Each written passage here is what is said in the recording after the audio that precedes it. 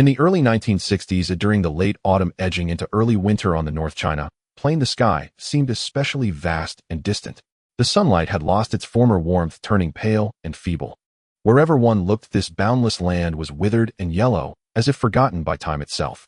An endless expanse of lush soil stretched to the horizon without the slightest trace of green, as though the entire world had been washed in a dull yellowish hue. Countless fields lay parched. The soil that should have been fertile had cracked into deep fissures like the pained wrinkles of the earth, silently telling of the torment of drought. The trees in the fields had also lost their vitality. Bark had been stripped from many trunks, exposing the pale wood beneath, as if they too were struggling with difficulty just to survive. No one knew whether these trees could endure this winter and live to see the coming spring. Beneath a bridge spanning a dry gully, a small bridge built of packed earth and bricks stood alone. The riverbed was narrow, only a few meters across, so the bridge was naturally short. A tangle of weeds lay messily beneath it. In the early winter chill, there was not a drop of water under the bridge, and even the weeds were sparse and stunted. Scattered clumps of grass dotted the place, and the riverbed looked as if countless pits had been dug into it. Beneath the bridge lay a young man with a waxen yellow complexion, his breathing faint, his emaciated cheeks sunken in. His clothes hung loosely on him, as though even they had become too large. Around him huddled 7 or 8 small children. "Brother, brother, wake up. Big brother, big brother." The children cried, yet none of them dared to wail aloud.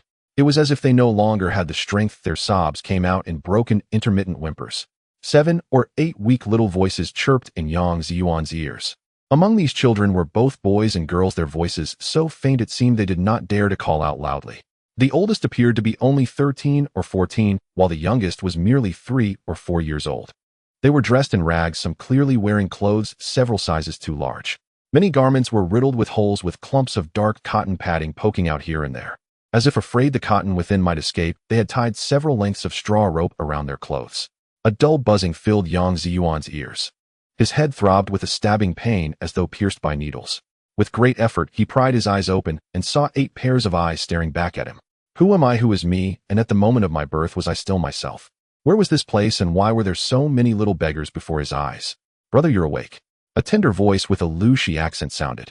"Big brother is awake, big brother is awake," a girl's voice with a northern Hebei lilt chimed in. "Big brother, brother, big brother." Voices overlapped one after another. With so many mouths speaking at once, even he could not distinguish them clearly. "Stop, don't talk," Yang Zhiyuan barked hoarsely. The noise was too much, his head ached fiercely. At his words, the little ones all fell silent, not daring to utter another sound. Yang Zhiyuan closed his eyes, opened them, then closed them again before opening them once more. All right, he understood now. He had transmigrated, taking over the body of a 15-year-old youth who shared his name. It was currently the year 1960 of the Xia Kingdom, in the deep autumn, turning to early winter. Accursed Gengzi year, he thought. In recent history, years around Gengzi seldom seemed to bring good fortune.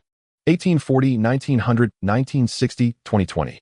He sighed inwardly, wondering if someone had laid a curse upon those years. The original body's home was in Jun County under Dongchang Prefecture in western Lu.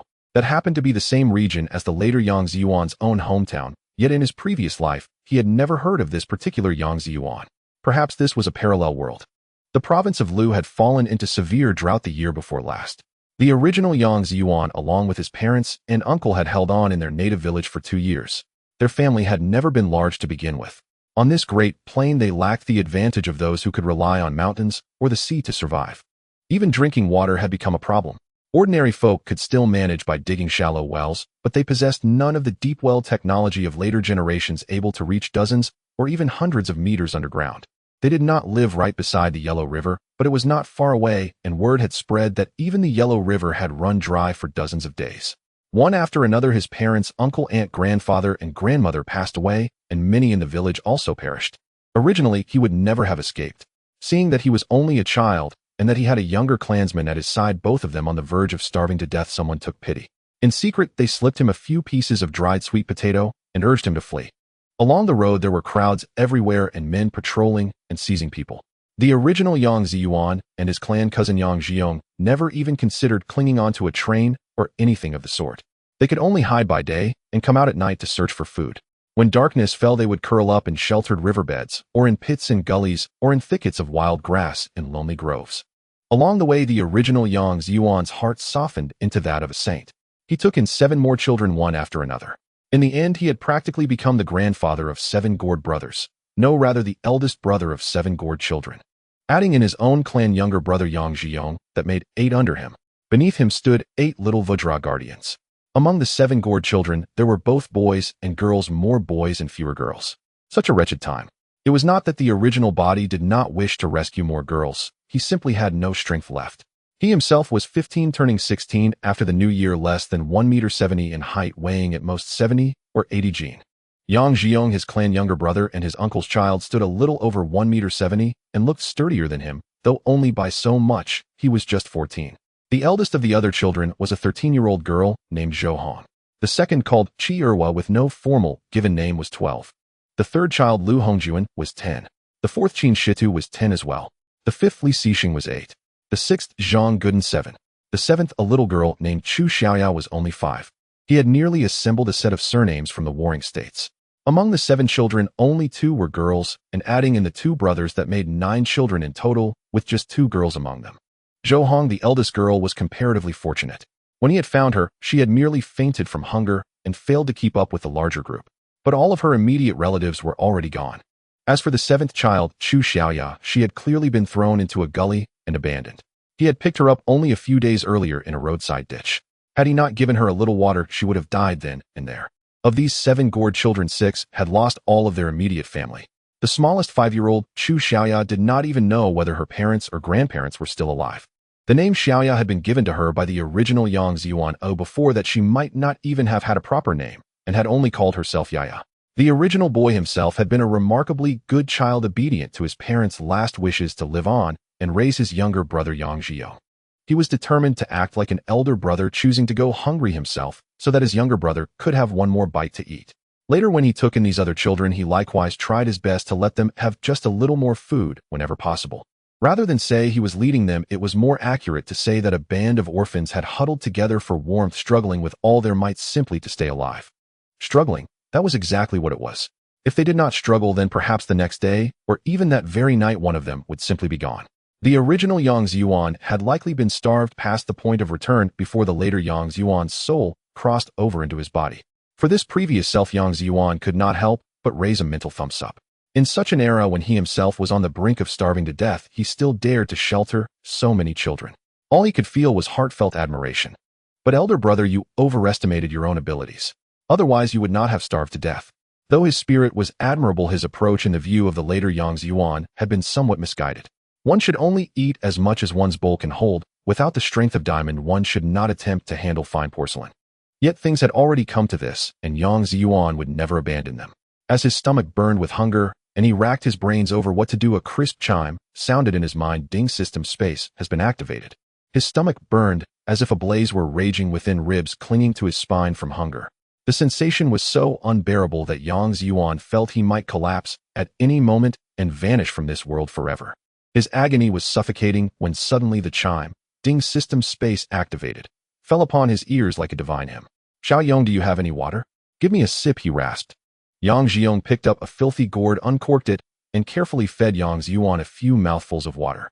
With those few sips sliding down his throat, Yang Zhiyuan no longer cared whether the water was clean or not. His stomach eased just a little. He gestured for everyone to keep quiet, and turned his mind to studying the system. It seemed his fate did not end here after all.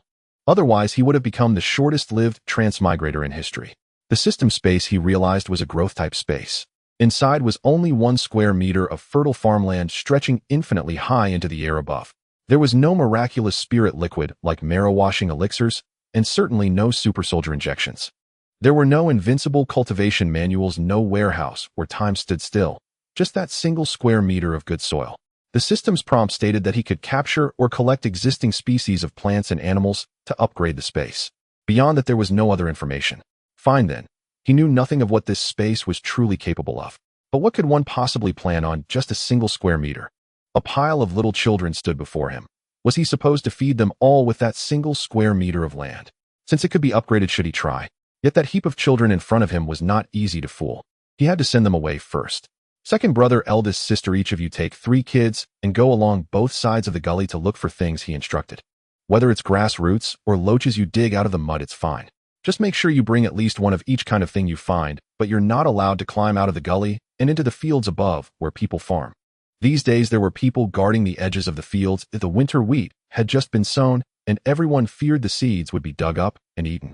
During the day, Yang Zhiyuan and the others usually hid in the gully or in places where no one could see them. Otherwise, they might be caught and sent back. That was why so many refugees risked their lives clinging to moving trains. Getting caught was no trivial matter. Chu Xiaoya still wanted to cling to her eldest brother's arms, but was finally carried off by their younger sister Zhou Hong. The little group split into two teams, starting from the bridge. One went to the left of the bridge, the other to the right. Once he saw them all walk far enough away, Yang Zhiyuan slipped into the space in a flash. Within that 1 square meter, his feet stood on rich farmland, the air inside astonishingly fresh. The sky above seemed immeasurably high. Without him doing anything, the space suddenly expanded by 2 square meters. A system prompt appeared. Species added: lice. 1 type, primate monkey. 1 type. Space increased by 2 square meters. Fine, the lice were clearly from his own head. But who was the primate monkey supposed to be? Squatting down, Yang Zhiyuan found the soil beneath him dark and fat, like the black earth of the northeast that oozed oil when you grabbed a handful. Nice, it even smells great. Tui. Yang Zhiyuan did not actually eat the dirt. With a single thought, he turned around and exited, only to find himself still lying in the same place as before. Around him were several quilts, so filthy their original patterns were almost indistinguishable. There was a clay pot, a few torn garments, some bundles wrapped in ragged cloth, and a pile of dry straw. And that was all. Nothing else. Damn it, there really was nothing. This beginning was hardly any better than those infamous tragic starts, the sort where you begin with a single bowl and end with nothing but a rope. In his case, he had started with a single clay pot and might well end with a rope and 9 little gourd babies hanging off it. Yang Zhiyuan opened a few small bundles. In some there were only a few tattered clothes, patched upon patched. Other bundles held chopsticks made of twigs and chipped bowls with broken rims. In the bundle closest to him, Yang Zhiyuan discovered a few blackened pieces of food whose original ingredients were impossible to tell. He forced himself not to eat them. He doubted he could swallow them anyway. They were tiny, only 3 pieces, each smaller than his fist. There were also a few slices of dried sweet potato, some slender little sweet potatoes, and several potatoes no bigger than ping-pong balls. A dozen corn kernels, and, astonishingly, more than 10 sprouted wheat grains. And that was it. As expected, this was an extraordinarily harsh start. Putting aside his longing for the family of his previous life, Yang Zhiyuan picked up 1 sweet potato, 1 corn kernel, 1 sprouted wheat grain, and the smallest potato. With a flicker, he slipped back into the space. As expected, the space expanded by another 4 square meters. It now measured 6 in total. Yet aside from himself, all the species he brought in vanished the moment they entered. Yang Zhiyuan then tested it by carrying in a torn piece of clothing. The clothes themselves did not disappear, but the space notified him that another square meter had been added because there were fleas in the fabric. Fine, so did that mean he had not brought any in on his body the first time? Perhaps whatever bugs he had worn had already frozen to death in the cold. This particular tattered garment had always been wrapped up. It was a thin piece, and he was not wearing it at the moment, so the fleas had been hiding inside it instead. Next, Yang Zhiyuan tried taking a sweet potato into the space and burying it in the soil. Before his eyes, the sweet potato sprouted and sent out creeping vines. He hurriedly cut and planted many slips from it. He then planted corn, potatoes, and wheat as well. To his relief, the potatoes did not need to be specially sprouted and cut before planting. This was actually quite good. Inside the space, Yang Zhiyuan savagely gnawed on a few pieces of raw sweet potato and raw corn. He simply could not wait for them to be boiled or roasted. Only then did he exit the space again. The space could hasten the maturity of all kinds of plants. That much was clear, and it did not seem to demand any particular form of energy in return. By the time he emerged, he had also figured out how the space worked. He could plant through sheer thought or go in himself and perform the labor by hand. He could even harvest by thought alone. Wonderful, wonderful. The taste, no, the space itself was superb. The only problem was that he had no way to take any of that food out openly. After all, his second brother was already 14, not a fool, and their elder sister Zhou Hong was quite sharp as well. It would be impossible to explain. Still, it seemed he now had the means to solve the food problem for his brother and the 7 little ones. Yet he had to do it without attracting attention. A child of his age secretly possessing a mystical treasure and grain in times like these. Who knew how many people would dare rob him outright? He might have the soul of someone in his 30s from the later era, but he still understood all too well the principle of being guilty for the jade one carried. Yang Zhiyuan only dared to take out a few of the smallest sweet potatoes, and potatoes, after all the crops grown in the space, would never be identical in every detail. Otherwise, if he brought them out unchanged, it would spell trouble. He drew a small knife from his person, a knife he carried for self-defense. Most of the time it served as a kitchen knife. He scrubbed the sweet potatoes and potatoes clean, cut them into small pieces, tossed them into the clay pot, and added water from his younger cousin's gourd. He sprinkled in a little cornmeal, but did not dare take out any wheat flour. The cornmeal had been ground by his will along with the corn cobs themselves. Under his control, the grind was fairly fine. It was the so-called coarse cornmeal, truly ground with the cobs and all. If he produced the fine cornmeal of later times now, it would defy explanation and be tantamount to courting death. Thankfully, his brother had also gathered some dry grass and dead branches. Under the clay pot, a makeshift stove of broken bricks still held a bit of embers. He added dry grass glue on it, and the fire sprang up. Eldest younger brother Yang Zhiyuan, fortunately not some lofty emperor, had not dared let the fire go out. They only had 3 matches left. The children did not know how to start a fire by friction, and in these years without enough to eat, if you did not light a fire at night to keep warm, you would freeze. He urged old Ma in his heart to hurry up already. The wind howled bleak and cold over the river like the ancient verse, once a warrior departs, he never returns. The gusts roared overhead, but fortunately, they were down in the river gully, the banks on both sides blocking some of the biting chill.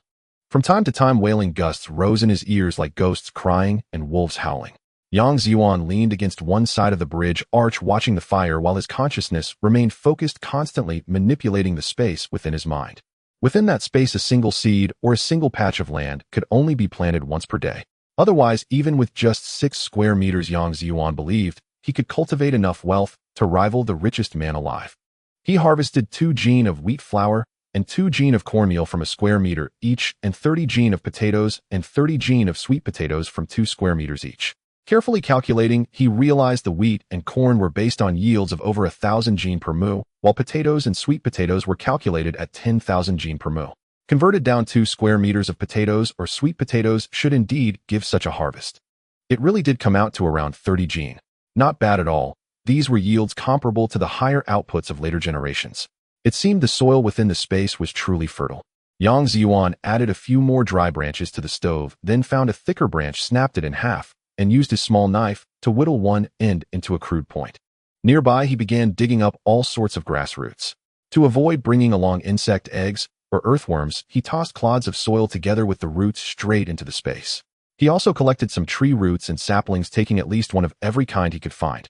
By the time the 8 sturdy children returned, he had expanded his fields by another 14 square meters. With a single thought, Yang Zhiyuan planted those 14 square meters entirely with potatoes and sweet potatoes. These crops yielded generously, so he might as well plant more. Then, when all 8 children crowded around the clay pot, he harvested another 150 gene of potatoes and 60 gene of sweet potatoes. Sweet potatoes could not be eaten in excess. Too many would make one release foul gas, and they could cause heartburn and acid in the stomach. Fortunately, he had boiled them together with cornmeal and potatoes. At this time, sweet potatoes were still one of the old white-fleshed varieties, dry on the tongue when eaten. Big brother, look, this is what we found. Yang Zhiyuan stretched out his hand to show Yang Zhiyuan some grass roots, tree roots, a half-dead loach, and a few insects already dormant for the winter. The other children also held out their hands to show him. Looking at these malnourished younger siblings, each with eyes widened and throats working as they swallowed their saliva, his heart clenched. Yang Zhiyuan gently patted the youngest, Chu Xiaoya. Put everything on that bundle. I'll look through it in a bit. Xiaoyonghong, go see if the porridge in the pot is done. If it is, each of you ladle a bowl for yourselves. They did not even have a proper ladle, and calling the clay jar a pot was already the best they could do. Big brother, what delicious thing are you cooking? It smells so good. It was Chu Xiaoya's voice. Of course it's something delicious. In a moment, I'll let you have a big bowl, all right, ugly duckling. Chu Xiaoya. He simply called her the ugly duckling. After all, an ugly duckling would one day grow into a white swan. Big brother, I don't need a whole bowl. Xiaoya will just take a small bite. The rest is for you and sister. She was so young yet so sensible, it made one's heart ache. They said she was 5, though perhaps she was not even 5. Even her elder brother could not be sure. She only knew how to call him big brother. A scrawny, dark-skinned little girl with bright eyes and dry, yellowed hair. She might not even weigh 25 gene. Looking at her, so short she had yet to reach a meter in height, Yang Zhiyuan felt a dull ache in his chest. Before he crossed over, he had never married or had children, but he had seen plenty of kids among relatives and neighbors. In later times, an average 5-year-old girl should be around 110 centimeters tall and weigh more than 16 to 20 kilograms. A height under 1 meter and a weight below 30 gene were ominous signs of a body in grave danger. Big brother, you have to eat too. That's right, brother, you must eat. Think about how you were this morning. Brother, you eat first. If you eat more, I'll just have a single bite. Facing the 8 chattering children and Yang Zhiyuan all talking at once, he could not help but feel that these were all good children. A strange paternal warmth welled up within him. The eldest girl Zhou first filled a bowl nearly 8 inches full and handed it to him. "Brother, you eat." Zhou was the eldest sister entrusted to him by her dying grandmother. Before she passed, the old woman had said, "Little brother, take her with you. When you have raised her, and if you still have not married, let her be your wife." A child bride perhaps, but the original Yang had never thought of her that way, always treating her as a younger sister. Since crossing over the current Yang Zhiyuan all the more could not harbor such thoughts. A 13-year-old girl was still a child. He would never do anything so beastly. Zhou, 13 and a half, soon to be 14 after the new year, was from northwest Shandong. She stood under 1.60 meters and looked as if she barely weighed 70 jin. She was so thin it made one's heart ache, cheeks sunken and eyes slightly protruding. Her sallow skin was like that of a hardy wild grass, yet her features were still delicately pretty. "Little sister, you all eat." "I've already eaten. I dug this out yesterday from a field mouse's burrow. I just didn't have time to bring it out then. Hurry and eat." As he spoke, Yang Zhiyuan even patted his own stomach for emphasis. The sixth child, Zhang Guden, immediately stuck, close pressing his ear to Yang Zhiyuan's belly. "Big sister, big brother's stomach isn't growling. You little rascal. See it really, I assent right." Yang Zhiyuan rubbed the sixth child's head. It's not growling. Big brother has eaten." "All right, you all heard him. Hurry and eat. I've hidden some more things away. Don't worry, there is still food." He soothed the worried Yang Zhiyuan and Zhou. They feared that if they finished everything at once, there would be nothing left for the days ahead. "There really is more, brother?" Yang Zhiyuan asked. The boy was usually a bit slow, but he listened to Yang Zhiyuan. Beside him, Zhou also stood watching him intently. "Really? Now eat." Only then did the 8 children happily pour themselves each a bowl and start devouring the food. Of course, it was strictly 1 bowl per person. First, the clay jar's capacity was limited. Second, they were usually starved for so long that they could not be allowed to eat too much in one go. In so many stories, people stuffed severely malnourished bodies full of meat until they were bursting. That was nothing but courting death. Yang Zhiyuan planned to watch their condition for a while, nurse them for a few days, and then lead them north. There lay the capital, and beyond its mountains the far northeast. Crouching to one side, he examined the plants, roots, insects, and tree roots his younger brother and the 7 children had gathered. When they were not paying attention, he quietly stored everything into his space. Some species he did not yet have immediately triggered an expansion of the space once they went in. Those he already possessed caused no change and were taken back out by Yang Zhiyuan and returned to their original place. Xiaoyong put these aside later. Dry the tree roots and grass roots and grind them into powder. As for those half-dead insects, I have a use for them. Got it, brother? In truth, there were not many insects left, nor many different kinds. He could not even tell how they had dug them up.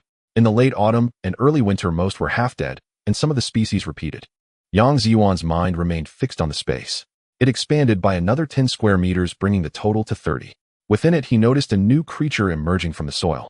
Perhaps it was because the soil he had brought in contained insect eggs. It was a cicada nymph. So his space could not only grow crops, it could also raise cicada nymphs. That was meat. Real meat. In an instant, Yang Zhiyuan brought a twig into the space and stuck it in front of the cicada nymph. Before his very eyes, the nymph shed its shell, transformed into a cicada, and laid its eggs upon the branch. In the early days of winter, the wind cut, like a knife, the cold relentless. Leaves had withered and fallen, leaving the earth bleak and desolate. Yet in this seemingly ordinary season, Yang Zhiyuan encountered a surprise he had never dared to imagine.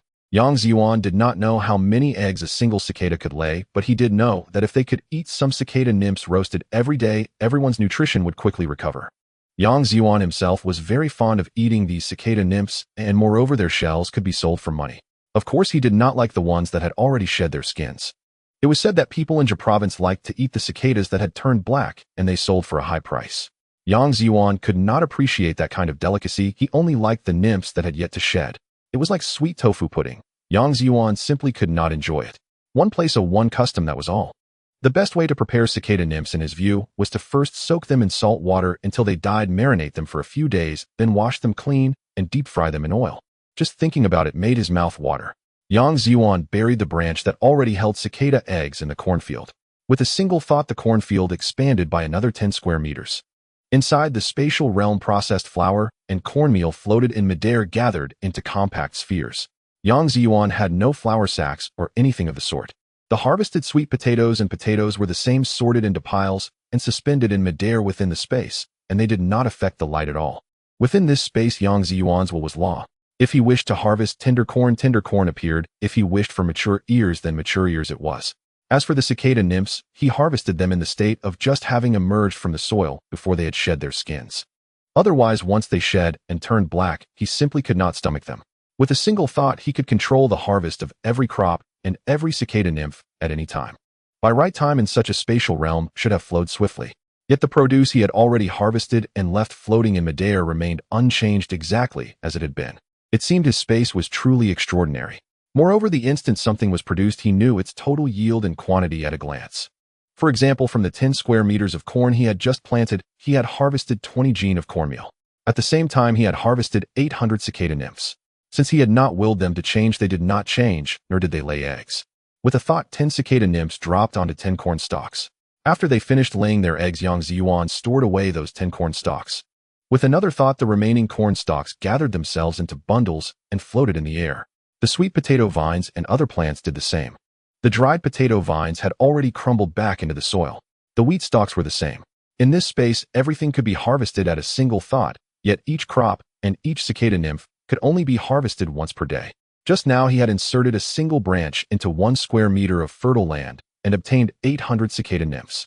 With the 10 newly added square meters of fertile land now planted with corn, he did not know whether more cicada nymphs could still be produced. He decided to try. With one thought, 10 1-meter stalks bearing cicada eggs were buried in the soil.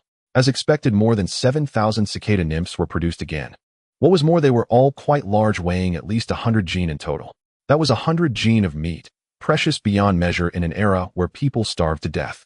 Look at their neighbors Lai Fu and Chang Wei. Those two had earned their first pot of gold by hunting wild boars and other game. He had never imagined that he would rely on this kind of insect to make his fortune. Still, meat was meat. Though it was the wrong season, these cicada nymphs were small, and if he found a black market in the future, they would be easy enough to sell. After all, it was meat, and it lacked the gamey stench of wild boar. Some people might refuse to eat insects, but when starvation loomed, there were those who even ate clay, who would still care what it was made of. Yang Zhiyuan walked a few steps forward and pretended to dig out more than 20 cicada nymphs from a patch of soil. "Xiaoyong, little sister, come over here," he called. Yang Zhiyuan was still licking his bowl as he asked, "What is it, big brother?" Zhou did not eat as ravenously, yet her bowl seemed almost clean enough not to need washing. "Look, I just discovered these," he said. "Wow, big brother, how are you so amazing?" came the odd response. "Wow." Zhou covered her mouth in shock. "All right, don't make such a fuss," Yang Zhiyuan said. "Your brother's luck has turned, understand. Last night, I dreamed of an old man with a white beard. He looked like an immortal. He told me that from now on my fortune would be good, that I could support all of us, but only if you all behave and listen." Yang Zhiyuan began paving the way with this explanation for himself. Yang Zhiyuan nodded quickly. "I'll behave, big brother. Haven't I always listened to you since I was little?" Zhou also replied, "Brother, I have always behaved too." "Good. As long as you listen to me from now on, you won't go hungry again. All right, take these over and roast them all. If they shed and change, they won't be as good anymore." Yang Zhiyuan passed all the cicada nymphs in his hands to Zhou. There was no oil, but roasting them over the fire would still be good. He worried that Yang Zhiyuan would burn them, so he trusted his careful younger sister, Zhou, with the task. "Brother, shouldn't we save some and not roast them all?" Zhou asked. "No need. Trust me. I can find more. If we leave them and they shed by tomorrow, they'll lose nutrition and won't taste as good," he replied. "All right, brother, I'll take them over then," she said. Yang Zhiyuan said solemnly, "Listen, once they're roasted, divide them by head count, 3 for each person. But make sure everyone keeps their mouths shut. Aside from us, you must never speak of this to anyone. If adults come to seize our grain and cicada nymphs, we children won't be able to stop them." "We understand, brother," they answered. Yang Zhiyuan waved them on. In later years, people even sold frozen cicada nymphs, soaked to death in salt water, then packed straight into bottles and frozen. Yang Zhiyuan had tasted them before, though they were certainly not delicious. Yet these creatures were actually quite decent, even if farmed they did not involve so much technology or hidden tricks. Compared with farmed chickens, ducks, and fish, they were relatively natural and pure. Yang Zhiyuan returned to the campfire. The small blaze cast a reddish glow over everyone's faces, making their cheeks look flushed. One by one, they swallowed their saliva as they watched Zhou roast the cicada nymphs. Even Yang Zhiyuan found his mouth filling with saliva. Fortunately, cicada nymphs were small and cooked quickly. Their surfaces were simply a little charred. As the little group's chief steward Zhou began handing them out, starting with Yang Zhiyuan, 3 for each person by head count. There was one left over, and Yang Zhiyuan suggested giving it to Chu Xiaoya. To his surprise, the little girl took one and held it out to him. "Big brother, here, you eat more," she said. Yang Zhiyuan froze for a moment, looking at the grimy little hand before him and the cicada it offered his heart aching. Before he could speak, 7 other small hands each extended one of their own shares toward him as well, and they said in unison, "Big brother, you eat one more." To tell the truth, Yang Zhiyuan, whose 30-something soul had died once, and who had never married nor had children in his first life, was easily moved to tears. Temperament was one thing, but perhaps with age he understood hardship more clearly and his eyes had grown softer. No need. I have enough. You all eat. Be good, Yang Zhiyuan said, sniffing and forcing back the moisture in his eyes. What a sensible little band of two-legged creatures they were. In later years, children like these would all be the precious little darlings and tiny ancestors of their households. Even in the face of hunger, they still showed such filial hearts. It was worth all the trouble he had gone through in his previous life, taking them in while starving himself. In this cold season, 9 children huddled closely around a fire. Their clothes were tattered and unable to fend off the biting cold. Yet despite the harsh environment, the children's faces radiated satisfaction and joy. The flames danced in the fire, illuminating their youthful faces. Under the warm glow of the fire, the children held roasted cicadas, savoring each bite. Though simple, these cicadas felt like a sumptuous feast to them. The children's eyes were fixed on the food in their hands, cautiously chewing each morsel. They shared the rare delicacy with one another, laughter and chatter intertwining, filling the entire bridge tunnel. In this cold season, although these 9 children lived in poverty, the warmth and joy they shared were priceless. Yang Zhiyuan quickly devoured his cicadas, finishing them in 3 bites. His stomach felt a bit better. However, the little ones took what seemed like 10 minutes to chew each cicada. Each bite seemed like a delight. Seeing that Yang Zhiyuan had finished, they all wanted to give him one, but he declined. These little ones were good, knowing gratitude and sharing their food. Honestly, they were much better than the pampered children of later generations. Perhaps they understood that without Yang Zhiyuan their survival would be difficult. Thus, each of them treated him like a father or an older brother.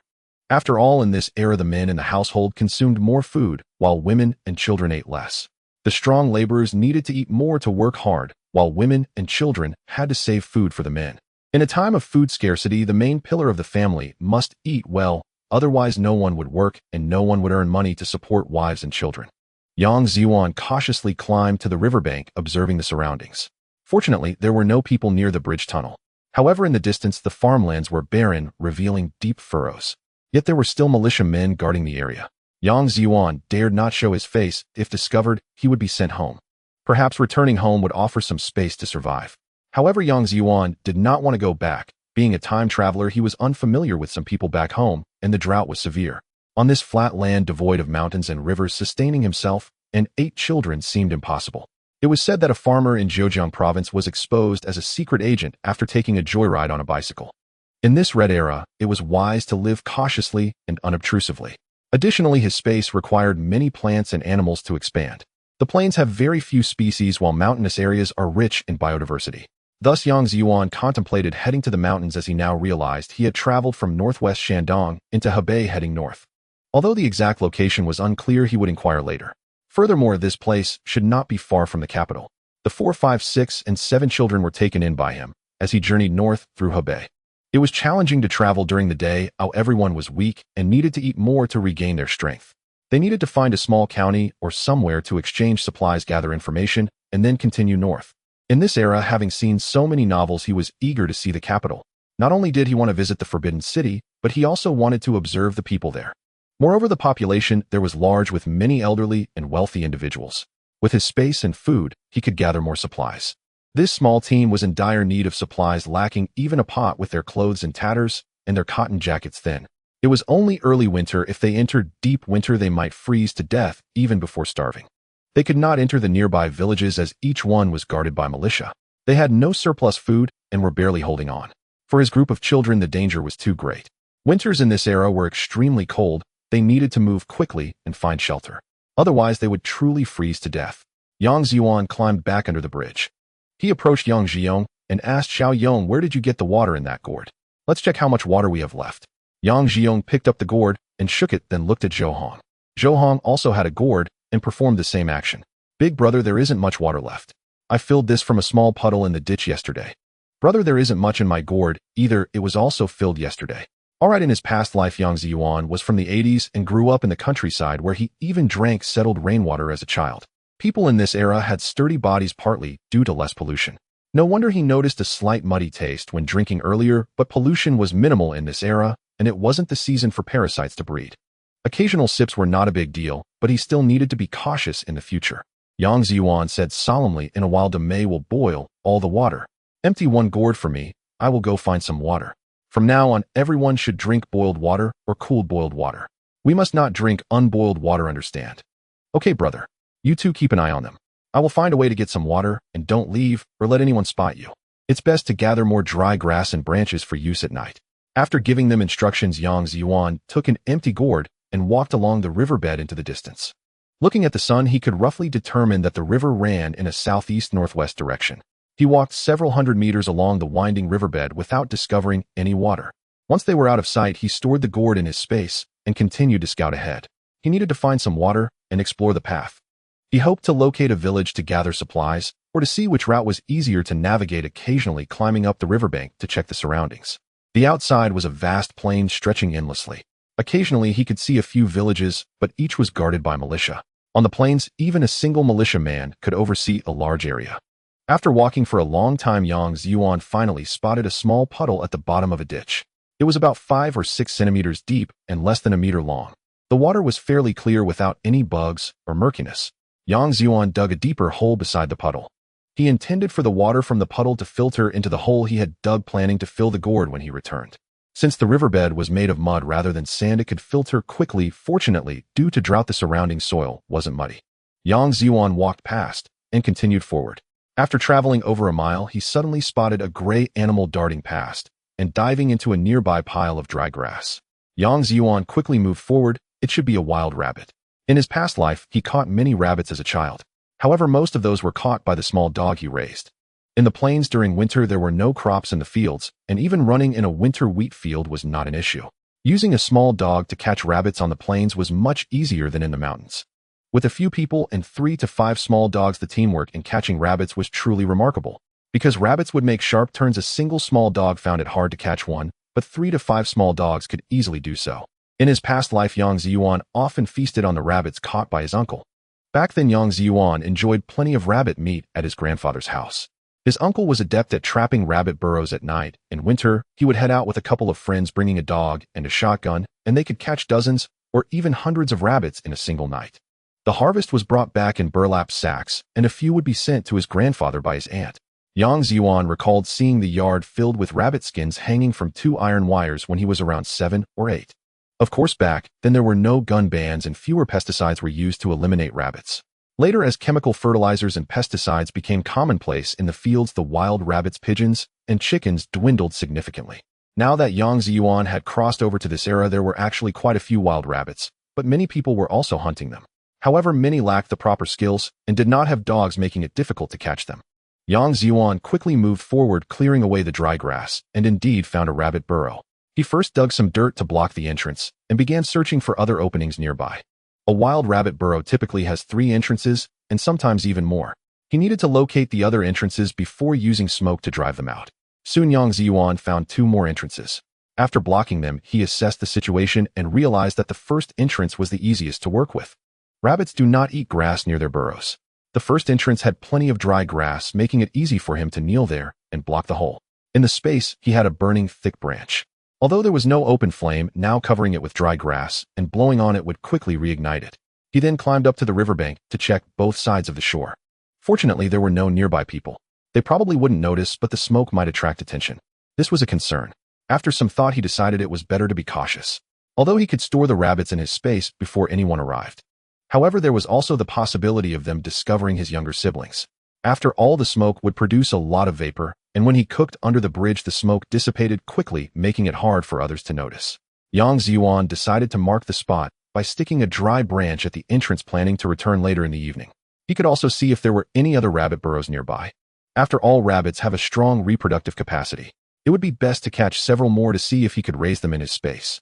Judging by the time, it was already afternoon. Yang Zhiyuan continued searching in the vicinity, checking places where the grass was abundant. Walking along the riverbank, he quickly discovered 2 more rabbit burrows. He blocked all the entrances as per regulations, not worrying about suffocating them, since he would return shortly to catch them. Yang Zhiyuan decided to fetch some water first. He needed to inform them, because they would worry if he was away for too long. When he arrived at the waterhole, he found that the water had seeped in considerably. Yang Zhiyuan filled the gourd and stored it in his space. He also prepared several small sweet potatoes, and dozens of cicada shells. He would take them out later. He also planned to retrieve the bundles of corn stalks he had prepared earlier from the space to a spot where they couldn't see. At night, He would have them use the corn stalks to block the cold wind while they sheltered inside, covered with tattered quilts. Nowadays, corn stalks were quite useful. They could be chopped into small pieces to feed cattle or used for firewood. In the end, they even became a substitute for food for people. He would probably have to explain himself later. Soon Yang Zhiyuan arrived at the bridge's underpass carrying potatoes, sweet potatoes, and cicada shells wrapped in a torn cotton jacket. His younger siblings were huddled together by the fire. The Sharpie Chi Erwa and Zhang Godin noticed him first. The little ones all gathered around, each calling him Big Brother. Zhou Hong and Yang Zhiyuan along with Erwa took the items from him. Xiao Yong de Mei Erwa Shidu, there are a few bundles of corn stalks over there. You guys bring them over.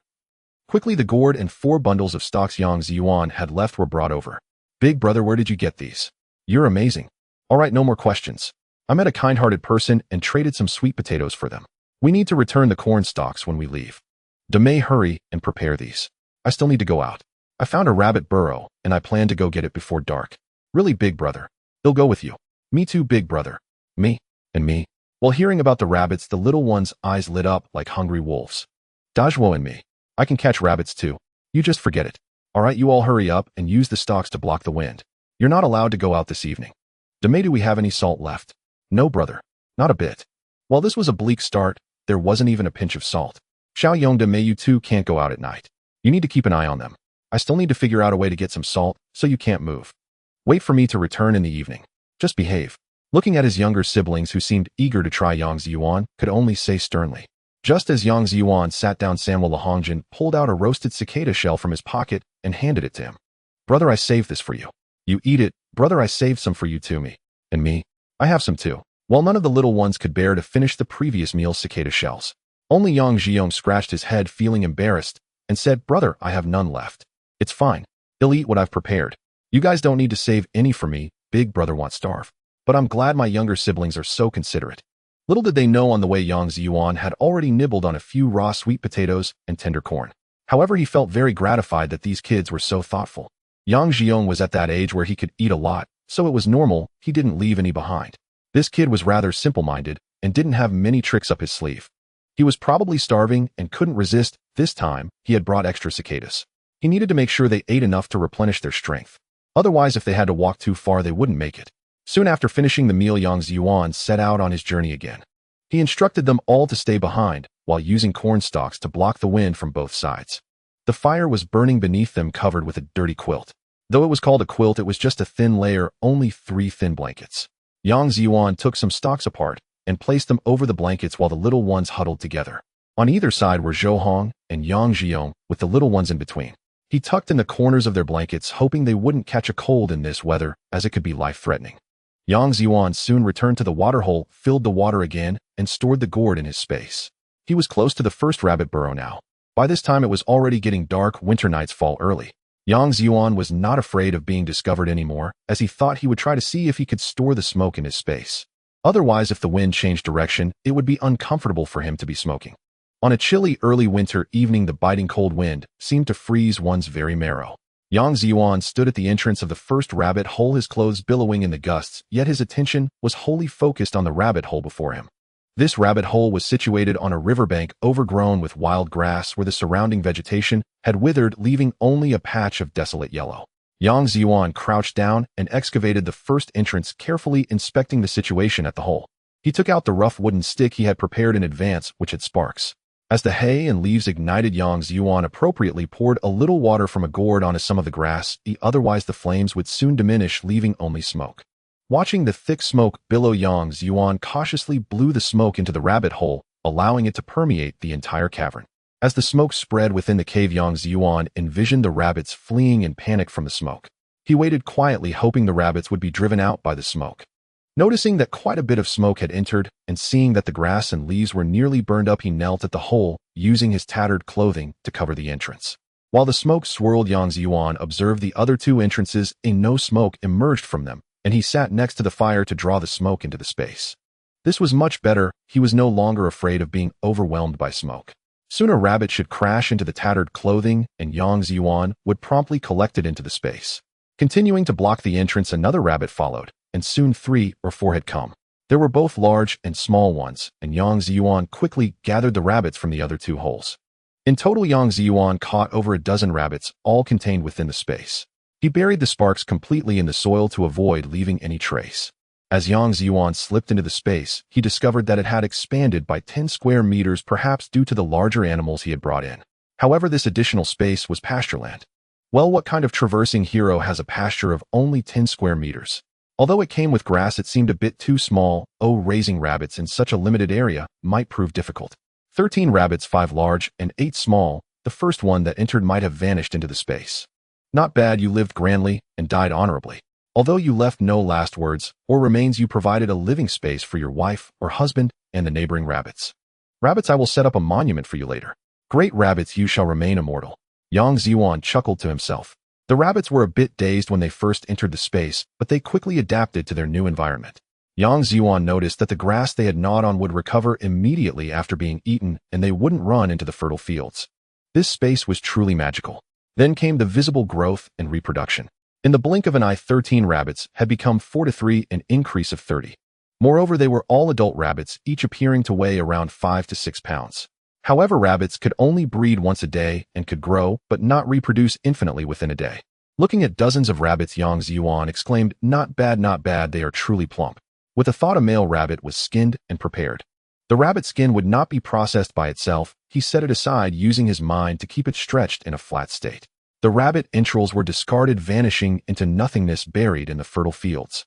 Yang Zhiyuan then attempted to roast the wild rabbit in the space.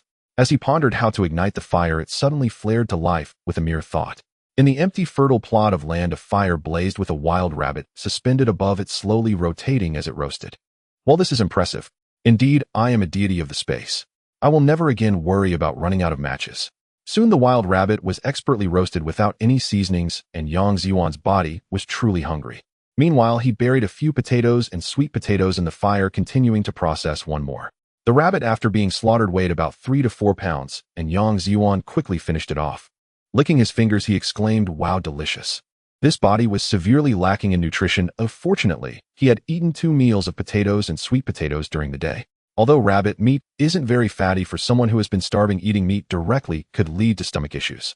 With another thought, Yang Zhiyuan discovered that the dust, oil, and smell on his mouth, hands, and body had all vanished. Hey, not bad, no need for a bath. It's already cold outside and bathing would be a hassle. The space was like spring all year round, but it was still very cold outside. After eating, and with the warmth provided by the food, Yang Zhiyuan felt a surge of strength in his body. Gone was the feeling of dizziness. His stomach felt much more comfortable. Soon another rabbit was roasted, and Yang Zhiyuan collected it in midair. Exiting the space, Yang Zhiyuan climbed up to the riverbank and looked towards the distant village, which had only a few lights. He prepared to see if he could trade some rabbits for salt or possibly acquire seeds of other species. For example, seeds for cotton, sesame, soybeans, pumpkins, cabbages, and others. He also needed pots, bowls, and utensils. At the very least, he should acquire a clay jar. He was seriously lacking in possessions, lacking even salt. Long-term abstinence from salt was not sustainable. He had no strength. The people of this era could eat because they lacked sufficient oil and fat. Yang Zhiyuan recalled his grandfather from his past life, mentioning that when he was young, he could consume 8 or 9 steamed buns or dumplings in one sitting. Of course, such situations were rare. It wasn't that he couldn't eat, but there weren't many opportunities to do so. The howling wind blew and the sky had completely darkened. There were no stars in sight, but Yang Zhiyuan realized that he was fine. He did not suffer from night blindness, perhaps a benefit of his transmigration. His eyesight was quite good. After adapting to the darkness, he could see clearly a short distance ahead. Yang Zhiyuan quietly approached this small village, circling around it. Fortunately, he noticed only a few militia at the intersections. Listening carefully, he could faintly hear a few distant barks. After all, it was not yet midnight, and the villagers might have just finished their meals and laid down. In these times, most village dogs did not survive past the following years. If people themselves struggled to feed themselves, how could they afford to keep dogs? Even if there were any, they would be very few. This way, it would be less likely for him to be discovered. Yang Zhiyuan turned to a house near the edge of the village. This house was relatively distant from others, and there were no dogs present, so Yang Zhiyuan approached the back window of the earthen house. He knocked twice on the wall with his fist, not daring to call out at the door, as it could easily attract attention. Inside, a middle-aged man with a dialect from Jilin province asked, "Who is it?" "Uncle, I have rabbits to trade for salt." "Rabbits to trade for salt," Yang Zhiyuan whispered towards the window. There was no further inquiry from inside. They had surely heard him. Yang Zhiyuan could hear someone inside speaking softly, but he could not make out the words. Yang Zhiyuan held a large rabbit by its ears and approached the front door of the house. He kept his hand at a distance, afraid that the rabbit might bite him if it got too close. Let's not forget a frightened rabbit can bite too. P.S. Old Fifth tries to restore that era, saying that during famines no one would care. You can look up the history of Sichuan province. It's impossible to just wander into the capital, not mentioning that era. Even now you need a permit to enter Beijing. In ancient times, those fleeing would find city gates closed and local officials would block exits, fearing too many escapees would lead to scrutiny.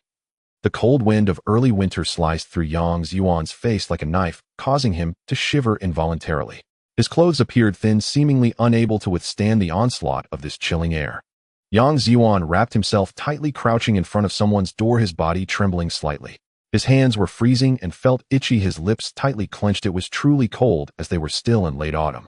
The weather in this era was genuinely cold, especially at night. It was bearable if one could hide inside a house.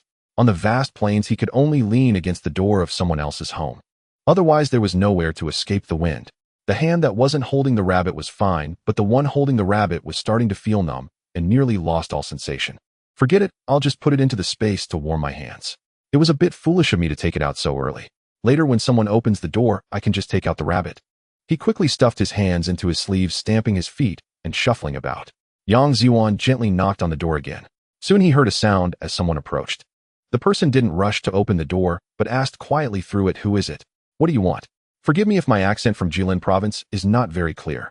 Uncle, I'm not a bad person. Oh, I'm just fleeing from disaster. My family has starved to death, and I caught a wild rabbit to trade for some salt and other supplies. Don't worry, uncle, it's just me. Yang Zhiyuan was afraid that the other party might hesitate to open the door, and he also wanted to make himself sound more pitiful, or else they might call the militia. After all, in this era, who would easily open the door at night for someone with an accent from another region? Are you really trading a rabbit for supplies? The person asked again. Yes, uncle, if you don't believe me, could you open a little crack in the door to take a look? I'm just a child, I'm not a bad person. Yang Zhiyuan, with the soul of someone in his 30s, had read many books and watched films from various eras and understood the other party's concerns very well. If it were someone familiar, they would have opened the door by now. Primarily, it was his accent that was a problem, and Yang Zhiyuan wasn't speaking Mandarin. If he happened to encounter someone knowledgeable who heard his Mandarin, they might recognize that Mandarin was more prevalent in large cities during this era, while rural areas mostly spoke dialects. You speak with a big city accent and say you're fleeing from disaster. Are you out of your mind, thinking that the farmers are all like the colonial governors? The person inside hesitated slightly, removing the wooden bolt behind the door and the brace propping it up. Opening a small gap, Yang Zhiyuan stepped back slightly and raised the rabbit in his hand for the other party to see clearly. Seeing that it was indeed just one person, the other person leaned out, glanced at both sides of the door, and then opened a panel of the door. Come in, kid. Thank you, uncle, Yang Zhiyuan replied as he stepped inside. The uncle quickly shut the door behind him, bolting it and propping it closed before leading him further into the house. It was a mud brick house. Upon entering was a living room with old furniture illuminated by a small oil lamp that cast a dim light, but inside was far better than the cold outside. The uncle across from him appeared to be in his 40s or 50s, perhaps even younger, but the features of farmers in this era often made them look older. Years of hard labor in the fields without any cosmetics took their toll. A peasant woman emerged from a room nearby, likely his wife. It was hard to tell her age, but she also appeared to be around 40 or 50. Auntie, Yang Zhiyuan greeted her. Oh, that really is a big rabbit. Dear, quickly let the child sit down and pour him a cup of hot water. It's terribly cold outside. The peasant woman was very warm-hearted. Despite being a wild rabbit, it was still meat. Considering the prices of meat in the cities during this era, many black markets sold it for several pieces of money per pound. Most people believe that this great disaster started in 1959, but in some regions it began as early as 1958. In 1958, Central and Eastern Hebei province experienced over 200 days without rain or snow, and now in the deep autumn of 1960, one can imagine. In 1958, things were still a bit better, but in 1959, there was a severe drought across most of the country, and then in 1960 came another year of hardship.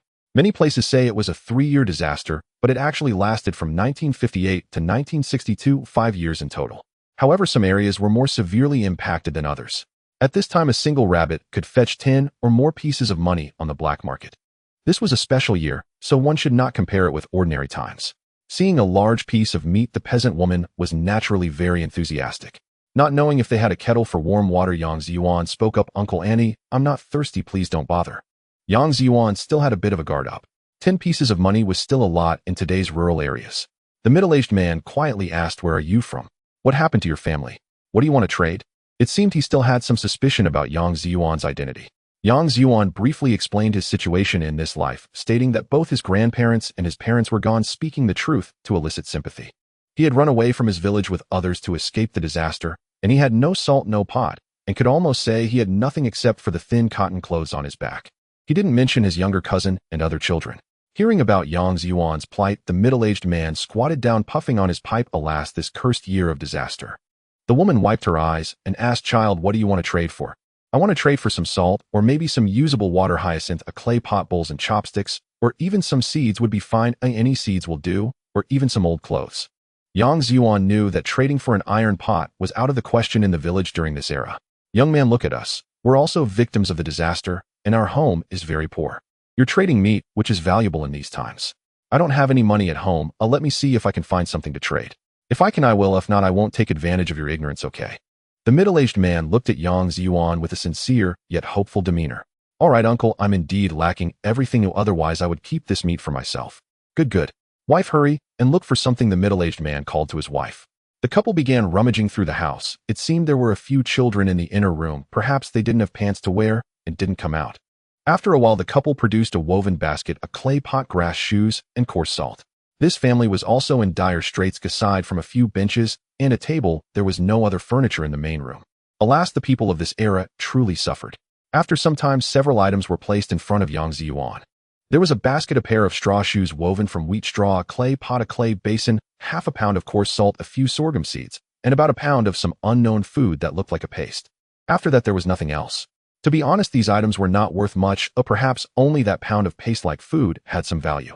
The uncle looked at these items and felt embarrassed. He went into the inner room and brought out a copper-handled dagger and 2 pieces of silver coins. "Here you go, young man. This is a small knife that has been passed down in our family. You can use it for self-defense. These 2 silver coins won't buy much now. We take them all." Before Yang Zhiyuan could reply, a bare-bottomed child emerged from the inner room, handing Yang Zhiyuan a slingshot. "Brother, take this too." Before Yang Zhiyuan could respond, the child received a smack from the woman on his bottom. "Hurry back to bed. What if you catch cold?" Although the child quickly entered the house, Yang Zhiyuan could see that the child was painfully thin. The glimmer of hope in his eyes made Yang Zhiyuan hesitant to show kindness if it were not for the space. Looking at the rags before him, their value was far less than the 5 or 6 pounds of rabbit meat. At this time, rabbit meat was practically priceless. But Yang Zhiyuan felt confident. "All right, uncle, this is enough," he said, watching the middle-aged man swallow hard. The woman looked a bit plump, but Yang Zhiyuan knew that it was due to hunger causing her to bloat, while the man was weak, almost unable to walk. After speaking, Yang Zhiyuan handed the rabbit's ears to the middle-aged man. "Uncle, I need to ask you something. What is the name of this place? Is it far from the big mountains, and which authority governs here?" The uncle happily took the rabbit, handing it to his wife. He invited Yang Zhiyuan to sit down and said, "This is the Shizhou Brigade, part of the Jinghe Commune under Wuyuan County and now managed by Jinmen City. Did I really walk to Jinmen?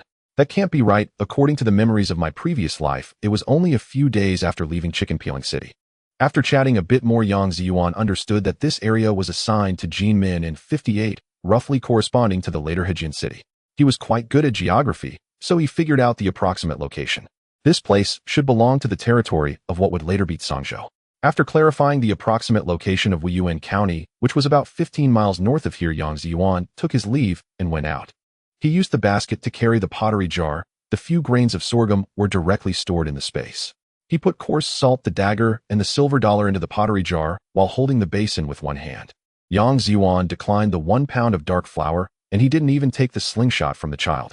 He looked at the pair of straw sandals, which seemed decent, so he took them as well. He planned to put them over his worn shoes. Then he would use straw rope to tie them on both to prevent slipping in the snow and to provide some protection for his shoes. Several of his younger siblings already had multiple holes in their shoes. Seeing that Yang Zhiyuan did not take the pound of grain, the couple repeatedly expressed their gratitude. Quietly opening the door, Yang Zhiyuan disappeared into the night with his belongings. After walking a short distance, he looked back and could no longer see the uncle's home, having stored all his things in the space. The space now contained a new plant, sorghum, and an additional square meter of good farmland. He immediately planted the few sorghum seeds, knowing that after noon each day, he could plant a new crop of grain. Today it wasn't time yet, so he could still plant the sorghum. He now had 31 square meters of good farmland plus 10 square meters of pasture. Yang Zhiyuan avoided the militia and chose to walk along the riverbed to leave no footprints. He soon arrived near the tunnel under the bridge. Taking out the roasted wild rabbit, the gourd, and the items he had exchanged for, he approached. "Is that you, brother?" Zhou had not yet fallen asleep and asked. "It's me, I'm back," Yang Zhiyuan replied, squatting by the fire pit and placing down his belongings before adding some firewood.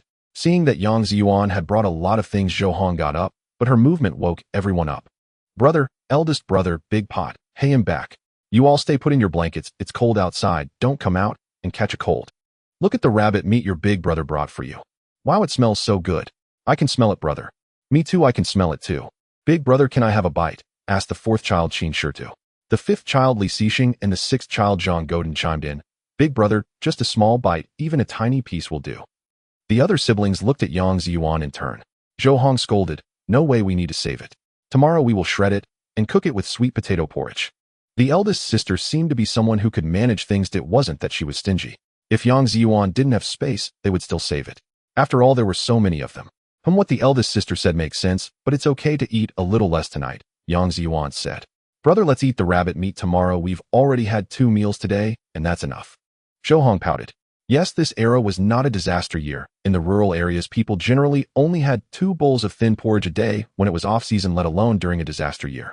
Many people might struggle to even have 1 hearty meal a day, not to mention that the kids had already eaten 2 meals today. Although none of them were full, 2 meals were already quite luxurious. However, Yang Zhiyuan felt confident. Otherwise, why would he be so generous? Let alone the fact that he himself had eaten a whole rabbit today. It wouldn't be right not to share a little with everyone. Usually, in order to resist hunger, the best method was to lie down and not move. But Yang Zhiyuan wanted to lead them north to Yangdian, to the capital near the mountains. If he didn't let them eat something to replenish their strength, their bodies simply couldn't handle it. Thinking this, Yang Zhiyuan said, "It's fine, eldest sister, don't worry. I have a way, you don't need to concern yourself with it." After speaking, he tore off a small piece of rabbit meat for each person. Seeing that they were all enjoying it, he put water into the previous pottery jar used for cooking. He took out several sweet potatoes, cut them into pieces, and tossed them in. Then, waiting for the water to boil, he shielded Zhou line of sight with his body and took out some cornmeal and a little wheat flour to pour into the pot. He tore the remaining half of the rabbit meat into pieces and added it to the pot to cook together. The little ones all had dirty hands, and it wasn't convenient for them to wash. Yang Zhiyuan simply decided to cook the half rabbit meat into porridge. This way, everyone could eat something warm, which would warm their bodies and be clean and hygienic. Yang Zhiyuan turned his body, holding up the half rabbit. "Eldest sister, I used half, we'll eat the other half in the morning." He spoke to the eldest sister, trying to be a bit flattering. This younger sister was like a little pepper, possessing a bit of a housekeeper's demeanor. However, she couldn't be fierce with Yang Zhiyuan. He placed the half rabbit into the new pottery jar and handed it to her for safekeeping. Inside there was also coarse salt. Yang Zhiyuan pinched out a little and sprinkled it into the porridge. The dagger and the silver dollar remained in the space and were not taken out. 8 two-legged beasts with 16 eyes stared eagerly at the pottery jar. They looked on, desperately swallowing saliva. They felt that the porridge had been cooking for a very long time, as if a year had passed. After it was cooked, they looked at him with longing. "Wait a moment, let it cool down, it's too hot," Yang Zhiyuan said, looking at his cousin and the 7 kids. After letting it cool for a few minutes, Yang Zhiyuan took out their bowls. He filled each bowl and carried them over. He let them half sit up, leaning against the wall of the bridge tunnel to drink. This was mainly to prevent them from catching a cold from sudden temperature changes. "Brother, what about yours?" It was still the attentive Qi Erhua who asked Yang Zhiyuan. "I've already eaten, had a lot, you don't need to worry about me." Seeing that Yang Zhiyuan hadn't saved a bowl for himself, the little ones insisted on sharing with him. With no other choice, Yang Zhiyuan had to let the 6th child, Zhang Godin, listen to his stomach. "I'm not lying to you, did I eat?" Zhang Godin tilted his head, listening carefully for a while before happily saying, "Big brother's stomach isn't making any noise, he must have eaten." "You're sharp for being so young. Hurry up and drink, don't let it cool, drink it while it's hot," Yang Zhiyuan said, looking at the 8 little ones in front of him, smiling with a kind-hearted demeanor like a loving father. "Big Pot Yaya has never eaten anything this delicious in her entire life," exclaimed Chu Xiaoya after finishing. It reminded her of the locust flowers in the courtyard when she was little, as she echoed the sentiment of a lifetime. In the pitch-black night, the howling cold wind blew fiercely. Yang Zhiyuan and Yang Zhiyuan huddled together, afraid to take off their clothes or shoes. A thin, tattered black cotton quilt was laid over a good amount of dry hay, with corn stalks pressed on top of it. Fortunately, the corn stalks on both sides blocked most of the cold wind. Otherwise, it would indeed be uncomfortable. The good news was that the air was exceptionally fresh, with a coolness that one could savor with each breath. With the little ones around, Yang Zhiyuan could not retreat to the space to sleep. Otherwise, he wouldn't have to endure this hardship. However, he had no excuse if he weren't there at night. they probably wouldn't sleep well. Yang Zhiyuan fell into a muddled sleep, filled with uncertainty and hope for the future. Before dawn the next day, Yang Zhiyuan woke up, marking his first night since crossing over. Although the environment was poor and there were drafts, the quality of his sleep was quite good. Last night, he had gone to bed around 8 o'clock and slept soundly until just past 5 in the morning. Over 9 hours of sleep was much better than before he crossed over. Back then, he would stay up late playing on his phone, usually going to bed around 1 or 2, and waking up around 7, taking a half-hour nap at noon. To be honest, that kind of schedule was not good. Yang Zhiyuan quietly got up, making very little noise, and his younger sister, Zhou Hong, did not wake up. It wasn't that she was lazy, but it was still very cold, and getting up could easily lead to a cold. Yang Zhiyuan wanted to prepare breakfast early. Since he had supplies, he wanted everyone to have something warm to eat before setting out for the day. He feared it would snow soon, so it was best to quickly find a mountain area or get close to a city. The mountains had a variety of plants and animals, allowing him to expand his space a bit. Moreover, he could build a partially sunken earth cellar using stones. Additionally, the mountains had plenty of trees, making it easier to stay warm in winter. Unlike now, where finding large branches was a challenge. The hay burned up in no time. One couldn't keep adding more hay to burn. Even if there were woods nearby, they were collective property. In the plains, it was fine to pick up some branches, but one had to be careful about cutting down trees, as they could be charged with damaging collective property. Thus, Yang Zhiyuan planned to not venture far today, aiming to find a place to settle near Zhiyuan County. From there, he would head straight to Baiyangdian, where there was plenty of water and likely some wild ducks or fish and shrimp. There would probably be a good number of water birds, and he could quickly increase the area of his space. Besides, Zhiyuan County would provide opportunities to trade for supplies in the local black market. It would be best to acquire some cotton or items like cotton coats and shoes. If not, even seeds would suffice. Otherwise, it would be too difficult for his family. Staying warm was a significant issue. Without waiting for the day to brighten too much, Yang Zhiyuan called them one by one to wake up. He first let them slowly come out to warm themselves by the fire, getting used to the outside temperature before addressing personal hygiene. Yang Zhiyuan also had no toothpaste or toothbrush, so he used some burned tree branches to make charcoal and taught everyone to brush their teeth with their hands using a bit of warm water. Zhang Godin and Chu Xiaoya almost swallowed the water. After a busy morning, everyone had breakfast and set off on their journey. Yang Zhiyuan carried the most, followed by Zhou Hong and Shi Erwa. Fortunately, they had very few items. Yang Zhiyuan would scout ahead, so it wasn't convenient to put things directly into the space. He also carried 2 bundles himself. Zhou Hong asked Yang Zhiyuan what to do with the remaining corn stalks. Yang Zhiyuan replied, "The uncle who lent them to me will come to collect them today, or we can just leave." In truth, Yang Zhiyuan was thinking of leaving them for someone passing by to use, as he had plenty in his space. Early in the morning, he had already replanted the land in the space.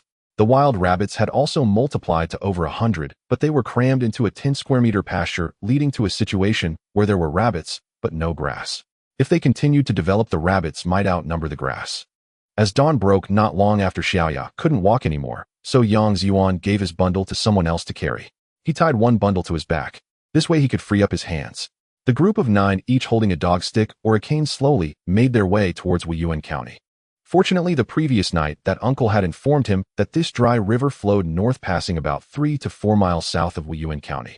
So everyone just needed to follow the riverbank. Otherwise, if they ended up on the main road, they would surely be intercepted. In other people's farmlands, there were also militia guarding, making it even more impossible. If it were just Yang Zhiyuan and Yang Zhiyong, they could probably arrive by morning. However, with the weak little team, they had rested twice and were still far from their destination. Having walked about 2/3 of the way, they needed to arrive early in the afternoon. They had to find a place to settle before dark, otherwise it would be troublesome to find one last minute, and they might not find anything. At noon, Yang Zhiyuan asked his younger sister Zhou Hong to cook the remaining half of the rabbit into porridge. He also took out several large sweet potatoes and a few dozen cicada shells. They replenished their energy well. Most places along the riverbank had no water and were dry, which made it easier to travel. Otherwise, if it were all muddy, they couldn't have walked here. Moreover, the wind couldn't reach them on the banks of the river, which was quite nice. Throughout the journey, Yang Zhiyuan also spotted several wild rabbit holes, but he didn't catch a single one. There were enough rabbits in the space, he just wanted to find some seedlings to stash away. Luckily, he unlocked 5 more square meters of good farmland along the way. The good farmland totaled 36 square meters with 10 square meters of pasture. The newly added 5 square meters were planted with potatoes, which had a high yield and were better than continuously eating sweet potatoes. Around 2 or 3 in the afternoon, Yang Zhiyuan spotted a gray building in the distance. That was likely Zhiyuan County. Finding no new bridge openings, Yang Zhiyuan could only let everyone camp on the spot. They took a short break while he instructed Yang Zhiyong and Zhou Hong to keep a close eye on everyone. He needed to scout the area first, and then check near the county town to see if there were any easy entrances. Without any introduction letter or anything, it would be hard to enter the county. Although the county had stopped charging entry fees, inspections still occurred occasionally. After all, he wasn't a local and his speech could easily give him away. There were few outsiders in this small county, making him quite conspicuous. It was better to be cautious.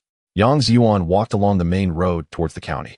In the farmland near Weiyuan County, there were also militia, but there were quite a few pedestrians on the road. This way Yang Zhiyuan was not so obvious. As they approached Weiyuan County, it turned out that this historic county still had old city walls and a city gate. Fortunately, there was no one guarding the city gate, but some people were looking around at everyone entering. It was unclear what they were doing dressed in casual clothes. Perhaps they were activists in the city. After so many years of development, there were also some houses outside the city walls. Yang Zhiyuan thought about quickly finding a dilapidated house for some shelter from the wind. The old county town had 4 city gates for entry and exit, and in some areas the city wall was so dilapidated that one could climb over easily. Yang Zhiyuan had a good sense of direction and didn't bother admiring the ancient architecture from the 60s. He turned towards the west of the city and soon discovered a dilapidated courtyard. The courtyard was not small and had been through a fire. It was likely once owned by a landlord. Everything inside had been looted and the buildings were in a state of ruin. There was a livestock shed behind the main house that still had some foundation. The cattle shed was still relatively intact, though the troughs had been removed. At the very least, the roof and 3 sides were protected from the wind. The ground was completely free of any traces of manure likely taken away by someone. However, there were some scattered dry hay. Some areas of the ground were darkened, possibly from years of livestock urine, still bearing a faint odor. Yang Zhiyuan took out a handful of dry wheat straw, simply using it as a broom to sweep the ground. When he swept to where the trough had previously been, he distinctly noticed that the color of this area was different from the rest. It was expected that the color would differ. There must have been a stone trough here before, which would explain the discoloration of the soil underneath. However, this area, about 1.5 meters long and 80 centimeters wide, had a patch of earth in the middle that was unlike the surrounding areas. Could it be similar to what was depicted in the television dramas? This place had likely been buried by the landlord. Yang Zhiyuan pulled out the dagger given to him by the old man yesterday. Aside from the brass handle, the rest of it was quite ordinary. It was just a bit aged. He crouched down and began to scrape at the earth with the dagger. In late autumn, the ground was slightly frozen, but it wasn't as severe as in the northeast. Otherwise, with just a dagger, it would be impossible to dig. The surface layer was only lightly frozen, making the soil underneath easier to excavate. The dirt he dug out was directly stored in his spatial pocket. Continuing to dig downward, Yang Zhiyuan simply had to loosen the soil and press his hand directly onto it to collect it into his spatial pocket. His spatial pocket couldn't retrieve items from a distance, nor could he use divine sense to probe the surroundings. Only the areas he physically touched would work. Other mediums could also be used. For instance, he could use the dagger to touch the loosened soil, and as long as the dagger was in contact with the loose dirt, it could be stored in the spatial pocket. He thought he might try to see if he could store a person inside. He could enter himself and even cook inside without being affected by the flow of time within. If he were to store Chu Xiaoya, would she instantly transform into an 18-year-old adult? That wouldn't work. He should find someone else to test it. In the North China plain, the soil was generally loose and sandy, and the ground beneath wasn't frozen, making it easy to dig. It wasn't deep winter, otherwise it would be quite a hassle. After digging down for more than half a meter, he heard a ding sound and realized there was likely a stone slab beneath. He finished removing the soil from the slab and loosened the dirt around it. He quickly retrieved the stone slab. Indeed, underneath was a wooden box. The box was small, about 30 centimeters long, wide, and high. Yang Zhiyuan attempted to lift it by hand, but it was surprisingly heavy, so he directly placed it into his spatial pocket. He checked below again, but found nothing else. Not giving up, he dug a little more. Well, nothing was there. He placed the excavated soil back into the original hole, layering it and stepping on it to compact it. Otherwise, if he just pulled out a box without compacting the soil layer by layer, there was a possibility that this spot would be much higher than the surrounding area. At night, he planned to light a fire here to ensure others wouldn't notice that the area had been dug up. Yang Zhiyuan swiftly entered the spatial pocket, where he found a sturdy box made from fine wood, deep purple and already darkened. He wasn't sure if it was rosewood. In any case, when he knocked on the wood, it felt solid and came with an exquisite little lock.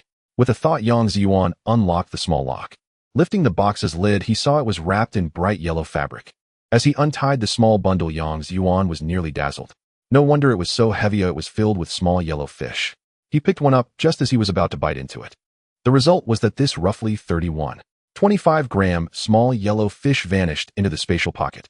Damn, was the space consuming gold too. Would there be new changes? It wouldn't produce any spiritual springs or Captain Serum, would it? Upon careful inspection, well, he was overly excited.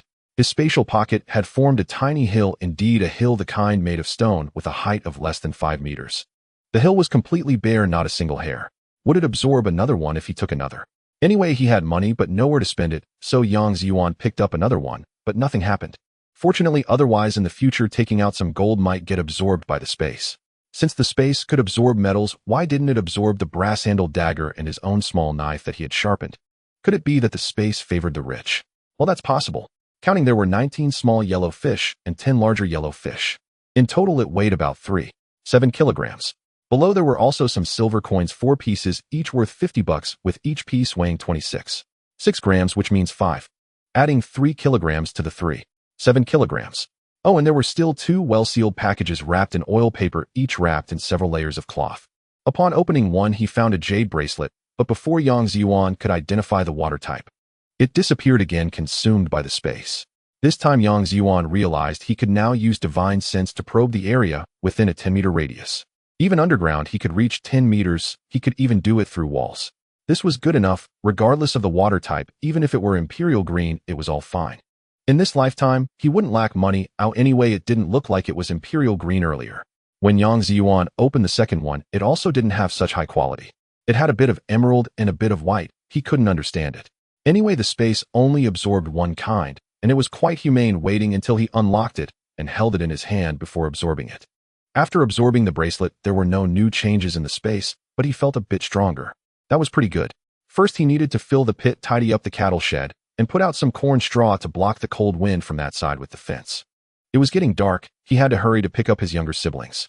Quickly organizing his things, Yang Zhiyuan used his divine sense to scan around him. Fortunately, there were no other people around. He would come back later to use divine sense to check the underground of this house. This treasure-seeking ability was pretty impressive. Several people were caught off guard by the arrival of others, and the second Yang Zhiyuan acted too swiftly. In just 3 moves, all 3 were knocked unconscious. Is Daong all right? Yang Zhiyuan helped Yang Zhiyong up, noticing his bruised eyes, blood at the corner of his mouth, and a bit of swelling on his face. After checking himself, he felt he should be fine. Brother, I'm okay. They wanted to take Xiaohong away. Good, as long as you're fine. Quickly help me check on the other siblings. Yang Zhiyuan approached and first removed the cotton-padded coat from the first person he had knocked out, handing it to Zhou Hong to wrap herself in. Besides a torn piece of clothing, Zhou Hong had a bit of blood at the corner of her mouth. It seemed she had been slapped. Tears welled up in her eyes, but her clothes were mostly intact, so the situation wasn't serious. After comforting her a bit, he looked at the other younger siblings and Xiaoya. Most of the younger siblings had only been kicked a few times. They were too small and had little fighting ability. It seemed they had encountered Yang Zhiyong and Qi Erwa just as they were returning with firewood. Little Yu was fine, not injured, just frightened. She hid behind Zhou Hong, clinging tightly to the hem of her clothes. It appeared that everyone was mostly okay. Daiyong, quickly take the younger siblings and leave, head in that direction. Yang Zhiyuan pointed northwest. There's an abandoned house over there, quite large, with a cattle shed in the backyard. I picked up some firewood there. Take the younger siblings and go to the place I mentioned. Yang Zhiyuan whispered in Yang Ziyang's ear, worried that the ruffians might pretend to be unconscious and overhear them. Night was falling quickly. Yang Zhiyuan thought he would guard for a while, ensuring they didn't see where everyone went. He noticed that he was still holding onto the firewood, and hey. Yang Zhiyuan snatched it away, saying, "You all hurry and leave, the firewood is ready over there." Watching his younger siblings leave, Yang Zhiyuan dragged the already stripped man into the space. He quickly emerged again, relieved that the person who entered was fine, neither old nor dead. Yang Zhiyuan waited a moment longer, collecting the branches, roots, and hay that his younger siblings had gathered into the space. Then he noticed one was about to wake up and struck him down with another blow. Looking at these guys' clothes, they were quite good. There wouldn't be any need for patches in the future. The person from whom he had removed the coat had a red sweater underneath. Yang Zhiyuan glanced at it, thinking, damn, this era, and he still has a bit of a belly. It seemed he had been living quite well. Sorry about this, Yang Zhiyuan thought, as it was already completely dark outside. He also collected the other 2 into the space, quickly stripping them of their clothes. Each was left with just a pair of underpants, and after tossing them out, he figured these guys would wake up from the cold soon enough. Without further ado, he hurriedly ran away. None of the 3 were thin. The first, from whom clothes were stripped, was likely the leader. In these times, having a bit of a belly meant one either had power at home or wasn't a normal person. In the year of 1960, it was hard for an elder, the leader, to even have a bowl of braised meat. The second in command would only eat half a steamed bun in one meal. Damn, how could a guy under 20 eat so well? There must be something fishy going on, Yang Zhiyuan thought while running. His mind entered the space, gathering all the wealth from those men together. The total money amounted to 85 yuan and 45 cents, local grain tickets worth 10 jin, 5 cigarette tickets, sugar tickets worth 1 jin, and alcohol tickets worth 1.5 jin, cotton tickets worth 5 jin, match tickets, soap tickets, and several others. 3 boxes of cigarettes, 2 of which had been opened, while 1 remained intact. Damn, these guys can't be black market people, can they, eh? There were quite a few tickets, but not a lot, just enough for pocket money, a few dozen yuan. This 85 yuan was worth several months of salary for many people. Yang Zhiyuan didn't bother with those tickets anymore, deciding to stash them in the space for later use. Putting the supplies in the space meant no one else could see them. Yang Zhiyuan didn't hit the back of the heads of those few people. They would likely wake from the cold soon. Even if they froze to death, it would only be their own fault. However, he hoped that situation wouldn't occur. After 9 years of compulsory education in a later life, he respected the law and adhered to it. Even without cameras, he wouldn't dare to kill easily. He was a law-abiding and trustworthy citizen, and at most he would just fight. As for their clothes, he hadn't seen them.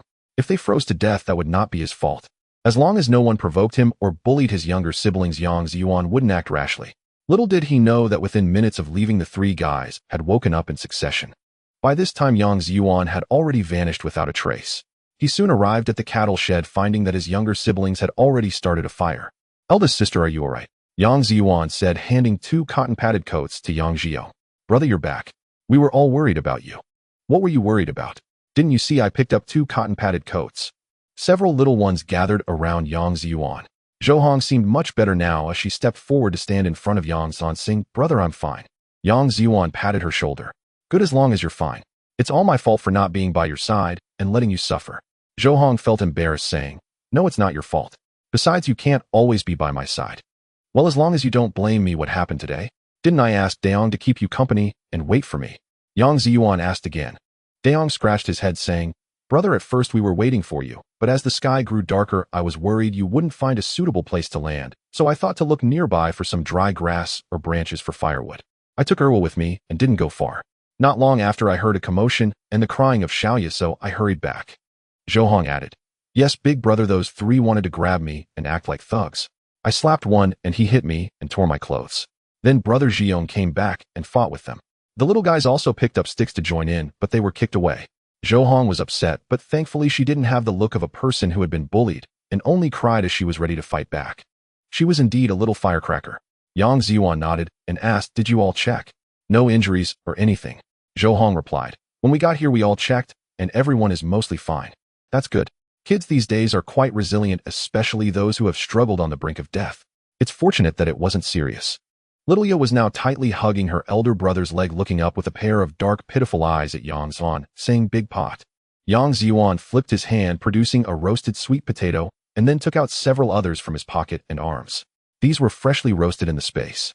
Earlier, Yang Zhiyuan had deliberately left some potatoes and sweet potatoes when he returned to find them in the corner of the cattle shed.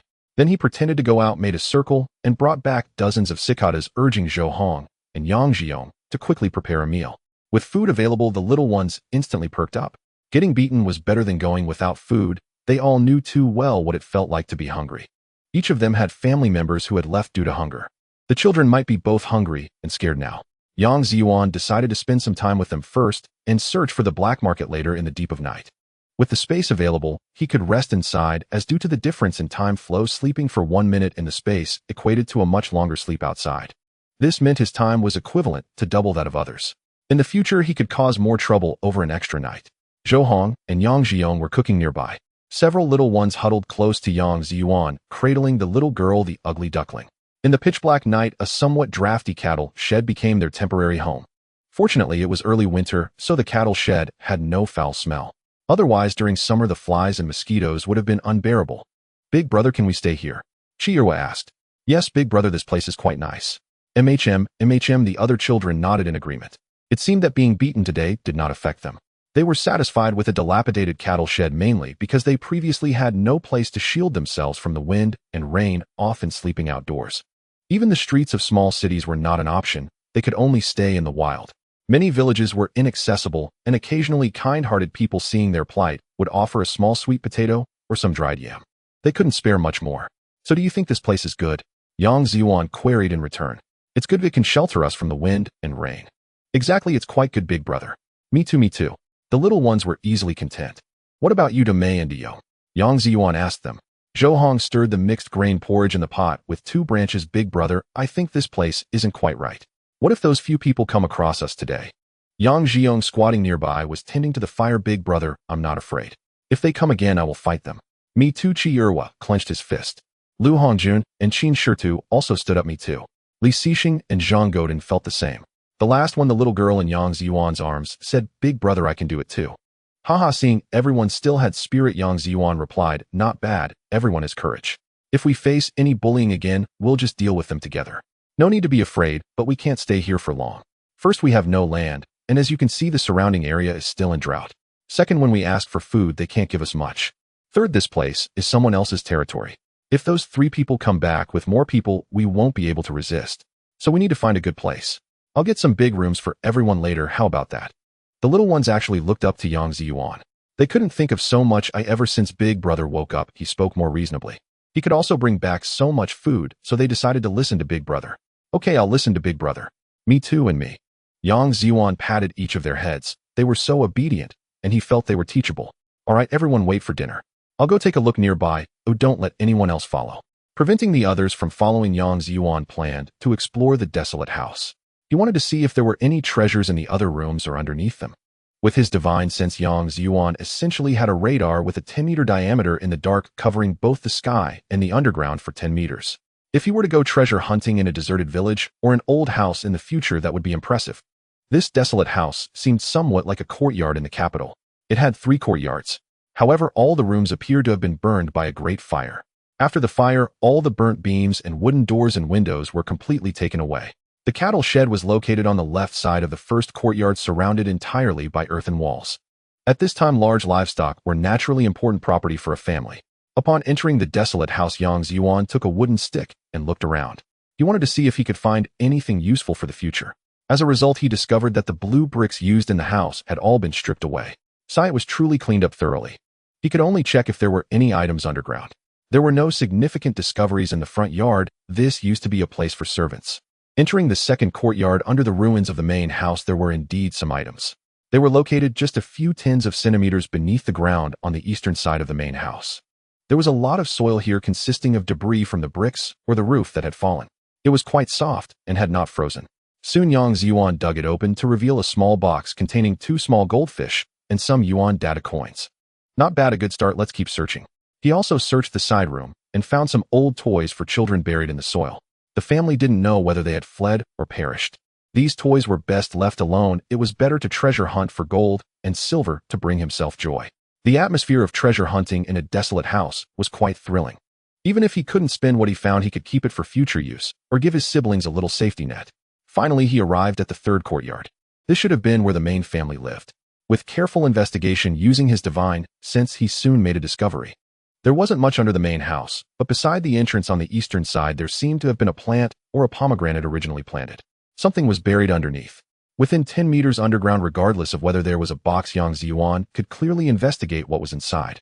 The soil here was a bit hard. Yang Zhiyuan observed his surroundings. Since there was no one else around, he used the space to start a fire on the ground. He roasted the ground well with fire. Although his mental strength had increased, and he could use divine sense to explore, unfortunately his physical condition was still not great. So he could only use a clumsy method. Otherwise, if he had strength, he wouldn't have to exert so much effort. The fire quickly softened the surface of the ground, but it couldn't be burned continuously, otherwise it would harden again. Then as the fire gradually extinguished, he stretched out the wooden stick to gather the ashes into the space. Picking up a dagger, he continued to work. Unexpectedly, this dagger turned out to be quite useful. He didn't do anything else, but used it like an iron shovel. It seemed he would need to get a military shovel in the future. The dagger wasn't very easy to use. He dug a bit and collected some soil. This time it was quite deep, over a meter deep. This time it was a big box. After collecting it into the space, he filled the ground with soil and some broken bricks. Finally, he took some dirt from inside the house to sprinkle on the surface.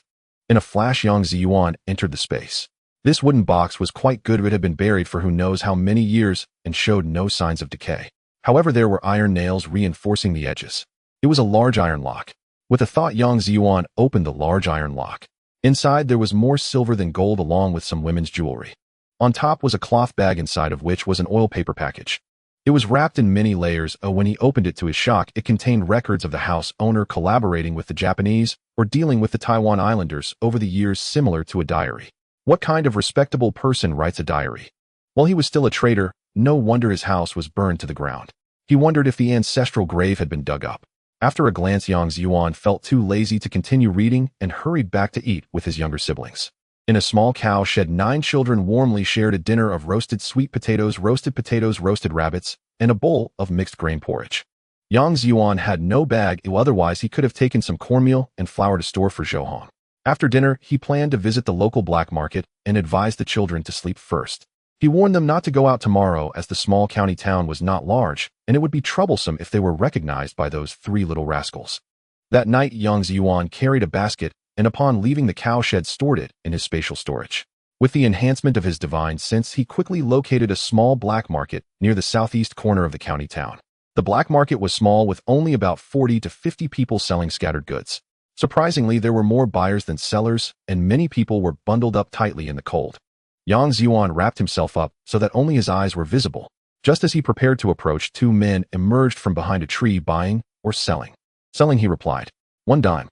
Yang Zhiyuan said nothing further and handed over a dime. After entering, he first took a stroll around inside. There were vendors selling jars and powders made from tree bark, as well as those selling carrots, cabbages, and potatoes. Some offered a couple of pounds of millet, while others sold bottles of wine. There were also sellers of baskets woven from bramble, and 2 men selling wild rabbits, which looked less plump than the ones in Yang Zhiyuan's hands. They weighed about 3 to 4 pounds and were priced at 20 yuan. Goodness, that's quite expensive. To sell for 20 yuan, they must have cost at least 10 or more. Yang Zhiyuan remembered that he had seen some information indicating that in the black market of the capital, grain tickets were already reaching 4 to 5 yuan per pound, let alone pork, which would probably be even more expensive. People can't live without food or meat, as without any fat they would need even more grain. In these times, the deputy chief's family could barely supply an extra pound of fresh meat daily for the whole family, 6 pounds of eggs per month, 2 pounds of white sugar, 2 cigarette tickets, and a moderate amount of fresh vegetables and fruits.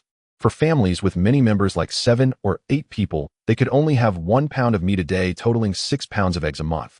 One can imagine how tight resources were, let alone the ordinary citizens. Thus, in this small black market, fresh pork was nowhere to be seen, nor was there any white sugar. Even tree bark powder was being sold. There were also places selling sawdust. After taking a quick look, Yang Zhiyuan decided to sell some sweet potatoes and potatoes first, no longer intending to take out the wild rabbits. Otherwise, given his small stature, he feared being robbed. He released 10 pounds of sweet potatoes and another 10 pounds of potatoes. The uniform price was 2 yuan per pound. Don't complain about it being expensive, as rice in the capital was selling for 4 to 5 yuan per pound now. As soon as Yang Zhiyuan set up his stall, people quickly gathered around. He didn't have a scale. These 2 items weighed 10 pounds each and were quickly taken by 2 buyers. One negotiated the price for sweet potatoes down to 16 yuan for 10 pounds, while the other got potatoes down to 18 yuan for 10 pounds. Yang Zhiyuan sold them immediately, realizing there was no need to linger. He earned 34 yuan, and people were still asking if he had more sweet potatoes and potatoes. Yang Zhiyuan said nothing, just waved his hand, and went to find what he wanted to buy. He found several baskets and a dozen eggs. Normally, eggs cost 3 to 5 cents each, but in these special years, a pound costs 5 yuan. Yang Zhiyuan bought those dozen eggs, which weighed less than 2 pounds, for 8 yuan and 50 cents. He remembered that after 64 years, eggs also cost 4 to 5 yuan per pound. Sighing, Yang Zhiyuan looked up at the stars in the sky, feeling both helpless and amused. Could 5 yuan 60 years later be compared to now? No matter, I'll take this back to supplement my younger siblings. Millet was 4 yuan per pound, and he bought that 1 pound of millet. He also purchased several bottles, uncertain if they were antiques, and quietly exchanged a few sweet potatoes and potatoes with the vendor. He mainly wanted to buy a few bottles to store cornmeal and flour. He hadn't seen anyone selling bags in this era. Some people used bags for fine grains to make clothes. So bags were also hard to find. He bought some cabbages and radishes, but didn't see any seeds for sale, which was normal. It was just like that. Just as Yang Zhiyuan was about to leave, he overheard 2 people discussing. Have you heard? Young Master Huang from our county grain station was stripped naked. Is that true? His family eats so well. Damn it, everyone is getting so fat these days. Just look at that grain station chief. His face is as round as an owl. The 2 were whispering. Had it not been for Yang Zhiyuan enhancing his divine sense today, he wouldn't have overheard.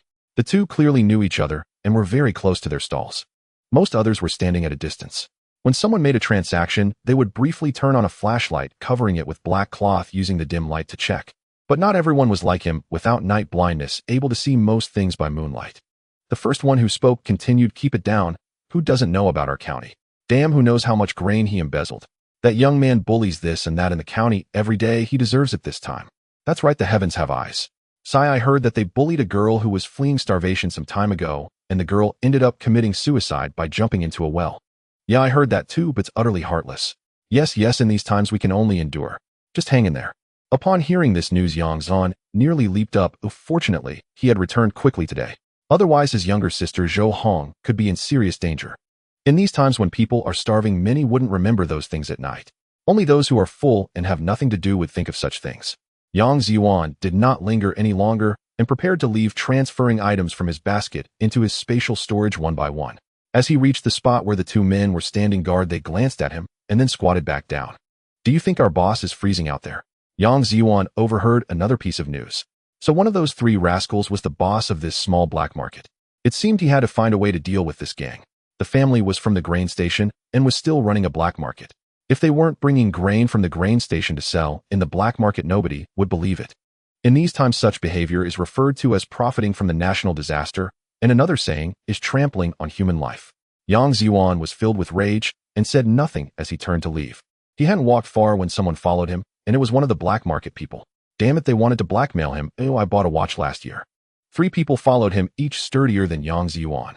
He didn't dare confront them. He ran a few steps forward and hid in an abandoned corner. With his divine sense active, he heard their footsteps approaching.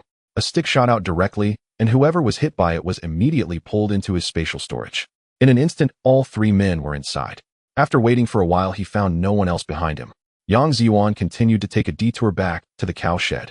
It was better to be cautious. There were many martial artists in this region practicing styles like Piguaquan Baji Quan and Liu Quan. He couldn't provoke them and could only rely on his external abilities. The 3 men were quietly lying inside, suspended in midair. Yang Zhiyuan flashed in and entered. Their bodies were completely immobilized, and even if he wanted to close his eyes, he couldn't. The space was as bright as day, and the few fellows who entered were stunned. Unable to move, Yang Zhiyuan unfastened one person's mouth, and they all lay face up, unable to see Yang Zhiyuan.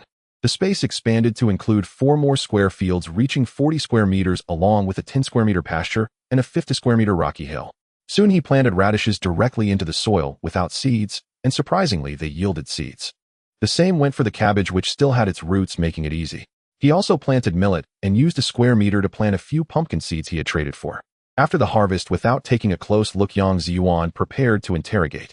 "I ask you answer, otherwise do you want to die?" I know, please ask, sir." Such divine means had already scared this lad nearly to death. How could he dare to lie? Soon Yang Zhiyuan completed the interrogation. The station master of the grain station at Huangjin Mountain embezzled food, passing off inferior goods as quality, exchanging some good grain for his son Huang Yibiao to sell on the black market at high prices. The few individuals were all associated with Huang Yibiao. He had a record of murder, and these 3 were their professional thugs. They hadn't directly killed anyone, but had robbed many, breaking people's arms and legs. Yang Zhiyuan thought he would figure out how to deal with these scoundrels later. He also clarified the address of Station Master Huang's house. Yang Zhiyuan decided to retaliate tonight, intending to nip the danger in the bud. These 3 men had a gun. Damn it, holding a gun to rob me. If it weren't for my space, I would definitely be in great danger. The 3 men floated along. They put the gun away. It was an old-style revolver, also known as a box cannon. Such guns were common during the anti-Japanese war in our country, with many imitation versions, including the original Hans Cat version available in both long and short barrels. This was a short one, likely an imitation made domestically. There weren't many bullets, only a dozen. Yang Zhiyuan stored them in his space without taking them out. Primarily, he didn't know how to use it, and after asking how to operate it, he managed to grasp the basics. Having spent a long time in space outside, only a moment had passed. It was no problem. Yang Zhiyuan exited the space just as he intended to leave when he saw a figure stagger from around a corner. Yang Zhiyuan hid around a corner and saw an elderly lady carrying a basket limping toward him. Judging by her direction, she seemed to be heading to the black market. As she approached, the elderly lattice legs gave way and she fell. There must have been a living creature in that basket. Yang Zhiyuan quickly stepped forward to help her up, saying, "Grandma, it's late, be careful." "Thank you, young man, thank you. Where are you going?" "Let me escort you back. I'm going to trade for some fine grain, and my little grandson is crying out of hunger, almost to the point of being silent."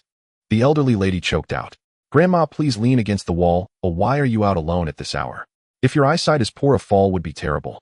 My grandson's mother can't walk because she's starving and still has to feed the child. The child has bitten her until it bled. My eyesight is poor, and I really had no choice but to take our old hen in hopes of trading for some millet or flour. Upon hearing this, Yang Zhiyuan felt a pang in his heart. Grandma, don't go, it's dangerous. I'll trade with you, there are bad people there. Come, I'll escort you back, and we can discuss the trade on the way. After saying this, Yang Zhiyuan supported her and slowly walked in the direction she came from. If the elderly lady hadn't recognized him as a young man by his voice, she might have been frightened. Suddenly a masked person jumped out of the dark, who wouldn't be scared. However, having been driven to hunger, people became bolder. When pushed to desperation, what is there to fear? Yang Zhiyuan held the elderly lady with one hand and helped her carry the basket with the other, which contained a hen with its mouth, wings, and feet bound. With a flick of his mind, the old hen entered the space. Originally, Yang Zhiyuan intended to borrow the hen for a while to hatch the more than a pound of eggs to see if any chicks would emerge. However, once the hen entered the space, recognized it as a new species, resulting in the emergence of a 10 square meter chicken coop with hatching capabilities. Or we could call it a small chicken farm. Yang Zhiyuan used his mind to send the eggs into the coop. Indeed, 5 chicks hatched, 2 males and 3 females, while the remaining eggs showed no reaction, likely being unfertilized. In the blink of an eye, the chicks grew up and laid dozens of eggs, which were larger than those Yang Zhiyuan had bought. He wanted to continue hatching, but the consciousness informed him that he could only do so once a day. Regardless of how many eggs there were, he could only hatch once a day. Well, then he secured a new hen, tied it up, and placed it back in the basket. This one was much fatter than the one the elderly lady had. The elderly lady's home wasn't far. When they reached her doorstep, Yang Zhiyuan asked her to go inside and get some bags. He had millet and needed a few more bags. He let her take the hen back first. That was probably the most valuable thing in her home, so he kept it with him for now, as she wouldn't be at ease. The elderly lady staggered into her small courtyard, carrying 5 bags. Some even had patches. Yang Zhiyuan told her to wait a moment while he took a few steps forward with the bags. In a place where the elderly lady couldn't see, he filled 10 gene of cornmeal, made with corn husks, 5 gene of wheat flour with bran, 20 gene of potatoes, and 20 gene of sweet potatoes. He also added the 1 gene of millet he had just harvested. Since he had encountered her, he hoped this food could save the lives of 3 people. Yang Zhiyuan didn't enter the house. Using his divine sense, he scanned around and knew there was only a young woman with a baby in the courtyard. There were no men. Even the little grandson didn't count as one. He didn't ask the elderly lady where the child's father and grandfather had gone. There was no need to ask, it might lead to a sad story. Turning back, he helped place all these items at the entrance of the elderly lady's house. She was about to hand him the hen, but now she likely hadn't realized that it had already been exchanged. Yang Zhiyuan didn't stop. He merely said that she should not go to the black market again, and he didn't take the hen, turning to leave. The elderly lady chased a few steps, but couldn't catch up. Once she exited the gate, she could no longer see Yang Zhiyuan. The elderly lady's eye sockets were even shallower. She realized she had encountered a good person. Her savior, she thought of her grandson. She hurriedly picked up the basket, returned to securely close the gate, and took the several bags inside. After closing the door, her daughter-in-law weakly asked, "Mother, why are you back so soon?" The elderly lady opened one bag to look and took out a sweet potato, not even washing it, wiping it as she walked into the inner room. She handed it to her grandson's mother, saying, "Hurry and eat, take a couple of bites, and I'll roast some for you afterwards." The child was so hungry that they couldn't wait for the sweet potato to be cooked. Seeing such fresh sweet potatoes, her daughter-in-law's eyes lit up, and she quickly ate a couple of small bites. She had to eat. If she didn't, there would be no milk, and without milk the child would die. After taking a couple of bites and regaining some energy, she didn't eat anymore. Thinking of her mother-in-law who hadn't eaten yet, she crawled out of bed, draped her tattered cotton coat over herself, and walked into the outer room, saying, "Mother, why are there so many?" She quickly covered her mouth. The night was pitch black, a night for murder with howling winds. Yang Zhiyuan thought that Director Huang's house must be very warm. He was going to pay a visit, believing that Director Huang was heating a small stove and drinking hot tea, living a pleasant life. Just look at how hospitable Director Huang is. After all, he had come from afar and should give Director Huang a chance to show his hospitality. Not far from the grain station, in a large courtyard, lived Huang Yibiao and his father Huang Jinshan, along with Huang Jinshan's wife, Hu Tsuohua, and his other 2 sons. Huang Yibiao's 2 younger brothers, who were almost running around naked, were also there, living in another room. Quite convenient, as it would save him the trouble of searching. However, the Huang family's average living space was a bit too much. Yang Zhiyuan really wanted to take over their entire residence. With the probing of his divine, since they were completely unguarded. The key issue was that this bastard also owned a dog. In these times, a dog that was so robust was quite rare. Yang Zhiyuan had no sleeping medicine. The dog would bark as soon as he got close. The dog had already barked twice. Yang Zhiyuan had no choice but to dive into his space to interrogate those three unfortunate souls. He discovered that one of them had a special medicine for dealing with dogs. Following the hint, Yang Zhiyuan quickly located their home. Fortunately, their den was unoccupied and Yang Zhiyuan transferred everything he could see and use into the space. Everything from beds, blankets, curtains, clothes, tables, thermoses, teacups, food, small stew pots, and so on. He left nothing behind. After all, he pushed the door while covered in clothes, leaving not a single trace behind. In the space, he made a few buns filled with rabbit meat. He put all the medicine inside. Soon he arrived outside Huang Jinshan's courtyard and using his divine sense accurately threw a few buns directly in front of the dog over the wall. At that moment, the dog was still barking and its owner inside was scolding it. It was cold outside and he wouldn't step out. It was normal for a dog to bark at night when someone passed by. Old Huang didn't pay it any mind. After a few barks, the dog stopped and Huang Jinshan thought it was due to his scolding. He continued to sleep soundly under the covers. What a carefree fellow, Director Huang. With the dog no longer barking, it became easier for Yang Zhiyuan to place a table and a stool to reach the top of the high wall. Damn, the wall was over 3 meters high and had quite a few shards of glass. Luckily, he could see clearly there was a tree near the yard, and he slowly descended into the courtyard using it. He first approached the dazed dog, untied it, and collected it into the space, not bothering with the changes inside. Then he walked to the front gate and opened it from the inside, going out to put the table and stool away. He returned, locked the door, and began to loot. It didn't matter that the door bolt was in place. Inserting a dagger would allow him to retrieve the wooden bolt inside. This way the door could be pushed open and Huang Jinshan and his wife along with Huang Yibiao and his 2 younger brothers were all sound asleep. In total, 7 people entered the space in perfect order while still sleeping. Then Yang Zhiyuan began his zero-cost shopping, clearing out everything movable from all the rooms. As a result, he found very little grain and not much wealth. How could that be? However, he finished taking all the furniture, so it became easier to search. Soon Yang Zhiyuan discovered something unusual where Huang Jinshan had placed the bed. Removing a wooden board, he found a cellar underneath. Damn, putting the cellar entrance under his bed, didn't he fear not being able to crawl in? Huang Jinshan, who was about 1.6 meters tall and quite stout, wouldn't get stuck digging into the hole. Once inside, good heavens, it wasn't small at all. It held quite a lot of coarse grains and some antiques. After finishing inside, he discovered another hidden door, which revealed several wooden boxes. If he hadn't cleared out the grains, he wouldn't have discovered this. Yang Zhiyuan had no time to examine the treasures inside. He quickly interrogated Huang Jinshan and his son Huang Yibiao. Huang Yibiao, feverish and dazed, replied that there was a warehouse for coarse grains and a place for black market supplies. Damn, a crafty rabbit has 3 burrows. In several rooms, except for the doors and windows left behind, everything else was cleared out. Yang Zhiyuan then went to finish collecting from the other 2 places before returning to the cow shed. By this time, it was already past 10 o'clock as Yang Zhiyuan now had a watch. There were still 3 watches, one with Huang Jinshan and his wife, and one hidden by Huang Yibiao. A Huai brand watch model A581, only 13600 units were produced in the first batch back then. Now he had acquired 3 of them. Damn it. Zhou Hong and Yang Zhiyuan were both worried about Yang Zhiyuan. When they saw Yang Zhiyuan returning with 2 blankets, he said nothing more than to hurry and sleep, and the little ones, still drowsy, realized their elder brother had returned. They even added blankets, allowing everyone to sleep soundly. On the way back, Yang Zhiyuan deliberately swept away his footprints as some surfaces wouldn't leave traces at all.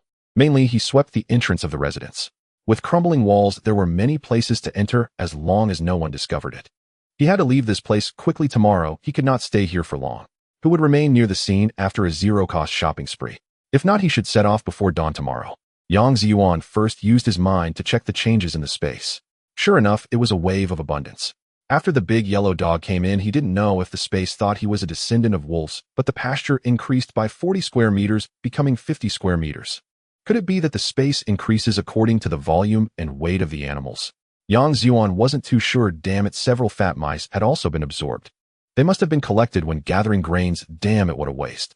People couldn't even fill their stomachs, yet this bastard had enough food to feed the rats. With a thought, he killed all the mice and then looked to see if there were any predators. After all, that too was meat, and someone would surely want it. The good farmland had increased by many square meters.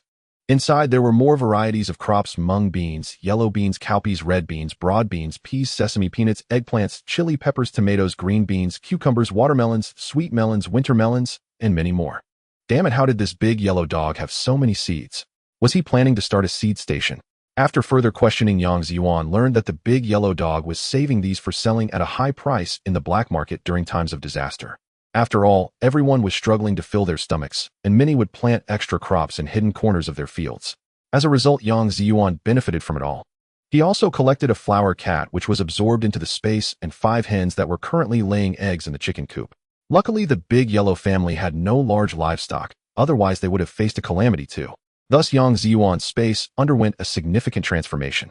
The good farmland increased to 250 square meters. Your whole family totals 250. The pasture remained unchanged at 50 square meters. The stone mountain was 50 square meters, and the chicken coop expanded to 20 square meters with an additional 10 square meter livestock breeding area. Perhaps it was the changes brought by the house cat. Quite good, he thought about borrowing a donkey, cow, or pig from someone and just returning it later. The newly added farmland was entirely planted with potatoes. Once it passed midnight, he would plant all the farmland with potatoes. The big yellow family, the black market, and other warehouses collectively yielded over 10,000 pounds of coarse grains, more than 3,000 pounds of fine grains, and over 40,000 in wealth. 125 small yellow fish, 30 big yellow fish, and some gold bracelets, gold rings, and gold earrings, along with 3,000 silver dollars. In this era, the price of gold was only about $4 per gram. That bastard really hoarded a lot. If all the goldfish were exchanged for money along with the grain and cash, there could be a total of over 100,000. Yang Zhiyuan had seen this amount of money before, but this money was all from the people's hard work, and its purchasing power was no less than the tens of millions to come. Yang Zhiyuan decided to keep the big and small goldfish, but with so much grain and money, he considered it better to take from the people and use it for the people. He didn't lack grain and didn't need to take all of this away. His conscience had not yet been completely devoured, and there was still some left. Yang Zhiyuan quietly entered the space after his younger siblings had fallen deeply asleep, preparing to rest and gather his strength. Before dawn the next day, Yang Zhiyuan had prepared breakfast, all made in the space. There was millet meat porridge, and each person had 2 pure cornmeal steamed buns, which were easy to swallow. Chu Xiaoya ate 1 steamed bun and tucked another into her bosom. Yang Zhiyuan smiled as he saw her hoarding food, but he remained silent. After everyone was full and satisfied, Yang Zhiyuan had Daong lead the team northwest. It was still dark, and Yang Zhiyuan handed him a flashlight. He instructed Daong to use it to light the way when necessary, assuring him that he would follow soon. They set off first, carrying only a few things. A couple of blankets were left for Yang Zhiyuan to carry. Yang Zhiyuan wrapped 1 blanket in a bundle which looked quite substantial, but in reality, it was just a blanket while the rest had been stored in the space. He then cleaned up the traces, collecting the corn stalks and returning the original weeds and loose soil. Yang Zhiyuan had to leave early because the county and the nearby area would soon become bustling this morning. Yang Zhiyuan finished tidying up and quickly left, soon catching up with the small group. It was early winter, and there were hardly any other people around in the morning. This was the best time to travel. Everyone had eaten breakfast, their stomachs warm with food, and dressed warmly. They were still able to endure the cold. On the way, Yang Zhiyuan carried Chu Xiaoya for a while. Old Lu Zhangguo only let Yang Zhiyuan carry him for a short time before insisting on walking on his own. Thus, the group disappeared into the early winter morning. The sky brightened with roosters crowing and dogs barking as people began a new day. Wang Shujin of Wuyuan County struggled to get up while the others in his house remained in bed. It wasn't that they didn't want to get up or that they weren't awake, but because they were afraid to move, fearing hunger. Wang Shujin had to go out to find work. If he didn't act, his family would starve.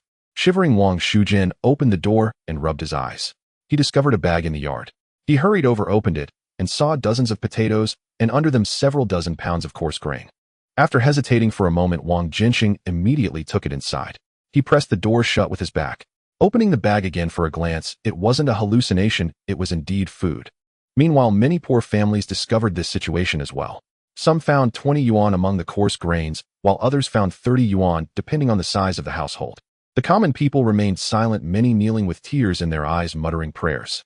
However, in some hospitals, orphanages, and shelters, the atmosphere began to liven up. Soon news was reported, but a group of people investigated and found nothing. They only discovered that the entire Huang family had disappeared, and their house was left as empty as if licked clean by dogs. While walking, Yang Zhiyuan suddenly felt a surge of immense heat radiating from his dantian, converging towards his head and limbs. Just a moment ago, Yang Zhiyuan had been panting from exhaustion, but now he felt his body brimming with strength, as if it had undergone a transformation. Holding Chu Xiaoya, he couldn't enter the space to experience the changes in his body fully, so he decided to wait. With Yang Zhiyuan's divine sense, a ragged escape team, still appearing shabby, avoided pedestrians and militia, moving forward step by step. By noon, they arrived at a deserted graveyard where no one was around. Everyone took the opportunity to replenish their energy and rest for a while. The meal had been prepared by Yang Zhiyuan in advance at that location. Worried that his younger siblings would discover the secret in his bundle, he paved the way and cooked in advance, waiting for their arrival. During the noon break, Yang Zhiyuan thought that long walks could actually warrant leg bindings. This would be good for his legs, and anyway he had collected plenty of clothes and sheets in the space. Finding a tattered garment, Yang Zhiyuan tore it into 16 strips for bindings, and if that wasn't enough, he could keep tearing more clothes. In the space, De Huang had left no shorts behind, and Yang Zhiyuan had torn them off. De Huang and Huang Yibiao must die, but what about his wife and 2 other sons? However, those 2 boys weren't anything good either. But they didn't deserve death. Yang Zhiyuan pondered how to deal with the other few people as he walked in the afternoon. When he saw a village guard on the road, inspiration struck him. Along the way, Yang Zhiyuan used the power of the space to dig 4 pits and directly euthanized Huang Yibiao and his 3 brothers in the space. Then he buried them. His wife wasn't a good person either, but she had indirectly caused the deaths of many disaster victims. He suggested to De Huang to replace the food at the grain station with sand tree roots and bark powder. Though he didn't directly kill anyone, indirectly there were consequences. Let her and her 2 sons along with the other 3 robbers all become village. Of course, these people couldn't all stay.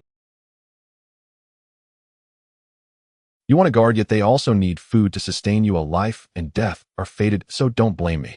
Don't blame Yang Zhiyuan for being ruthless in this era. He had seen several starving corpses fall to the ground which he had buried. Several of Yang Zhiyuan's younger siblings had relatives that Yang Zhiyuan had buried himself, except for Chu Xiaoya. She had been abandoned, her parents and family lost. When Yang Zhiyuan rescued her, several green-faced hungry people had been staring at her. That look in their eyes was something Yang Zhiyuan could not forget. When people are extremely hungry, they would sell anything for a bite of food, dignity, money, body, and so on. In the face of a full meal, everything else is but a fleeting cloud. Don't be a saint, nor be overly sentimental. Without the space, Yang Zhiyuan might have fallen on the road. He just didn't know if it was wild dogs, those green-faced people, or someone with a bit of conscience who helped bury them. Perhaps among the younger siblings, a few could successfully enter the city's rescue station. Cities were somewhat better. The capital was still struggling to provide supplies. The soul from later generations watched a TV series called The Children of the Nation, which everyone could check out. Tonight seems to be even colder, but fortunately with the blankets and plenty of padded jackets brought by Yang Zhiyuan, the little ones are all warm. In a water pit without any moisture, this is tonight's camping site. Thick dry grass is laid underneath, and a pointed hut made of corn stalks is set up above, blocking most of the cold wind. The food will be ready in a moment, including a roasted rabbit, a pot of porridge, some pickles, and plenty of steamed buns. Yang Zhiyuan ate 5 steamed buns at dinner, and Yang Zhiyuan was no less. Through a few days of feeding, the little ones' appetites have been growing. They can eat meat directly without much issue now. Yang Zhiyuan decided to take a half-day break tomorrow. Walking is no longer a problem for him. He just worries that the smaller ones won't be able to handle it. On the way, Yang Zhiyuan used a big knife from the Huang family to cut some thorns, preparing to weave a basket to see if he can catch some birds with millet. Sparrows and such can be eaten now, and the government encourages catching them. On the way, Yang Zhiyuan discovered some wild chickens, but unfortunately catching them in the plains is quite a challenge. He could only try tying a rope, propping up a stick, and hanging a basket to see if it might work. It seems that Sun Gear has written about this. To the readers who might not be aware, you can leave a 5-star rating and let others know. There was no conversation that night. Zhou Hong, unlike Yang Zhiyuan, had too much on her mind and tried several times to ask Yang Zhiyuan. Yang Zhiyuan joked, "Don't worry about how things come, just focus on being full." Yes, as long as they can have enough food. Anyway, the elder brother won't steal or rob. There are several miles of yellow earth plains around. Where could he steal from? After saying this, and thinking of the relatives who starved to death, Zhou Hong didn't ask any more questions. Among them Wu Wali Xixing, although he said nothing, his eyes were darting around quickly. Yang Zhiyuan keenly noticed him. This little guy is the smartest. However, he still didn't ask anything. The next morning, Yang Zhiyuan quickly finished washing up and tidying up a bit. He decided to take a stroll nearby. He planned to cook for them when he returned, otherwise once it gets bright, it would be inconvenient to wander around. He realized last night when he entered the space that his body had undergone a significant change.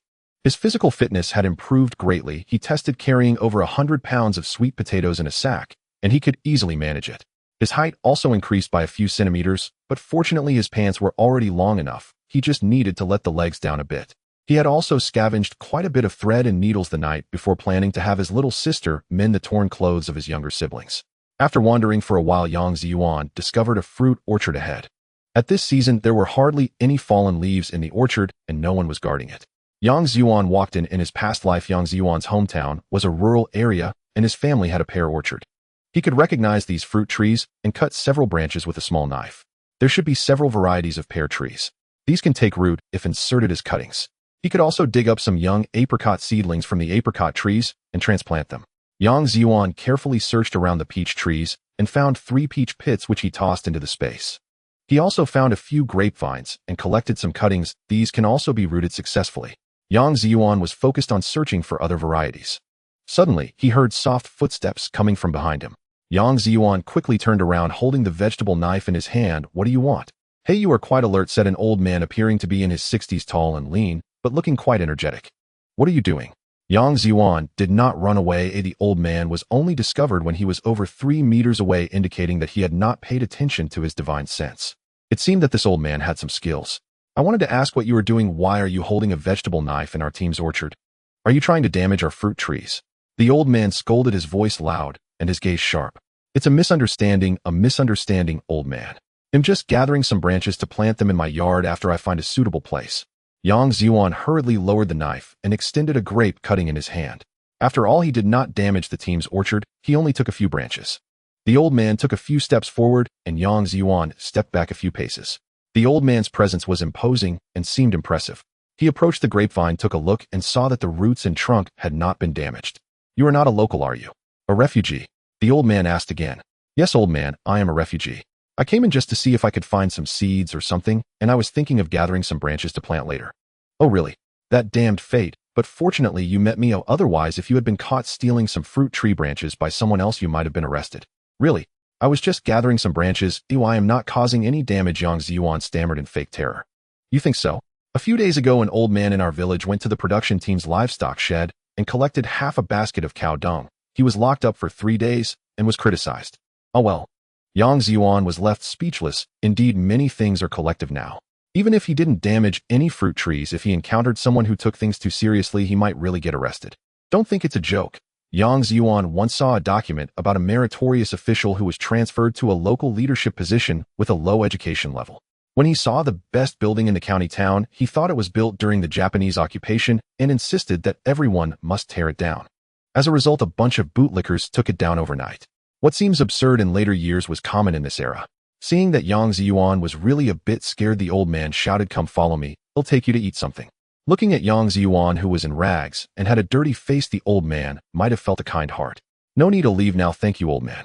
Yang Zhiyuan quickly refused. He didn't want to follow and get himself caught. One must be cautious against others. One should always be on guard. Stop whining and just follow me. It's right in front of the orchard. I'm not taking you to the team headquarters. What are you afraid of? The old man seemed to see through Yang Zhiyuan's worries. This old man is definitely clever. Thank you, old man. Thank you very much. Yang Zhiyuan followed closely behind him. The old man walked steadily, his back straight. He seemed to have practiced martial arts. It is not unusual to encounter a martial artist in this martial arts land. After a short distance, the two of them arrived at a half-sunken cellar. No wonder Yang Zhiyuan hadn't noticed it while lying on the ground before entering the orchard. Now the cellar only had a gabled roof above ground. There was a ditch in the middle, and the entrance was through the ditch. It was tidied up quite neatly. However, the room was rather dark. The old man lit an oil lamp, and Yang Zhiyuan could finally see the layout inside. Having just transitioned from a brightly lit place into a darkened room, it was only natural that Yang Zhiyuan found his vision somewhat obscured. The old man lit the oil lamp in the room, and only then did Yang Zhiyuan realize that the small cabin was not spacious. There was merely a bed and a small table beside it. 2 stools were present, and in one corner stood a stove with a good amount of firewood, while another corner housed 2 cabinets filled with several bags. There were also several rabbit hides and wild chicken feathers.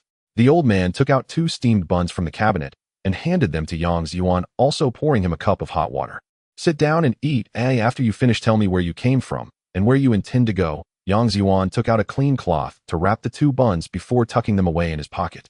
I'll eat them on my way back, thank you, sir. It seems you still have someone to care about, huh? This line reminded Yang Zhiyuan of a scene he had seen where Teacher Chen acted as an old farmer who, upon entering the city to sell goldfish, encountered an official who offered him steamed buns. Teacher Chen had only taken 1 bite, swallowed his saliva, and wrapped up the remaining bun. That official had also said the same thing, and upon seeing that scene, Yang Zhiyuan had shed tears. However, he was not hungry now. He was thinking of taking the buns back for his younger siblings. After yesterday's ordeal, his appearance showed little change, his face still thin, but in reality his physical condition had improved significantly. Not really, I'm not that hungry, Yang Zhiyuan explained. This old man seemed stern, but was actually quite kind. Then eat. When you leave later, I'll let you take 2 more with you. Yang Zhiyuan mainly did not want to waste the 2 buns, which could now fetch a decent price. I really don't need them, thank you, sir. How about I give you some money and food stamps instead? As he spoke, Yang Zhiyuan pulled out half a pound of food stamps and $1, preparing to hand them to the old man. The old man reached out to swat his hand away, only to find it felt like hitting a stone. The old man suddenly stood up, adopting a fighting stance of the 8 extremes fist, and said, "Now tell me, who exactly are you?" Yang Zhiyuan was taken aback. "Sir, I'm just a refugee." "Nonsense. A refugee with such strength plus money and food stamps. You speak with a Shandong accent, but have Hebei food stamps. Are you trying to fool me, little thief? When I roamed the rivers and lakes, you weren't even born yet." The old man quickly blocked the doorway, leaving Yang Zhiyuan no way to escape. Given the old man's stance, Yang Zhiyuan realized he might not be able to overpower him. This old man clearly knew how to fight. "Sir, I truly am a refugee. My strength is just innate, otherwise I wouldn't have made it this far. The money and food stamps were bought with my own earnings. I can eat well due to my strength. Without some money, I would have starved long ago." "Impossible. A child in their teens would feel like hitting a stone. I've never encountered such a thing in my life. You say you're just inherently strong? You must be fooling me. Have you practiced martial arts?" "Sir, what, sir? I'm not your elder. What kind of martial arts have you learned? Are you here to seek revenge on me? Who is your master? You wouldn't dare eat my bun. Would you think I poisoned it? Ah, are you dumb now, eh?" This old man must not have encountered anyone in a long time. He was rather chatty, thinking a lot, and adding drama to himself. Finally, Yang Zhiyuan pulled out the 2 buns, took a bite from one, finding the dough a bit coarse, forcing himself to swallow, then washed it down with a sip of water before putting the bun back. "Sir, I'm truly just passing through. You see, I've drunk the water and eaten the bun." Yang Zhiyuan spread his hands to show him. There were no calluses on his hands from practicing martial arts or wielding weapons. Just a bit dirty. The old man lowered his guard and stood upright. "Stranger only in your teens, yet possess such strength. Could it be a rare talent?" Yes, sir, I was born with great strength." Yang Zhiyuan nodded eagerly. The old man took a few steps forward, patting Yang Zhiyuan's shoulder and various parts of his legs. Yang Zhiyuan endured, not moving. If it came to a fight, he could easily pull the old man into his space. For the sake of the buns, he endured, until he could no longer bear it, huffing. "Let's go. Take me to see your other relatives." "Oh, I have none, just myself." "Little brat, don't hide it from me. You're reluctant to eat the bun I gave you, and you have no luggage, just a kitchen knife. Have you been living off licking that knife all this time? Or are you planning to use it to rob the rich and help the poor?" Hearing this last sentence, Yang Zhiyuan's heart trembled. This old man was quite astute. However, Yang Zhiyuan certainly would not show any signs of abnormality. "In this place, especially during winter, hardly anyone comes. It's just me guarding here. Don't worry, I'll take you to warm up with your relatives." Seeing Yang Zhiyuan silence, the old man might have thought he felt embarrassed. Yang Zhiyuan wanted to say that the place was too small, and he was afraid it wouldn't fit. "Well, sir, I do have relatives, but it's better not to trouble you. I'll take my leave now. Thank you. The road in the rivers and lakes is long, and we may not meet again." After saying this, Yang Zhiyuan swiftly moved to leave, bowing before exiting. Then he dashed away, only to look back and see the old man following him from a distance. He ran, and the old man chased. Yang Zhiyuan found he could not shake him off. This old man had some skills. At such an age, his legs were surprisingly nimble. Fortunately, Yang Zhiyuan stopped running and stood still. "Old man, what do you really want? Should I return the buns to you?" Seeing the old man silent, Yang Zhiyuan placed the small bag containing the buns on the ground, stuffing in a pound of food stamps and $5. This was to thank him for the water and bun he had received. Yang Zhiyuan continued to escape, but after a while he looked back, and lo and behold, the old man was still hanging about 10 meters behind him. In his hand was the small bag that Yang Zhiyuan had just put down. Realizing he could not run any longer, as it would lead him to where his younger siblings were hiding. "Old man, what do you want?" Now the situation had reversed. The old man remained silent, and Yang Zhiyuan became the one chattering away. The old man examined his surroundings without saying anything and continued walking forward. Yang Zhiyuan found he could not block his path, so he decided to observe how things unfolded. If it came to it, he hoped the old man wouldn't blame him. Now the old man was in front, and Yang Zhiyuan was behind. It wasn't far at all. Soon the old man walked past a dirt mound and discovered a former water hole where several children were playing. Inside a makeshift shelter made of cornstalks, there were a few more. The children below had noticed the old man and were staring at him in silence. Yang Zhiyuan arrived as well, and the old man pointed below. "Are they all your relatives?" "Yes, they are my younger siblings." The old man squinted his eyes, observing the children below. Although they were still thin, they all appeared to be in good spirits. "Not bad, take them to my place." After saying this, the old man turned to leave. Just as Yang Zhiyuan was about to ignore him, the old man called out from a distance, "If you don't come, I'll report you to the militia for destroying collective property." Well, it's a blessing, not a curse. It's a curse that cannot be avoided.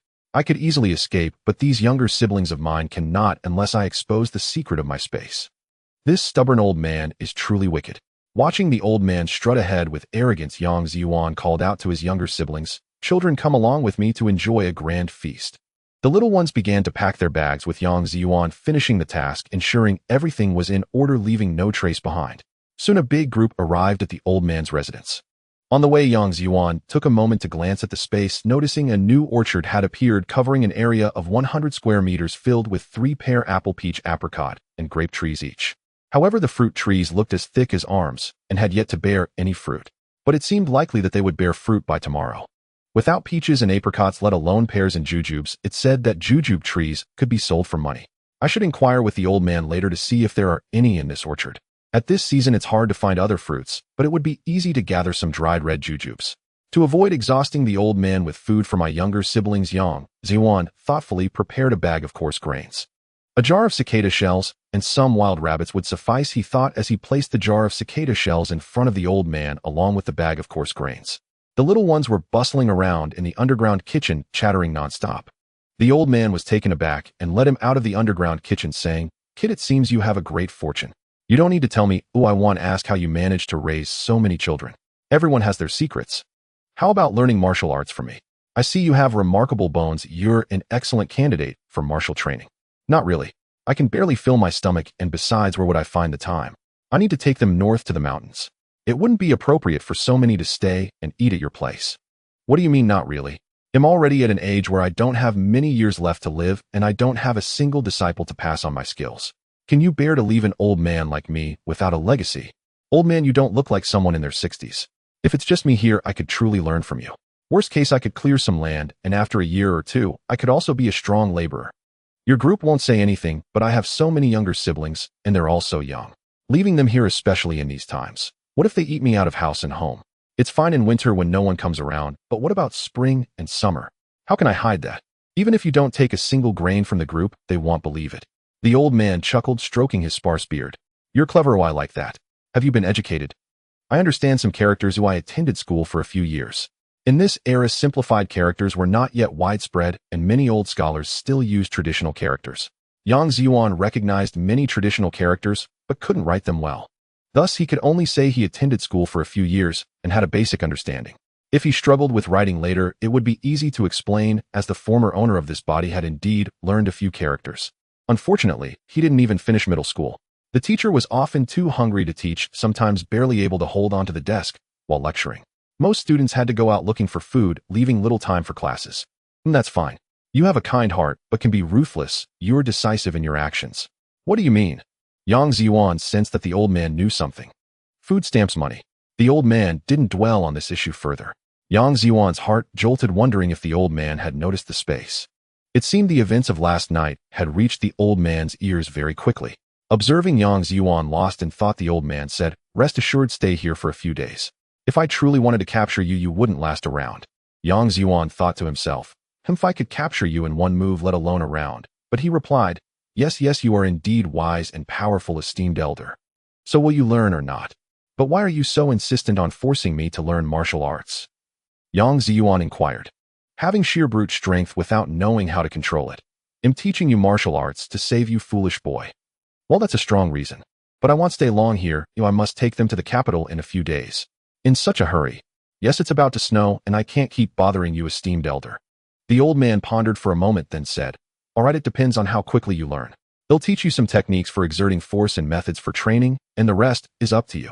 "Thank you, master." Yang Zhiyuan bowed his head to the ground. Thankfully, it was muddy ground, not brick or cement. "Don't rush to pay your respects just yet. Since you can't stay, I can only teach you some basic things," the old man arrogantly stated. However, over the next few days, the old man was astonished. At first, the old man had examined Yang Zhiyuan's bones and thought he was a person with excellent physical qualities. But once he started talking, he demonstrated a deep understanding, which surprised the old man, who had no idea that Yang Zhiyuan had watched countless martial arts videos. He had also seen many films and dramas. While some were exaggerated, many concepts had their basis in reality. With a mind filled with countless pieces of information from the future, and excellent physical attributes, this wasn't just talent, it was genius. A unique genius. The old man initially thought to hold back a bit, but by the third day Yang Zhiyuan had mastered everything.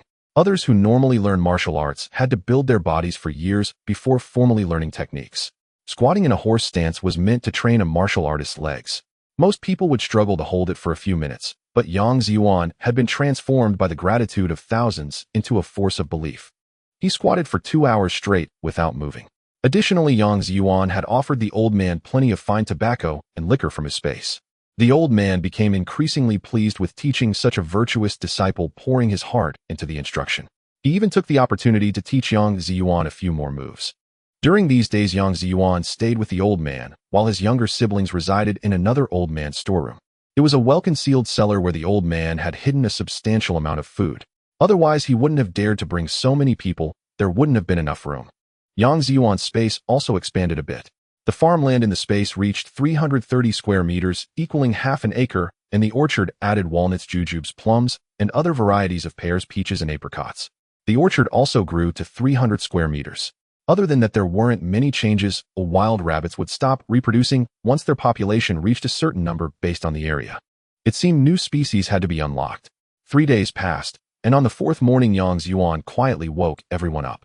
They left without breakfast before dawn.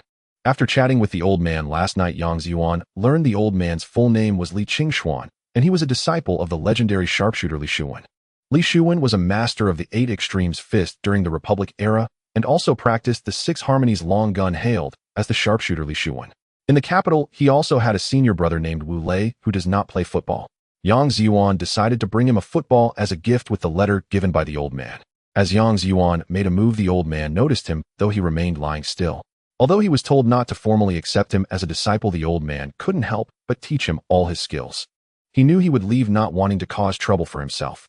He also mentioned wanting to take him along, but the old man felt a deep attachment to his homeland. As he grew older, he preferred to return to his roots.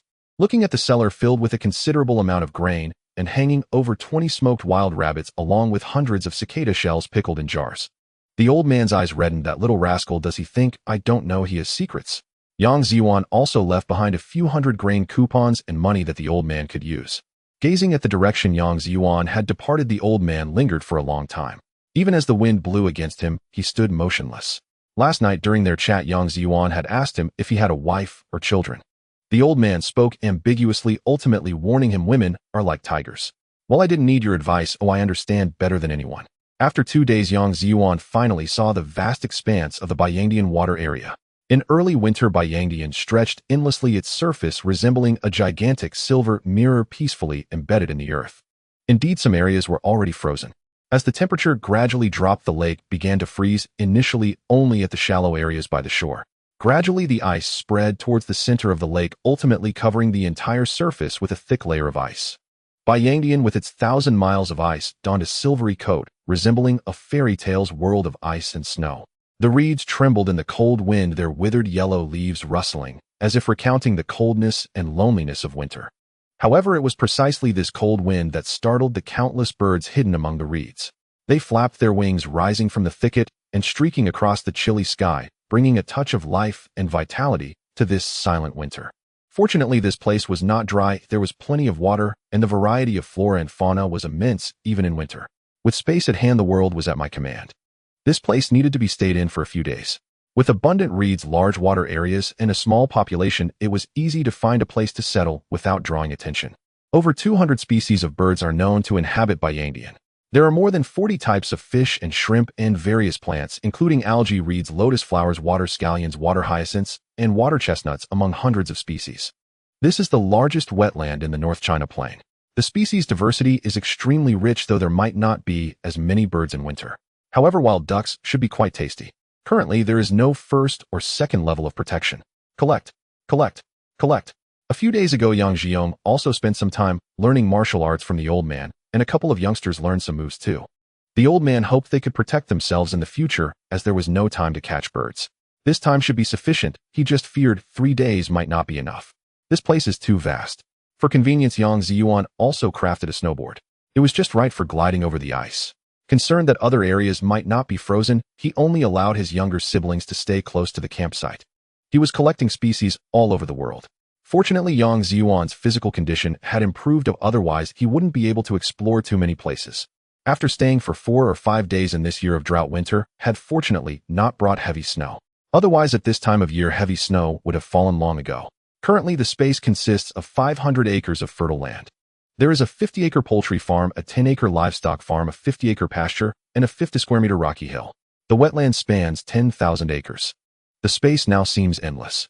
Even if no new resources were added, there was no need to worry. Just considering potatoes, the daily yield is 5 million pounds. This amount can sustain 10,000 people for a year. Of course, one person can't survive on potatoes alone. Just in one day, corn production can reach 600,000 pounds. With such yields, Yang Zhiyuan exclaimed, "Who else is there?"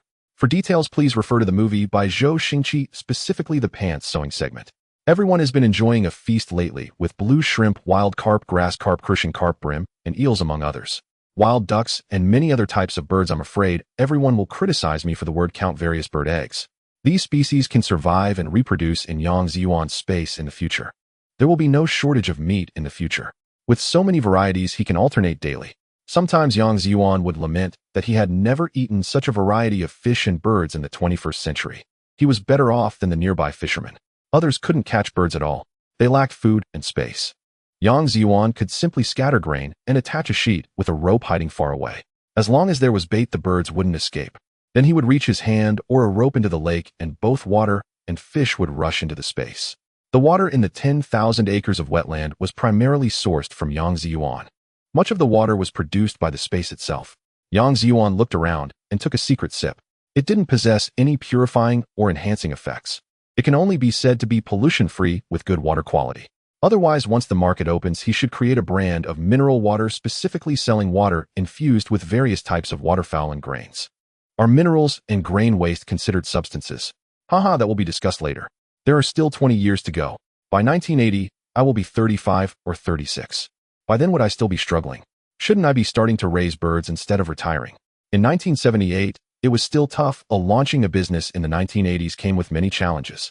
It would be best after 1992, but by then I would be nearing 50. Shouldn't I be raising grandchildren? What business could I start? It wouldn't work out. With space in hand, I could just do more zero-cost purchases. I could visit my Grand Eagle Museum, the Wu Dalong Pancake National Flag Museum, and many other places. It is said that Wu Dalong was not poisoned. Wu Dalong followed the Yellow River to the sea and then was saved by the little pirates due to his towering height. Wu Da's troubles began needing to serve as a stud horse for the breeding program of the little bastards. Alas, poor worries also concerning the children's surnames. As a result, fields, edges, wells, and mountains became markers. Ultimately, Wu Da's descendants multiplied too much, overthrowing other regimes and making him a king. To commemorate his days selling pancakes, Wu Da printed a pancake on a piece of white cloth. A day can feel like 3 autumns. Centuries of change still do not deviate from the theme. That red pancake is still printed there. Everyone is welcome to view the wonderful content in the 5-star review section. After resting for half a day, Yang Zhiyuan decided to set out the next day. He couldn't stay by the water in summer for long due to the heavy humidity, and winter wasn't too pleasant either. He would take his younger siblings to spend the winter near Beijing. During the past few evenings when he had nothing to do, Yang Zhiyuan also taught his younger siblings to recognize characters. They recognized some of the larger ones. The others, the smaller characters, had never been to school. They couldn't even write their names. This wouldn't do. In the future, learning a character would earn a piece of candy. Yang Zhiyuan had found various tickets at De Huang's place. Among them were a few pounds of sugar tickets. Does everyone still remember De Huang's wife? She had left long ago. No, she was thrown away by Yang Zhiyuan. Several individuals were turned into fools by Yang Zhiyuan in the space. They could only laugh, foolishly eat, and relieve themselves in their pants. Along the way, they tossed things here and there. Whether they can survive is beyond Yang Zhiyuan's control. They already looked starving, and in this era, they might not even recognize each other.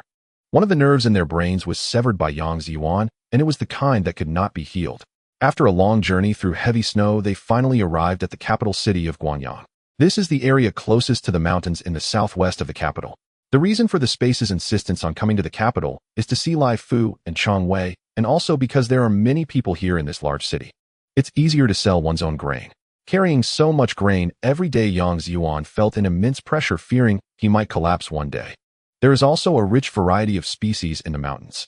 It is said that there are wild boars, gazelles, and leopard cats. He read hunting novels from the northeast every day. I really want to eat pork. I wonder if there are black bears, golden chinchillas, wolves, or roe deer that can bloom from their behinds. There are also sika deer. It is said that deer antler is very nourishing. Has anyone tried it?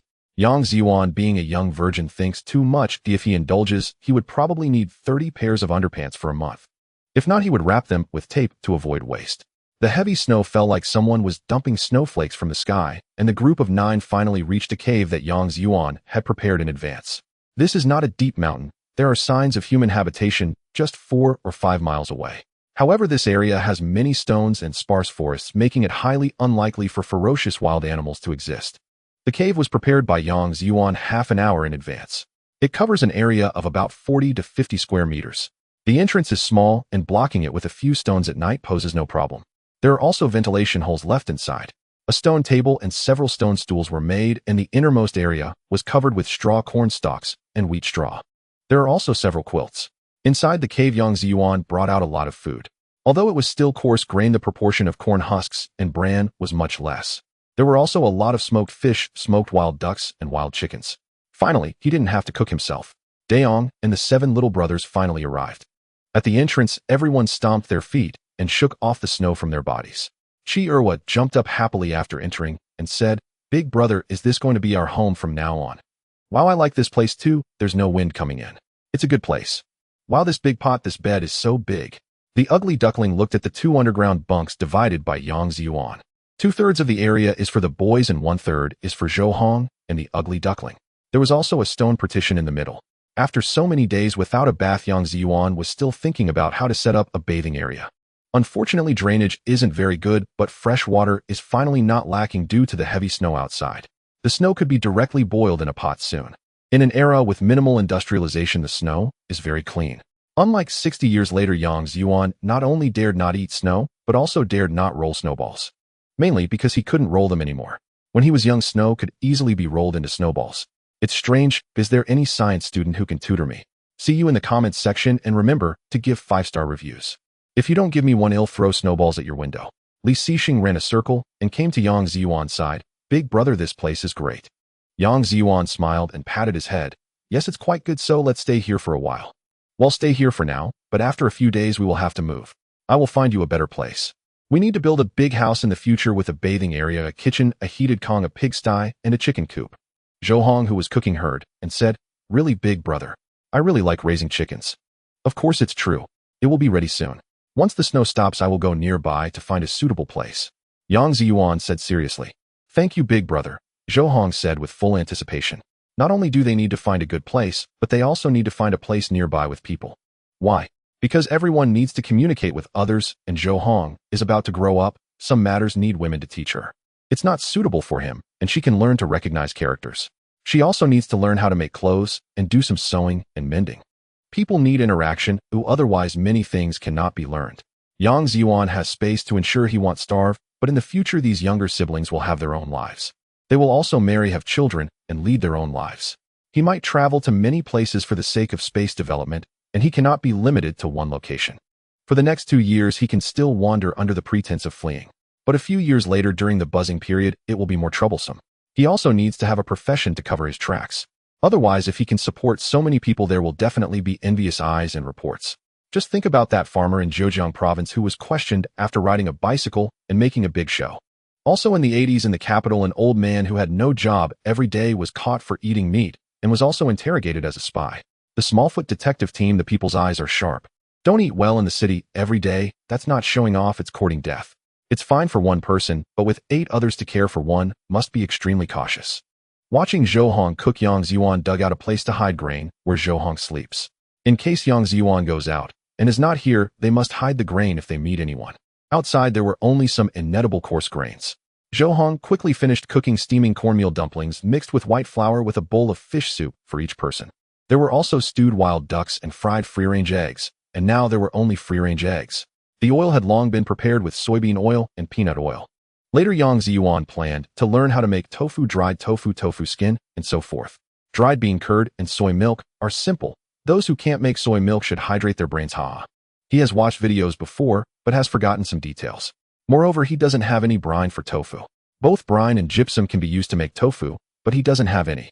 There is learning everywhere in life. He needs to learn. Outside, the icy wind howled and heavy snow fell. The cave blocked at the entrance was very warm. The 8 siblings sat together happily eating. Don't ask why there are 8 because Yang Zhiyuan and Yang Zhiyuan are of the same surname. Finally, they were not eating in the wild. They were finally sitting together at a table to eat. Even at Li Qingchuan's house at Yang Zhiyuan's master's home, they did not have such a large table or space to sit together and eat. The old man had a ground cellar and 2 cellars. One cellar was large and the other small, both very concealed, and it was impossible to see inside without lighting. Although this is a cave with a table full of delicious food, an oil lamp illuminated each person's face. The flickering flame of the small oil lamp illuminated everyone. Yang Zhiyuan seemed to see the hopes for the future reflected in each of their eyes. He took out a bottle of wine and had a small sip, unsure whether it was the quality of the wine or his own good health that made it taste good. Like a proud father, he looked at the 8 children with satisfaction. At the dining table, the children were fighting for food, while he simply took a sip of wine and picked up a turtle. It feels refreshing, truly refreshing. I wonder if this scene can help promote the breeding of turtles in our Shandong. If it can, please pay me an advertising fee, thank you. Yang Zhiyuan wanted to ask Yang Zhiyuan for a drink, but was met with a chopstick smack on the back of his hand from Yang Zhiyuan. You can't drink this, your wait until after 18. Yang Zhiyuan looked aggrieved, saying, but big brother, you aren't 18 yet either. Well, there's nothing I can do about that. You all promised me to listen to me from now on, didn't you? Yang Zhiyuan raised his wine glass and asked. The other 7 children responded in unison, yes. See, Dayong, even the 7 of them listened to me. Do you listen too? Yang Zhiyuan teased him. Poor Yang Zhiyuan quietly replied in front of the imposing mountain, of course, I listen to big brother. As long as you listen here, have a sip. Yang Zhiyuan handed him the wine glass. Ugh, it's so spicy, ugh. Yang Zhiyuan had never drunk wine before, so it naturally felt spicy for the first time. Not good, right? That's right, hurry and eat your vegetables. Yang Zhiyuan patted his back. With a mouthful of meat, Yang Zhiyuan said, oh, I won't drink wine anymore, big brother, it's really not good at all. All right, remember what you said about your promise, Lilai. What, big brother, what promise, Lilai? It's nothing. Just remember what you said. Zhou Hong will supervise you. Yes, big brother, I will supervise, second brother. Zhou Hong nodded. How many men in the future will vomit and regret their promises? The next day I will never drink again, and if I do, I will be a dog. In the end, it was true. The next day he became a dog. A single dog, swearing like a dog, speaking insincerely like a dog. What other breeds are welcome for comments? After dinner, Yang Zhiyuan asked the other kids to help clean up. They must not be raised to be idle. Each one must contribute some labor in the future. In fact, these little ones helped gather firewood, carry things, and find food along the way, and they did quite well. However, Yang Zhiyuan still hoped they would become even better, otherwise it would be difficult to change in the future. He also taught them to be cautious with their words and actions, telling them that if anyone asked what they ate, they should say wild vegetables, sweet potato chips, or steamed buns. No one should mention eating meat or fish. Otherwise, he would no longer care for them. He wasn't trying to scare them, it was genuinely tough in this era. For a bite to eat, some people might take risks or do unexpected things. Because Yang Zhiyuan couldn't always be by their side. He also needed to go out and hunt in the mountains. He couldn't be with them 24 hours a day. So he had to speak the harsh truth in advance.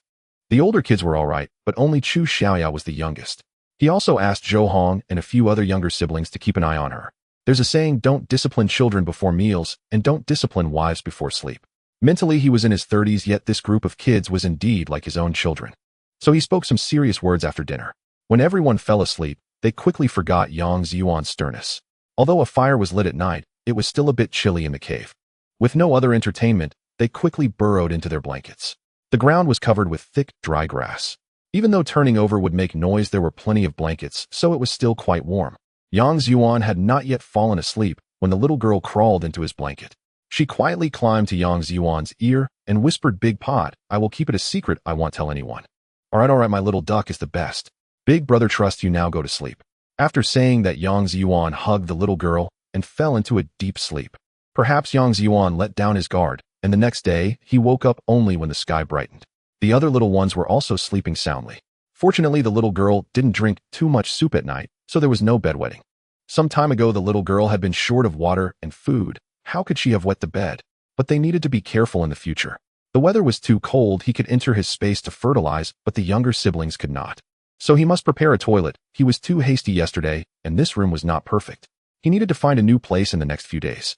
One was to build a larger one, and the other was to make it more concealed.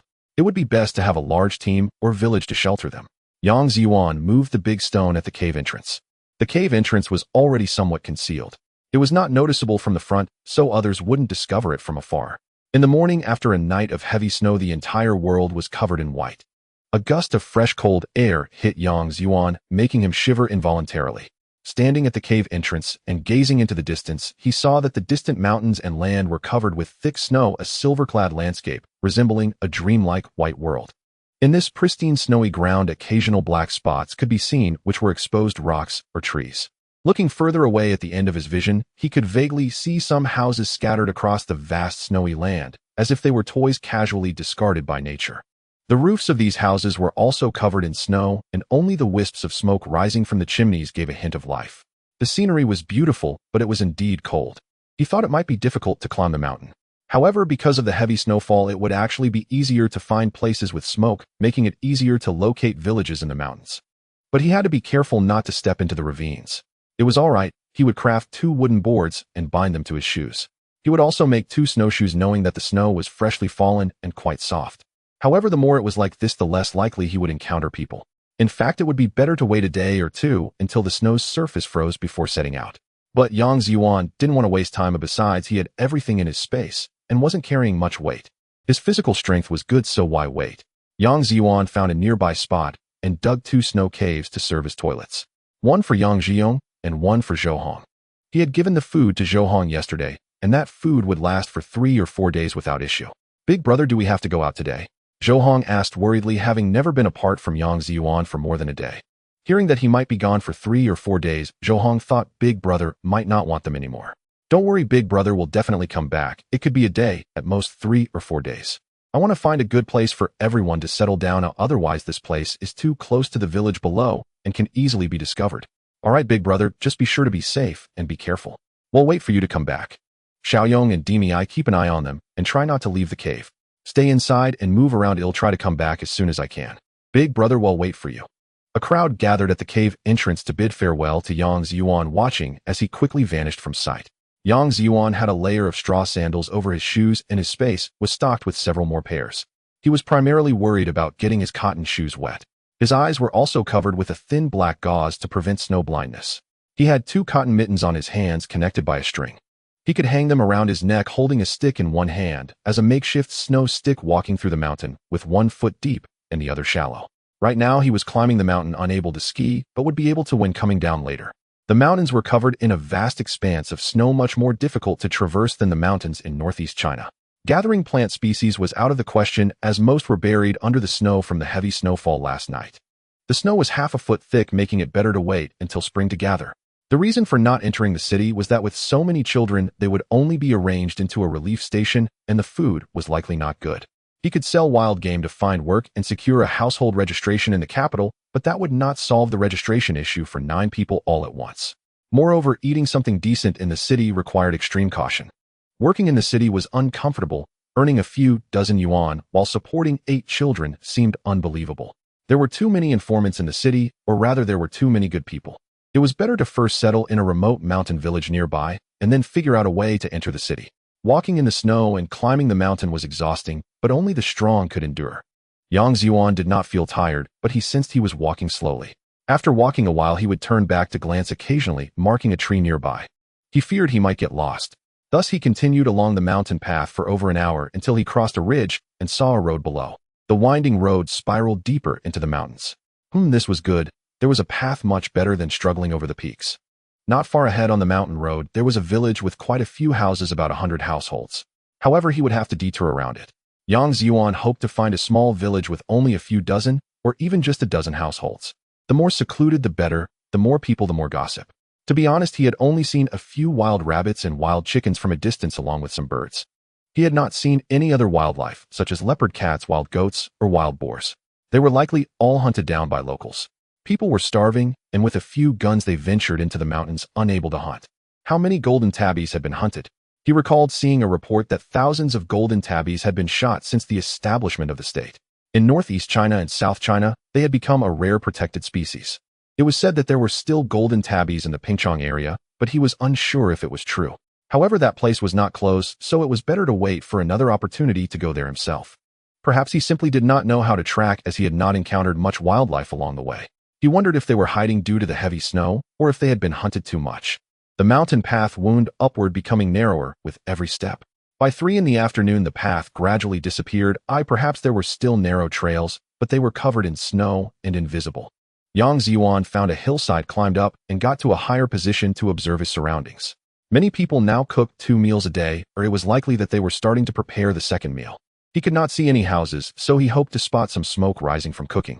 After observing for a while, he found nothing, so he continued deeper into the mountains, unafraid of the cold, following the ridge. This way at least he could see far in all directions. After walking for over half an hour, he indeed discovered a small village nestled in a valley halfway up a mountain. There were only a scattered 20 or 30 households. Hidden deep within the mountains, he likely would not have found it, if not for the thin smoke curling upward. This small valley was not large. In the middle was a small plain formed by mountain floods, about 100 acres. Calling it a plain was a compliment. The land was uneven with patches here and there. The houses were built halfway up the mountain with 20 or 30 households not close to each other. The nearest one was at least 20 or 30 meters away, unlike Yang Zhiyuan's hometown in the North China Plain, where houses were clustered closely together. Building houses here had to be based on the terrain. One could not build however one wanted unless they could blast the stones flat. There should be quite a few hunters in the mountains. As Yang Zhiyuan approached the nearest house, he heard barking dogs. Hunters do not eat fragrant meat, so they treat their dogs well. The mountain ranges on both sides of this valley ran east and west. The houses were built on the northern hillside so that everyone's house could face south and bask in the sun. However, some houses were a bit crooked, which was normal for mountainous regions. Yang Zhiyuan came from the Eastern Tang dynasty. No, he mixed up his words. He approached from the eastern direction. Naturally, he arrived at the easternmost household in this small village. This family was located at the edge of the village and had a dog.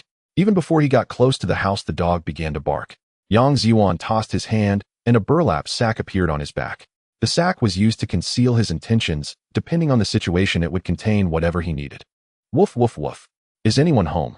Yang Zhiyuan shouted from outside the courtyard wall. Soon a sturdy man in his 30s lifted the curtain and stepped out, asking, "Who is it?" "I'm an escapee looking for directions," he replied. The man did not step out immediately. Instead, he took a few steps forward and called out from behind the courtyard wall, "An escapee. Why are you escaping deeper into the mountains?" "I heard my parents say that one can rely on the mountains for sustenance, and since there isn't enough to eat in the city, I thought it better to head into the mountains." "You are quite brave. Where are your parents? Didn't you encounter any wild beasts along the way?" I lost my parents. Now I am all alone." Upon hearing that Yang Zhiyuan was alone, noticing his youthful voice and mentioning his lost parents, the man walked to the entrance and opened the courtyard door. Yang Zhiyuan also approached the entrance, and the sturdy man carefully scrutinized him. "Come inside, or we can talk in the house." "Thank you, big brother, thank you." Yang Zhiyuan followed the man into the house. The foundation and the main structure of the house were basically made of stone. It looked quite sturdy. Upon entering, although the light was dim, there was a fire burning, making it reasonably warm. Inside there was a woman in her 30s with 2 small children who looked quite young, gathered around the fire to warm themselves. The 2 kids were around 8 or 9 years old. As soon as he entered, Yang Zhiyuan rummaged through his pocket and pulled out some candy he had bought in Jishu province, which he had yet to finish. He handed it to the 2 children and greeted the woman, "Hello, sister-in-law." The 2 children looked at the candy and then at the woman. "Go ahead and eat." "Thank you, uncle," the woman said to the children. "Thank you, uncle," the 2 kids said politely. "Sit down, lad, you can call me big brother." Yang Zhiyuan sat on a small chair, placing his burlap sack behind the door. "I am 15, turning 16 soon." "Haha, I am 28. Calling me uncle would be more appropriate." The man laughed heartily, appearing quite honest. He had thought the man was in his 30s, but he was only 28. Well, he certainly did not look young. The man was as sturdy as a pillar, born in 65. He was nearly 50 when performing. It was hard to portray someone in their 20s convincingly. However, his acting was quite good. "Then it's better to call you big brother. That way you seem younger." "Haha, all right, lad, you know how to flatter." "Sit down and have a cup of hot water." The woman brought a bowl of hot water. "Thank you, sister-in-law." Yang Zhiyuan stood up to receive it before sitting back down. He blew on it, took a couple of sips, and then placed the bowl on the table. The 28-year-old sturdy man looked at the young lad before him and had to admit he was polite and sweet-tongued, leaving a good first impression. The sturdy man lit a pipe and said, "Now tell me about your situation, lad." In fact, in the capital city, adult males are referred to as brothers, but if someone finds a juvenile pleasing to the eye or values them, they might jokingly call them brother as well. For instance, in his past life, when Yang Zhiyuan first arrived in Huhai, he was called Little Red Guy by others, and he thought they were insulting him, nearly getting into a fight. It wasn't regional bias, once he understood, he didn't mind anymore. "What is your name, brother?" Yang Zhiyuan countered. "Oh, no need for formality. I am Yang," the big man replied. "Then we are relatives. 500 years ago, we were one family. I am also named Yang Zhiyuan." "Haha, that's great. We are from the same clan." I am Yang Zhiyuan, and this is my sister-in-law. Her maiden name is He. Oh, brother Zhiyuan, sister-in-law Zhiyuan. Please have a seat, and let's talk. Yang Zhiyuan briefly shared his experiences, then thought to ask Yang Zhiyuan if he could consult the production team leader about settling here temporarily without occupying the village's existing land, living by hunting. Next year, depending on the situation, he planned to cultivate land and grow crops. Yang Zhiyuan took out a household registration book he had kept safe. Yang Zhiyuan clearly wasn't very literate, but recognized the identification. He decided to take it to the production team leader. At this moment, there was no village chief. The village had a production team leader, an accountant, a cashier, a custodian, and a labor recorder. This small village was likely a minor production team, and above it should be a larger team. Further up was the commune. Yang Zhiyuan took Yang Zhiyuan to find the team leader Yang Famine, who was his uncle. After greeting Yang Zhiyuan's wife, Yang Zhiyuan followed him out. The small village was indeed tiny, and along the way several dogs barked at them. It seemed there were quite a few dogs in this village. He glanced back to consider getting one. After walking for a few minutes, they reached a household. Yang Zhiyuan didn't knock, but simply pushed the door open and entered the yard. Old man, old man. The snow in the yard appeared to have been swept. A small path led from the front door to the house, and another led to the toilet. What are you shouting for? Come in, and say it, a voice from inside belonging to someone in their 50s or 60s called out. Yang Zhiyuan stomped his feet at the door before following inside. As soon as he entered, Yang Zhiyuan politely greeted, "Hello, Uncle Yang." In the main room sat a single person in a round chair. Yang Zhiyuan introduced Yang Zhiyuan to him. After glancing at Yang Zhiyuan's household registration book, the old man said, "Sit, let's talk. Young man, you're 15 and about to turn 16. Yes, uncle. You came from the west of Lu. Yes, from the west of Lu. My hometown is not far from where Wu Song fought the tiger. Oh, that's not close." The old man took a puff of his cigarette. Yang Zhiyuan then took out a pack of cigarettes he had bought in Jishur province for 3 maos and 5 fan, which was not cheap in the countryside. "Sorry, brother Zhiyuan, I don't smoke. I bought this on the way and forgot to offer you some. My apologies." "It's no problem." Yang Zhiyuan waved his hand. Seeing Yang Zhiyuan dressed in ragged clothes, the old man was surprised that someone fleeing from disaster could produce such good cigarettes. "I traded a wild rabbit for it, uncle." "Oh, I was wondering why a young man like you would buy such expensive cigarettes." "Yes, uncle, I don't smoke." "Oh, I just bought a box thinking I could offer you some when I met you." "Are you all alone?" "No, I have younger siblings." "Why didn't you go to the capital?" "It's hard to enter big cities without a letter of introduction, and it's also difficult to find work. Moreover, I have hunting skills and am strong. I thought I could go into the mountains so at least my siblings could eat some meat." "You don't have any adults with you, just your younger siblings?"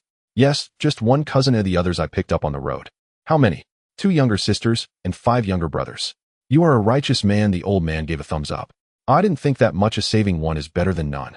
On the way I caught rabbits, field mice, flipped over bugs, fished for shrimp, and caught birds. Anyway, that's how I made it to the mountains." "All right, you are quite a character. However, let me be clear, the team has already distributed the grain. I can temporarily agree to let you settle, but I'll need to discuss it with a few people in the village." "All right, uncle. But the conditions you mentioned must be adhered to."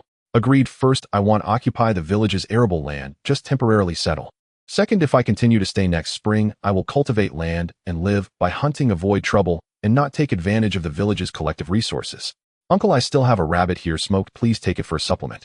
"That's not acceptable. How could I take meat from a righteous man?" "It's fine, uncle, I have plenty. I can catch more. It's just a matter of putting in some effort." Unable to refuse, Yang Zhiyuan still pressed the rabbit meat into Yang Daren's hands. The old man looked thin, so giving him a rabbit might elicit more favorable words. "You all wait here. I'll go discuss with a few people and come back shortly. Zhiyuan, pour this gentleman a glass of water." After saying that, Yang Daren went out. Once Yang Daren left, Yang Zhiyuan said to Yang Zhiyuan, "Brother Zhiyuan, I'll catch another rabbit later and bring you one. I only prepared one this time, I'm sorry." Though the honest Yang Zhiyuan envied that one rabbit, he also felt for Yang Zhiyuan. "It's nothing, it's just a rabbit. I often go out to catch rabbits too. It's no easy feat to bring several children this far. I admire you." Yang Zhiyuan also feigned a humble demeanor. "It wasn't that far. I met them along the way. Helping out where I can is what I do.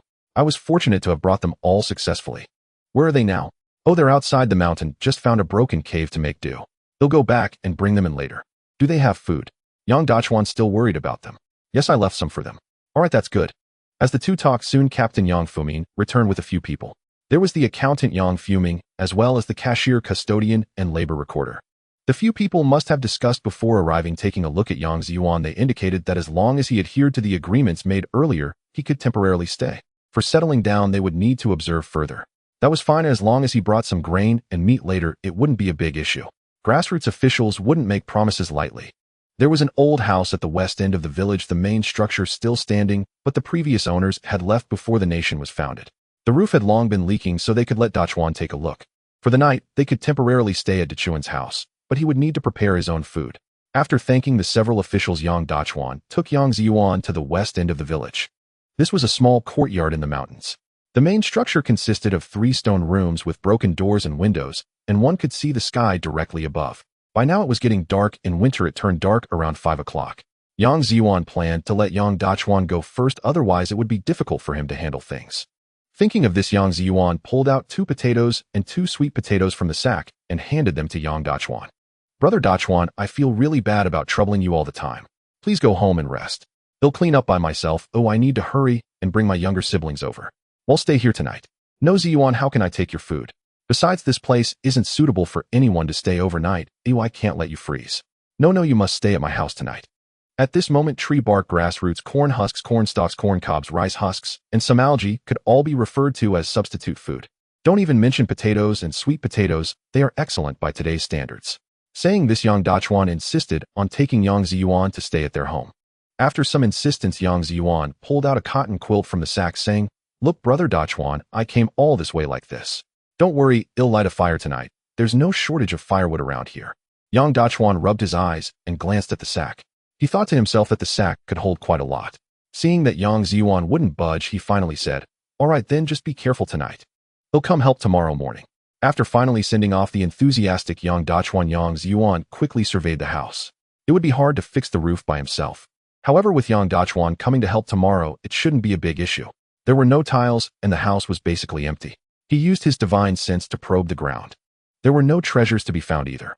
Occasionally he discovered a few coins, but they weren't worth digging for. He collected some dirt and broken tiles from inside the house into his space. This house had 3 main rooms. Upon entering the front door, there was a main room that served as both a living room and a dining room. The 2 bedrooms on either side had a Kong in the eastern bedroom, but it was already quite dilapidated. This was easy. He could use his space to process slate and stones. He had collected yellow clay along the way, and he didn't lack water. First, he would set up 2 kangs. In his past life, Yang Zhiyuan had seen the methods of constructing kangs in the new century. Overall, they were clean, saved firewood, and kept warm. Firewood could also be burned from outside the house. This way there would be no smoke inside. Besides, there was no need to place the stove in the main room, which he preferred. He didn't like cooking stoves connected to the Kong in the bedroom. It was better to have the kitchen in the side room or the wing room. After all, this wasn't a flat area. Although rural houses in the capital were influenced by courtyard designs, there were exceptions on the hills. He thought he could just dismantle the old Kong. He smashed a stone out of one side of the wall, and then used small stones to patch it neatly, creating a small hole for the fire to burn outside later. Using his space, he cut the stones into pieces that fit together more neatly, avoiding any awkward shapes that might raise suspicion. Without cement or a smoke pipe, he built a chimney from stones, leading it directly from the end of the Kong to outside the roof. After all, there was already a large hole in the roof. This made things easier. With the support of his space, he lit a torch and stuck it inside the house. Since it was still early, he quickly got to work. He planned to finish 1 Kong tonight, and tomorrow, or when he brought Yang Zhiyuan back, he would work on the 2nd Kong in the bedroom. He would teach him as well so he could learn how to build a Kong. Tomorrow the main focus would be on the roof, or he would bring back some reed mats with his younger siblings because the roof would need them and the Kong would need to be covered as well. In Yang Zhiyuan's memory, the roof was constructed by first setting up a few beams, nailing on purlins, then laying reed mats, followed by a layer of yellow earth, and finally covering it with tiles. Unlike in later years where there were floorboards and plastic sheeting, the roofs now were indeed more complicated. However, once built, they wouldn't let the heat through in summer, and with the Kong, the house wouldn't be cold in winter. I wonder if anyone else has noticed that some old rural houses are cooler in summer, while new houses aren't as cool. Yang Zhiyuan remembered his old house. His father said the roof was a foot thick with yellow earth and furnace slag. Just thinking about how thick that roof must be. The new style Kong was quickly finished. Since it wasn't made of cement and fire-resistant bricks, it couldn't be burned directly. The surface of the Kong consisted of slate and yellow earth, so he could only burn some firewood first to dry the yellow earth. The courtyard also had a western wing that was relatively intact. Yang Zhiyuan built a new style stove inside which saved firewood and allowed for cooking and boiling water simultaneously. It was the kind with 2 burners, making full use of the combustion rate of the firewood. On the ground, Yang Zhiyuan didn't need a broom. The ground where the branches had passed was clean. The snow in the courtyard was all collected by Yang Zhiyuan and dumped in a place outside that wouldn't obstruct the path. In the southeast, there was a toilet which Yang Zhiyuan remodeled into 2, one for men and one for women. Now many rural homes only have one toilet. If someone is inside, you have to cough first. If you hear someone say they are inside, you have to wait. He also used the wood collected along the way to create a connected roof over the toilet. This way it wasn't a full skylight, but a half skylight. He directly raised the courtyard wall with some stones. He didn't know how long this place could last. Later he could slowly renovate it. If it didn't work, he could build a new one himself. He poured some stones and yellow earth into the western wing to prepare for when Yang Zhiyuan came tomorrow, as he wouldn't be able to utilize his space directly. At least now the materials were ready, making it quicker to set up. He ate inside his space, and then lit a fire in the eastern room, leaving a trace. That night, he slept directly in his space. The space was already thriving with shimmering water and a large population of fish and birds. The fish grew quickly, and he hadn't managed them much. Yang Zhiyuan's most important task was to increase the growth of his fertile land. The livestock farm needed some large livestock such as pigs, cows, sheep, donkeys, and mules. Eggs were not lacking now, the grain in the chicken coop would automatically replenish, so there was no need to worry about that. Some wild ducks had evolved into domesticated ducks, which was good. He would later introduce some domesticated ducks to mix the genes. He still needed some big geese, as stewed goose is a famous dish. In Yangdian, there were no first-class protected species like the antsirini during winter. Alas, it's a bit of a pity. Many plants and animals can only be easily found in spring, summer, and autumn. Just like now in the mountains, various plants have shed their leaves, and Yang Zhiyuan couldn't tell many of the species apart. He would dig up more saplings later along with some shrubs. It was just that the snow was too thick. Once it melted, it would be much better. In these years, there shouldn't have been many snowy days near the capital. Otherwise, there wouldn't have been such a severe drought. This should count as a significant one. He should inform Captain Yang later to see if he could create a few reservoirs and push the nearby snow into them, which would leave some agricultural water. Otherwise, there would be more to endure next year. The wheat and corn in his space were all plump. If it didn't work, he would change some seeds for them. That should increase the yield. Otherwise, relying on the current seeds, would the yield in the mountainous areas even reach 100 pounds? In normal years, the wheat yield in the mountains is usually just over 100 pounds. Early the next morning, just as the sky began to brighten, Yang Zhiyuan emerged from the space. He had slept for 6 or 7 hours in the space, while outside only a fleeting moment had passed. Thus, he had more time to gather some books and leisurely browse through the space. The Dahuang family's paper marked with characters consisted of several account books and beautifully illustrated comic books. For instance, there were Strange Tales from a Chinese Studio published by Jinmin Fine Arts Press, Romance of the Three Kingdoms, and Dream of the Red Chamber published by Huai Fine Arts Press, as well as The Complete Tale of Yu Fei from Jingxing Chaohua Fine Arts Press, among others. Everyone was interested and eager to look it up, as the illustrations were quite captivating. Although these were merely children's comics, he found them thoroughly enjoyable. He planned to buy more for his younger siblings to read. With so much time at night, why waste it on sleep? In life, there was no need for prolonged slumber. In death, one would inevitably sleep long. Young people should stay up late. It's good for you. If you exhaust yourself like Lao Wu Haha, books should be free of charge, right? After all, he had money. He planned to buy more later, as he heard there were many types of comic books available now. It would serve as support for the publishing industry. Yang Zhiyuan was unsure if Yang Zhiyuan would come. As dawn broke, he started a fire and roasted several potatoes and sweet potatoes inside. If he came, he could eat. If not, he would simply pretend. The Dahuang family had brought plenty of tools such as iron shovels and axes. If Yang Zhiyuan didn't come in a while, he would go ask Captain Yang Famine and see if he could chop down some trees. Just as Yang Zhiyuan was tidying up, Yang Zhiyuan arrived shortly.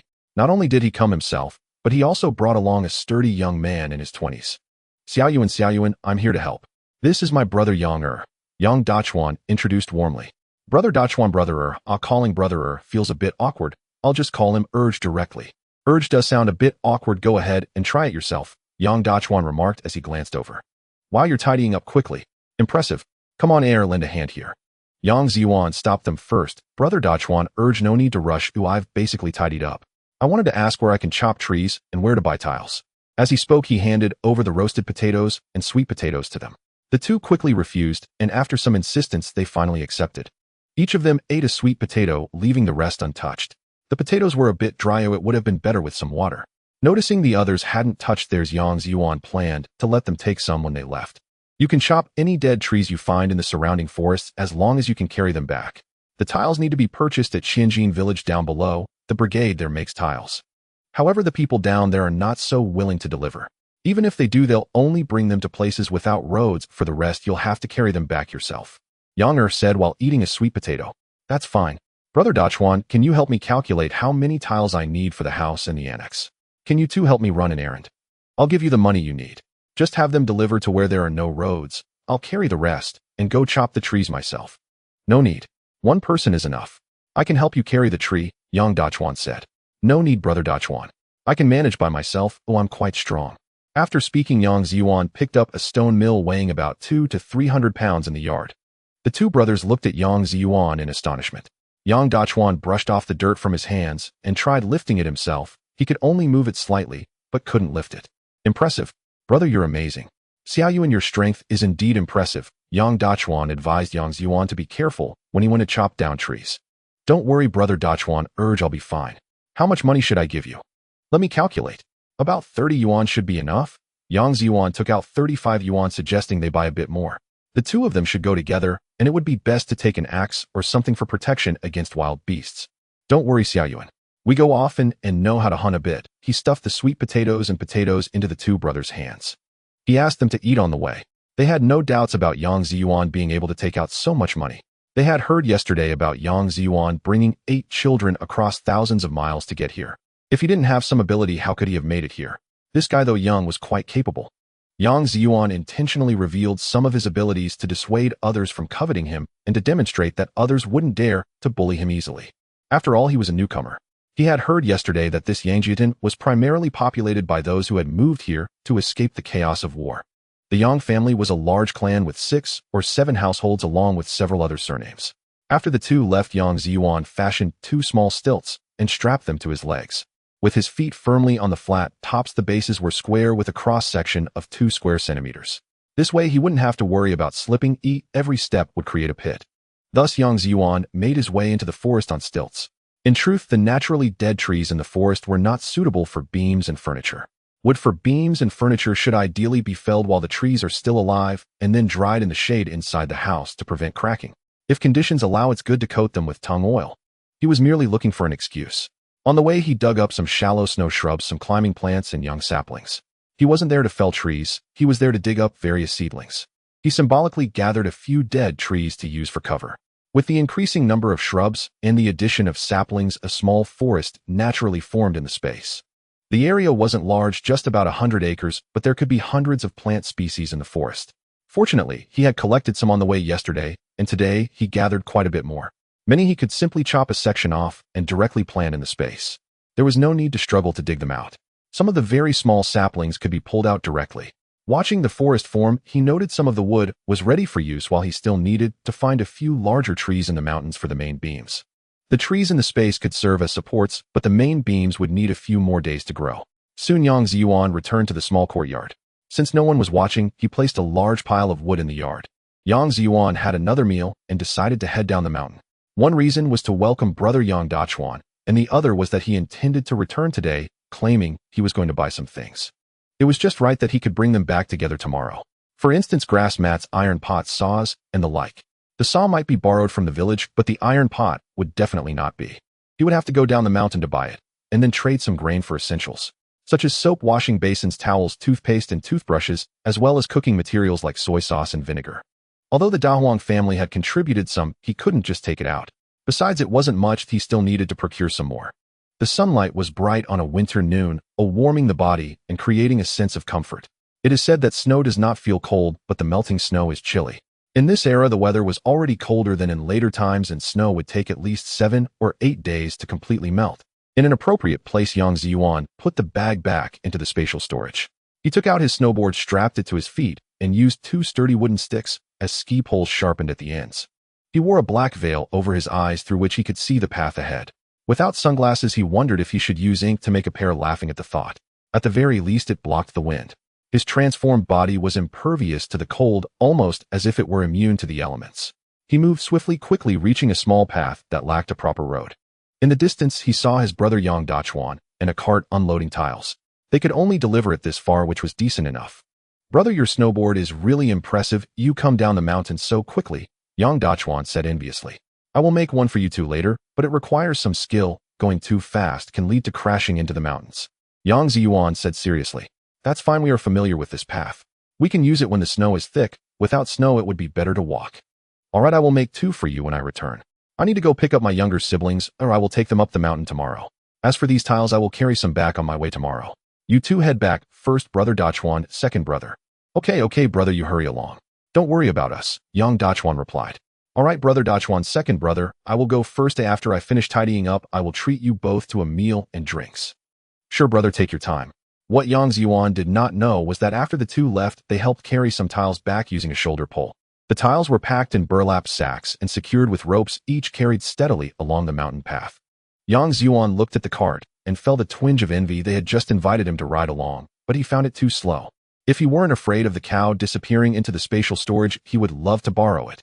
But it was just one cow, a female one at that, besides it wouldn't give birth to calves. Like an old hen that can lay eggs, but without a rooster it cannot hatch chicks. In the black market of Guanyang City, they probably wouldn't dare to operate during the day. It was only 2 o'clock in the afternoon when he returned to the cave where his younger siblings lived. The speed of skiing was indeed fast. He had taken nearly half a day to walk yesterday. Yang Zhiyuan still skied along the mountain road, and after exiting the mountain, he walked for another hour before reaching the cave entrance. Otherwise, he would have gone even faster. It was said that professional skiers could reach speeds of 140 to 203 kilometers per hour in an hour. That's faster than driving on the highway. An ordinary person could ski at dozens of kilometers per hour. Although Yang Zhiyuan's skills were lacking, his physical condition and reaction speed surpassed that of athletes. He observed the area around the cave entrance and noticed there were no footprints indicating that few people had come here. Yang Zhiyuan approached the cave entrance calling out, Dayong Dimi Erwa Hongjuan Shitu, Xiaoxing Gooden Ugly Duckling. Wow, it's Big Brother is back. Big brother, big pot. The small ones all rushed out to greet him. As he entered the cave, several children clung to Yang Zhiyuan's leg, especially Ugly Duckling, who was crying. Big pot, I thought you didn't want me anymore, she said, tears in her eyes as she looked at Yang Zhiyuan. He picked her up and held her close, saying, Haha, Ugly Duckling, my dear girl, how could Big Brother not want you? The little girl buried her head on Yang Zhiyuan's shoulder, crying for a while before being comforted. All right, little duck, asked Big Brother if he has eaten, if he is hungry. Zhou Hong took Ugly Duckling from him. I have eaten, Dimi, don't worry about me. The cave was quite clean, but these children hadn't bathed in a while. Fortunately, it was winter, otherwise they might have started to smell in summer. Yang Zhiyuan looked at his elder brother and asked, Big Brother, did you find a place? The other few looked at Yang Zhiyuan with hopeful eyes. Don't worry, I found one. The yard is quite large, though it's a shabby house. We will need to tidy it up and fix the roof. I have already set up a heated Congo. Later, I will teach you how to set one up too.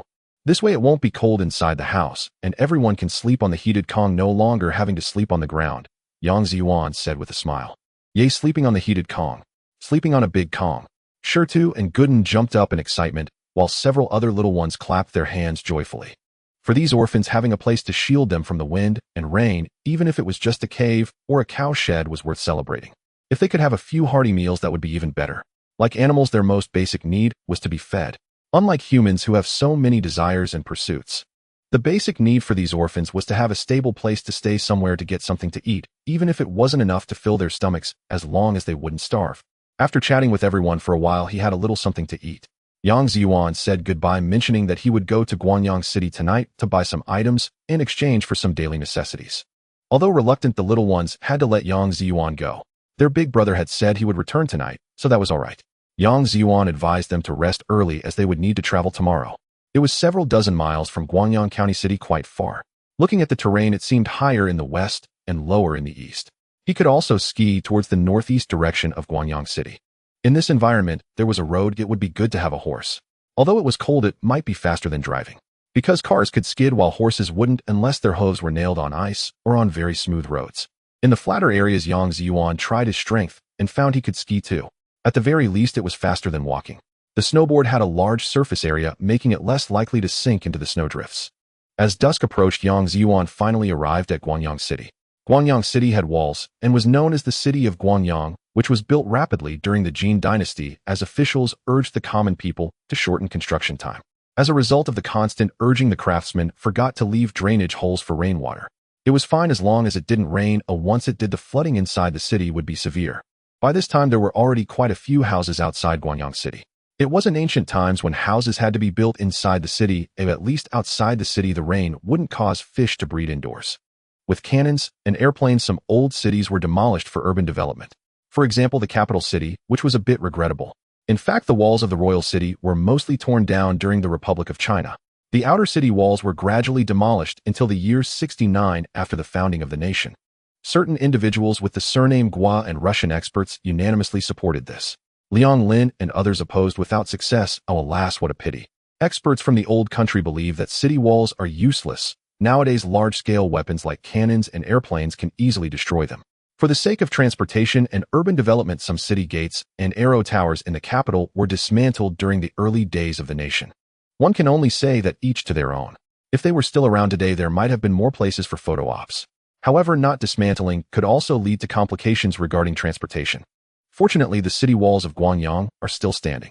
Yang Zhiyuan retracted his snowboard wearing a dog fur hat with his hands tucked into his sleeves, swaying his head as he walked into Guanyang City. Yang Zhiyuan planned to discreetly assess the surroundings. His patched cotton shoes were still wrapped with a circle of wheat straw. The sky was getting dark. There were few pedestrians in the city, and you wouldn't find any supply and marketing cooperatives or grain stations, as they had already closed for the day. The buildings within the city were in dull colors, and occasionally the light from some windows shone onto the streets. He found an old man and exchanged a sweet potato for information. He learned that the black market was located near the southeast corner of the city. That area had previously been a battlefield with many buildings destroyed, some ruins and narrow alleys had become the market's venue. It seems the leader of this black market has some backing, otherwise it wouldn't be allowed to operate within the city. Otherwise, enforcers could easily surround it and capture anyone trying to escape. Unless one could climb over the city wall, perhaps the wall on that side was in disrepair. This was a possibility. With nowhere else to turn at night, Yang Zhiyuan decided to head over early. The black market surely wouldn't open that early. However, it was better to go early and familiarize himself with the surroundings. After determining the direction, Yang Zhiyuan began to walk slowly toward that place. As expected, when he reached the entrance of an alley before he could enter, a few people came out from the side. What do you want? To buy something, Yang Zhiyuan answered, wrapping his scarf tightly around his face. Others couldn't see his face or discern his age. It's too early, I'll come back later, the first speaker said. All right, Yang Zhiyuan turned and left. The black market surely had more than one entrance. If this place had guards, others would as well. Yang Zhiyuan noticed someone following him. Perhaps they suspected he was a scout. After walking a short distance, he found a corner to crouch down. The person behind him did not leave, just kept watching him. Yang Zhiyuan ignored him, and both of them remained in silent anticipation. The difference was that the other person had cigarettes to smoke, while Yang Zhiyuan could not retreat into a space to play. He could only crouch in a visible spot, otherwise if he disappeared, the black market might not dare to operate that night. After a while, people began to trickle in, some carrying baskets, others with bags, and even pushing wheelbarrows from other directions. Yang Zhiyuan followed the flow of people inside. The person who had followed him earlier had already left. At the same place, each person entering was asked buying or selling. Selling costs a dime, buying is free. Yang Zhiyuan had already changed into a cotton jacket. He carried a basket containing some potatoes and sweet potatoes. Upon entering, he stated he was selling goods and paid a dime. The person checked his basket of sweet potatoes and potatoes before allowing him and indicating that there was some inspection. As he walked further inside, Yang Zhiyuan was in no hurry to set up a stall. The space was large, with several crumbling earthen walls providing some shelter from the cold wind. Most people inside did not use flashlights to inspect their goods. Some even brought kerosene lamps with very dim flames. In the pitch-black night, shadows loomed thickly, resembling a ghost market. Yang Zhiyuan had enough money, he just wanted to inquire about prices and exchange some items. This place was likely close to the capital with nearby coal mines, making the black market much larger than the one outside Wuyuan City. Various items were for sale, including furniture. It seemed that some were so desperate for food that they had to exchange furniture for grain. Yang Zhiyuan noticed a cabinet that he could use. The key was that there was no rush, he wanted to take a look around first. There was still a lot of furniture from the Dahuang family in his space. It was mainly pitiful for those trading furniture for grain, indicating they were in dire need. There were fewer sellers of grain than buyers. Yang Zhiyuan discovered that as soon as someone produced something edible, it was quickly snatched up. He also noticed someone selling coal. Well, there is a coal mine nearby, so selling coal makes sense. Nowadays, one needs coal tickets to purchase coal. If one does not have enough for heating at home, they can only come here to spend money, which is quite normal. Ahead, Yang Zhiyuan spotted something interesting. An old man was selling pigeons. This was a delicacy, he probably wanted to exchange them for grain. Pigeon meat is quite small with little flesh. It seemed the old man had run out of food to feed them, and there was also the issue of not having enough food for himself.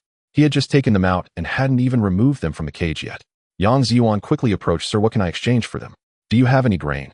"I have potatoes and sweet potatoes. I also have some red sweet potatoes." "I'll exchange for potatoes and sweet potatoes. Red sweet potatoes are too expensive," the old man whispered urgently. "How about the exchange? 1 pigeon for 4 pounds, how does that sound?"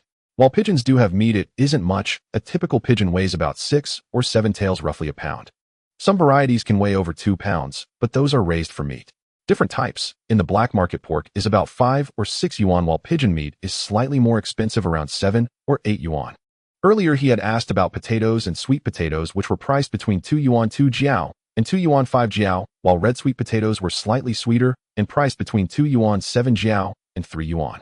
Exchanging 7 or 8 yuan for 4 pounds of potatoes and sweet potatoes was not a bad deal. Everyone was exchanging goods, and no one would fuss over a few jiao. If they were unhappy, they could bargain or simply not trade. If there was no shortage of grain, then such matters didn't matter much. All right, sounds good. How many pigeons do you have, sir?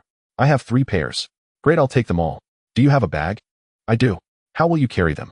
Do you need me to help tie their wings and legs? No need. Gets 24 for 15 jin of potatoes and 15 jin of sweet potatoes. Just deliver the cage to me. You're quite generous, good sir. The old man had brought a scale, and after weighing, he happily carried the bag away. As someone with space, Yang Zhiyuan really didn't want to haggle with others over every little detail. It was unnecessary. Although the pigeons varied in size, they were just what he needed, and he helped someone out. Being generous felt good. He found an unoccupied corner, placed a small pigeon into his space, and then stored 5 more. He also put away the simple cage woven from tree branches. This time, he would likely increase the number of poultry he raised. Yang Zhiyuan noticed someone selling small dogs, 3 or 4 in number. They looked nearly starved, and he quickly collected them. Finally, he encountered someone selling ducks and large geese, but there were no piglets or calves. He spotted a little lamb and took that one too. This county town should be relatively close to the countryside. There were still some poultry available. After entering the capital, these items might not be in abundance due to the long distance. In the dead of winter, not many would travel far to sell ducks and large geese unless they were in good health and able to walk there. Yang Zhiyuan turned around again, noticing vendors selling orchids. In this era, it's impressive that they can nurture orchids in winter. No problem, I'll take some. There were also a few selling books, but Yang Zhiyuan didn't care what kind of books they were. As long as they had words, it was fine, and he could read them when he had nothing to do. There was an elderly woman with a child looking at dozens of books. Generally speaking, intellectuals would never part with their books. But this elderly woman seemed to have been forced into a corner. The child, around 12 or 13, squatted there silently. Yang Zhiyuan asked them how many potatoes and sweet potatoes they could carry. It's likely that some of these books were carried by the child. The elderly woman appeared to be around 60 or 70, but perhaps she was younger. After all, people nowadays looked older. In the end, Yang Zhiyuan gave the 2 of them 80 pounds of sweet potatoes and potatoes. To his surprise, the elderly woman walked away briskly with 50 or 60 pounds on her back. The child also carried over 20 pounds. They slowly disappeared into the crowd. Yang Zhiyuan kept his divine sense open. It was so dark that no one noticed him. In the entire black market, only 2 vendors selling pork had just arrived, and Yang Zhiyuan hadn't managed to grab any yet. Fatty pork was 8 yuan a pound, and pure lean meat was 6 yuan. He had to fight for it, and even bones and offal were quickly snatched up. Yang Zhiyuan knew that those vendors were connected to the black market. At this time, it was nearly impossible to acquire pork. He still hadn't bought many of the daily necessities he needed. He couldn't wait until tomorrow. It seemed he needed to find someone capable. Expanding his divine sense, Yang Zhiyuan quickly spotted a person standing in a corner clutching a lot of tickets. It was a small, shaped alley with roads on both sides. It was convenient for running and observing people, and the location was good. There were 2 other individuals beside him, seemingly protecting him or perhaps acting as attendants. One of them was holding a firearm, while the other had a fork. Yang Zhiyuan wasn't afraid. He was just there to buy things. Come over, buddy, buy some tickets. What tickets do you want, brother? 5 pounds of flour tickets, 5 pounds of Beijing grain tickets, 5 pounds of rice tickets, and some alcohol and cigarette tickets. At this time, grain tickets were for coarse grains, flour tickets could be used for flour, and rice tickets could be used for rice, which was finer grain and naturally more expensive. Do you know the prices? You tell me, he replied. Fine grain tickets are 5 yuan per pound, coarse grain tickets are 3 yuan 50. Then you still needed money to buy grain with the grain tickets at the grain station. Moreover, many tickets were valid only for the current month, and grain tickets with oil were even more expensive. They were primarily used by people on business trips. These grain tickets would cost 67.5 yuan. What cigarettes do you want, and what about the alcohol tickets? The man asked again. Yang Zhiyuan first took out 80 yuan, pretended to count it, and handed him 70. Seeing that Yang Zhiyuan was quite straightforward, the man quickly counted the money. He gave back 2 yuan 50 and handed the tickets to Yang Zhiyuan. What kind of cigarettes do you need, brother? Do you want first-class cigarette tickets or second class? Just a pack of desolate would be fine. If you have desolate, I would like a whole pack. I also need some daily necessities. Do you have any connections, big brother? Oh, for desolate, you'll need second-class cigarette tickets. They're 25 cents each and 2 yuan 50 for a pack. Alright, I haven't even tucked that 2 yuan 50 into my pocket yet. Yang Zhiyuan handed over that 2 yuan 50. He would first earn the money he could make himself. He would only introduce business for things he couldn't earn from. A single desolate cigarette ticket cost 25 cents plus buying cigarettes at 35 cents, making a total of 60 cents. Damn it, many temporary workers only earned 18 yuan a month. They could only buy 30 packs of cigarettes.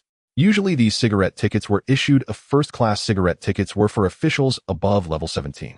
Second class was for those above level 21, who were receiving 1 or 2 packs per month. For instance, Daju earned 37 yuan 50 a month. If he spent 60 cents on cigarettes, he could buy around 60 packs. Did he not eat or buy other things? So desolate is actually good tobacco now. Alcohol tickets were also classified into first class and second class. With poor grain harvests, alcohol naturally became more expensive since brewing requires grain. First-class alcohol tickets are 5 yuan each and second-class tickets are 3 yuan each.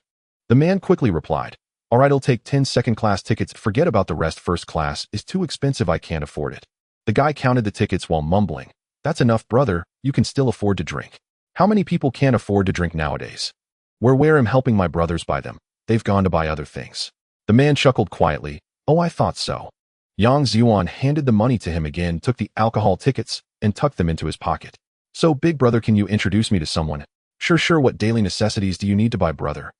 "Cloth, cotton shoes, towels, iron pots, toothpaste, toothbrushes, and cooking oil, salt, soy sauce, vinegar, tea, and so on. Oh, I need them all," Yang Zhiyuan said in a lowered voice.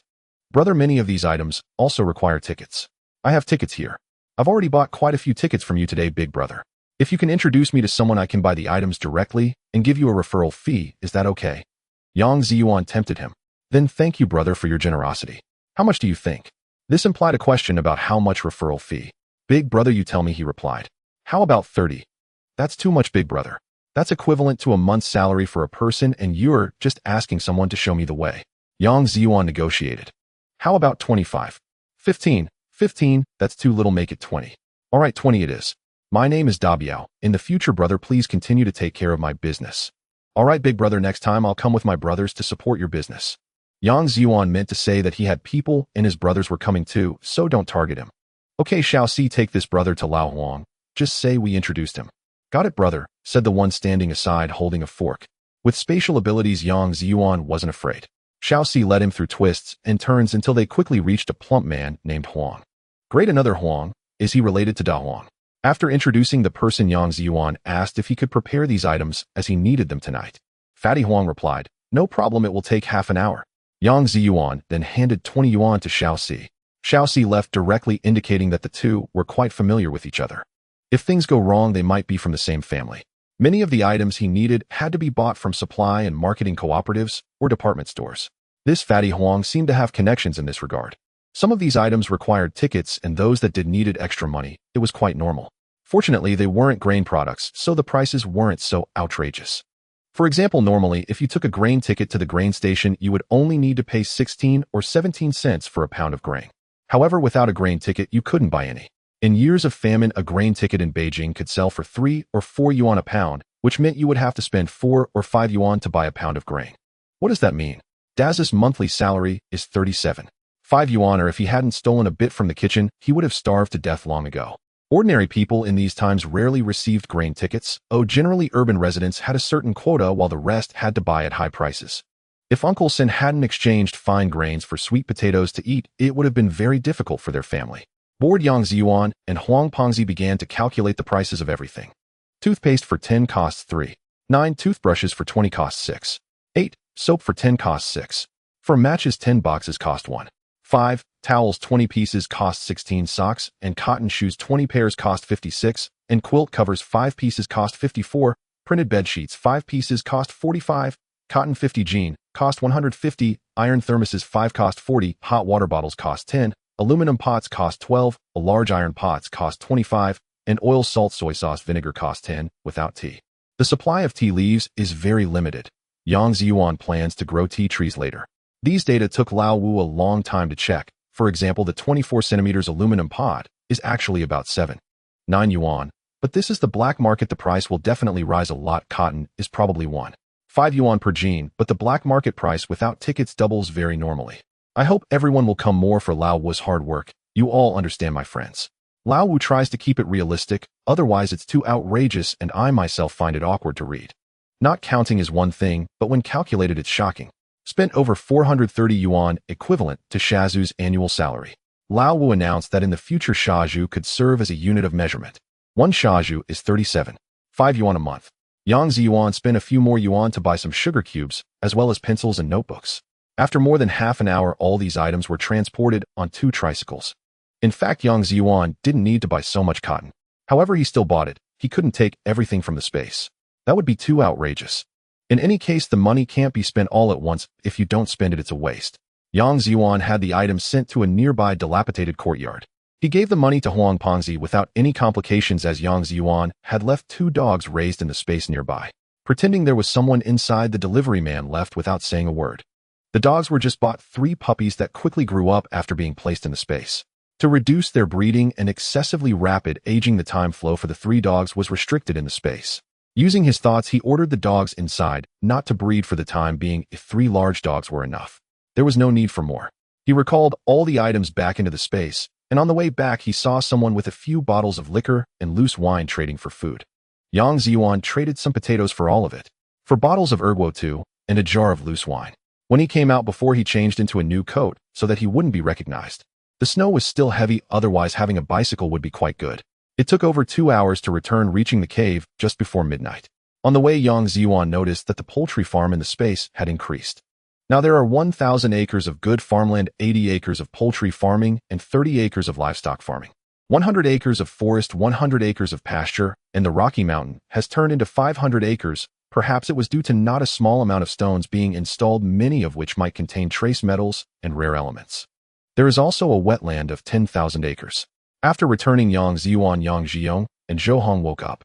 Let them continue to sleep. They need to rest well for the move. Early the next morning, Zhou Hong started making breakfast while Yang Zhiyuan and the others began packing their things.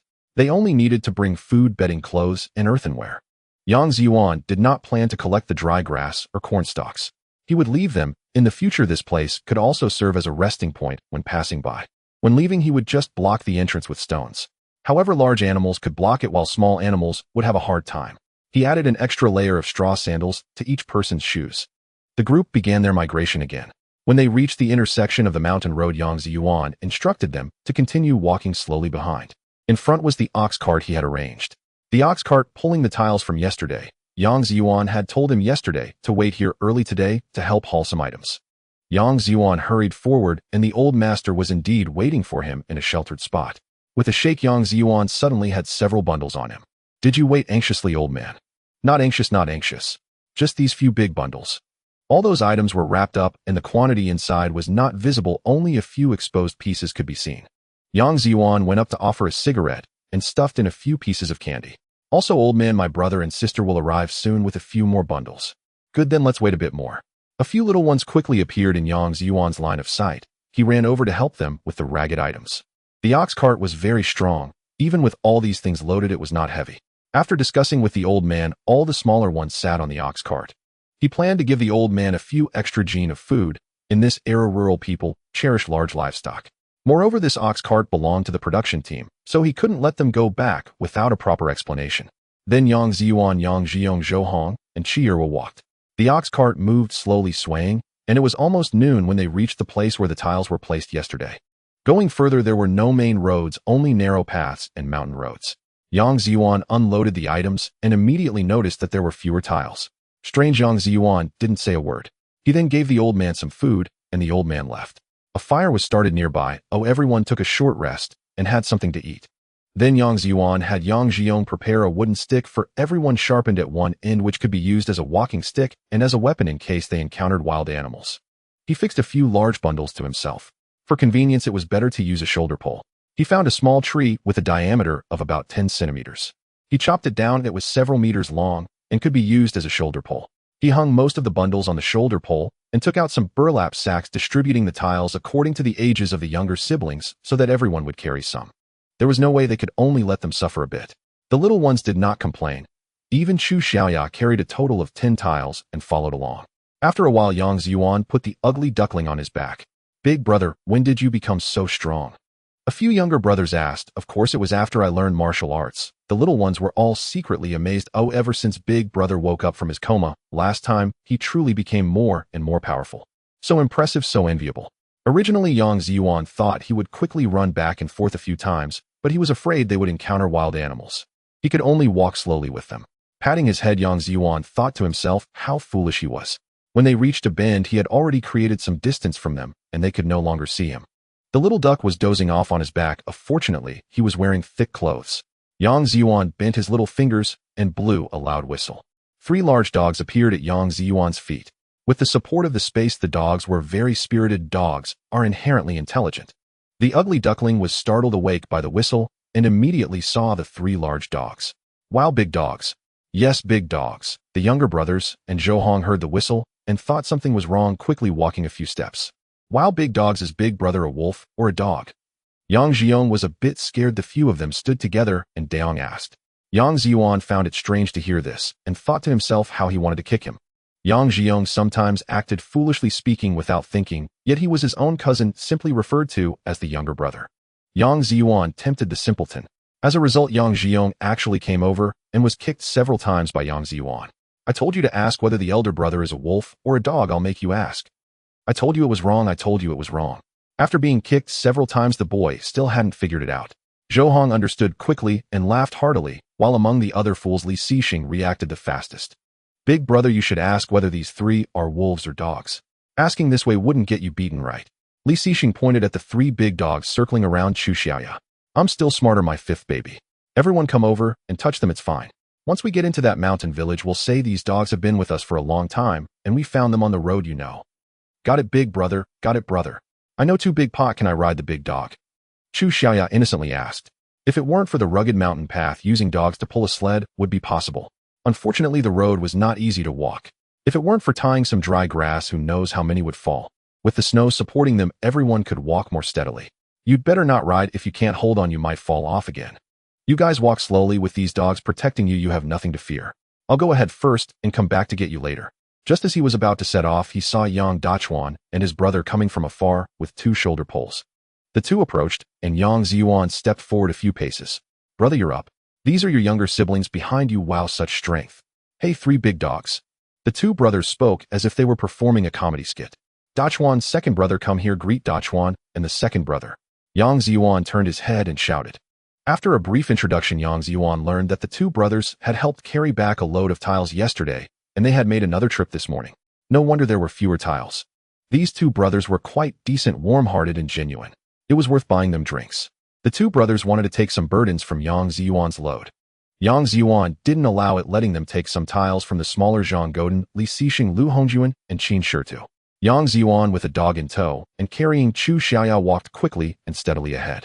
Upon reaching the small courtyard, he left the ugly duckling and the big dog in the side room. He quickly returned, and some villagers happened to see Yang Zhiyuan. Not knowing what to call him, the village was small, and everyone had heard that a young man would be settling down. He gave each person a few pieces of candy. After saying that he would go to fetch his younger siblings, he quickly left, continuing on his second trip. Then Yang Zhiyuan brought back Zhou Hongqi Erwa and the tiles and bundles, feeling it wasn't heavy enough. He stuffed Zhang Godin and Li Xixing into a sack, tied it up, and like a porter, Yang Zhiyuan walked back. The sack was breathable, so the 2 didn't fear suffocating. They didn't even have to walk, it was quite good. The 2 even began chatting inside the sack. As he reached the village again, he happened to run into Captain Yang Famine. He stopped Yang Zhiyuan. What's in this sack? Why are they still talking? Surrounding villagers gathered. Haha, these are my 2 youngest brothers, Uncle Yang. I was afraid they would get too tired walking, so I carried the tiles and luggage while putting these 2 in a sack to bring them back. As he spoke, he untied the rope and let the 2 little ones out. On the side of the shoulder pole, several people reached out to help catch them. This man is really strong. Yeah, the last trip was much tougher than this one. Yes, a strong laborer.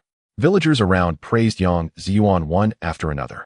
The men offered him cigarettes, while the women he hadn't seen before were given a few pieces of candy. Li Xixing and Zhang Godin needed no instruction. They popped out happily, politely calling the elder men and women uncle and aunt. After a time of begging, having a sweet tongue was essential to getting food.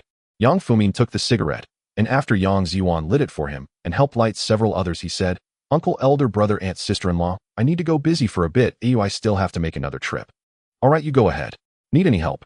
No, uncle, just one more trip, and it'll be done. Dachuan, and will help me out. Good, then hurry and go.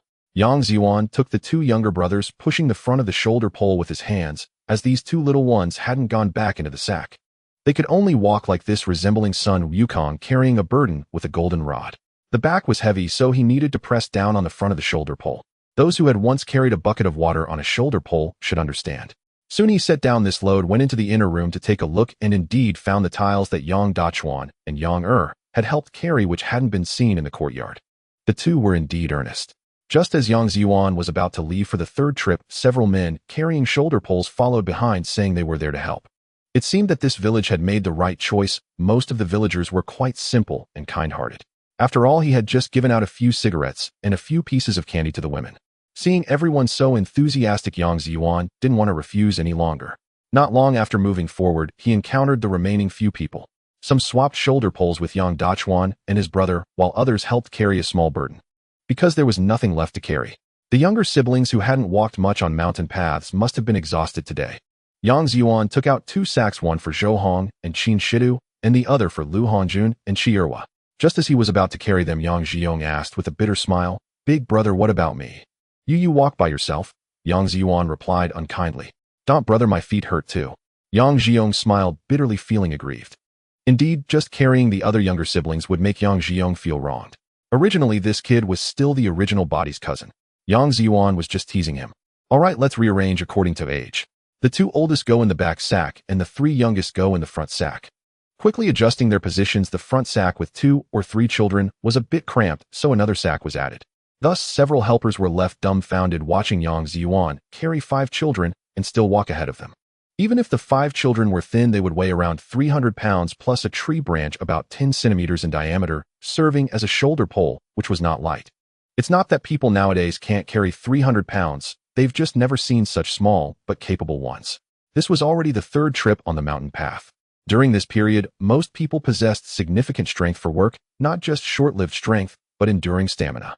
It was like Yang Zhiyuan's past experiences with his parents in the fields. They worked slowly but consistently for hours, while Yang Zhiyuan needed to take breaks frequently. This exemplifies a lack of endurance or resilience. For instance, while sawing trees, Yang Zhiyuan could only saw for a few minutes before needing to stop, whereas many seasoned workers could smoke while sawing without pausing. Many people living in the mountains would go out to buy supplies, often carrying their burdens, but he had rarely seen anyone so small yet so capable. Of course, there were some skilled porters in the mountains. The paths were tough, and they had to carry loads on their backs, most of whom were in their 30s or 40s and had built their strength over time.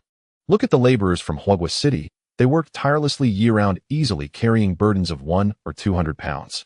Yang Zhiyuan did this partly out of concern for his younger siblings. Secondly, the older children had already carried loads for a while, and he didn't want to upset their sense of fairness. Thirdly, he wanted to show off his muscles and let everyone know he was strong and capable, warning them not to mess with him or bully his younger siblings. The 4th reason is to show off. As the saying goes, show-offs attract lightning. He was just passing through a village when Captain Yang stopped him, saying, "Are these your younger siblings?" "Wow, how many do you have?" "5, the honest and simple Yang Zhiyuan replied as he untied his sack. "Impressive, man, you are really strong. Well done, my brother." "Wow, and look at these 2 big dogs. Everyone see how robust they are. Yeah, they're even bigger than the hunting dogs we have." Finally, someone spotted the 2 large dogs behind Yang Zhiyuan. He named his 3 dogs Xiao Quan Dong Tiao and Gang Zhiyuan. If anyone has objections and doesn't give a 5-star rating or show some appreciation, I'll rename them after you, even though I don't know your name, haha. I remember watching a TV show or movie where a character had a dog named Führer. Come here, call him uncle, aunt, and sister-in-law. After a few little ones came out, Yang Zhiyuan introduced them. Yang Famine was the first to speak. "Zhiyuan, you're really impressive. With these 5 plus the 3 from earlier, that's a total of 8, and they're all well taken care of. What a good young man. How about I find you a wife?" said an older man nearby. Unfortunately, as soon as he said this, he was pulled aside by several elderly women. "You must be Xiao Yang, don't listen to his nonsense. I have a niece, brother Yang. I have a sister, Zhiyuan. My aunt has a niece." Well, they all seemed unfazed about marrying someone who might not have enough to eat. "Thank you for your kind intentions, aunties and sisters-in-law, but I'm only 15 and have 8 younger siblings to support." Yang Zhiyuan firmly put an end to their enthusiasm. In this era, one could trade 5 pounds of coarse grain or a few pounds of flour and rice for a wife. This is because having one more person meant one more mouth to feed. Additionally, the mindset of valuing sons over daughters was severe, and many abandoned infants were girls. Alas, the world is harsh. Everyone thought about it. Indeed, Yang Zhiyuan's family had 9 children with only one strong laborer, and Yang Zhiyuan couldn't even be counted. And with 3 big dogs that would waste so much food, forget it. The enthusiasm of the crowd began to dwindle. After bidding farewell to everyone, Yang Zhiyuan returned to the small courtyard. The others, including Dachuan and along with a few helpers, gradually arrived. As night fell, there was no time to tidy up. Each person was given 2 potatoes and asked to come back the next day to help with the roof and the fire kong in the west room. After sending everyone off, Yang Zhiyuan looked at the stove that had been used and asked Zhou Hong to start cooking. The roof of the side room was still in good condition, so they decided to squeeze into the side room for the night. They spread out some hay still sleeping on the ground. They boiled plenty of water for everyone to warm their feet. Not long after dinner, everyone went to sleep. The little ones were utterly exhausted today, as they had never walked mountain paths before. At dawn the next day, Yang Zhiyuan climbed up to the main roof.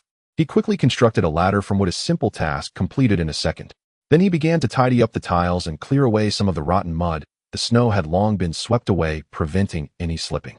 There were also some rotten rafters and beams, and Yang Zhiyuan planned to replace them all. By the time several helpers arrived, the new beams were already installed on the roof. Yang Dachuan stood in the courtyard below, looking up at Yang Zhiyuan on the beam. Xiao Yuan, did you do this all by yourself? Yes, brother Dachuan, but how did you lift that big beam by yourself? Oh, that. I used a pulley to lift it up. Who would believe that he carried it up? Even if he could lift it, the ladder wouldn't hold. All right, the few helpers had nothing more to say. They could only admire him. Yang Zhiyuan had Zhou Hong prepare breakfast ahead of time, with each person receiving a few steamed buns, some steamed potatoes and sweet potatoes, and a roasted wild rabbit. Everyone also had 2 bowls of wild vegetable porridge. It was quite a feast, and although they each claimed not to be hungry, Yang Zhiyuan noticed them swallowing hard. In the small village in the mountains, although the disasters outside were not as severe during the off-season, people typically only had 2 meals of thin rice porridge. Occasionally, they could catch some game for meat. In the lowlands outside, where there were no mountains or water, things were troublesome. The tree bark was stripped bare. Yang Zhiyuan encouraged them to eat their fill, and only then did they manage to eat enough to climb onto the roof. Once the beams were set up, it was actually simple. They just needed to install the rafters, which Yang Zhiyuan had prepared in advance. There was no need to strip the bark. A few centimeters in diameter of the original round wood would suffice, emphasizing a natural style. There were no long iron nails. They simply carved out a small groove in the beam with a chisel to fit the rafters in. With many hands, they had great strength, but they had to be careful not to fall. The younger siblings helped pass the rafters from below. Then they began to pass the straw mats, laying them one by one. The newly woven straw mats were unsuitable, so they used the straw curtains. Next, they sprinkled yellow earth over the straw mats. It was best to mix this yellow earth with fresh lime to avoid any grass seeds inside. However, after going through the space, Yang Zhiyuan ensured the yellow earth was completely clean. He could only explain to Yang Dachuan that they needed to get this done in winter and worry about next year later. After spreading a good layer of yellow earth, Yang Zhiyuan decided to lay another layer of straw mats. After all, there was plenty prepared, and then he added another layer of yellow earth. Then they laid the tiles. This was a gabled roof that rose in the middle, facilitating drainage on both sides. They also reworked the roof of the side room. This time, everyone had to work slowly together. Fortunately, the few beams on this roof were still sturdy. Yang Zhiyuan added 2 more thin beams on each side. At noon, they had another meal, and many villagers, having nothing to do, gathered to watch Yang Zhiyuan working on the fire kong in the west room. A few younger siblings stood guard by the luggage, afraid that one of them might be taken away by a child or someone else. However, with Zhou Hong's arrangement, the villagers were indeed simple and kind-hearted, though sometimes they might take advantage of the situation, so it was best to be cautious. On a leisurely winter day with no snow falling and the weather warming up a bit at noon, everyone noticed Yang Zhiyuan repairing his house and decided to lend a hand. Perhaps they hadn't expected him to work so quickly. By midday, the entire roof had been replaced. The main structure of the houses in the mountain village was built from stone, which would last for decades. The damaged parts were mainly the roof and windows. These were much easier to fix. Once the roof was done, only the windows remained. A few of the men quickly went home to grab tools without a second thought. Many people gathered around the west room, watching as Yang Zhiyuan worked with Yang Zhiyuan and Yang Dachuan on the new heating bed. Most of the previous heating beds they had repaired were made from earthen bricks. The earthen bricks were thick with slow heat conduction, and the smoke ducted inside often clogged, wasting firewood and causing various issues. Everyone was intrigued to see Yang Zhiyuan constructing this new type of heating bed with stone slabs and yellow clay. Someone asked Brother Zhiyuan, "Is this heating bed efficient to burn?" "It's very efficient. Just light a few pieces of firewood in the morning, and it will stay warm until the next morning.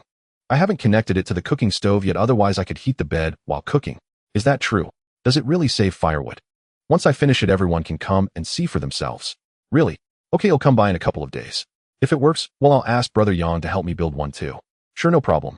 One person noticed there was no fire door left for the heating bed and scratched his head, asking, "Young man, did you forget to leave a fire door?"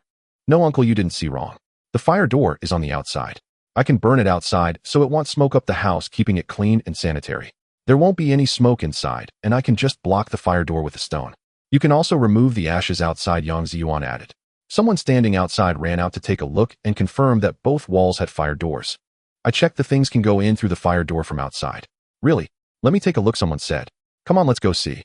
With many hands, the heating bed was quickly assembled under Yang Zhiyuan's direction. However, it couldn't be used immediately. It needed to be lit a couple of times first, and the yellow clay in the middle required drying. If it cracked later, just patch it with some yellow clay. The surface of the heating bed was much thicker and covered with ceramic tiles, ensuring cleanliness and sanitation. Since there were no ceramic tiles available now, Yang Zhiyuan used thin stone slabs instead. Making the stone slabs was quite simple in this space. In the evening, several plates were placed on a very rustic wooden table. Earlier in the afternoon, the three dogs, Xiao Quan Dong Tiao and Yang Zhiyuan, returned, each carrying a wild rabbit and one with a wild chicken. These dogs were impressive, able to catch wild rabbits on their own. In fact, most dogs raised by villagers could do the same, so no one was too surprised. These few catches made it to the dinner table that night. In those times, 2 wild rabbits and 1 wild chicken were quite a feast.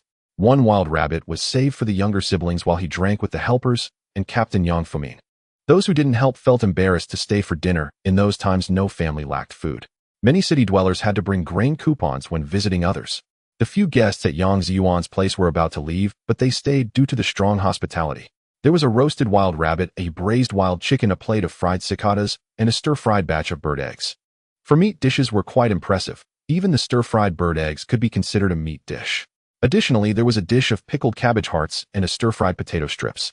Watching Yang Zhiyuan prepare a plate of fried cicadas, Yang Famine asked in surprise, "Xiao Yuan, how did you make this? Can you preserve them until now?" "Oh, it's quite simple.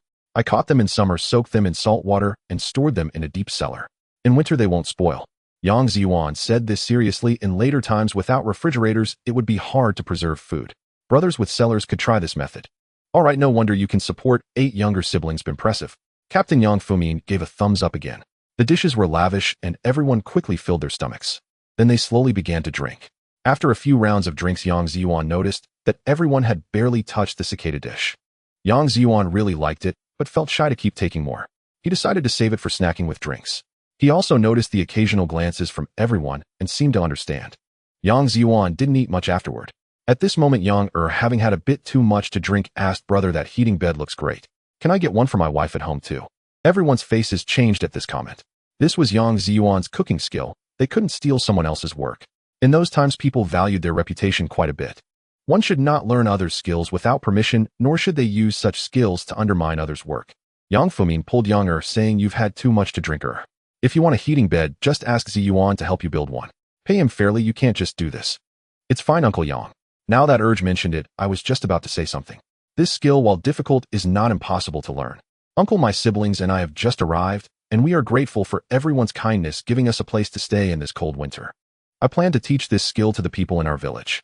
We can form a side business team and go around even to the city to install these heating beds. This type of heating bed can save about 40 of firewood, and it burns cleanly and efficiently. First, it can save a lot of resources for the country, and second, it can earn some extra money for our village and provide food and drink. Thirdly, this is my way of contributing to the village now that I've just arrived. As soon as Yang Zhiyuan finished speaking, Yang Famine joyfully stood up and held Yang Zhiyuan's hand, saying, "Really, Xiao Yuan, are you willing to teach the people in our village? Really, a man's word is his bond. One spit is worth a nail." Great, great. I didn't misjudge you. Xiao Yuan is capable and intelligent." Yang Famine and everyone else were very happy. "Then he'll handle the household registration for you tomorrow. Xiao Yuan speaks logically. You must have gone to school, right? You can do arithmetic and write. So Xiao Yuan will be the captain of this side business team." No, Uncle Yang, let me finish. Actually, this heating bed is best installed in early winter and autumn. I have 2 or 3 methods for constructing heating beds, and ideally the pit surface should use square bricks with a thickness of 5 centimeters. You see how difficult it is to work with those thin stone slabs. It's best to use bricks or thin square bricks. Also, everyone should see how effective this heating bed is, right? Seeing is believing and hearing is deceiving. Lastly, I won't join the heating bed team. I like hunting and can hunt, so I won't join this team. Yang Famine felt it was a pity that Yang Zhiyuan did not join the secondary industry team, but since Yang Zhiyuan had just arrived and was not his own nephew, he didn't want to speak harshly. Zhiyuan, it's not that uncle is discouraging you, but there are fewer prey in the mountains now, and everyone takes a long time to hunt anything. You really should think about it. Yang Zhiyuan knew that Yang Famine had his best interests at heart, and if he had no space, he would be willing to do it. But since he had space now, who would still do that work? He could only decline again. Uncle, I regard you as my elder since I came here, and I know you mean well, but I really enjoy hunting for a living. You know how expensive meat is now. Even a rabbit can sell for several bucks in the city. However, I have two requests. Yang Zhiyuan did not explicitly mention that a rabbit on the black market in the city now sells for over 10 to 20 bucks.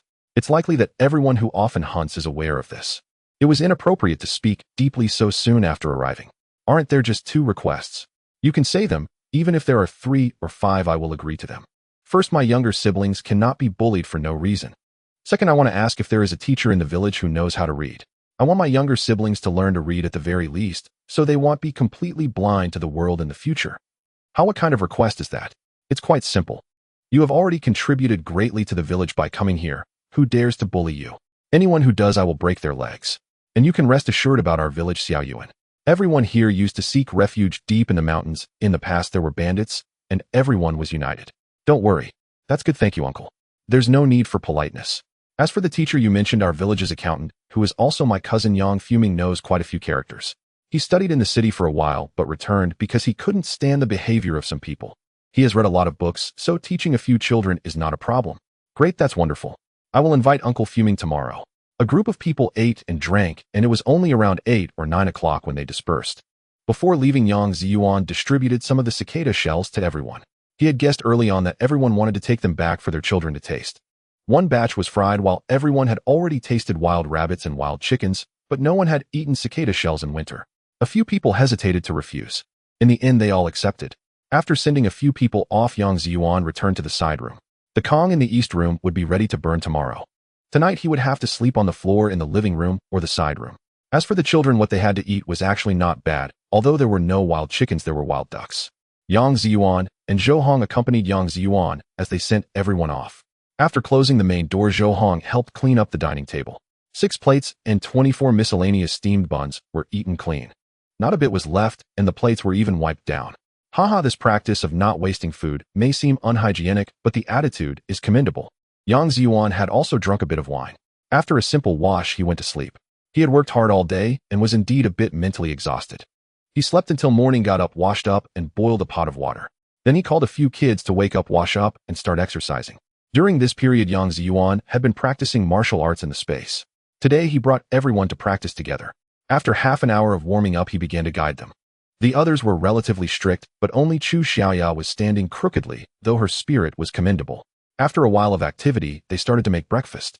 This morning there wasn't much meat, only a plate of cicada shells, a salted duck egg for each person, a few steamed buns, and some congee. You can't eat meat every day. Besides, recently everyone has eaten plenty of meat, so their bodies aren't lacking in oil. Yang Zhiyuan planned to explore the surrounding mountains in a few days and bring back some prey. Then they could openly improve their meals again. After breakfast, he took the kids outside the east room to start the fire to heat the Kong. He added firewood outside, starting from a small fire to a big one. Then Yang Zhiyuan asked what to check inside to see if there was any smoke coming from the Kong. Report, big brother, there is no smoke coming from inside. Good, from now on 2 people will wake up every morning to heat the Kong, understood? Understood, Captain. Little brat, not bad. Go bring in more firewood. The first time we need to heat it for a longer time. Yes, the children all enjoyed playing games where they pretended to be soldiers fighting against the enemy. Yang Zhiyuan moved the ladder over to take a look at the chimney. The smoke was venting smoothly. Not bad, the craftsmanship was excellent. At that moment, Zhang Godin returned saying, Brother, the Kong inside is warm. Really? Is it hot to the touch? It's a little warm. That's good, just use a stone to block the fire door. Even if the stone blocks the fire door, air can still enter, just that it's thinner. The firewood inside will burn slowly. The new Kong had already been swept by Zhou Hong several times. A layer of straw mat was laid on top, followed by a layer of mattress. On top was the bed sheet, and then the quilt. In the future, if winter socks or cotton trousers or jackets get wet, they can be dried on the Kong. If you heat it up a bit more, you can also dry peanuts. With the fire Kong set up, it didn't take long for the room to feel much warmer. This time, it wouldn't be a problem to not cover such thick quilts at night. However, the windows were covered with newspaper, making the room a bit dark. Everyone was sitting on the Kong chatting. Village residents were gradually coming to inspect the new fire Kong. One by one they looked around. Some even reached their hands under the bedding exclaiming, "Wow, it's so warm. This is really good, it's clean, and doesn't smell of smoke." The fire door burns quickly outside, unlike those in the house where there is no wind or flowing air, making it smoky even if you light a fire in the bedroom. In winter, no one wants to open the windows, and the smoke takes a long time to escape. There were too many people in the room, leaving a few kids behind. Yang Zhiyuan looked at the leftover stones and materials in the yard, thinking about building 2 small rooms on the east side of the courtyard. One would be used as a shower room, and the other would be for storing tools. Then he would have to dig a cellar. He didn't know if it could be dug out. With space, creating a few mortise and tenon structure shower tubs is very simple. In summer, 2 oil drums painted black can be placed on the roof, but the pipes are troublesome. If that doesn't work, they could use bamboo, but it's a pity that the north doesn't have the bamboo forests of the south, mostly just that thin early garden bamboo. It doesn't grow thick and isn't very tall. It's still good for making a fishing rod or supporting a mosquito net. He must go to the south as soon as possible. If not, he should sneak onto a plane or train. It only takes a few hours to reach the south by plane. Why doesn't he have a teleportation function? Size space is rated poorly. He called Yang Zhiyuan and Erwa along with San and Siwa to help him build the shower room and tool room. First, find some firewood to burn the ground a bit. The ground is quite solid in winter. After softening the soil layer, Yang Zhiyuan took a pickaxe and began to dig. The iron shovel was not useful. The pickaxe was better. This was because underneath the layer of soil was a pile of loose stones. In the new home, Yang Zhiyuan worked for another 2 days constructing 2 houses primarily made of stone, while the roofs were much simpler. That evening they began taking turns to bathe. Currently, water is still convenient. Outside the village there is not only a large amount of snow. In the nearby valley, there is also a small river that has never dried up to this day. However, they will need to get a few water tanks later. Right now they only have 2 wooden buckets. To ensure everyone feels involved, Yang Zhiyuan planned according to their ages. One person made 2 wooden buckets. The 2 wooden buckets from the ugly duckling can carry 10 gene of water along with a small carrying pole. Education needs to start from a young age. The next morning, Yang Zhiyuan took the 8 great kings to fetch water. Yang Zhiyuan also suggested to Yang Famine that they could dig a few water storage ponds whenever they had time. This is mainly at the edge of the fields, which can be used for irrigation next spring and to store some water in case of drought next year, giving everyone a bit of a safety net. With so much snow, it would be a waste for it to just melt away. Thus, beside the valley river, the riverbed is full of pebbles, making it much easier to dig. The whole village joined in, and anyway, Yang Zhiyuan's second heated Kong was still drying. Yang Zhiyuan put in great effort and dug 5 or 6 water storage ponds in 3 days. Wood was placed on top, covered with stone slabs, creating clear landmarks so that no one could fall in. In the evenings, Yang Zhiyuan also taught the other members of the auxiliary team different methods of building heated kangs. Although the village is isolated, there are still many girls who have married in from outside. It's not like the vast mountains of the northwest and northeast that stretch for hundreds or even thousands of miles. News quickly spread out. Then the auxiliary team began their busy winter work. Yang Famine, this old intellectual, should have returned only last year. Previously, he had been a small manager outside but disliked some people's ways, so he decided to return to his hometown. Although such a person may be pedantic, they do not lower themselves to the common level. Their character is strong, making them a good teacher. Yang Zhiyuan visited him, and this uncle quite enjoyed teaching children. Unfortunately, there were no textbooks or teaching tools. Yang Zhiyuan promised him that he would go to the city in a few days and bring back some textbooks. Teaching tools were simple. Each child received a wooden box with some sand on top to write letters in the sand. Yang also made a blackboard for teacher Yang, who is part-time and also the team's accountant. Unfortunately, there was no black paint, so he would have to go to the city to buy some later. There were also several children in the village who had nothing to do in winter, so they crowded into teacher Yang's house to learn characters. After arranging things at home, he also left some food, and the cellar was prepared well, which Yang Zhiyuan secretly arranged. He left behind several hundred gene of grain, some smoked fish, smoked rabbit, meat, a few roosters, and some wild ducks. He only informed Zhou Hong, and the entrance was in a concealed location. In case Yang Zhiyuan returned late, everyone would still have something to eat. Early that day, without saying goodbye to anyone, Yang Zhiyuan, holding the introduction letter from the village, planned to take a detour from the northern mountains into the capital city. 3 dogs were left behind, with Yang Zhiyuan taking one. These dogs could catch some wild game on their own. If not, there was still some bran cornflour left by Yang Zhiyuan, which they could occasionally be fed. Usually they could just drink some rinse water. To the north of Yang Zhiyuan are 2 other communes of Guangyang County, which are basically rural areas. The woods here are denser, and the snow has melted quite a bit, making it at least passable. Yang Zhiyuan also cultivated many plants, and wild kiwi fruit appeared in his space. Along the way, he casually ate one. In fact, the apples, pears, grapes, apricots, and peaches in his space had all been harvested many times already.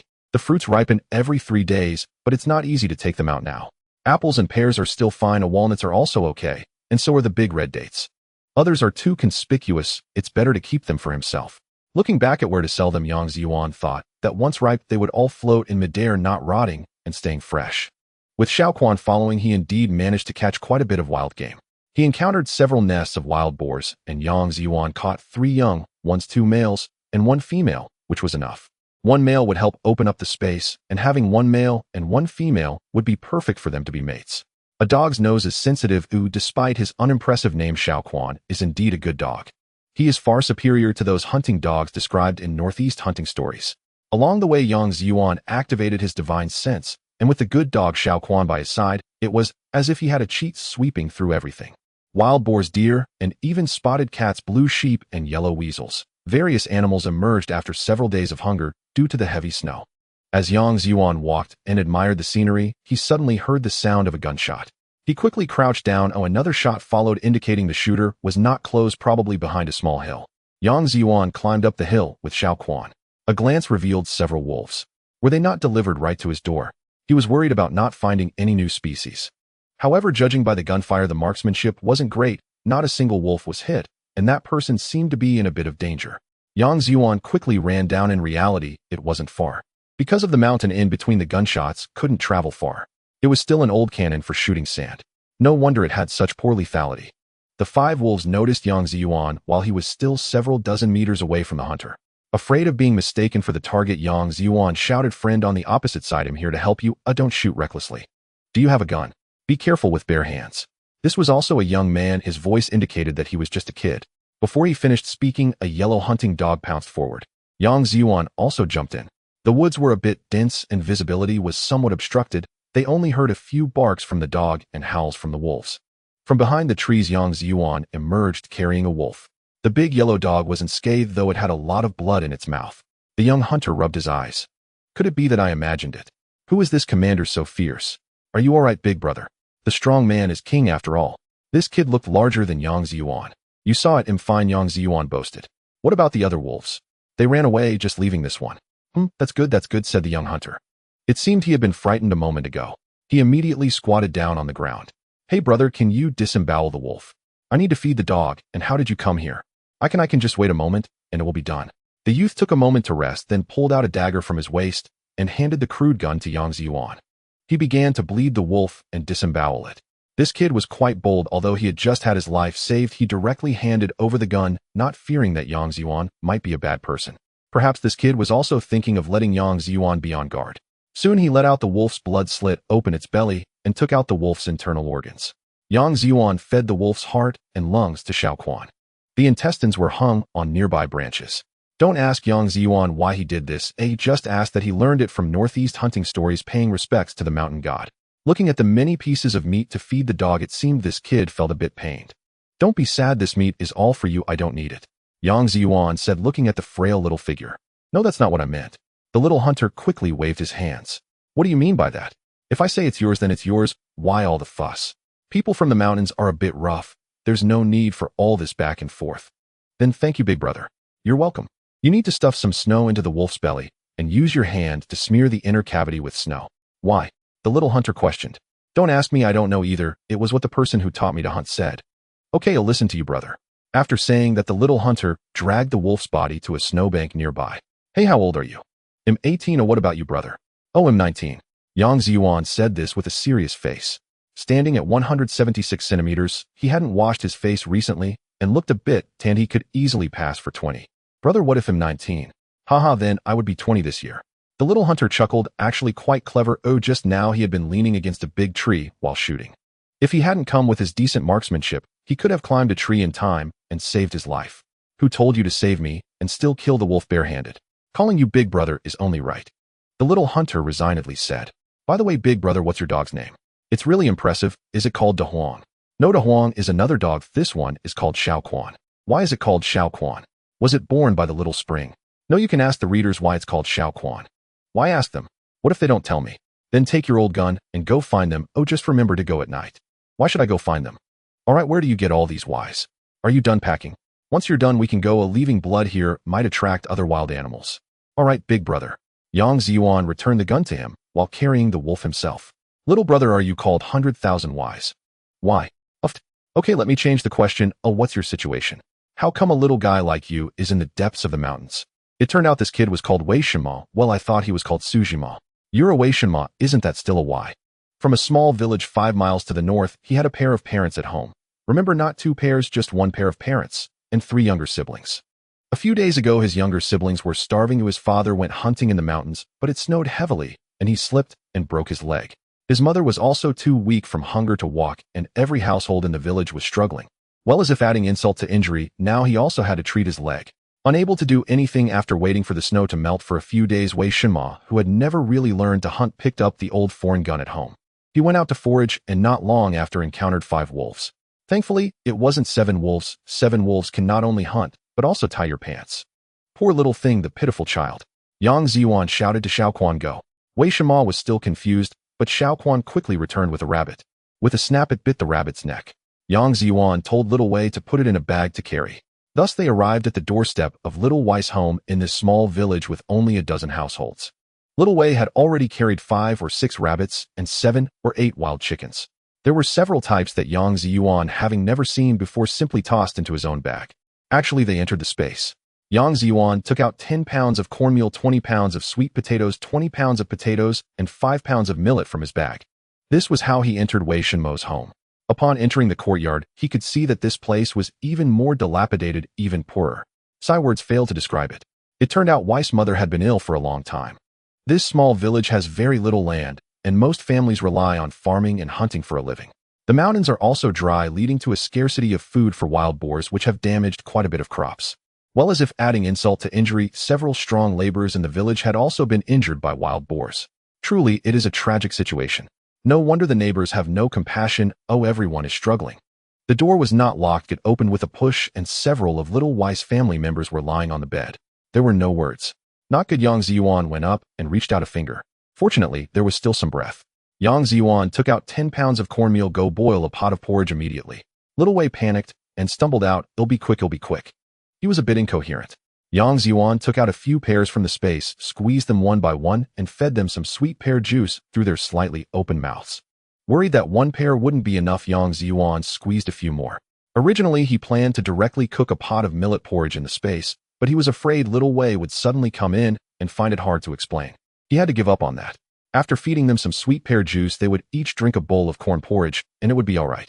Yang Zhiyuan then left the inner room and entered the kitchen. This kid was in such a panic that he poured too much water. Thankfully, he hadn't added cornmeal yet. Yang Zhiyuan scooped out some water with a ladle. He pulled him aside and personally started the fire. Boiling water over a clay stove is fast. Then he used an empty bowl, poured in some cornmeal, and mixed it with cold water. He poured it into the pot of boiling water. He even sprinkled in a little bit of salt. Then Yang Zhiyuan took out 2 eggs, broke them, and added them in. Wei Shenma watched curiously at Yang Zhiyuan's bag. Don't look at me, look at the pot. Oh, thank you, big brother. Little Wei immediately knelt down. No need to thank me. Study hard in the future. I also have a few younger siblings. You can help me look after them in return. After careful consideration, Yang Zhiyuan said this. This kid was also brave enough to go out to fight for his family. He had filial piety and love for his younger siblings. On the way, he heard that this kid had a great chance of getting into vocational school next year.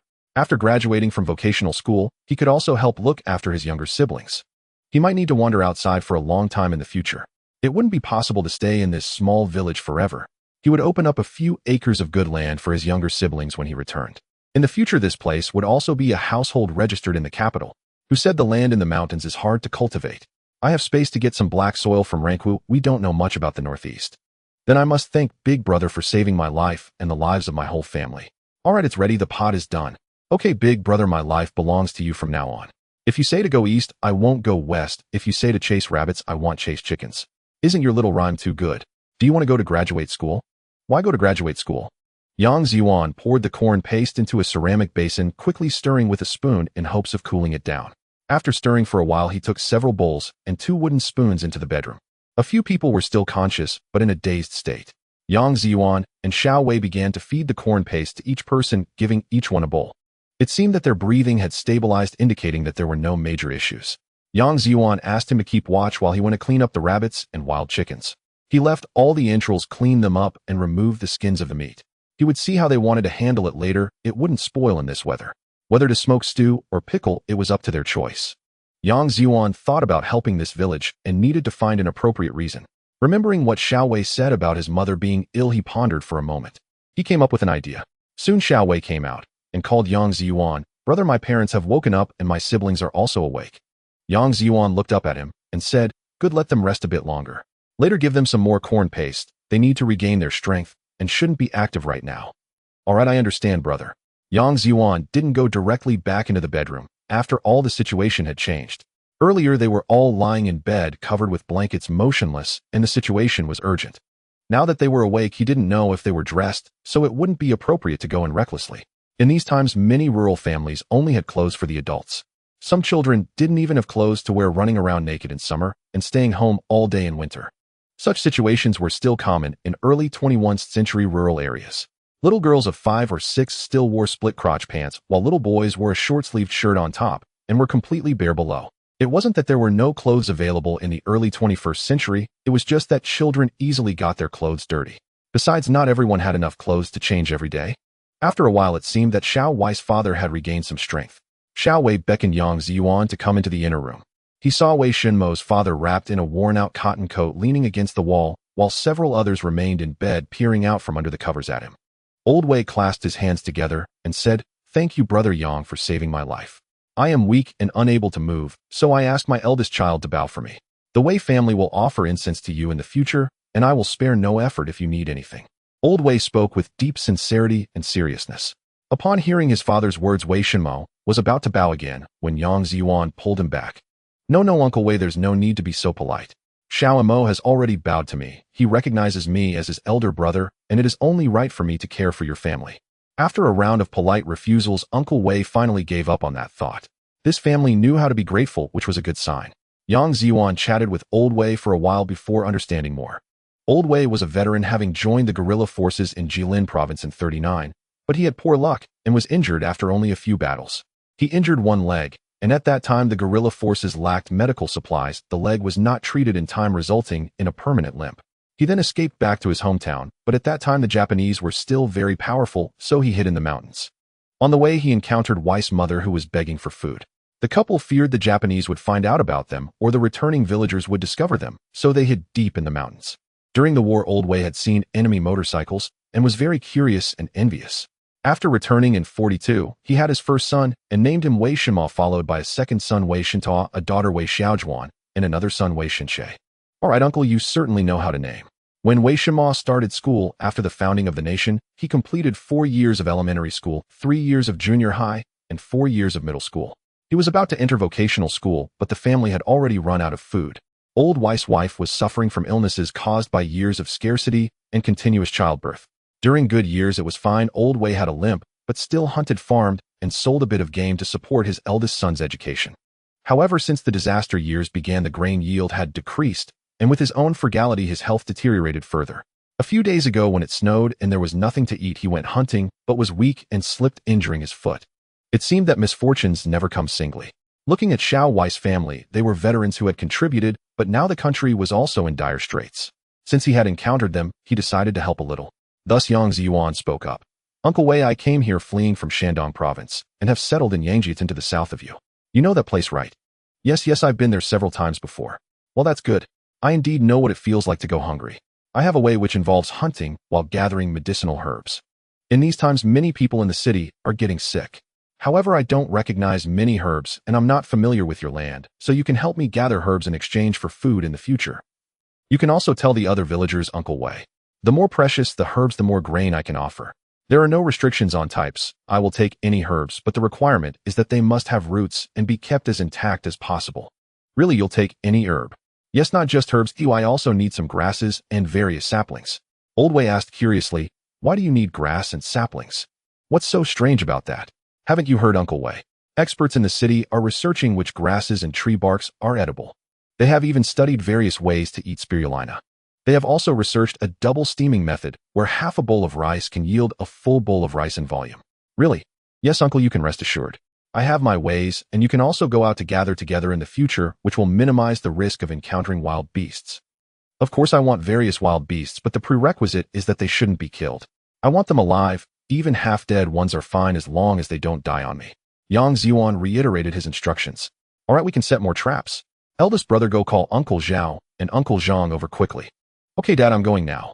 After a while, Xiao Wei returned with 2 lanky tall men. Upon seeing the Old Wei family drinking the corn paste, they swallowed hard several times. They probably couldn't walk due to hunger lying at home, which was why it took them so long to return. Old Wei instructed his son to serve each of them a bowl of corn paste. At first the two were reluctant to drink, but after Old Wei mentioned Yang Zhiyuan's name, they agreed to consider it alone. They gulped down the paste in a few bites. Considering a bowl of paste as alone was indeed extremely difficult. In this state, it would be challenging for them to gather medicinal herbs. Yang Zhiyuan asked them to wait a moment and let Wei Shenma distribute the 10 pounds of corn flour to every household in the village. Everyone should regain some strength first. Later, Yang Zhiyuan would carry some food over. Even the food lent to the villagers would be deducted from the various herbs gathered later. In fact, Yang Zhiyuan didn't need to go to other places to carry food. He was just looking for an excuse. Otherwise, how could he take things out directly? When he returned again, many villagers had gathered at Old Wei's home. It seemed everyone had come after having some porridge. Old Wei introduced Yang Zhiyuan, and an elderly villager looked at the introduction letter Yang Zhiyuan had brought. It was likely the old man couldn't recognize many characters, but he knew how to write the words introduction letter. After glancing at it a few times, he returned it to Yang Zhiyuan. Yang Zhiyuan did not expose him regarding the upside-down introduction letter. Everyone then heard that Yang Zhiyuan knew several people from Yang Zhiyuan and had brought 8 younger siblings to settle there. They no longer doubted him. After all, he had indeed brought food. Secondly, where would a spy bring 8 younger siblings to settle down? Moreover, Yang Zhiyuan looked young, barely 20. How could such a small spy bring so many children? Yang Zhiyuan reminded himself of the requirements and realized he couldn't keep helping everyone. He could only help for this one winter, visiting every 3 to 5 days. He would collect medicinal herbs, and he needed various tree seedlings and roots, as well as living animals with no restrictions on who could bring them. In fact, just a few of each would suffice, but Yang Zhiyuan thought he would help out more, so he insisted on needing everything. It was said that there were wild ginsengs near the mountainous areas around the capital, a precious herb that could be exchanged for 500 pounds of grain. Other herbs like Huangjing Dongshan Baitao and Angelica were also required. The more valuable the medicinal herb, the more grain would be given in return. Before leaving, Yang Zhiyuan told Old Wei that next year might be difficult, and it was best for everyone to take care of their health first before going out to collect herbs together in a few days. Secondly, once everyone had food and some strength, they should dig more reservoirs and store more water. Thirdly, when spring arrived next year, he would no longer be able to help everyone, so after they exchanged for grain, they should try to plan their meals carefully. After all, one cannot always rely on others. Being able to help everyone survive this winter was already great. Before leaving, the old man still wanted to kneel before Yang Zhiyuan. He was stopped by Yang Zhiyuan, who turned around after placing down 200 pounds of coarse grain, allowing the respected elder to help distribute it. It was already evening, and everyone wanted him to stay, but Yang Zhiyuan still politely declined. You all have nothing to eat. Why should I stay and eat the coarse grain I brought? I do have meat, but that wouldn't be appropriate. In the deep mountains at night, Yang Zhiyuan first filled himself in the space, then took a nap there before continuing his journey through the night. I heard there are many wild animals in Pingchong. After all, there are legends of golden tabbies there. If they can sustain golden tabbies, there must be plenty of animals. With 1 person and 1 dog, they disappeared into the night. Within 10 meters of space, I am invincible. What is there to fear? Leaning on a long stick, he walked through the darkness. There were quite a few animals foraging in the deep forest at night, and Xiaoquan caught several kinds. Yang Zhiyuan even encountered a group of monkeys in the trees, alerted by Xiaoquan's calls. Stranger, they're wild monkeys near the capital too. I didn't even know it was only when I heard their calls that I looked up. It was hard to see clearly in the trees, so I turned on the flashlight and saw quite a few. All right, come in. Yang Zhiyuan placed his hand on the tree, and several monkeys entered the space. The other monkeys, seeing their companions disappear, became frightened and either climbed higher or jumped to other trees. Some even fell because of the darkness. Those that fell and got injured all entered the space. As long as they don't die, the space has a rapid healing effect on injured animals. After walking for an unknown distance, Yang Zhiyuan didn't have time to check the space. Walking through the perilous forest at night, it was better to remain highly alert. Suddenly, Yang Zhiyuan felt a chill at the back of his neck, and his hair stood on end. Xiaoquan was also scared, tucking his tail and whimpering. Yang Zhiyuan knew a ferocious beast must have arrived. He took out the biubiu he had gotten from De Huang last time and raised the stick in his other hand, pointing in the direction Xiaoquan was barking at. What the hell is that? Even before it appears, I can feel the chill at the back of my neck, and my whole body is on high alert. This is extremely dangerous. but it should still be more than 10 meters away. Oh, I can't detect it. The surroundings were pitch black, and I had no idea what it was. However, I still have the space. Should I sense something wrong, I can immediately retreat into the space. But this ferocious beast was not coming out, as if it was waiting for the right moment. Continuing to confront each other like this was not a solution. A thought flashed through his mind, and 4 bonfires appeared 9 meters in all directions around Yang Zhiyuan. He also pulled out a grass mat with a diameter of over 5 meters from the space, placing it under his feet. As long as the ferocious beast stepped on the mat before it pounced on Yang Zhiyuan, he could pull it into the space through the mat. Xiaoquan seemed a bit scared. Better to put him back in the space. The natural pressure was something Xiaoquan couldn't withstand. My space isn't meant to cultivate divine beasts. A dog is still just a dog. It isn't a ferocious tiger either. Just then, as soon as Xiaoquan disappeared, a tiger's roar sounded. Damn, it turned out to be a golden tabby, and the roar startled Yang Zhiyuan, making him shiver all over. In the lower 3 zones, what to do if I can't manage the faucet? My Bayubiu is almost slipping from my hands. Should I retreat into the space? No, I can't be afraid. This is a once-in-a-lifetime opportunity. Yang Zhiyuan gritted his teeth, forcing himself to stay alert. Suddenly, he saw a massive shadow pouncing toward him. Damn, the grass mat is useless. This golden tabby leaped without stepping on the mat and lunged at me. Yang Zhiyuan could clearly see that abyss-like mouth, and he even caught a whiff of a foul odor. Instinctively, he jabbed the wooden stick forward, dodging aside, and bringing the golden tabby into the space with him. Yang Zhiyuan patted his chest, sitting on the ground in the space. Breathing heavily, he realized how close he had come to having his neck bitten. It was terrifying. No wonder it was at the top of the food chain. He thought he would need to create more long-range devices in the future. 5 meters is too short. In the future, I could make it 100 or 200 meters. Unfortunately, it is often difficult to set up in the forest. Whom should I weld an iron cage in the future? When a ferocious beast comes, I can hide inside. Damn, that would make it a zoo where animals observe humans, not the other way around. Damn, how could I have such a shameful thought? No, shake my head. At this moment, Yang Zhiyuan noticed a significant change in the space.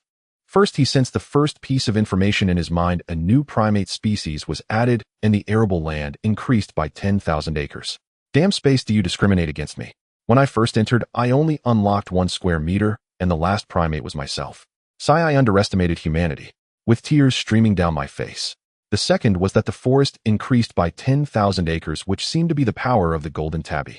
The rarer and scarcer the animal, or the larger the size, the more it grows. I could also say that there are many more humans than monkeys, so it's not rare. Sigh. Yang Zhiyuan thought to himself that he would capture monkeys all over the world in the future. He just wondered if bringing Lao He and Lao Bian would increase the area, and whether he should catch a few more white monkeys. Haha, I can try that later, and I can also go to the United States to catch their gorillas, dinosaurs, and great white sharks. These animals are even rarer. If I could capture those 4 turtles wielding knives, clubs, and forks, would that work as well? Oh, I almost forgot about the old white-beard rat. Those are rare species too. Alright, back to the main topic. Yang Zhiyuan calculated that the space area consisted of 10,000 acres of fertile land, 10,000 acres of mountainous forest, 10,000 acres of wetlands, 1,000 acres of pasture, 1,000 acres of rocky hills, 200 acres of poultry farm, and 200 acres of livestock farm. Not bad, much better. Over 10 million gene of grain and various meats and eggs every day. I need to think of a way to distribute this. I can't give it away for free, but I need to act quickly. The space has accumulated quite a lot of things. Fortunately, the wild rabbits have a population limit, otherwise this area wouldn't even be enough for them to breed. The golden gradient cat was absorbed and decomposed by the space after entering. Unfortunately, not even a whip bone or fur was left behind. Sigh, I've heard that tiger bone wine is good and tiger whip wine is also said to be effective, but unfortunately, I can't drink it myself now. I need to learn how to brew wine. Making more can also result in some good wine, whether for gifts or personal consumption. Both would be quite nice. After experiencing the incident with the golden gradient cat, Yang Zhiyuan decided to take a rest first. He was sticky all over and had just broken out in a cold sweat from the scare. He took a bath in the wetland lake, then made a wooden tub, boiled some hot water, and soaked for a while. He waited until dawn, feeling refreshed, and took the dog Xiaoquan heading southwest. That direction was towards the capital. He wanted to take a look around. He also planned to visit his cheap senior brother. He couldn't kick a ball and had never seen a sea cucumber. He had been in the capital for quite a while, but had never visited him. After all, his master had instructed him to definitely find him once he arrived. According to his master, he wanted him to check on his well-being. But the deep concern was still evident. On the way, Yang Zhiyuan also collected a few wild pig nests, as well as jars, wild chickens, and several other species. He worried that wild pigs might not be tasty, so many of the male pigs were culled from a young age. It was fine to leave a few healthy ones as breeding boars. There was no need to raise too many male pigs in the space, but more sows would be better. Then he could find some local native pigs to crossbreed and see if he could cultivate a new variety. That long white pig variety isn't available in the country yet. Actually, there are some very good pig breeds domestically, but they grow slowly and produce less meat. With such a large population in the country, eating enough is the priority. Just as Yang Zhiyuan was about to leave the mountains, he remembered that Pingchong was not far from the Ming tombs where there was a reservoir. Both top leaders participated in voluntary labor, their living and eating with the workers. It is said that it was completed in just 160 days by preventing flooding and irrigating hundreds of thousands of acres of land. Nearly 4,000 people participated in voluntary labor, and the second in command later lived and worked with over 360 officials for half a month.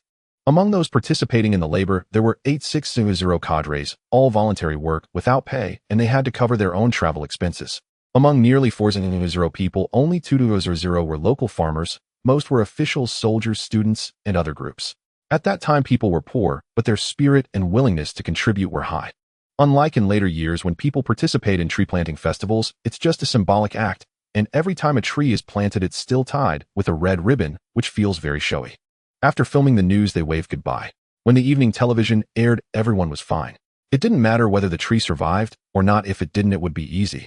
Next year's tree planting festival would still be at the same spot, just from a different angle to shoot again. Yang Zhiyuan decided to check out that reservoir. It should have plenty of fish. Who knows, there might be some new species there. He could catch some new varieties and then release some of the fat fish from the space's wetlands back into it. Everyone could trade fish for fish. Unfortunately, when Yang Zhiyuan finally arrived, he was stunned. The reservoir was frozen over. All he could see was an ice surface, and there were quite a few people around enjoying the ice. While starving and still coming to skate, you guys really have guts. Today's kids are indeed wild. There's nothing to do but watch and leave. During this era, winter temperatures were too low, unlike later years. With low temperatures, the ice froze thickly. It was uncertain whether he could break through the ice layer. Even if he could break it, the fish would all swim to the hole due to the lack of oxygen, and they might even surface due to water pressure. He couldn't afford to lose the big fish raised inside. Just for a few fish species, it would be nearly impossible for him to later put fish back in. It would be better to come back in spring or summer. By then he could add more water and also release some fish. Who knows, he might be able to save a few more people. The sky was getting late, so Yang Zhiyuan hurried on his way. Fortunately, he encountered bus 45, which could take him from Pingchong to the North Second Ring Road, with a ticket price of 0.65 yuan. Finally, he didn't have to walk anymore, even though his long legs were good at walking. But who would still want to walk if they could take a bus? He needed to buy a bicycle later, and it would be best to get an ID as well. Otherwise, an introduction letter from a mountain village coming to Pingchong in the northern part of the capital might raise some doubts. In the future, he would often run to other places. When he was small and frail, playing the part of a fleeing child was quite fitting. Now he stood at 1.76 meters tall, robust, in build, looking much like a young man in his 20s. If he told others he was under 16 and fleeing, they would definitely believe him. This bus could take him to Desolate West. Not bad, it went directly into the big capital. He wondered how far it was from Nanluoguxiang. I really want to see Zhuzi and Widow Qin. I wonder if Lai Fu has been squatting in any houses or if Chong Wei has dealt with Fan Bujiang. Haha, so many time travelers have gathered in Nanluoguxiang. Aren't they afraid there won't be enough houses to go around? There might be tens of thousands of people who have traveled to Nanluoguxiang online. Regardless of male or female, they are not afraid of traffic jams in the time portal. Yang Zhiyuan thought of this and chuckled. The person in front turned to look at him, silently muttering, "Fool." There were many people on the bus. Fortunately, it was winter. The smell was unpleasant, but not nauseating. The bus ran on gas, and the roof had a big bulge. It looked quite strange, packed with people, but sitting wasn't cold. It was tolerable. He had just emerged from the woods. The bus swayed and finally arrived at Desolate West after more than 2 hours. It was just past 7 in the evening when they arrived in the capital. Fortunately, Yang Zhiyuan did not get carsick, otherwise he would have already vomited several times. As the crowd surged out of the vehicle, Yang Zhiyuan's divine sense detected that the thief who had sat next to him during the ride began to make a move. The vehicle had not yet reached the station, and if he was caught stealing money, escaping would be difficult. Now, as he was pushed toward the car door by the crowd, he thought that if he stole the money and ran off upon getting out, it wouldn't matter, even if others noticed. In this day and age, daring to steal is truly reckless. What nonsense about having principles among thieves, or what 3 things not to steal and 5 things not to take. In Yang Zhiyuan's eyes, thieves and con artists are the most detestable kinds of people. This was rooted in his previous life, where he had been robbed and deceived. The bitterness and despair of having to humbly borrow money from friends was something that made him feel uneasy just thinking about it. Even if the notorious fifth master of the neighboring thievery community showed up, Yang Zhiyuan had decided he would deal with them. In this era, many people struggle to fill their stomachs, yet they still dare to steal from others, which could lead someone to starvation. These scoundrels weren't even worthy of being called thieves, just 3 of them. 2 were responsible for the act, while 1 kept watch, coordinating their efforts. After getting swept along with the crowd, the 2 were about to hand the money over to the 3rd. Suddenly, a large hand swooped in, and in an instant Yang Zhiyuan tightly grasped all 3 of their hands together. With immense strength, he squeezed their arms painfully. One of them couldn't help but exclaim, "What the hell are you doing?" "Oh." The other 2 tried to kick him, but all 3 were swiftly knocked down to the ground by Yang Zhiyuan's swift kick. The last one was kicked onto the first 2 by Yang Zhiyuan. Witnessing the commotion, those who had just disembarked from the vehicle quickly gathered around. "Young man, you can't fight, young man, why are you hitting people?" Another self-righteous person shouted. "Stop. In broad daylight, no, under the clear skies, why are you attacking without cause?" By this time it was already dark, but fortunately there were streetlights. Otherwise it would be hard to see. Yang Zhiyuan turned around and said, "Let's see who has lost money. These 3 are thieves." After saying that, Yang Zhiyuan broke the right index and middle fingers of the 3, allowing them to writhe on the ground in pain. Then he left in a carefree manner. Those who checked their pockets found either their pockets were torn or completely empty, and once again they gathered around to beat them up. As for Yang Zhiyuan, he had long since vanished into the night. Listening to the piercing cries from behind, he walked further away. Suddenly, he recalled the thief friend he had encountered at the fruit market on Chaoyang Road in Huhai during his previous life. That was around 10 years ago, and how they became friends is a story for another time. At that time, Yang Zhiyuan worked tirelessly selling fruits every day, and after getting to know him, that friend never stole from him. Several times Yang Zhiyuan offered to help him find a job. At that time, Yang Zhiyuan earned about 3,000 to 4,000 a month. That friend remarked, "I could steal 3,000 to 5,000 in a day." This left Yang Zhiyuan utterly speechless. When he asked how he ended up on this path, he replied that he started working in his teens, got robbed, ended up sleeping under a bridge, and met an old man who inspired him to steal back the money. Little did he know that this quick money lifestyle would lead him to a point of no return. Later, Yang Zhiyuan heard that a boss at a nearby seafood market had lost 14,000 in cash. After that, Yang Zhiyuan never saw him again. That friend was from Behu, and this is not a matter of regional discrimination, but a true story. If by chance you see this novel, I hope you are well. That was the friend who went with him to a foot bath and had to pay extra to stay half an hour longer on the 2nd floor, fearing Yang Zhiyuan would laugh at him. Now it was nighttime, and the true nature of the capital couldn't be seen. He could only wait until daybreak to take a look. It was said that there was a black market near Desolate at night, and it was quite large. Tonight was a perfect time to check it out, and then he could get a bike ticket and buy a bike for convenience. To be honest, the capital isn't small, and his legs were not getting stronger quickly enough. It would also be best to buy a map, since he was unfamiliar with the roads here. He roughly knew a few gates, such as the inner 9 and outer 7, and had a general idea of those city gates.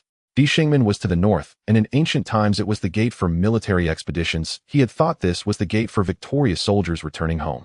He also remembered Chongwenmen, which seemed to be a tax collection point. He wasn't from the capital, so he would need to ask someone tomorrow. Buying a map would help him remember better. On winter nights in the capital, not many people were out and about. Only a few hurried pedestrians could be seen. It was rare to find someone like Yang Zhiyuan casually looking around. After wandering for a while, Yang Zhiyuan noticed that many buildings were not as beautifully constructed as the Zhiyuan of the later years. The entire city appeared silent and lifeless, perhaps because it was late at night and everyone had gone to bed. Who else would be like him, unafraid of the cold, wandering back and forth? Occasionally, he saw tricycle drivers and vendors pedaling their carts by. Speaking of old Kai, did he still pedal his tricycle into Nolangshan? What was the name of that TV show? Was it about the old woman under Xingyangmen? Is Xingyangmen directly south? Has Han Zhiyuan been born yet, or is he still in open crotch pants? What a pity for Zhiyuan, he only married his wife after turning 50. That woman certainly didn't seem like a good person. What about the commander of the 9 gates? Was old Kai the son or grandson of the commander? And what about the Qing dynasty? Had our Qing already gone to Baoding? Let's guess a riddle. Carrying a gun into the bathroom. As soon as I entered the capital, my mind was filled with thoughts of famous figures. Especially my brother Zhuzi, how I wished to cause some trouble with him. However, the trouble was rather mundane and unremarkable. How old is the king of the daughter kingdom? After wandering for so long, he hadn't seen many attractive girls. Poor rating. Just as he was strolling, a few little rascals surrounded Yang Zhiyuan. The leader, around 18 or 19, insisted on borrowing some money from him. He even claimed his older brother was named Little Golden Egg. Well, I thought it was Little Rascal. They walked into a dim alley where 5 or 6 of them had become completely exposed. This time Yang Zhiyuan didn't leave them even a pair of shorts. He collected a pile of clothes, several bike chains, forks, daggers, steel pipes, bricks, and other weapons. After the scuffle, their scarves didn't even fall off. Tomorrow these kids wouldn't know who to seek revenge against. He just wondered if they would end up freezing like Su Domao. After wandering for a while feeling hungry, Yang Zhiyuan finally entered his space to eat. He had hoped to find a state-owned restaurant, but unfortunately, he couldn't locate one. Perhaps he took a wrong turn. After taking a nap in his space at around 9 or 10 in the evening, Yang Zhiyuan finally set out heading straight for desolate. Outside desolate, there was a river, and he wasn't sure if it was the old moat. Just beyond Hebei, not far from Guozishi, was one of the major black markets in the capital. It was also called Beishao Market, alongside East Shaoshi outside Chongwenmen and West Shaoshi outside Xuanwu Gate. Of course, there were also some smaller markets like the Pigeon Market. Generally, people chose whichever market was closest. Otherwise, who would traverse half of the capital from the north to the south just to visit a night market? That would be a round trip of several dozen li. So from a geographical perspective, this arrangement made sense: North Market, West Market, East Market. This way people could go wherever was convenient. Yang Zhiyuan stood by the river in the dark of night, surrounded by a throng of people arriving from all directions, many carrying baskets and bags. All kinds of people were present, likely representing all walks of life. I remember there was a major crackdown scheduled for next year, where nearly 70,000 people were captured in the black market in one day. Currently, the authorities are turning a blind eye. There are likely at least 8,000 people in this crowd. It resembled a massive rural market, but unfortunately, it was nighttime, making it hard to see clearly. Yang Zhiyuan paid a dime to enter. Those selling goods probably charged 20 cents. Have the ticket prices gone up? This black market has many exits, each guarded by someone, and there are patrols maintaining order inside. Damn, it's surprisingly organized. But then again, with so many people in the pitch-black area, how could order be maintained without some enforcement? If a commotion were to break out and everyone started running, it would be a major disaster. This is one of the largest black markets in the country, selling a vast array of goods. Yang Zhiyuan wandered around, discovering many interesting items. For instance, an old-fashioned microscope, likely from before the liberation. There were also fake leather shoes and broken clocks. This place truly harbors hidden talents. In this era, creating fake leather shoes shows you are ahead of your time by at least 20 years compared to the Dongou people. There were vendors selling tattered books, worn clothes, copperwares, antiques, and even those selling seals and envelopes. Wasn't that little Jewish man's father-in-law who escaped from the plateau involved in selling seals here? Damn, they really have guts. The majority of people here are still buying food. As he wandered around, Yang Zhiyuan truly spotted a few piglets. Not bad, not bad, they smell delicious. But wait, I can't eat them yet. I need to wait until they grow a bit. He quickly grabbed a burlap sack to collect them. However, he didn't find anyone selling calves, perhaps because they were too large. Occasionally, he came across some meat stalls and even stumbled upon a vendor selling camel meat. Yang Zhiyuan didn't attempt to grab anything, mainly because he wouldn't stand a chance. Many antiques didn't interest him either. He had heard of them, and the waters here were too deep. If he saw some beautiful vases or such, he might consider buying them. They would look nice displayed at home. In this life, he wouldn't lack money, so why bother with such trinkets? If he really wanted to buy, it would be better to go to an antique shop run by the state, where the authenticity is guaranteed and the prices are reasonable. This low price is only applicable for the truly wealthy like Yang Zhiyuan and some foreigners. Ordinary people can't even afford to fill their stomachs. Where would they find spare money to buy those items? Yang Zhiyuan wandered around, purchasing a few peculiar items he came across. He was too lazy to buy a ticket for alcohol to go buy wine. There were many selling liquor in the black market, likely acquired from others or bartered for food. Yang Zhiyuan collected what he saw. While walking, he noticed an old man selling small ceramic gourds at his stall. The gourds were filled with quite a few black pills. As he got closer, Yang Zhiyuan could smell a faint medicinal aroma. This old man wouldn't be a traditional Chinese medicine doctor selling remedies, would he? Or perhaps he's a quack selling things like strength pills and deworming pills. Yang Zhiyuan crouched down and asked old man, "Are these all medicines?" "Yes." "What kind of medicine does this young man want to buy?" The old man had a good appearance, giving off an aura of immortality, with a piece of cloth covering only his mouth and nose, leaving his white beard exposed, possibly intentionally. Otherwise, who would seek treatment from a doctor with such a shabby face? In the darkness, Yang Zhiyuan could clearly see things and people within a 3-meter range. This old man's appearance resembled that of old Chi's uncle in his old age. Seeing that a customer had finally arrived, the old man seemed a bit pleased. "Can you treat illnesses, old man?" "Of course," the old man replied confidently. The light was dim, and the old man could only rely on his senses to diagnose. After all, everyone was covering their faces. How could he see clearly in this darkness? Yang Zhiyuan wanted to test the old man's skills. He extended his hand. The old man examined him with his index, middle, and ring fingers. After a moment, he shook his head, and said regretfully, "Young man, you should get married." All right, that startled me. I was worried that if the old doctor shook his head, it meant I had an incurable disease. "Old man, you mean my health is fine, and I should get married?" Yang Zhiyuan inquired. "Yes, your qi and blood are vigorous, as lush as the pines and cypress. Your health is exceptionally good. I haven't seen such a robust person in a long time." The old man shook his head regretfully again. "No, old man, why do you keep shaking your head? My health is quite good." Yang Zhiyuan asked, a bit dissatisfied. "Oh, it's just that if your health is good, you naturally wouldn't need medicine, which is why I shook my head." The old man quickly explained, not wanting to provoke the young man. "Oh, so you think I'm healthy, and therefore don't need to buy your medicine, which is why you seem a bit disappointed." "Yes. All right, understood." That surprised me. I thought I had some hidden ailment. But judging by this old man, he might actually have some skills. "Who says I don't need to buy medicine?" "Don't worry, old man. Oh, I'm not buying it for myself, I'm buying it for my little brother's mother." Yang Zhiyuan thought he could bring some medicine for Wei Shenma's mother. Last time the benefits he gained from robbing the rich to help the poor improved his physical condition greatly. This time, by helping old Wei's family and the people in their village, perhaps his health would get even better. Having saved someone and gained benefits himself, why not? Yang Zhiyuan explained Aunt Wei's situation only to have the old man shake his head again. "Not suitable. Old man, you shake your head if I don't buy your medicine, but you shake your head again if I do buy it. What's not suitable?"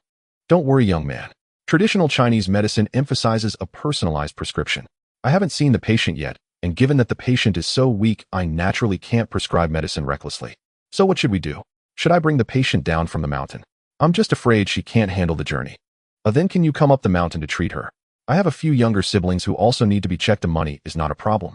The old doctor shook his head again. "I can't leave my family." So the old doctor has several mouths to feed at home, relying on him to treat people and buy a bit of food daily. He's afraid to go up the mountain, fearing he'll be delayed for several days, and his family is close to starvation. Money isn't very useful. The key is to hope for some food. Hearing this reason, it was simple. Yang Zhiyuan quietly arranged with him to pick him up the day after tomorrow, giving him 20 jin of cornmeal and 20 jin of potatoes today. When he picks him up the day after tomorrow, he'll leave some food for him and then carry him into the mountains after taking a vehicle. At that time, he'll let him bring more medicine. He would have the whole family of his younger brother and his own siblings checked once. They would be out of the mountains in 2 or 3 days at most. Only then did the old man happily agree. The old man had remarkable medical skills. It was strange how he ended up in such a situation, but since they had just met, it wasn't suitable to ask. Perhaps he could inquire about it later. The old man left his address, happily carrying the food home. The pills he had earlier were ordinary medicines for treating injuries and basic ailments like headaches and colds. Seeing the old Chinese medicine doctor disappear into the night, Yang Zhiyuan decided to continue exploring. Not far ahead, he spotted a middle-aged man selling swords and spears. The stall had some ancient sword spears and a commander's dagger from the Japanese. Yang Zhiyuan crouched down and asked, "How much is this?" Now that these items are not for eating or drinking, the middle-aged man was naturally pleased to see someone inquiring about the price. "Which one do you want to buy?" Yang Zhiyuan pointed at the commander's dagger. The middle-aged man extended his arm, hiding his hand in his sleeve, intending to negotiate the price with Yang Zhiyuan. This was a scene he had seen in dramas. "Just tell me the price directly. I'm not familiar with your way of doing things," Yang Zhiyuan said softly. The middle-aged man looked at the person before him, whose face was covered by a hat and mask, and was uncertain of his age. He thought it might be someone older, but upon hearing the voice, it sounded very young. "I only trade for grain, not money." "All right, is coarse grain acceptable?" "Yes, 20 jin. A commander's dagger for 20 jin of coarse grain." He wondered if that was considered expensive. This military knife was classified as a sub-officer's knife because it did not have a golden handle. The Japanese general's knife and sub-officer's knife are easy to distinguish. The general's knife usually has a golden handle that shines brightly, while the sub-officer's knife has a silver handle that glistens. The handle of a worn officer's knife is made of copper, purely yellow without any shine. Of course, there are also tassels, and the tassels differ. Not to elaborate on all of this, but people often ask about these random bits of knowledge they've seen in online novels. It was clearly a sub-officer's knife. "All right, 20 jin is fine. Just one more question, is this knife yours?" "What do you mean, brother?" The middle-aged man became a bit alert. "Just asking casually. I'm buying these few knives together, and I wanted to inquire about the origin of this Japanese commander's dagger." Yang Zhiyuan said boldly. "A total of 100 jin." The middle-aged man asked cautiously. "Sure, 100 it is." "Thank you, big brother. This commander's dagger belongs to my cousin from our village. He knew I was coming to trade for grain, so he asked me to bring it along. To be honest, these few knives have been on display for several days. This time I owe it all to you, big brother." The middle-aged man repeatedly cupped his hands in gratitude. In those times, people struggled to have enough to eat, who would casually trade such things for fun. "No need to be polite. Wait for me a moment while I go get the grain." Alright, I'll wait for you. Yang Zhiyuan quickly found a corner intending to only carry 100 jin of coarse mixed grain. After a moment of thought, he considered that if what the middle-aged man said was true, that military knife could possibly be a trophy captured from a war hero. He added another 20 jin of coarse grain, 5 jin of white flour, 3 jin of millet, and 2 jin of eggs on top of the millet bag. Carrying one large and one small bag, he walked back to the middle-aged man. At this moment, there was also an 18 or 19-year-old young man beside the middle-aged man. Yang Zhiyuan's divine sense explored, but covering his face was of no use. It seemed they were together. Come, you can weigh it. 100 jin. The other bag is a gift for the person who handed you the knife. The middle-aged man was taken aback. It was the first time he had seen someone not haggle and even give more grain. He lifted the large bag with both hands, estimating it weighed about 100 jin. The small bag, when lifted, weighed at least 30 to 40 jin.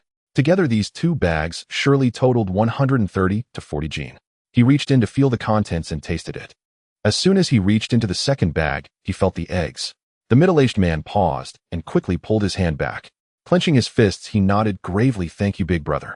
I will definitely deliver the items. After saying that, he handed over the few swords and daggers for Yang Zhiyuan to inspect, and Yang Zhiyuan confirmed there were no issues. The middle-aged man, teary-eyed, once again cupped his hands in gratitude. Thank you, thank you. Without waiting for Yang Zhiyuan to respond, the two individuals quickly grabbed a bag each and vanished. Yang Zhiyuan sighed deeply, feeling a sense of oppression. What kind of situation would lead a soldier to willingly part with the spoils of war he had captured amidst gunfire? This might be his best capture, now only requiring 20 jin of coarse grain in exchange. Those damn BGX, those damn LTY, and those damn heroes should not be treated this way. In these times, many soldiers retire and return home with an excess of population. Many have not found jobs and quietly return to their hometowns to farm for a living. Like the old hero Zhang FQ discovered in 2018, who hid his identity for over half a century before being recognized and awarded first-class merit once, first-class merit 3 times, and second-class merit once. Interestingly, the old hero organized multiple projects, and during that era no one faced life-threatening danger, which was impressive. Salute to the old hero Zhang, and to all the respectable and lovable individuals. Yang Zhiyuan watched the direction where the two men had departed and bent down. It wasn't that he didn't want to give a bit more. The key was that too much would attract scrutiny, and there might be more people in their village. More is not necessarily a good thing, but it could even bring disaster, as one cannot reveal the source. Yang Zhiyuan planned to think of a way soon to deliver the grain he had to those in need. With great power comes great responsibility. As the ancients said, those who achieve greatness benefit the world, while the poor only seek to better themselves. Some might criticize Yang Zhiyuan as a saint, others may scold the author. Lao Wu wants to ask, if you traveled through time and had a space and system with the ability, would you not lend a hand? Would you not? If you had no worries about food and had grain in surplus, would you really not help a little? It is said that a dog does not despise its poor home, and a son does not despise his mother's ugliness. In this era, first, there were the polar bears wanting to be fathers, followed by natural and man-made disasters tightening their belts to repay debts. Everyone holds their heads high, even while starving. Although there are some clowns and wicked individuals, Yang Zhiyuan wanted to express, even if facing thousands, I shall go forth. The black market is bustling with people flowing like a tide, many passing by curiously observing a person bowing. Yang Zhiyuan wiped the corner of his eye and silently took out a badge from his hand. This should have come with that military knife. The seller did not mention it, and neither did Yang Zhiyuan. Perhaps he thought this small copper item would not exchange for much. The reason for his deep feelings was not just that single military knife. Yang Zhiyuan had just released a homing pigeon, which after being blessed by the space, could now navigate at night and track individuals. He originally wanted to release a small bird, but it was too large. If discovered, it would be caught and turned into soup, so he chose a homing pigeon instead. He would have to find a chance to return the medal. He could not keep it for himself. Although there are many medals in this era, due to the inability to provide rewards, they can only issue medals. However, this is the honor of a soldier which cannot be discarded. Taking a long breath, Yang Zhiyuan waited nearby as the pigeon should return soon. He continued to wander around the vicinity. He looked at this and that, mainly because Yang Zhiyuan had never seen so many strange and peculiar items, especially these antiquities. There were also hunters selling tiger teeth, and wolf pelts. Others were selling deer hides, deer whip wine, and deer blood wine, among other things. There were also children's toys like rattles and longevity locks. Soon the homing pigeon returned and Yang Zhiyuan retrieved it into the space. He continued wandering as the black market would not completely disappear until late at night as dawn approached. Damn it, Yang Zhiyuan saw several individuals selling parts from certain machines. Damn, could these individuals be like the husband on the wall of Widow Qin's home, stealing factory parts for money? Many novels write about Jia Dongshu indulging in drinking, gambling, and stealing. We don't know. But he has his mother, and his son is probably in a precarious situation. It is said that a good mother teaches 3 generations through just that evil mother-in-law. Just like the original name of the TV series Zhiyuan was called Shaju, the ending was not a happy ending, but rather him being drained to death under a bridge. Later it couldn't pass the review, so they res-hot it and changed the name to Filled with Love. It's truly disillusioning. Reality is scarier than television. Under the night sky, the streets were bustling with people. All were eager for profit, and the throngs were driven by their desires. After wandering for a while, Yang Zhiyuan discovered several cans of meat, turning back to change his taste. There were also vendors selling bowls and chopsticks. He had forgotten to buy them last time, so he decided to purchase a few more. After wandering a bit longer, he bought some snacks and toys for his younger siblings along with a few hair ties. Yang Zhiyuan planned to leave and seek out the boss at the entrance of the black market to discuss business. Uncertain of where the black market boss was hiding, he could only look for the guards at the exit. The guards at the gate were not as arrogant as he had imagined, though otherwise the trade would not continue. Not finding the boss, he suspected he was lurking in the shadows. He only found a small leader and sold 100 jin of cornmeal with corn cobs for 400 yuan, 200 jin of flour with bran for 100 yuan, 50 wild rabbits for 800 yuan, 5 wild boars for 500 yuan, 20 wild chickens for 160 yuan, and 100 jin of eggs for 400 yuan, totaling 11360 yuan. Do not think that 4 yuan per jin for cornmeal is expensive. Currently, the black market price for food coupons has reached 4 to 5 yuan per jin. You still have to pay extra when using food coupons to buy food at the grain station. Of course, there is a limit to how much a person can buy. One can first consume their quota and then purchase high-priced grain. Like Qin Huira's husband, whose family likely does not have enough rations and ends up buying expensive grain from the black market, ultimately, they still might not be able to afford it, leaving Huihua as an orphan. Publicly available information shows that in recent years the food coupon price in Jing City has been 4 yuan per jin, while the national average is 5 yuan per jin. Remember, it is now the year 1960, and some areas have already suffered from disasters for 3 years. Of course, in the early days prices were not this high. It is only because the disasters have lasted over 2 years that prices have become increasingly absurd. However, during this time, many elderly and young individuals in the capital still had money. Some retained their salaries, and there were those earning several thousand a month. For instance, Boss May had a monthly salary of 210 yuan, and he could keep the income from his own theater, but the troupe had to balance its accounts. Then there was Boss Ma with a monthly salary of 1700 yuan, and he was specially approved. In Shanghai, there were likely many with even higher salaries, along with various private managers and patriotic capitalists. Having been established for hundreds of years, Jing City is profoundly rich, and many people have money but cannot spend it. Of course, 90% of the population consists of impoverished commoners. This has always been the case, and it remains so in the new century. Just like the author Lao Wu, it is even more evident. The high prices in the black market naturally confine buyers. They do not assume they cannot sell. If not, those goods could sell for as much as 1800 to 2000 yuan. Yang Zhiyuan openly displayed his gun. Not far away, there was some commotion caused by animals in an abandoned house. With just this amount of goods, it wouldn't provoke anyone to take risks and rob him. They must first gauge Yang Zhiyuan's strength. If they were to attack immediately, the black market's reputation would be ruined, even though discussing ethics in such a place is akin to nonsense. However, those who have no sense of ethics are likely long gone. Like the small thugs, they stab without care for the consequences, inciting public anger that leads to their own demise. Naturally, he is also a pitiful person. Honestly, Yang Zhiyuan did not take this small amount of goods seriously. It was merely a way to test the waters with the other party, just to gauge the market conditions. After selling his goods, Yang Zhiyuan made several turns and discovered that someone was indeed following him. He looked for an opportunity to knock them out. He didn't strip them, but merely knock them out and rob them of whatever they had. Whether they were sent by the black market or had followed him themselves, next time there would be no mercy. After dealing with those who had been tailing him, Yang Zhiyuan prepared to enter the city and find a state-run hotel to stay at. He had already settled in Yang Zhiyuan and had an introduction letter, so he was not afraid of being checked. If he couldn't find a hotel, he planned to go into his space to read, as he had just bought quite a few books. He had taken a detour and did not exit through the entrance he had come in.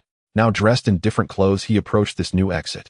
Suddenly he saw 2 or 3 people gathered ahead. Even at this late hour, there were still people loitering. Upon closer inspection, it was a little girl kneeling on the ground, with several wild grasses stuck in her head. The little girl appeared to be around 7 or 8 years old, or perhaps even older, but due to her frailness, it was hard to determine her age. She wore an ill-fitting cotton jacket tied with straw to keep out the wind.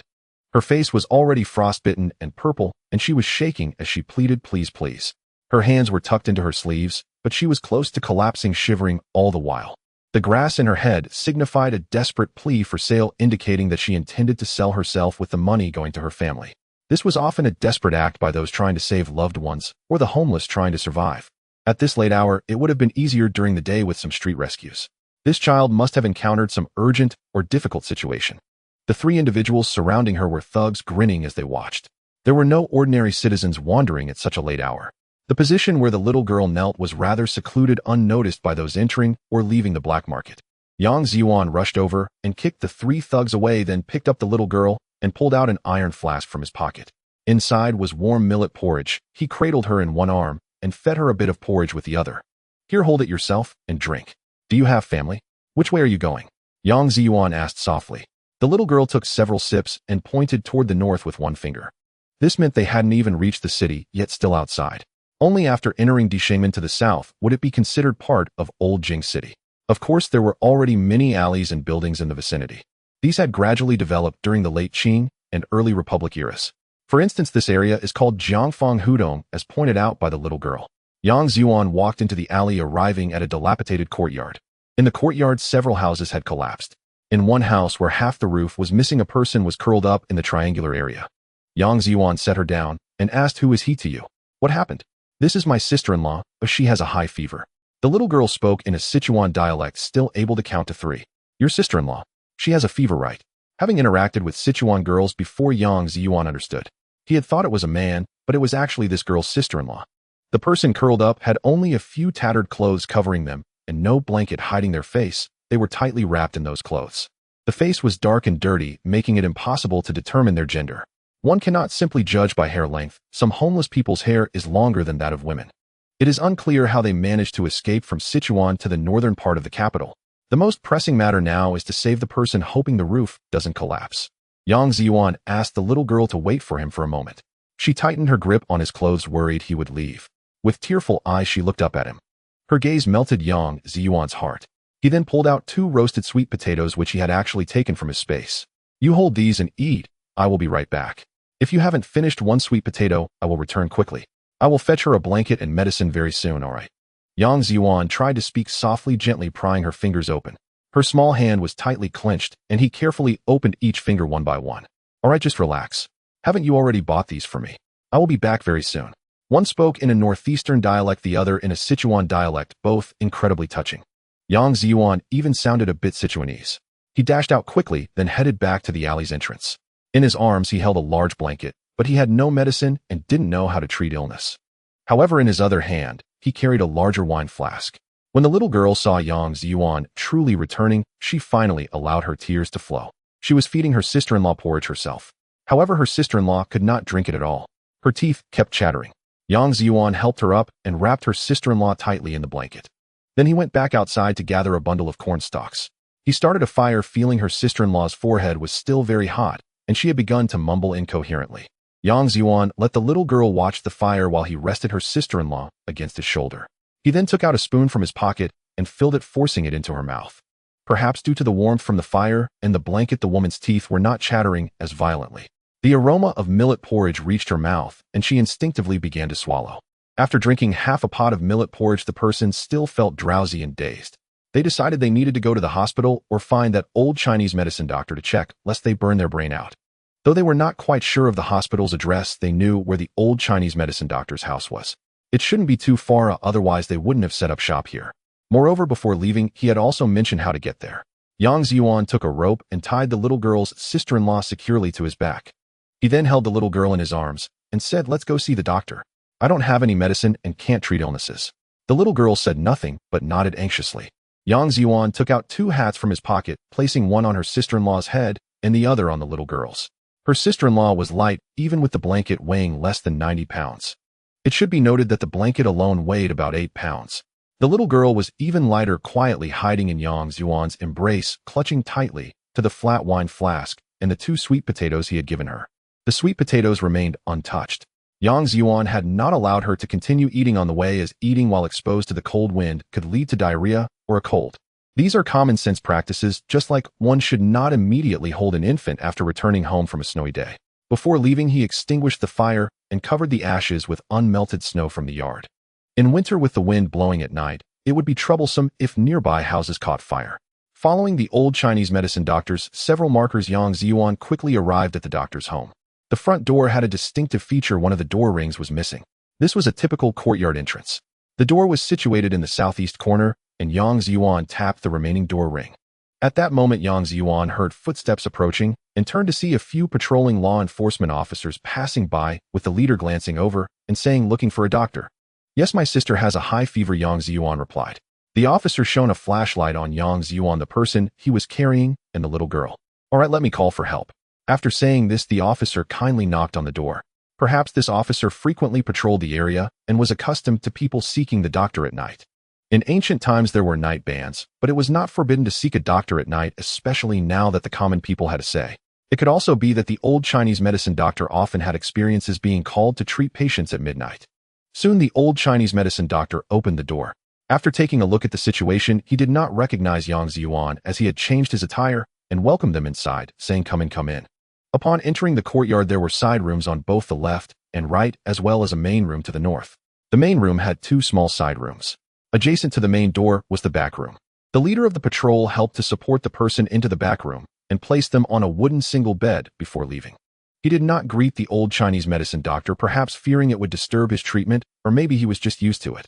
Yang Zhiyuan saw him leaving and said, "Thank you, comrade." After escorting him outside the main gate, he helped the old Chinese medicine doctor secure the door before returning to the back room and closing the door tightly. The back room was rather cold, with only a fire basin that had not yet been lit. The room was not small, containing 3 single beds, but the south side had no windows, only the north side had a window and a door. After a while, the old Chinese medicine doctor finally finished examining the patient, shaking his head as he did. This habit of the old man was not good. He should stop shaking his head so much. Looking at Yang Zhiyuan, who was still bundled up, he said, "The cold wind has entered and caused heat in the body. Oh, fortunately, you were brought here in time. They'll go get a small stove, and you can brew the medicine and drink it here. Grandpa, it's me, the one who brought the cornmeal tonight." After saying this, Yang Zhiyuan lowered his scarf and returned to his usual voice. "Oh, it's you, my little benefactor. Come sit down quickly." "No, Grandpa, let's not sit yet. I can't call myself a little benefactor. My surname is Yang Zhiyuan." After speaking, Yang Zhiyuan extended both hands, and the old man paused before reaching out his hands to shake hands with Yang Zhiyuan. "I am the old man, Chu Yongkong. Young friend, please wait a moment while I call my wife and children to meet you." No, Grandpa, please don't disturb everyone, as saving the person is the priority." Right, saving the person first. They'll go get the stove and the medicine pot." Yang Zhiyuan felt it would not be good to follow the old man into the other room at this late hour, so he could only wait. Soon the old Chinese medicine doctor came back with 3 doses of medicine, a medicine pot, and a small clay stove. After receiving them, Yang Zhiyuan told him, "Grandpa, I don't know how to brew medicine." "Oh, no problem, I'll do it. What about these 2? "Oh, these are the ones I saved on the way. Don't worry, it's fine." Yang Zhiyuan replied, meaning that he had the ability and the money, so it was all right to treat them. "This room is too cold. Grandpa, do you have any charcoal at home? If not, I can go get some." Yang Zhiyuan asked. "To be honest, young friend, there is not much left. The family struggles to eat, and if it weren't for the patient, those 3 wooden beds would have almost been burned for warmth." "All right, Grandpa, then please wait here. I'll be right back." After saying this, Yang Zhiyuan opened the door and went out without waiting for the old man to respond. He hurried out, fearing that the little girl would cling to him with reluctance again. After exiting, Yang Zhiyuan entered the space and emerged after about 10 minutes. He returned with a large hemp sack. The large sack was very useful. He could take out anything he had, and others would not be able to see inside to know what he was retrieving. Upon entering the house, he first took out a stolen cotton coat to drape over the old man. The old man was relatively thin, so the coat meant for an 18 or 19-year-old youth fit him quite well. The old man's cotton coat was a bit thin. Draping it over him was just right. He then took out a smaller boy's cotton coat for the little girl to change into, asking her to take off the larger coat. This was a coat that Yang Zhiyuan had bought for his younger brothers. It was just slightly larger, but fit well and was much better than a tight coat. He also took out a pair of cotton shoes for the little girl, which belonged to his younger brother. The clothes of the ugly duckling were too small, while Zhou clothes were a bit large and did not fit.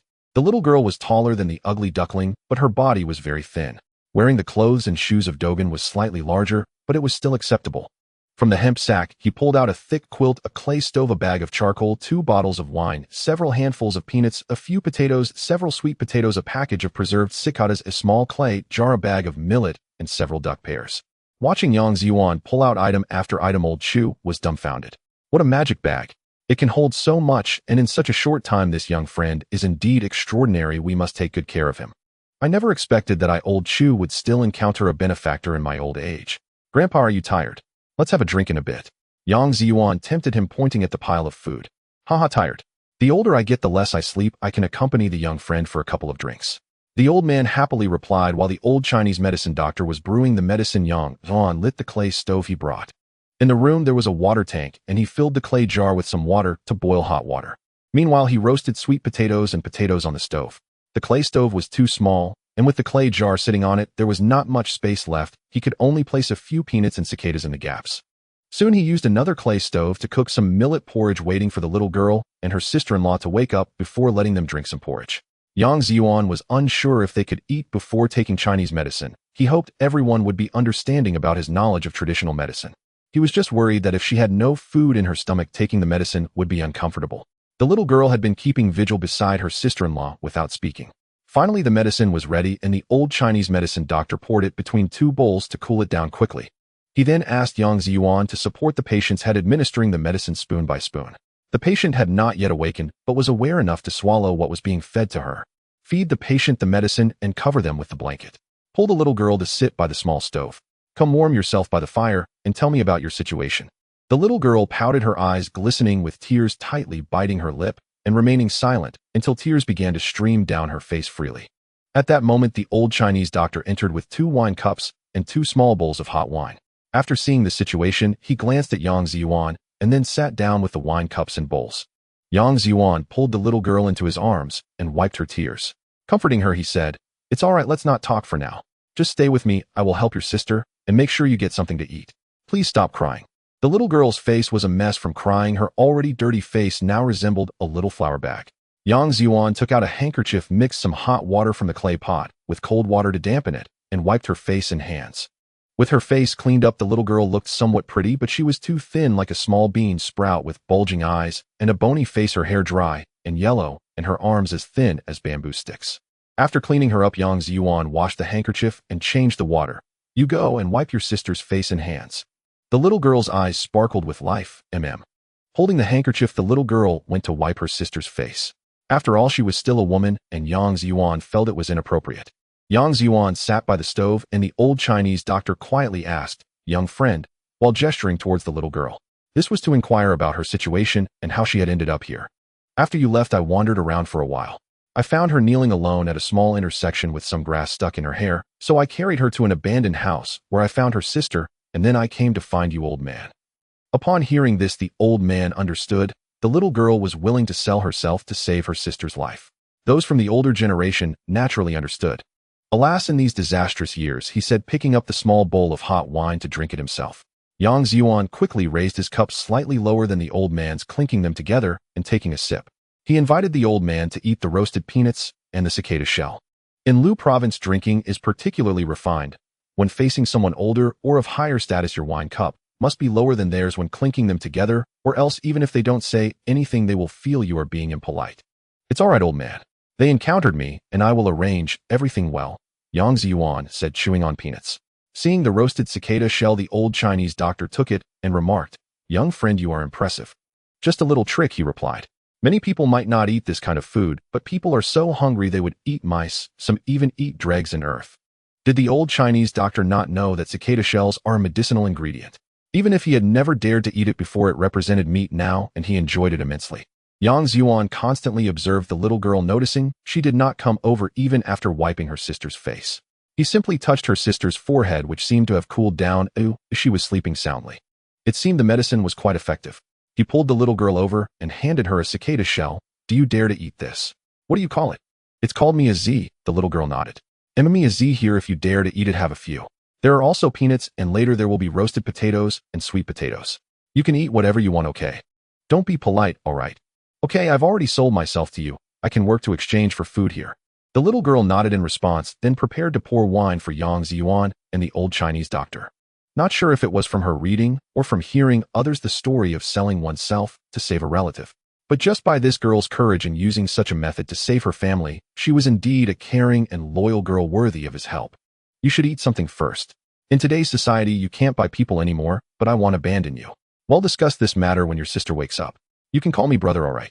That won't do. I must keep my word, the little girl said seriously, looking at the old Chinese doctor, who smiled without saying a word. Yang Zhiyuan thought it best not to argue with a child. Sometimes children say naive things, but they are earnest. He had to change the topic. Pointing at a potato, he asked, "What do you call this?"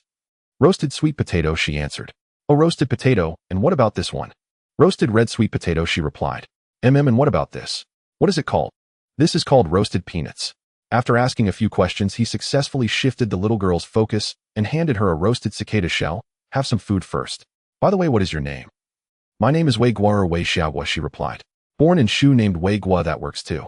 My brother's name is Yang Zhiyuan. You can call me Big Brother Yang, Big Brother, or just Brother, alright. This is Uncle Chu. From now on, you can just call him Uncle Chu, okay?" Yang Zhiyuan pointed to himself and then to the old Chinese doctor. The little girl nodded, nibbling on the cicada shell bit by bit. Yang Zhiyuan, fearing she might feel shy to eat, handed her a few more along with some peanuts. "I wonder if anyone else has experienced this, visiting a not-so-familiar person's house. When they offer you steamed buns, you chew slowly, feeling that even if one bun or a bowl of rice isn't enough, it's impolite to eat too much. You eat quickly, and clever hosts will offer you another or add more rice. Thus, despite being very hungry, you feel embarrassed to eat." The little girl might be experiencing this. Perhaps she is reluctant to eat or feels shy. So Yang Zhiyuan had to pay special attention to her feelings. Although he had never raised a child in his past life, he had experience in this area. "G country Uncle Chu," she said. "Shouldn't you call him Grandpa Chu? His beard is all white now." The little girl pointed at the old Chinese doctor. "No need to call me Grandpa. If we call each other Grandpa, we will be a generation apart. Just call me Uncle, okay?" The old Chinese doctor laughed heartily. Yang Zhiyuan patted the little girl's head. 2 bottles of wine, and the two of them finished 1 bottle. The second bottle was held in the old man's arms as he said, "It really shouldn't be wasted. Keep it for later." Seeing the old Chinese doctor's demeanor, Yang Zhiyuan replied, "All right, you keep it then, but make sure to eat more. Right now I can say I could drink a few more bottles if needed. Mainly, it's about enjoying ourselves." In such winter times, having 1 or 2 good friends setting up a mud stove roasting food while drinking creates a wonderful ambience. Drinking brings joy, comfort, and since the wine has been warmed, it isn't cold going down. Feeling very comfortable, Yang Zhiyuan also roasted some pear. In his past life, his hometown had pear trees. He had eaten roasted and steamed pears when he was a child. Especially in winter, roasting pears, carefully peeling off a layer of skin, is very enjoyable. Wei Guo ate a few roasted cicadas and some peanuts. Yang Zhiyuan prepared some millet porridge for her, keeping the rest in the pot for when her sister wakes up. He only let her eat a little roasted pear as she had been hungry for a long time and shouldn't eat too much all at once. An old man, a young man, and a little girl gathered around the clay stove. While drinking and eating, Yang Zhiyuan inquired about the old Chinese medicine doctor's condition. The old Chinese medicine doctor came from a family of traditional healers. In his youth, he had a somewhat reckless and carefree attitude, wandering aimlessly. This situation is somewhat similar to that of old Master Bai, but the old doctor did not abandon the medical skills he learned at home. He simply found them too easy from an early age. At that time, his family was wealthy, and he spent time seeking pleasure with a group of young friends engaging in bird fighting and insect battles. Unfortunately, not long after, their comfortable life was disrupted when the city was invaded, leading to the capture of all the men in his family who practiced medicine, as their precious medicinal treasures and formulas were coveted. He was merely a spoiled youth at the time, so he was not captured. The old doctor's father, elder brother, and second brother all died in prison. In an attempt to save them, he spent all his money on bribes, but the false soldiers took advantage of the situation and exploited them. Thus the family fell into ruin, leaving only this courtyard. To support his mother and several sisters-in-law, and to seek revenge, the old doctor begrudgingly entered a local hospital, secretly causing the deaths of many traitors and enemies. Later, when the capital was liberated, he found himself in the Bay Party Hospital, not by choice, but because they had taken over. He needed to earn a living. After the liberation, the hospital became state-owned. He later joined a traditional Chinese medicine hospital, earning a salary of over 100, which was quite decent. Although he had to support a large family, there were still some patients he could see for extra income. However, due to the Liu family taking the lead in providing prescriptions, many traditional medicine families had no choice but to follow suit. Old Chu also had to reluctantly submit a few prescriptions, but the Liu family was aware of their backgrounds and knew that a few submissions were insufficient. They secretly undermined and suppressed Old Chu. As a result, Old Chu could no longer endure it, and in early 1959 he applied for early retirement, primarily due to his disdain for the behavior of certain individuals.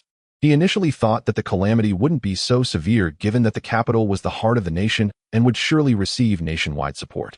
Little did he expect the black market food prices to soar. Originally, he could earn some extra grain by treating others combined with his retirement salary, and he had saved some money before. His sons and nephews had grown up and found jobs. He only needed to support his wife, elderly mother, and elder sister, but who knew that once he retired, his nephews and nieces dared not interact with him as much. After all, they needed to support their families, and their own sons and daughters were all married with children. He not only had to take care of his elderly mother and wife, but also had to occasionally provide for his children. In recent years, the ration had already decreased significantly, not to mention for retirees where the ration was even lower. It should be noted that Sichuan province had contributed 14.7 billion jin of grain in recent years to support the capital and Shanghai. The rations for miners had dropped to as low as 19 jin a month, while their standard was originally between 45 and 55 jin. One can imagine the great sacrifices made by Sichuan province at that time. This was true nationwide. While the capital was not as severe, it was still extremely difficult. Abandoned infants in the vicinity of Shanghai were sent to the grasslands and plateaus.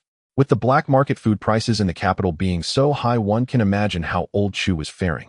Fortunately, he had already retired, otherwise the ration for doctors 2 years ago was 32 jin a month, with variations based on age and rank, yet during difficult times, everyone had to voluntarily reduce their rations. Moreover, the rations for retirees were even less, with only 20% being fine grains, the rest being coarse grains. Fortunately, old Chu's family had rations, only lesser since they lacked work. Due to the hardships, fewer people sought medical attention, and many stayed home inactive. Students attended classes for half a day in the morning and returned home to rest in the afternoon, lacking the energy. All physical education classes were halted as they dared not let anyone exert themselves. Some hospitals even had to raise the thresholds for illnesses caused by hunger. This meant that the previous threshold of 100 for illness was raised to 150 or even 200. There was no choice. Too many people were affected, as obtaining a medical diagnosis could provide access to special food supplies. In order to fill their stomachs, people were truly trying every possible means. That night, old Chu drank an extra bowl of corn porridge and had a little something to eat and drink. He had a satisfying meal today. Even chewing on a single corn kernel took him a long time before he could swallow it.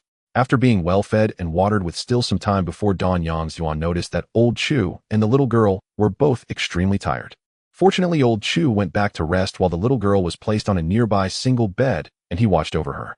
The little girl was so small that a single quilt could wrap her up without needing a mattress. He placed this bed next to the one his sister-in-law was lying on, with each person having their own quilt to sleep under.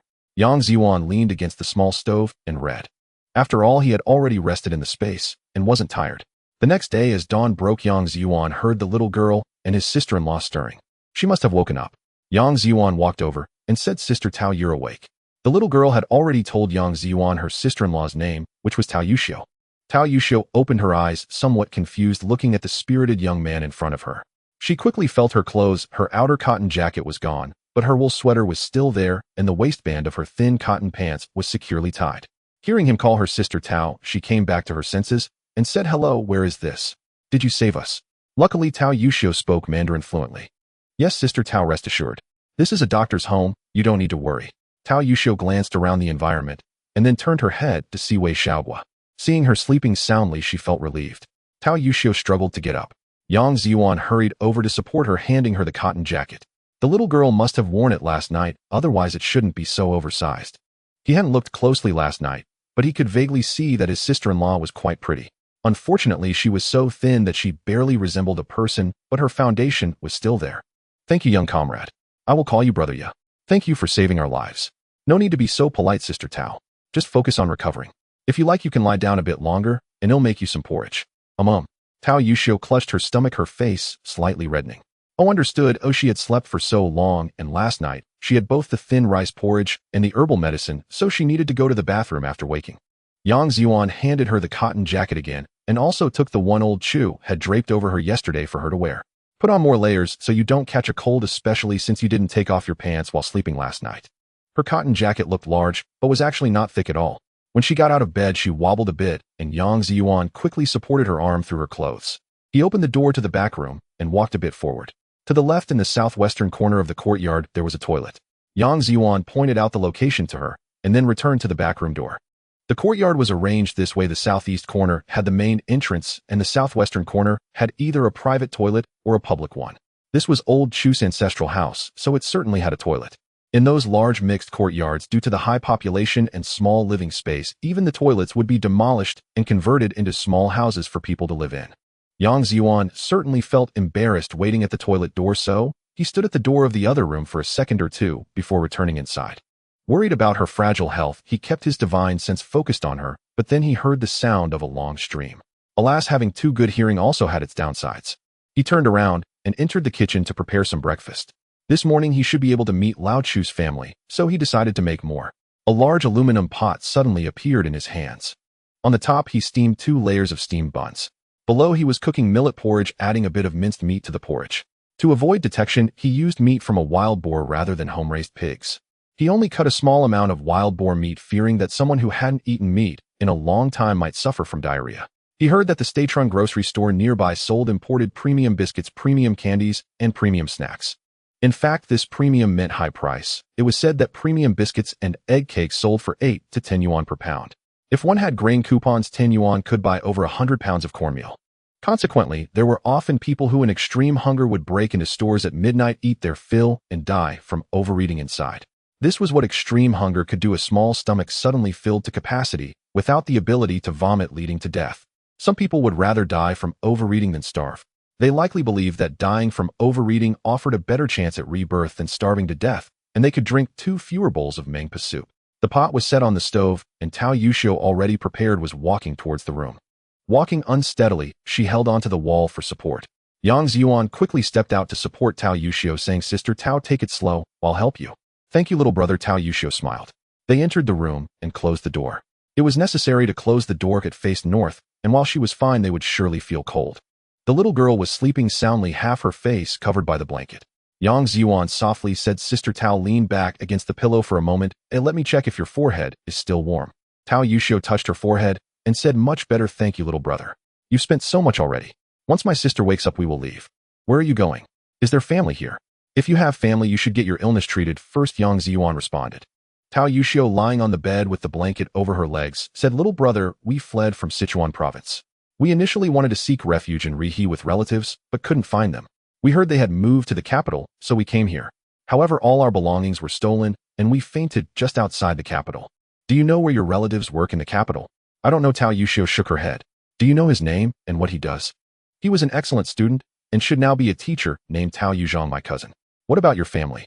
Yang Zhiyuan finally understood the situation after listening to Tao Yuxiu's words. Her family had originally been a scholarly family in the area, and she had 2 older brothers. The eldest brother went missing during the War of National Defense. There was no news or remains to be found. The second brother initially had a job at home, but due to the severe disasters in Yunchuan province, they couldn't even afford to eat. To help the family, he went fishing in the river and never returned. Their parents, already weak from hunger, were further devastated by the loss, and both passed away one after the other. Tao Yuxiu's family had a close relationship with Wei Xiaoguo's family, who only had an elder brother and a grandmother. Naturally, Wei Xiaoguo's family was not in good condition either. Their parents had run a small business for a time before succumbing to illness, leaving Wei Xiaoguo and her brother to be taken back to the countryside by their grandmother. With Tao Yuxiu coming to seek refuge, there was the intention of marrying her to Wei Xiaoguo's brother for the sake of a good reputation. Wei Xiaoguo's brother was a responsible man, but the rural conditions in Yunchuan province were even harsher. He wanted to ensure his fiancée had something good to eat and to provide more food for his grandmother and sister. Thus, Wei Xiaoguo's brother went into the mountains with an empty stomach, hoping to hunt with predictable results. Wei's grandmother, who was already at her limit from hunger, wished only to see her grandson married before she passed, and she followed him shortly after. Unable to survive in the countryside, the 2 women, one young and one old, found themselves without strong laborers, and with the severe drought, could only think of seeking help from relatives. Tao Yuxiu had read some books, and the little girl and her brother had studied a bit a few years back. That was why the little girl knew the story of selling oneself for survival. Tao Yuxiu had a distant cousin who had left their hometown many years ago and was very well read. She had only heard he taught near He. With no other relatives, Tao Yuxiu set out with the little girl, carrying their remaining money and some belongings to escape the famine. For safety, she made sure to cover her face and body in dirt. They boarded a train which not only saved energy, but also allowed them to move quickly. Fortunately, Tao Yuxiu had some education and didn't go the wrong way. After several twists and turns, they arrived in He, only to hear that her cousin had come to the capital. They planned to come to the capital, but before they could enter, their only quilt was stolen. After several days without much food, they had to save what little they had for the little girl. A few days ago there had been heavy snow, and thus they finally collapsed in an abandoned house outside desolate. Seeing that her sister-in-law had a high fever and no quilt to warm her, the scene unfolded where Yang Zhiyuan encountered the little girl. Sister Tao, even if you leave now, then what? You only know the name, but don't know which organization they belong to. How will you find them? I. Clearly Tao Yushio didn't want to trouble Yang Zhiyuan, especially since she had no money for medicine and wanted to leave as soon as the little girl woke up. Once they found her cousin, she planned to find a way to repay the money. If they couldn't find him, "It's all right, Sister Tao. Oh, it's not a big deal. I have a way. Just stay calm. I will arrange everything for you, and I will help you inquire later. Is that okay? First get your illness treated. Otherwise, if you fall ill again, who will take care of Xiaohua? Even if you go to the relief station, to be honest, it's overcrowded there, and you can't get enough to eat. Don't think too much. Just focus on your recovery. Once you are better, I will think of a way to help you." Yang Zhiyuan jokingly recounted the little girl's brave actions from the previous night. Hearing about what the little girl had done, Tao Yushio couldn't hold back her tears any longer. Having experienced so much life and death in such a short time, Tao Yuxia's tears had almost dried up, but she never expected that in such cold weather the little girl would still risk herself to save her. Naturally, neither of them took the matter of selling oneself lightly. Otherwise, if people found out, it would be a serious issue. The little girl, either drawn by the aroma of the cooked food or hearing her sister-in-law's cries, also woke up. Upon waking and seeing her sister-in-law sitting beside her in good health, she exclaimed, "Sister-in-law, you're awake," and then half emerged from the blanket to hug her sister-in-law. Seeing the bond between the two, Yang Zhiyuan did not interrupt. The two embraced and cried for a while before allowing Yang Zhiyuan to help the little girl down, get her dressed, and wash her face. The weather is nice today. Wu Lei, the head of the Jishuitan police station, is preparing to visit his master's wife shortly. Life has been tough lately. He hasn't seen her for several days. He plans to bring 2 jin of coarse grain coupons and a little bit of dessert along with 2 liang of wild boar meat. This gift is quite generous. Many people's annual quota is only 8 liang of meat coupons. He wonders if he will continue to face criticism. Wu Lei, 35, has been married for just over 5 years and has 2 children. One is 4 years old and the other is just over 2. The children are still young and not yet at an age where they can be a burden. Otherwise, he wouldn't be able to manage with such limited resources. Although his salary is decent at 117 yuan plus some allowances, he still cannot buy many things. He feels embarrassed about his status and doesn't dare to buy things from the black market, and even if he did, the prices would be exorbitant. Luckily, he doesn't have parents to support, just a master who lives in a rural area of Jishui province. His wife only has an elderly mother whom master's wife introduced to him. Today happens to be Sunday, and he plans to visit master's wife in the morning. At around 7 o'clock, Wu Lei arrives at his master's wife's younger brother's courtyard. He knocks on the door, noticing the door without a door ring, and turns back to knock on master's wife's house. Not waiting for a response from inside, he confidently walks in. Upon entering the courtyard, he finds it empty. This is normal. It's so cold outside that everyone must be inside. Just as he is about to head towards the main house, he hears several people talking inside. It's not usually this lively when he visits. Today feels a bit unusual. He lifts the door curtain and steps inside, seeing 6 or 7 people happily having breakfast. He has never seen them having breakfast during his previous visits. Aside from master's wife, Uncle Chu's mother, and his wife, there are 3 additional people. One is a young man with short hair who looks spirited. He seems young, but Wu Lei senses he is quite dangerous. There is also a woman in her 20s whose looks are decent, but a bit thin, giving off a fragile impression. Alongside her is a girl dressed in boyish clothes, yet with 2 little braids. Yang Zhiyuan surveys the newcomers, but remains silent as he does not know them well. He initially thinks they might be here looking for Uncle Chu's wife. This is because Yang Zhiyuan heard one of them calling for master's wife. Unexpectedly, instead of master's wife responding, Uncle Chu's sister, an elderly woman with some gray hair, who looks very kind, but walks steadily, speaks up, "Get out, who let you in? What's going on?" The person entering is wearing a 58-style winter police uniform, navy blue throughout with a long navy coat, over a navy cotton jacket and navy trousers. In the morning, he even wore a navy blue hat with a brim. He clearly looks like a public security officer. Uncle Chu remains silent, but his sister is quite rude. Before this person arrived, old Chu had already introduced his family to Yang Zhiyuan, mentioning that the 2 newcomers are old friends and that they plan to offer a lot of grain as consultation fees to help with a medical visit tomorrow. Today's breakfast was prepared by Yang Zhiyuan, featuring meat porridge. Although the meat is scarce, it is still wild boar, and there are plenty of steamed buns. There are also pickles, which is quite good. As for the 2 patients, they were brought by Yang Zhiyuan. Since they are bringing grain and will also cover medical expenses, they might as well eat together. The side room is too cold, and there isn't a large table. Tao Yushio, who had a fever, is feeling much better and can eat now, so they all gather in the main living room for breakfast. However, just after a few bites, an unexpected guest arrives. Upon hearing the attitude of this guest, Yang Zhiyuan is ready to help chase him away. But old Chu says, "Have you eaten? If not, sit down and have something to eat together." Huh, what's going on? I've already eaten, Uncle Chu. I brought some food for Master's wife and the family. Looking at the large basket of steamed buns and thin porridge, Wu Lei actually wants to say he could eat a bit more. Unexpectedly, old Chu responds, "Oh, you've eaten, then find a place to sit." Uncle Chu, the police officer, drags a stool to sit beside the dining table. On the contrary, Uncle Chu's sister, who had Yang Zhiyuan call her aunt, says again, "Wu Lei, you shouldn't come too often. If you're capable, let that old man come." "Yes, I've just written to my master. He said he would come when spring arrives." The police officer replies cautiously, "Wu Lei, isn't that the master's brother he is looking for? What a coincidence."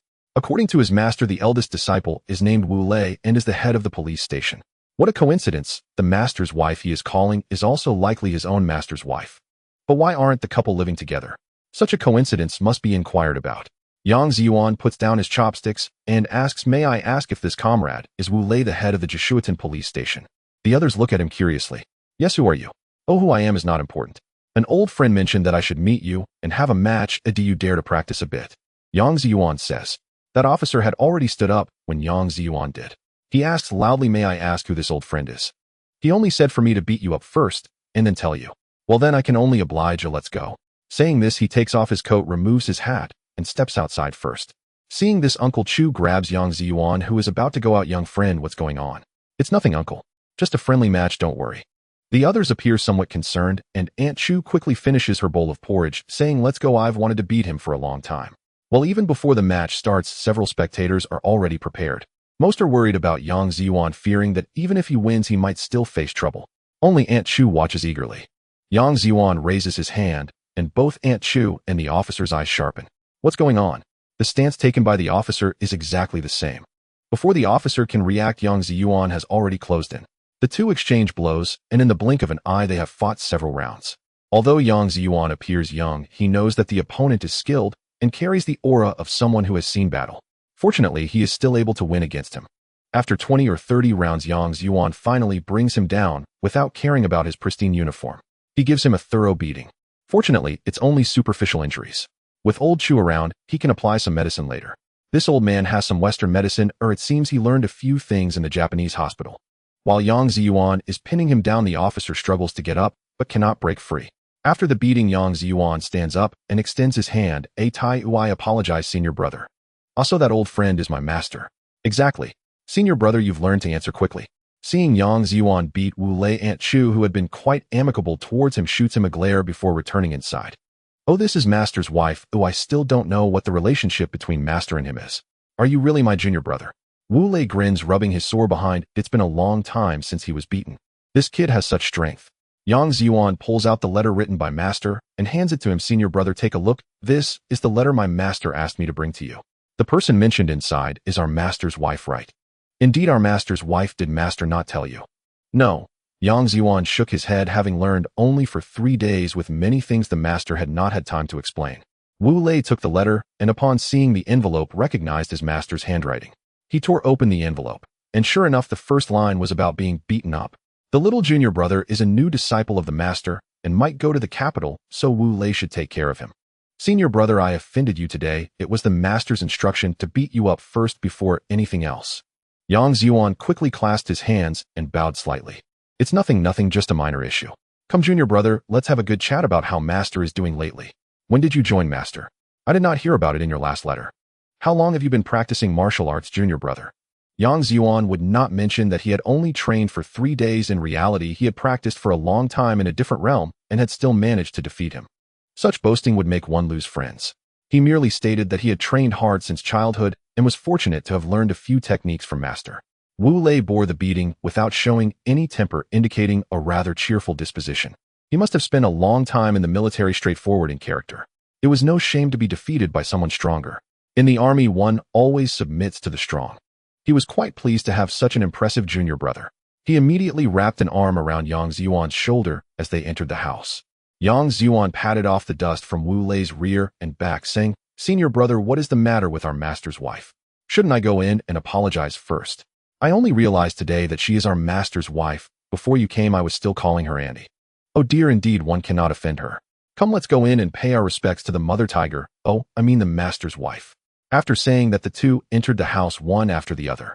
Upon entering, they saw Aunt Chu sitting upright in the living room. Yang Zhiyuan immediately bowed and said, "Master's wife." Aunt Chu didn't even glance at Yang Zhiyuan, not lifting her eyes.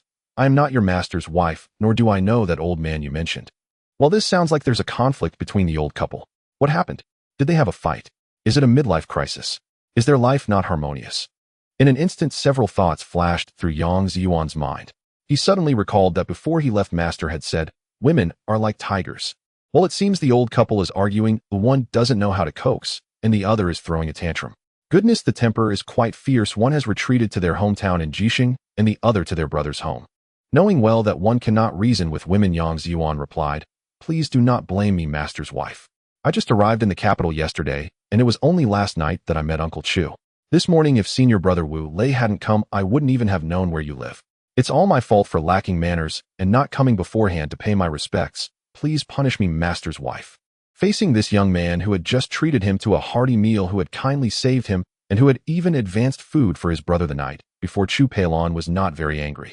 After all, the one who made her angry was the old man, and this young man had little to do with it. Old Chu quickly interjected, "Yes, do not blame Yang Xiaoyu. I only met him yesterday, and if he hadn't brought Miss Tao and little Guir to see the doctor, we wouldn't have met today." Nearby, the elderly lady, who was about 70 or 80 years old with silver hair, kindly said, "Enough already at your age. Why are you throwing a tantrum with your daughter-in-law?" Old Chu's wife also chimed in, "Exactly, big sister, that young man is a wonderful child, kind-hearted, and has helped old Chu. I'm fine, let's sit down and eat." Aunt Chu naturally took the opportunity to ease the situation. The one she was bickering with was Li Qingshuan, and this child was still quite good. "Thank you, Master's wife. How about having some more to eat?" "I won't eat any more. I'm full of anger." "Master's wife, do not be angry, do not be angry. If you get upset, no one will take care of your health. Just think, in the future, with me and senior brother here to take care of you, that old man will be left in the countryside without anyone to care for him. Doesn't that thought make you feel better, eh?" Yang Zhiyuan joked. "Haha, that's a good point," Old Chu laughed. "Pa, your master has indeed taken in a good disciple," Aunt Chu remarked. "Of course, Master's wife, for you too, I will unwaveringly stand by your side. In the future, when that old man is punished to kneel on the washboard, I will hand you the stick." "Hee, is that what you said, eh?" "Of course," Yang Zhiyuan said seriously while joking. "There's no need to keep persuading when the old couple is arguing, as it's quite hard to persuade elders. These two act like children. It's better to make jokes, first aligning with one side and later with the other, as long as both are happy. This is called being two-faced. Such is the lack of stance." The matter resolved itself, as most arguments arise from trivial matters. If it really escalated to divorce, then naturally both sides would have to discuss it. However, who generally gets divorced nowadays? Only those who have been divorced multiple times. They divorce one, then marry another, then divorce again, and marry again. Ordinary people quarrel and bicker throughout their lives. Before liberation, there was a peak of divorces, then a buzz during the period of upheaval, and later during the rural restructuring, and now we are witnessing another peak. Even the divorce rate in rural areas remains high. One wonders what is wrong with people nowadays. During the upheaval period, a certain leader was overthrown due to issues, and his wife actively sought a divorce. At the age of 20, Yang Zhiyuan would think that the wife could not share hardships, abandoning him in times of trouble. Now in his 30s, he views the issue differently. Could there be underlying circumstances? Is what is reported the whole truth, or is it due to obligations to care for children or family, leading to such an action of clearing boundaries? We are not the parties involved. We cannot take everything that is reported at face value. Some writers may not be fair in their assessments. Perspectives vary. Just like old Wu, who publicly calls readers lords while secretly thinking, "If you don't give me a 5-star rating, just wait and see me scold you, ha." After making the master's wife happy, he briefly mentioned his situation, only saying he had studied with master for a short time, not mentioning 3 days for fear of discouraging his senior brother, and that master said he was not an official disciple, but only a named disciple. Both the master's wife and senior brother did not believe this, as Yang Zhiyuan knew several of the old man's ultimate techniques, which a named disciple would not be taught. The master's wife also stated, "That old man does not recognize you, but I recognize you. From now on, you are close to me regardless of that old man." "Of course, master's wife, I think so too." Yang Zhiyuan smiled in agreement with her and introduced Tao Yuxiu and little Guir to his senior brother. Naturally, he did not mention asking for help with arrangements, only requesting to help find Tao Yuxiu's cousin Tao Yuzhang. Senior brother opened his mouth and then closed it quickly, agreeing. After chatting for a while, Wu Lei wanted to take Yang Zhiyuan to recognize the family gate. Yang Zhiyuan told Tao Yuxiu to take good care and to continue taking her medicine. When he returned, the little girl Wei Guo was still reluctant to part ways and only let go of Yang Zhiyuan's sleeve after he repeatedly assured her that he would return soon. Yang Zhiyuan followed Wu Lei out of the door of Chu Zhongyi and then went to his house with him. It turned out that Wu Lei's home was very close, about a 10-minute bicycle ride, and he pointed to the second house in the alley ahead, saying that the 3 main rooms inside were his home. Yang Zhiyuan jumped off the back of the bicycle and ran back, shouting as he ran, "Senior brother, you go in first. I will be back soon and I know where it is." After finishing his words, he ran off. Where was he going? To find a place to buy something. How could he go empty-handed on his first visit? "Hey Zhiyuan, hey junior brother," Wu Lei shouted from behind, but soon Yang Zhiyuan disappeared from sight. Wu Lei had no choice but to wait for him at the door, knowing that his junior brother was going to buy something. He was worried that he might not find the place, so he waited at the entrance of the courtyard. Yang Zhiyuan didn't know the roads nearby. After thinking for a moment, he decided it would be better to bring some fine grains and wild game from the space. After all, food was the most important for this person. He recalled that his senior brother had only brought 2 tails of wild boar meat as a gift earlier. Even this had made old Chu happy, so he should bring more wild game for himself. Soon Yang Zhiyuan arrived at the entrance of Wu Lei's alley carrying a seemingly inconspicuous burlap sack. Wu Lei was already waiting there for him. "I told you, why are you being so polite? Coming to my house with gifts. Come on, walk with me and take all the things with you later." Yang Zhiyuan smiled and said, "These are all my hunted game. There's nothing special. Let's go, senior brother. Don't carry it, put it on the back rack of the bicycle and come back home with me first." "Okay." Yang Zhiyuan placed the burlap sack on the rack and followed Wu Lei into the courtyard, which was a small courtyard upon entering. The 3 main rooms belonged to Wu Lei. Even a level 17 cadre wouldn't be able to secure a building. Housing was very tight now, and only deputy or full department heads could manage to get an apartment. The east wing was shared by 2 colleagues, while the back room was used as a warehouse for 3 families with no one living there. Upon entering the courtyard, it was cold, and no one was outside. Everyone was inside. "Wenju, we have guests." While this name is just like Chu Peilon, they are both named after medicinal herbs. On the way, he heard his senior brother say that he had married the niece of old Chu. Just like Chu Peilon, the daughters of the Chu family are all named after medicinal herbs. Peilon, Wenju, Lianxiao, Sini, etc. But they sound quite nice. Soon a short-haired, capable-looking young woman walked out from the main room. "What are you shouting about? The second child is sleeping." Seeing her man followed by a spirited young fellow, she quickly walked a few steps. "Who is this big brother? Come in first, it's cold outside." "Okay, thank you, sister-in-law. This is my dear junior brother. Come on, let's go inside." Wu Lei steadied his bicycle, wanting to help Yang Zhiyuan carry the burlap sack. But Yang Zhiyuan held it in one hand and followed his sister-in-law into the house. "This is my junior brother. Why did you bring so much?" "Yes, this is my dear junior brother. Just arrived in the capital, Yuan. This is your sister-in-law, Chu Wanju." Wu Lei introduced. "Hello, I'm Yang Zhiyuan, the junior brother of Wu Lei." Hello, please sit down. I'll pour you some tea." "Sorry for the trouble, sister-in-law." "Oh, it's no trouble. Just sit down." Yang Zhiyuan did not sit down, but started taking out the items one by one from the burlap sack. 20 pounds of coarse grains, 10 pounds of white flour, 5 pounds of millet, 5 pounds of eggs, 10 pounds of wild boar meat, 2 wild rabbits, and 2 wild chickens. Staring at the table full of ingredients, Wu Lei was dumbfounded, and Chu Wanju, who had just poured tea, was also stunned, only reacting when the hot water almost burned her hands. She quickly placed her cup in front of Yang Zhiyuan and rubbed her hands. "Zhiyuan, what is this?" After saying this, she glanced at her husband, wondering what was going on. It was her junior brother here to deliver gifts and ask for favors. Wu Lei expressed, "I don't know either. Junior brother, this is too much. I can't accept it." "Aren't you fleeing? How could you bring so many things?" "Senior brother, sister-in-law, please sit down. Don't worry, these are all from my hunting, you can rest assured." "Are these really from your hunting?" Looking at Wu Lei's doubtful expression, Yang Zhiyuan said, "Senior brother, you just experienced my skills. Besides, I set traps and made snares. Otherwise, how could I support 8 younger siblings?" "Wu Lei, did you get into a fight again?" Chu Wenju glared at Wu Lei. "No, I just had a spar with my junior brother and lost." "Haha, really? Really more real than pearls." "Alright, I want you to fight with this today, and that tomorrow. Good, losing is good." "Zhiyuan, I didn't expect you to be this strong. From now on, this place is your home.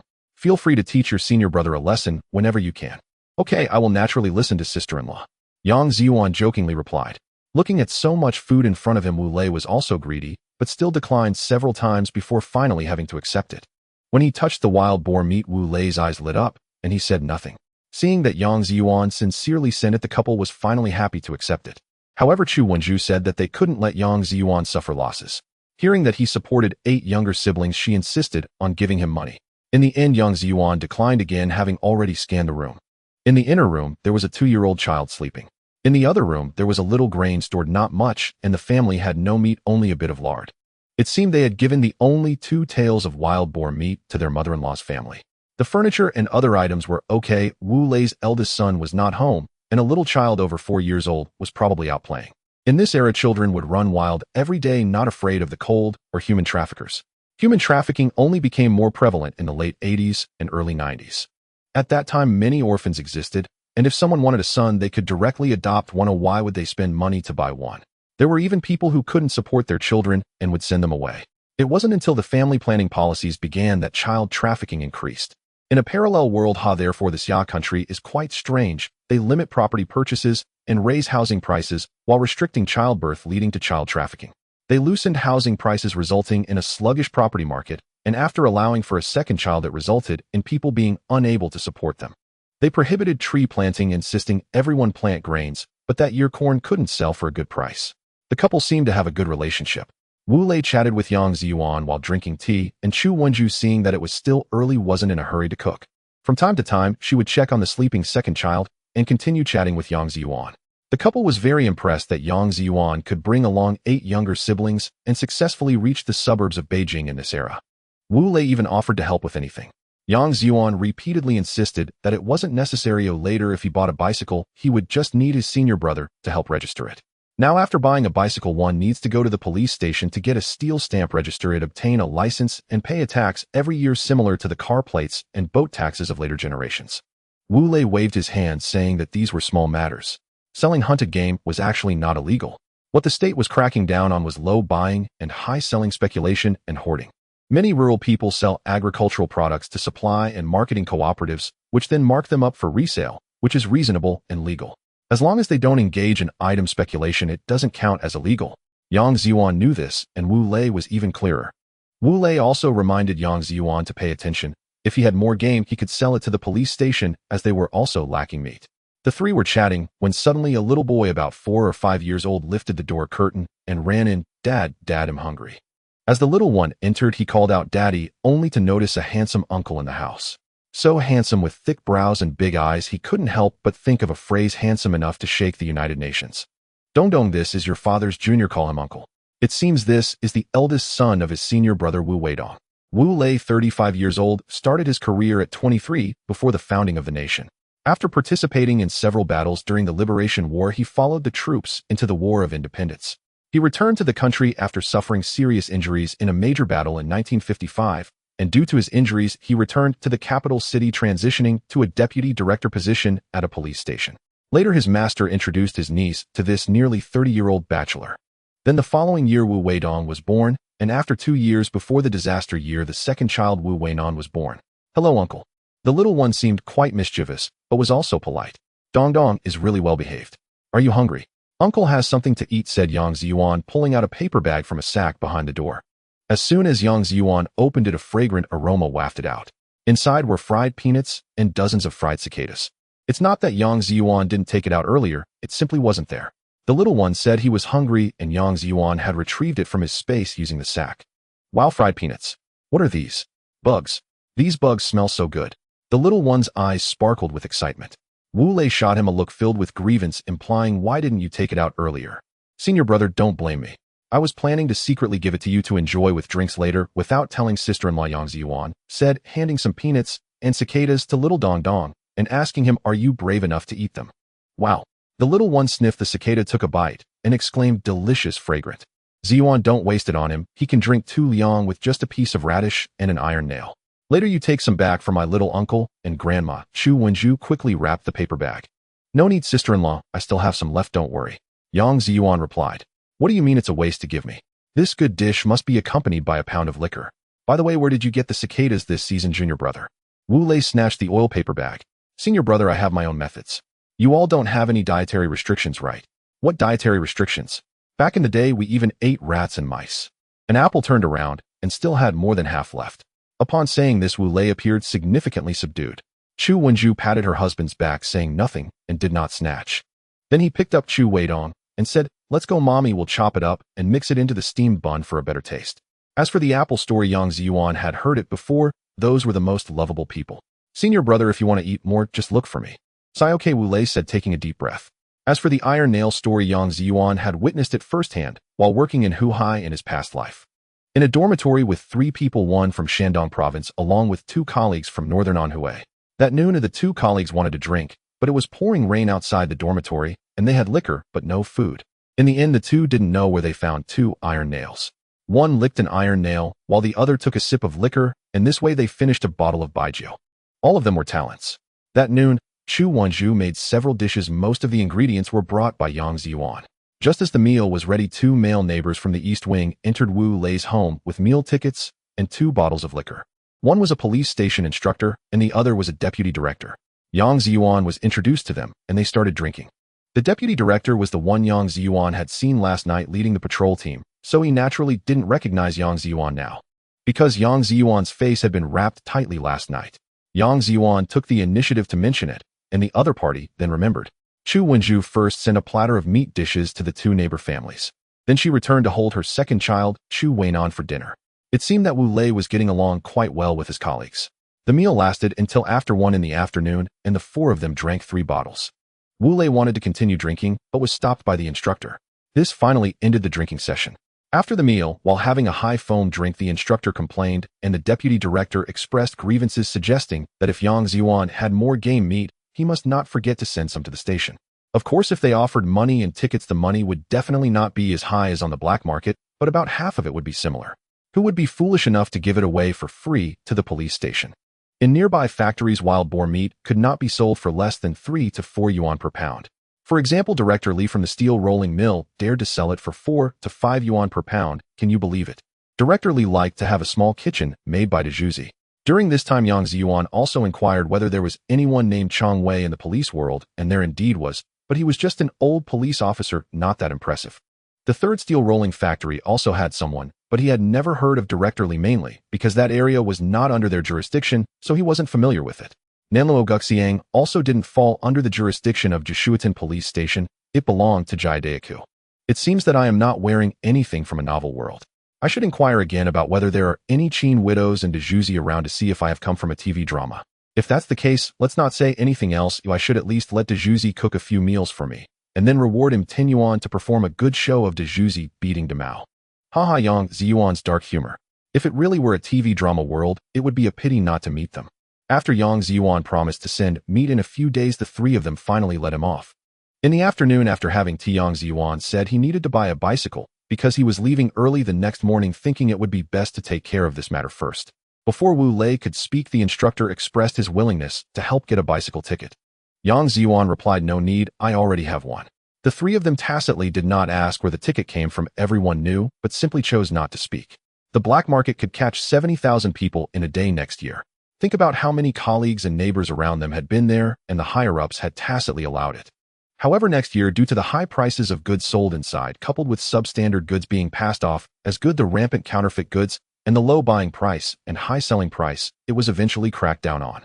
But it took a long time to slowly recover. The 3 of them had nothing else to do.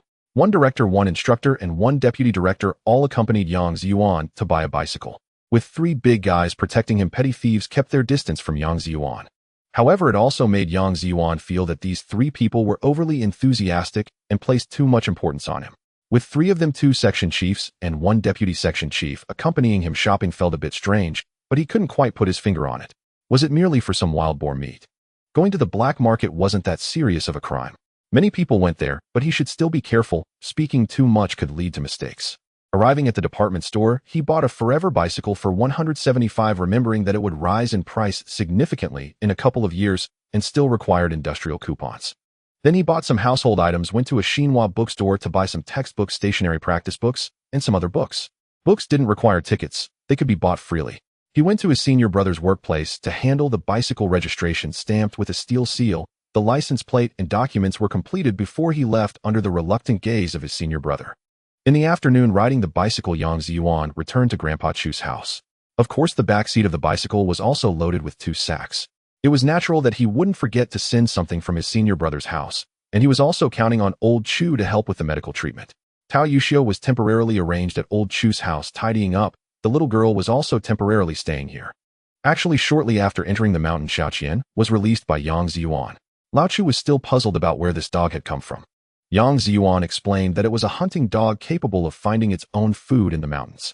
Before entering the town, he had released it near the mountain entrance, not allowing it to follow him inside. Lao Chu said he had heard before that dogs in rural or mountain villages often fend for themselves, which was normal. For example, village dogs would eat leftover rice when hungry. Mountain village dogs would catch wild chickens and rabbits to eat, sometimes even eating wild grasses. Upon entering Shaowei village, the villagers were all delighted that Yang Zhiyuan had returned as promised. Looking at Yang Zhiyuan, the villagers felt a bit anxious since no food supplies were visible. Yang Zhiyuan assured them that food was available and would be exchanged shortly, but first he would attend to the illness of Wei Shenmo's parents. This finally put everyone at ease as they waited. At Wei Shenmo's home, the old herbal doctor examined Wei Shenmo's mother, shaking his head as he observed her condition. This made both Xiao Wei and Lao Wei extremely anxious. Many villagers quietly waited in the main room, not daring to disturb the doctor's diagnosis. Soon the old herbal doctor said the issue is not severe and treatable, but it requires long-term medication. The body is deeply depleted, compounded by prolonged nutritional insufficiency recently. Upon hearing this, Lao Wei and Xiao Wei finally relaxed. It was a relief that it was curable. The doctor's earlier shaking of his head had frightened the patient and family. After attending to Wei Shenmo's mother, the doctor examined his father. His leg injury was easier to treat, but the old leg was difficult to heal as it was an old wound. The entire family expressed their gratitude to Yang Zhiyuan as he had paid for the medical expenses and even carried the doctor into the mountain. The family vowed to entrust their eldest son Wei Shenmo to Yang Zhiyuan, pledging absolute loyalty and readiness to serve. Yang Zhiyuan was unaware of what the future held and simply intended to do a favor. He did not urgently require Wei Shenmo's assistance, but hoped that after finishing school and vocational training, Wei Shenmo would secure a job and care for his younger siblings appropriately. Some villagers with minor ailments also received help from the old herbal doctor. Luckily, Lao Chu had an easy journey, otherwise seeing so many patients consecutively would have been exhausting. Shaowei village was small and sparsely populated. Many illnesses stemmed from hunger, so the consultations were completed swiftly. After diagnosing and prescribing medicines, they began exchanging medicine for grain. With Lao Chu's help identifying herbs, the process was much smoother. In winter, many herbs lacked leaves, but Lao Chu could smell the roots, as many medicines used roots as their ingredient. Ordinary herbs' roots could be exchanged for 1 gene of grain for a few roots. Slightly better or aged herbs required exchanges of 3, 5, or even 10 gene. More precious and valuable herbs demanded exchanges of over 10 or 20 gene. For common grass roots, plant roots, or sapling roots, Yang Zhiyuan also provided some grain based on quantity. Lao Chu looked at Yang Zhiyuan with a questioning gaze, but Yang smiled silently. Lao Chu understood that Yang was subtly helping others. Yang Zhiyuan was not losing out. He was diversifying his storage. One cannot just plant a single poplar tree. Nor can one have only one foxtail grass. Yang Zhiyuan said he would return in a few days to collect more with no restriction on types. Even small animal cubs or injured creatures were acceptable, just not dead ones. After tallying everyone's grain quantities, they went to a secluded mountain hollow outside the village, concealed by several stones, where several hundred gene of grain were stored. Everyone helped carry the grain back, with each household receiving 20 to 30 gene, some even 50 or 60 gene. At Shaowei's home, his father, a lifelong hunter, accompanied him to gather many plant roots, exchanging them for a considerable amount of grain. The remaining grain was not much and was temporarily stored at Shaowei's house to be used next time. This was originally prepared in advance by Yang Zhiyuan, so the surplus was never large. But it could not be exactly even. After finishing the work, Yang Zhiyuan declined offers to stay overnight, and carrying his burdens set off along the mountain path toward Yanjiatun. He felt a bit homesick for his younger siblings after these days. He carried Lao Chu on one shoulder and a bicycle on the other. To ensure the old man's comfort, he had fashioned a wooden box with a small stool inside for him to sit upon. This time, Lao Chu did not have to walk a single step of the mountain road. Yang Zhiyuan bore the entire burden. Several times when descending, Lao Chu noticed Yang Zhiyuan's swift and steady pace, accompanied by a large dog for protection. Lao Chu was fortunate to witness the dog named Xiaoqian slay a half-grown yellow-haired wild boar. Naming the dog Xiaoqian felt somewhat insulting to it. Lao Chu also saw Yang Zhiyuan swiftly kill a wild mountain goat with a single punch. Lao Chu gained a newfound respect for Yang Zhiyuan's martial skills and capabilities. What he did not know was that all this was deliberately arranged by Yang Zhiyuan by releasing these creatures from his spatial pocket. It was a calculated display of hunting prowess, a way to bring back food for his younger siblings, and most importantly, to balance the weight on his load. In front was a half-grown wild boar, and Lao Chu. Behind were the purchased goods bicycle and the mountain goat. This time the old man was seated next to the bled wild boar and no longer complained. The old man was quite talkative, rivaling even teacher Tang. As dusk fell, they finally arrived at Yang Zhiyuan. Yang Zhiyuan's home was the first house on the west end. Without alarming the other villagers, he saw his younger siblings waiting at the doorstep as Xiaoqian had run ahead.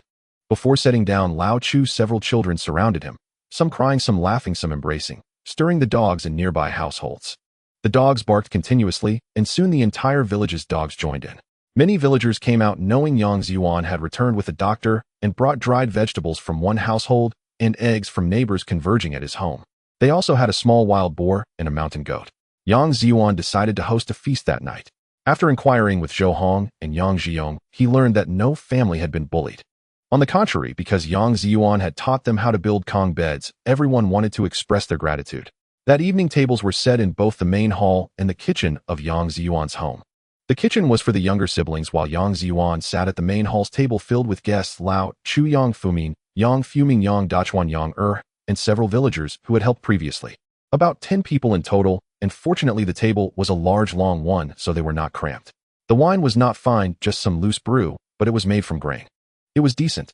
Yang Zhiyuan had good wine in his spatial pocket and several bottles of Maotai bought on the black market, but it was inappropriate to bring them now. Maotai prices were rising. In 2 years a bottle would cost over 10 yuan with ration tickets. A bicycle's price had surged to 500 or 600 yuan several times this year's less than 200 due to special circumstances.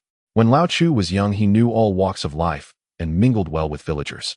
Yang Zhiyuan liked his personality because he could converse with anyone, ordinary folk or dignitaries, without city arrogance or disdain. Therefore, even without his senior master's wife's connections, Yang Zhiyuan was willing to associate with him. This was a friendship beyond age, based on mutual temperament, playful teasing, without real anger, responsibility, and integrity, a fine companionship. The villagers were initially quite reserved around old Chu, but later they relaxed considerably. This doctor was different from others. He could speak plainly and was not aloof. Everyone continued drinking until around 9 o'clock before dispersing. That night, Yang Zhiyuan chatted with his younger siblings for a while before going to bed. Fortunately, the Kong, a traditional heated bed in Yang Zhiyuan's home, was large enough. Otherwise, it wouldn't have fit everyone, as the Kunping is vast and cannot be contained in a single pot. Still, it was cramped, so the 2 smallest boys were sent to Zhou Hong's room. Originally, Zhou Hong and the ugly duckling were supposed to share a room. When Yang Zhiyuan returned, there were 7 boys in the east room sharing the Kong. Adding old Chu would make it too crowded, which would be uncomfortable. So Zhang Godin and Li Xixing were sent to the west room. Alas, as a father, it seemed that his responsibilities were increasing. These boys would soon need to prepare their own houses. Otherwise, as they grew, it would be impossible to accommodate them. Old Chu had drunk quite a bit and was already fast asleep. Waking up, he looked curiously at the Kong in Yang Zhiyuan's home. Hearing some noise, Yang Zhiyuan saw old Chu pacing around the Kong. "What's wrong, Grandpa? Can't hold it in.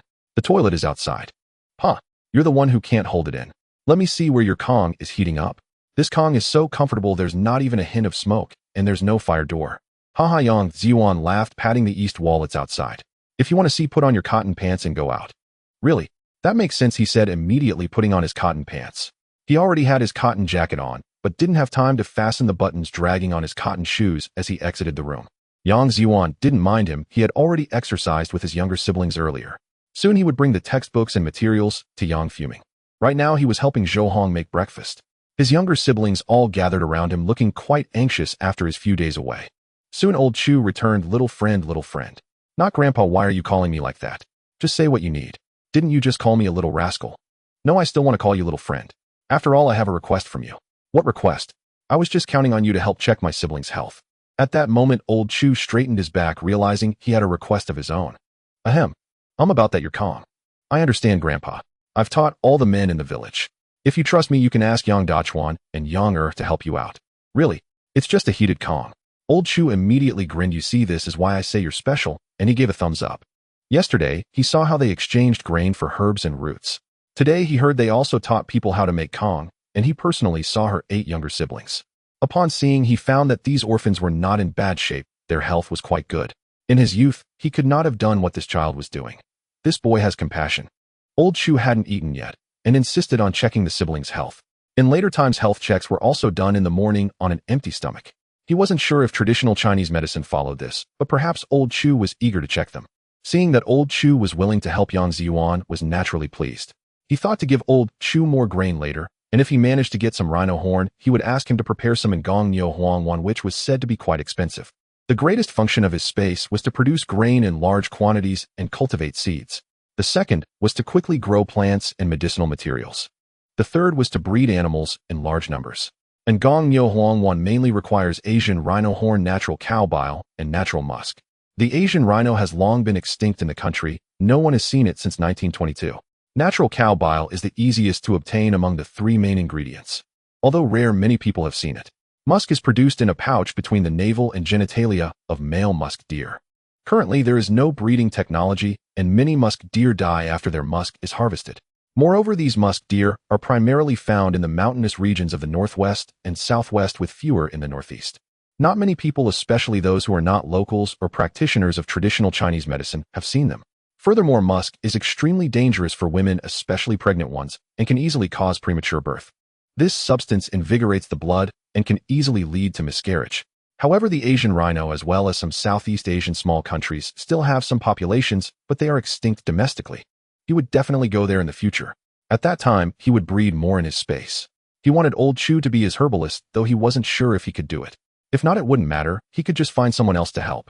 If he had a son in the future who turned out to be a spendthrift, he would leave him a few hundred or 800 pieces. If money ran low, he could sell one. It could save lives and bring in money as well as create goodwill. This is far better than selling antiques. The reason Yang Zhiyuan doesn't often exchange antiques in the black market is that he believes he won't lack for such things in the future. He will think of ways to keep more of them. Moreover, John Bull and Tom Cat are temporarily storing items in the museum for him, and they will collect them together when they have time. He is still waiting for them to make money from it, dreaming of spring. Thus, with space and capability, Yang Zhiyuan has a clear career plan. Naturally, he feels his abilities are still a bit weak, and it would be best to enhance the range of his spiritual sense. 10 meters is not enough. Additionally, he needs to find a source for the grain in his space. The black market cannot meet his needs. Just a few days ago, his daily output reached over 10 million jin. He needs to go on a long trip soon. Therefore, he must arrange things well at home. Old Chu quickly finished checking all the children's health. Not bad, except for a few who had minor stomach issues that needed care. Mainly the children of this era are quite sturdy, plus the food Yang Zhiyuan brought back. Otherwise, these children would have arrived at the outskirts of the capital, each one suffering from illness or frostbite.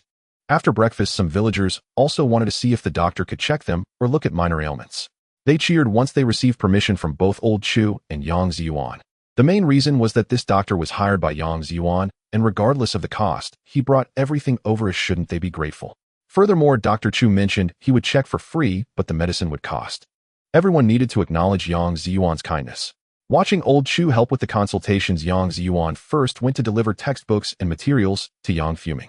He also brought textbooks for the village's children and gave Yang Fuming some grain. Originally, Yang Fuming wanted to thank Yang Zhiyuan for bringing textbooks for the village children, but now Yang Zhiyuan was thanking him for teaching the kids. Because other men could go make money by helping with Kong, but Yang Fuming couldn't. He also had children who needed to eat. It was only right to give him some extra grain to help teach his siblings. After bidding farewell to Yang Fuming, Yang Zhiyuan picked up a specially made hoe, preparing to break ground in the winter. He didn't know how long it would take him this time, but he had space and strength, so he wasn't worried. Arriving in the valley near everyone's mountain land, Yang Zhiyuan chose a large area with plenty of big stones and many small ones. The area was not small, but there were too many stones, making it laborious for everyone to cultivate. He didn't have much of a problem. This piece of land was first noticed by Yang Zhiyuan when he entered the mountains located on the eastern side of the river in the valley. It is in the same direction as Yang family village's houses, but a bit farther from the village. Standing in the village and looking forward, one cannot see it, but the houses are situated halfway up the mountain. If one looks down the western side, they can vaguely see Yang Zhiyuan's figure. However, Yang Zhiyuan's actions are not clear. At this moment, there is no one around, and all the stones, big and small, that Yang Zhiyuan passed by were gathered into space. Unless the stones tightly wrapped by the earth needed to be moved, they could be collected into space. To avoid detection, some of the collected stones were placed at the very edge of the field. On the way out this time, he also gathered some soil, taking the chance to scatter some as well. Later, he would obtain some black soil to ensure a high yield from these 10 acres of land. It is best if the soil layer is thicker so that his younger siblings can harvest more crops in the future. Yang Zhiyuan has not yet determined how to arrange for his younger siblings. If he truly wants to enter the city now, Yang Zhiyuan actually has ways. The key is what to do about household registration in the city and his younger siblings' schooling. The next few years will be a buzzing period. These children will undoubtedly be greatly affected. He cannot always keep an eye on all 8 children, as each child's thoughts are difficult to control. Except for Yang Zhiyuan, the others are not his biological siblings. He cannot hit them or manage them easily or what to do when they are rebellious teenagers during their adolescence. It is truly worrisome. This piece of land is prepared in case Yang Zhiyuan returns late or does not leave in the coming spring. With this land, even if Yang Zhiyuan is not there to take care of them, they will at least not starve. Just as Yang Zhiyuan was getting into the groove of work, he suddenly sensed several dogs from Shao Quan running swiftly towards him. Yang Zhiyuan instantly resumed normal operations, and behind him followed several of his younger siblings and some villagers. The villagers saw that Yang Zhiyuan had already cleared a large piece of land and could not help but admire his strength. Generally, who works the land in winter? The ground above is frozen solid like stone. However, they saw that Yang Zhiyuan had already moved many big and small stones and turned over quite a bit of soil, which Yang Zhiyuan poured from space. They all hurried home to fetch tools to help. Thus, while Yang Zhiyuan loosened the surface of the land, over a dozen men helped turn the soil behind him. Yang Zhiyuan and a few others also joined in to collect smaller stones. The little ones were quite enthusiastic about the work. The reason for plowing the land after the autumn harvest is to turn over the insect eggs buried below to freeze them. Otherwise, there will be many pest problems in the land next year. In ancient times, locust plagues were frequent partly because there were no good tools for deep plowing and too many insect eggs survived the warm winter. This plot of land is about 70 to 80 meters wide and over 100 meters long. Converted to acres, it is over 10 acres. In mountain villages, the per capita land is generally abundant, but this is not good land and includes hills and forests. Typically, 1 acre of land is not enough to feed a person in a mountain village. Additional side jobs or focusing on other resources is necessary. There are also irrigated and dry lands. The yield from mountain land is less than that from flat land. Therefore, Yang Zhiyuan intentionally cleared over 10 acres. He secretly replaced some soil and used some seeds from space. Next year, this piece of land will definitely yield much more than others. If it does not yield high enough, he will catch more of Shao Quan's dogs to bury them as fertilizer. If that doesn't work, he could call some of the reader's grandfathers to stand on both sides to help with manual fertilization. Separated by 70 to 80 meters, one side has a bit of black, not so white backsides. On the other side, a row squats with some black. Occasionally, there are some that are not white backsides for fertilization. That scene. Let one's imagination run wild. For those who do not give 5-star reviews, do not comment, do not urge updates, and do not send gifts, all will remain. Captain Yang probably finished checking his health and came to observe, stating that the uncultivated land would not need to pay taxes for 2 years. This is great news. In this small mountain village, if it is not reported, there won't be many inspections in a year. Now that the captain and accountant have been won over, most villagers owe him a favor. It is likely that even if he is not present, these younger siblings will not face significant issues. Yang Zhiyuan and Zhou Hong understand some aspects of farming. They can learn from other villagers when the time comes. These little ones still need to labor. They cannot develop the habit of expecting food and clothing to be handed to them. Only through hard work can they become stronger. In the future, they will also be able to walk steadier. At noon, Yang Zhiyuan prepared some sweet potatoes and potatoes to treat everyone. In the afternoon, they worked hard again, as many hands make light work. Small stones can be ignored and directly buried in the soil later. Not far away is the small river valley that has already frozen. As long as it still flows next year, it will be fine. The drainage ditch has already been dug. If there is a mountain flood, many stones are piled on the side closer to the river. At that time, he will raise the land. Unless it is a particularly large flood, small issues are not significant. The land by the valley was originally formed by the impact of mountain water. That evening, Yang Zhiyuan sent Zhou Hong and Yang Zhiyuan back home to cut the meat, distributing 1 pound of the leftover wild boar meat to each person. There were too many people to host, and it was not possible to prepare that much food in time. Some families came with 2 or 3 members, while others brought 1 or 2. Giving 1 pound of meat per person is relatively suitable. This is already a substantial gift, as everyone knows how the meat was obtained.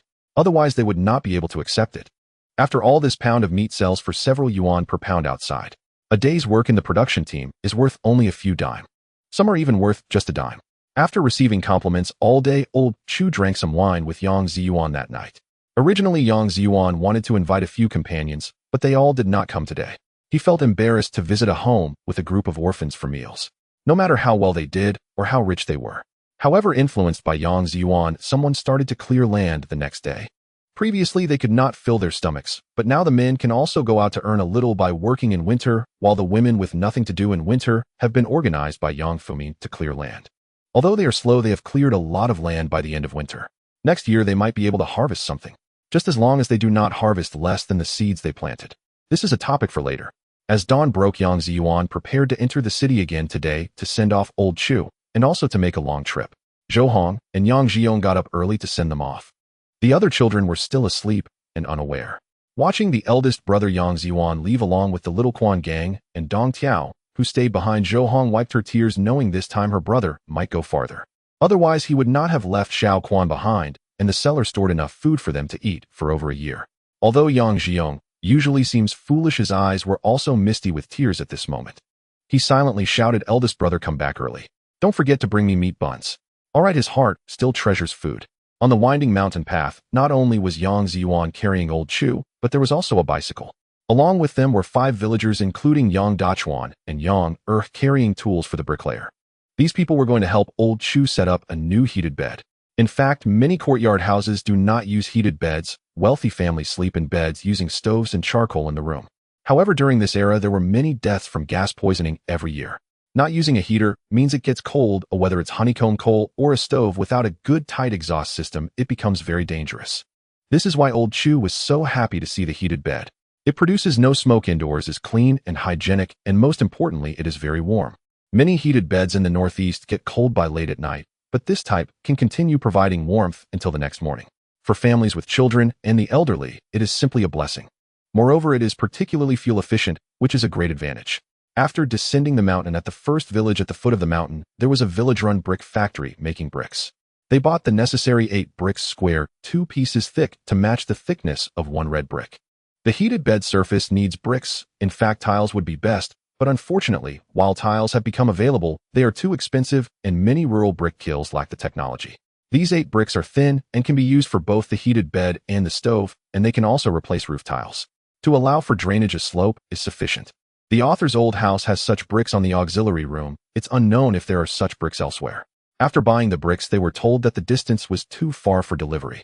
With no other choice, Yang Zhiyuan asked old Chu to lead them ahead. He would find someone to help, which was actually just an excuse to let them leave first and have the old ox cart deliver it to the road leading out of the mountain.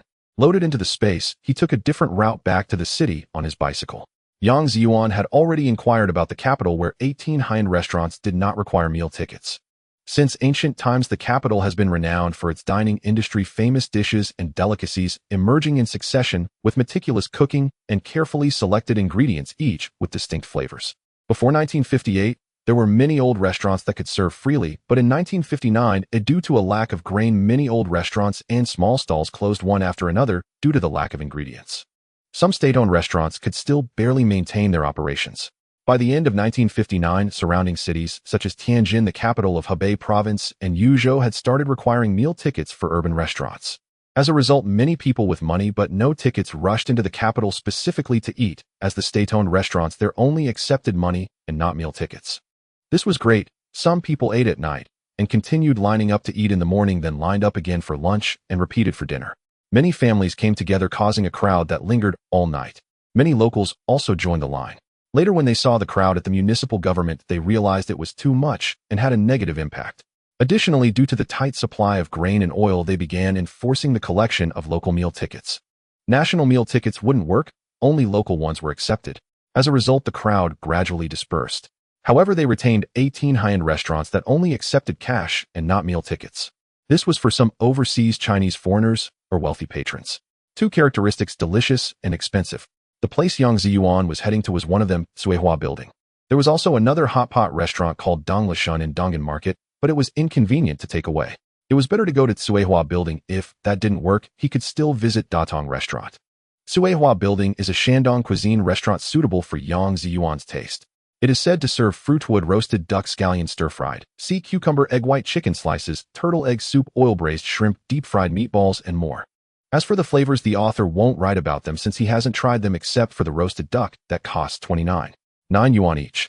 Yang Zhiyuan rode quickly on the road, definitely arriving much earlier than old Chu. So he wanted to try and pack some food. He first went to buy over 100 triangular aluminum lunch boxes and found several places to buy them separately. Then, carrying a net bag with a dozen boxes, he was about to enter Suihua Building. However, he was informed that he needed to obtain a number in advance, meaning he had to make a reservation a day ahead. Damn, they look down on people. After walking around, he indeed found scalpers. He obtained 5 number tickets and confidently entered. Yang Zhiyuan was dressed ordinarily and a bit unclean, but they still let him in. As long as you have money, it doesn't matter who you are. Some foreigners have come in with their leg hair exposed. Sitting in a corner, Yang Zhiyuan didn't care about others' opinions. He ordered one of each signature dish.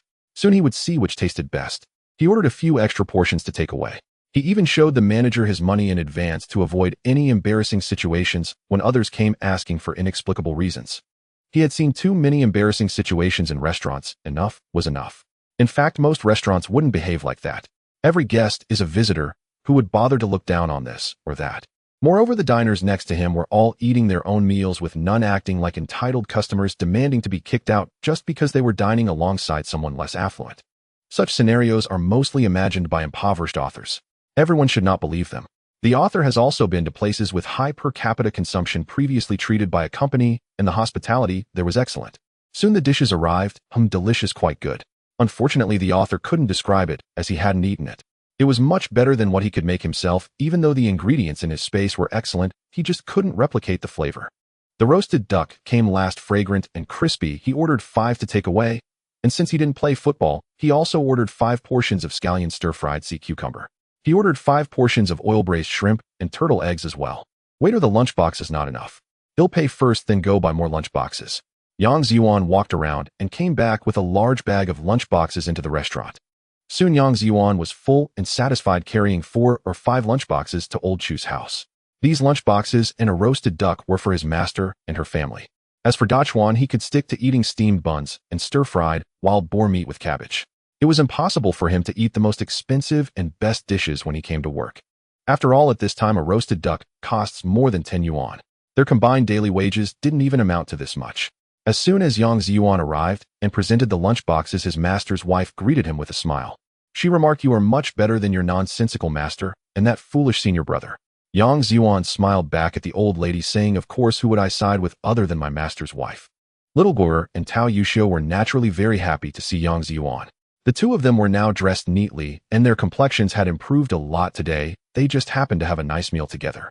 As for his younger siblings at home, they could just take the lunchboxes back. The items in the space could always remain the same. Whatever was put in was what would be taken out. As long as they weren't placed on the ground of the space, it was fine. In midair, it could act as a static space. Moreover, Yang Zhiyuan could also isolate parts of the space. For example, one area could flow at normal time, while another could flow 10 or even 100 times faster. Otherwise, if Shao Quan went in, he would age and die within a day. For many wild animals, Yang Zhiyuan allowed them to breed a population, and after that the flow rate slowed down. However, for common food items like wild boars, goats, and hens, the more they eat, the better. After a few people were full, Old Chu and the others finally arrived. Yang Zhiyuan had also prepared their lunch in advance. Just like Old Chu, he had 2 steamed buns for lunch, while the workers had 4. Old Chu was stubborn and was ruthlessly outmatched by 3 women. 1 wife, 1 older sister, and 1 mother. Scallion stir-fried sea cucumber was okay. It wasn't just sea cucumber fried noodles. Yang Zhiyuan had already prepared everything in the room. As soon as Yang Dachuan and the others arrived and finished their meal, they immediately got to work. The bricks needed for the Kong had already been loaded into sacks and carried inside one by one. He even thoughtfully prepared the yellow mud. Old Chu questioned him about how he managed to do it so quickly. Yang Zhiyuan replied, "I found a ride from a factory. It's fast and goes directly without transfers. Isn't that fine?" Due to this statement, Yang Zhiyuan only gave him 2 steamed buns and 3 pickled vegetables. Even that felt like too much.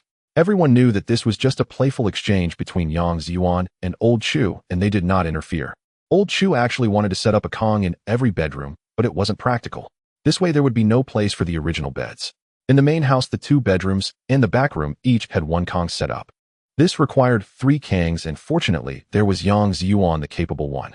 With openings in the walls, moving bricks and mud was quick. The 3 Kangs, which would normally take 5 new hands 2 days to set up, were completed in just 1 afternoon. At night, the Kangs could not be used. Although there were rooms, the workers were unwilling to stay. They had no choice but to send them to a nearby small inn. Naturally, meals were provided along with their wages. Besides the fare for their return, each person paid 2 yuan, meaning that for the work completed in 1 day, they were still compensated as if they had worked for 2 days. Old Chu said that since everyone knew each other, they could not pay less.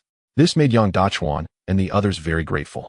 That evening, when Yang Zhiyuan took out the lunchbox he had prepared for Old Chu, he said, "My friend, I can continue to only eat 2 steamed buns and 3 pickled vegetables for lunch every day, as long as the standard remains the same each night. Dream on."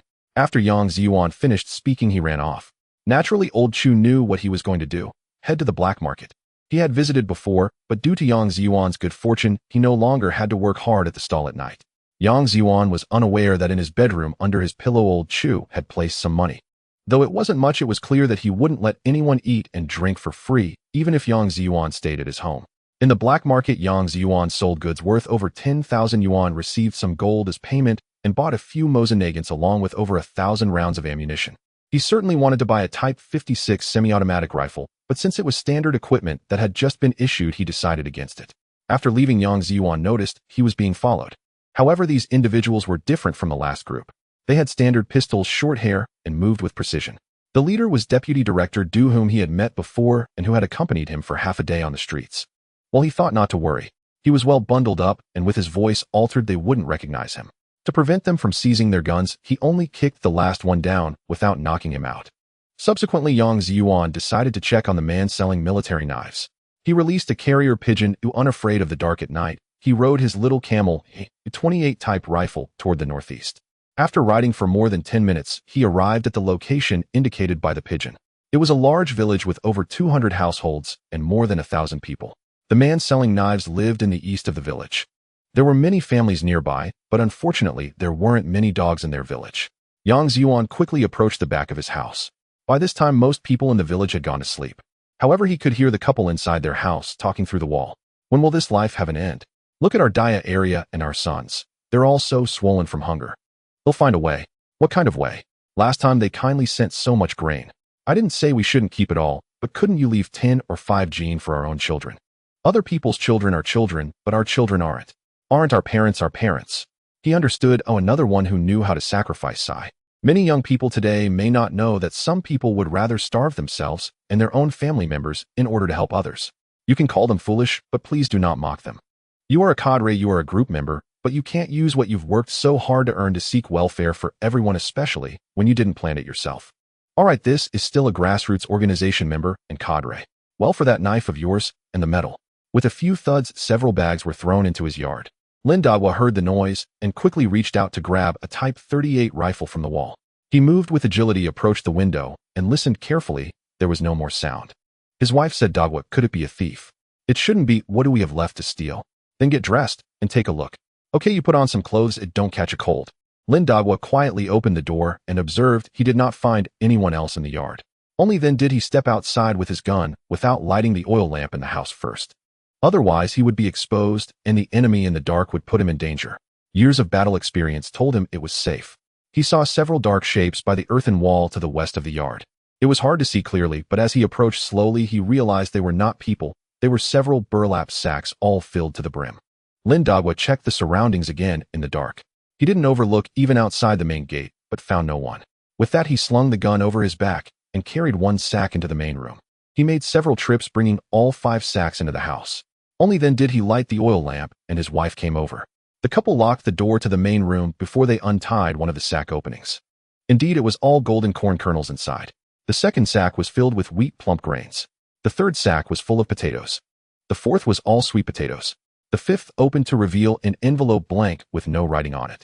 Feeling a hard object, he found a note inside that read, to the hero, the Japanese knife has been collected, the metal has been returned, the other 4 bags of seeds can be tried next year. Do pay attention to drought. This bag is prepared for your parents and children. Do not give it away. Sincerely, best regards. Lindagwa took out the metal, held it in his hand, placed it on his chest, squatted down, and choked up, unable to speak. His wife, who couldn't read, looked at the note, and then at her husband, who was crying uncontrollably over so much food. Old Lin, what's wrong? What does it say? Tell me. Oh, you're making me anxious. After a while, old Lin finally stood up, wiped away his tears, and showed the metal to his wife. Look, it has been returned. Then he reached under the last sack and pulled out a small bag. Upon opening it, he found 20 boiled eggs and 2 rabbits skinned. There was 10 gene of wild boar meat with fat. The rest was cornmeal along with 10 gene of white flour. There were also 5 gene of millet. Perhaps fearing the eggs would go bad, they were thrown and boiled. This person was really considerate. Lindagwa said to his wife, you go and cut 1 boiled egg to cook a pot of noodle dumplings for the children and parents. I'll go move the other grains into the cellar. All right, be careful, light an oil lamp, don't twist your ankle. MHM understood. Lindagwa carried a sack of grain out the door, suddenly stopped, set down the grain, and silently saluted toward the west. In the evening, Lao Chu left the door open for Yang Zhiyuan. Upon returning to the east wing room, he found the bed already made presumably by the mistress. It felt quite soft to the touch, and there were 2 quilts prepared likely to keep him warm during the night. There were also 2 layers of mattress laid out. Just as he was about to adjust his pillow, planning to lean back for a moment before entering his space to sleep, he discovered 20 yuan and 2 large black $10 bills hidden beneath the pillow. Unfortunately, the large black $10 bill was only in circulation for 6.5 years, with most of them having been recalled. Since it was printed with the help of the polar bear, it was later replaced by special paper for banknote printing developed by Yuzhou Prefecture at the end of 1959, and circulation ceased on April 15, 1964. The main concern was the opponent engaging in economic warfare and extensively reprinting counterfeit money, leading to inflation. Subsequently, there was the 10 yuan Great Unity Note. Thus, some people claiming to have many large black tens in the 1970s would be impossible. This was because the state had reclaimed a large quantity, though otherwise how could the large black tens be so expensive in the future? Scarcity makes a thing precious, everyone should remember that. Yang Zhiyuan shook the large black $10 bills, which made a rustling sound still quite new. He exchanged 2 slightly worn ones from his space and placed them back under the pillow, returning to his space in an instant. In the space, there was already a wooden villa that Yang Zhiyuan had constructed himself. Living alone, he could prepare meals in an instant. The bedroom didn't need to be that large. The other rooms were primarily filled with books, and there were many pieces of porcelain that Yang Zhiyuan liked on the shelves. He only selected those with particularly beautiful colors. Anything that wasn't vibrant was tossed aside. Naturally, he was also aware of the Tang Sankai style. The next day, Yang Zhiyuan noticed that his divine sense had increased again, extending over 2 meters, reaching more than 12 meters. This might be the feedback from his recent help to others. The first time he received a jade bracelet, his divine sense increased by 10 meters. However, subsequent jade pieces exchanged from the black market did not yield the same results. The space seemed to embody a sense of punishing evil and promoting good. Last time, he had delivered food to many impoverished families in Wuyuan County, which led to a significant change in his own body. It seemed he would have to continue doing good deeds in the future. Naturally, evil people also needed to be refined. He believed he must not only be a good person, but also a devil at times. Being an entirely kind person in both his past and present was not Yang Zhiyuan's preference.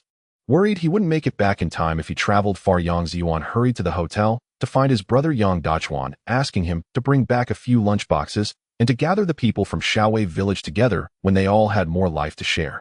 He had previously promised to exchange grain every 3 to 5 days, but time was tight this time. He had to set off today. There was no more waiting. Shaowei village only had a dozen households, and since he had exchanged grain last time, it wouldn't be a problem for the short term. The main issue was that some places couldn't afford to delay any longer. He had breakfast with Lao Chu's family, including Tao Yuxiu and Xiaoguo.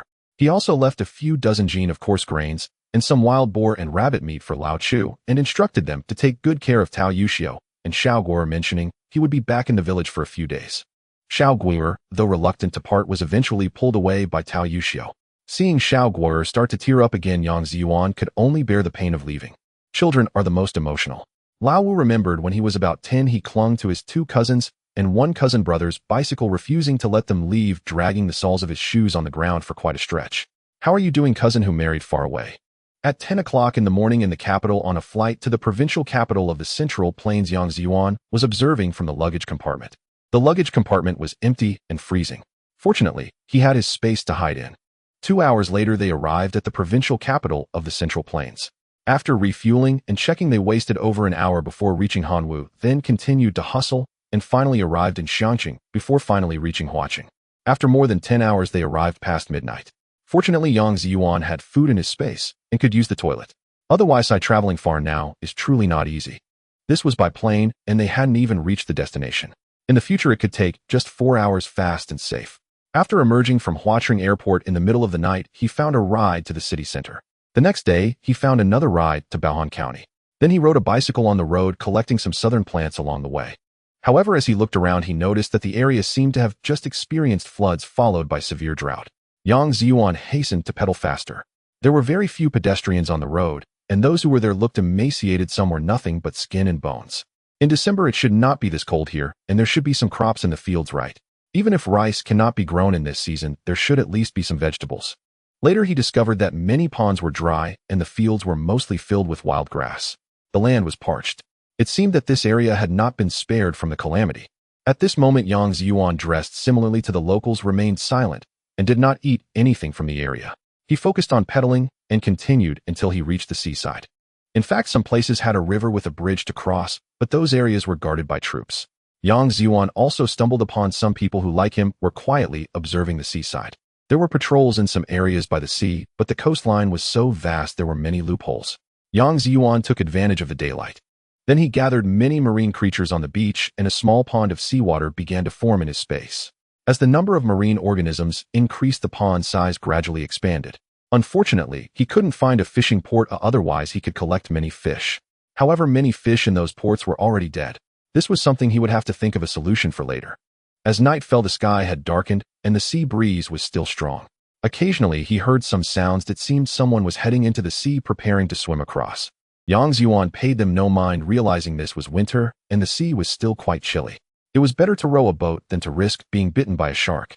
On the pitch-black sea surface, with a great distance between them, Yang Zhiyuan was fishing with a rod while rowing using a foot-powered method. Initially, he wanted to directly scoop up seawater along with the fish, but sometimes when he scooped up a cubic meter of seawater, there wouldn't be a single fish. Moreover, as long as he tossed marine organisms into the space, the area of the seawater in the space would naturally increase, making it unnecessary to gather seawater. Tomcat's home had often conducted explosive experiments in the sea. In a country where life was relatively good, dumping nuclear waste was far less impressive than his godfather playing with explosives in the sea. Fishing and rowing the boat forward did not hinder him at all. To quickly catch fish, Yang Zhiyuan prepared a lot of stinky bait. Feeling that one was not enough, he simply dismantled the rod and prepared many fishing lines, making them quite long since he didn't even need to reel in the fish. He merely felt that wherever there were fish bumping into the bait, he could directly use the fishing line as a medium to draw the fish into his space. After just over an hour, the ocean in the space underwent a major transformation, reaching about 100,000 acres. The ocean area was vast with a variety of species, and it was growing rapidly. Unfortunately, he didn't dare to venture into the deep sea with his small boat. However, he had a space to hide in at any time. He planned to later get a sailboat for fishing. How about attempting to cross the Pacific Ocean? He wondered if he could catch a few large whales to increase the ocean's area even more. The escape port wasn't as far as he had imagined. No wonder so many people could escape. He continued pedaling his boat slowly. A woman carrying a piece of wood could cross in just over an hour. Damn, I said so many people in history could succeed. As soon as he reached the shore, Yang Zhiyuan was dumbfounded.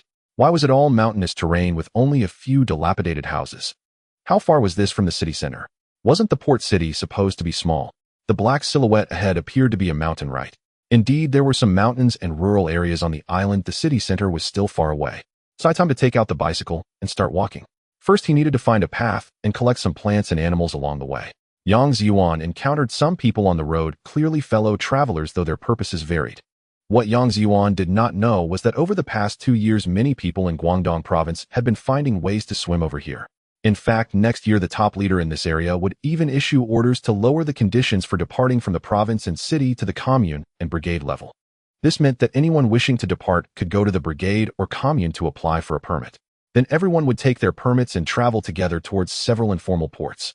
In other provinces, people were detained and repatriated, but here it was tolerated, allowing people to seek their own paths. Truly a place of open-mindedness. Unfortunately, this top leader was harmed during the period of upheaval. Those who genuinely cared for the people were victimized, while those who resolutely enforced detention and repatriation were promoted. Good people don't live long, disasters linger for thousands of years. Among the 4 major waves of departure from the port, the first occurred right after the nation was founded, marked by a large number of bureaucrats' families, remnants from Taiwan, and some capitalists who fled without much obstruction at the time. What Yang Zhiyuan encountered on the road was a small stream, not a large-scale wave. The next year would witness a much larger tide. There were also 2 more waves during the buzzing period, and after the buzzing ended.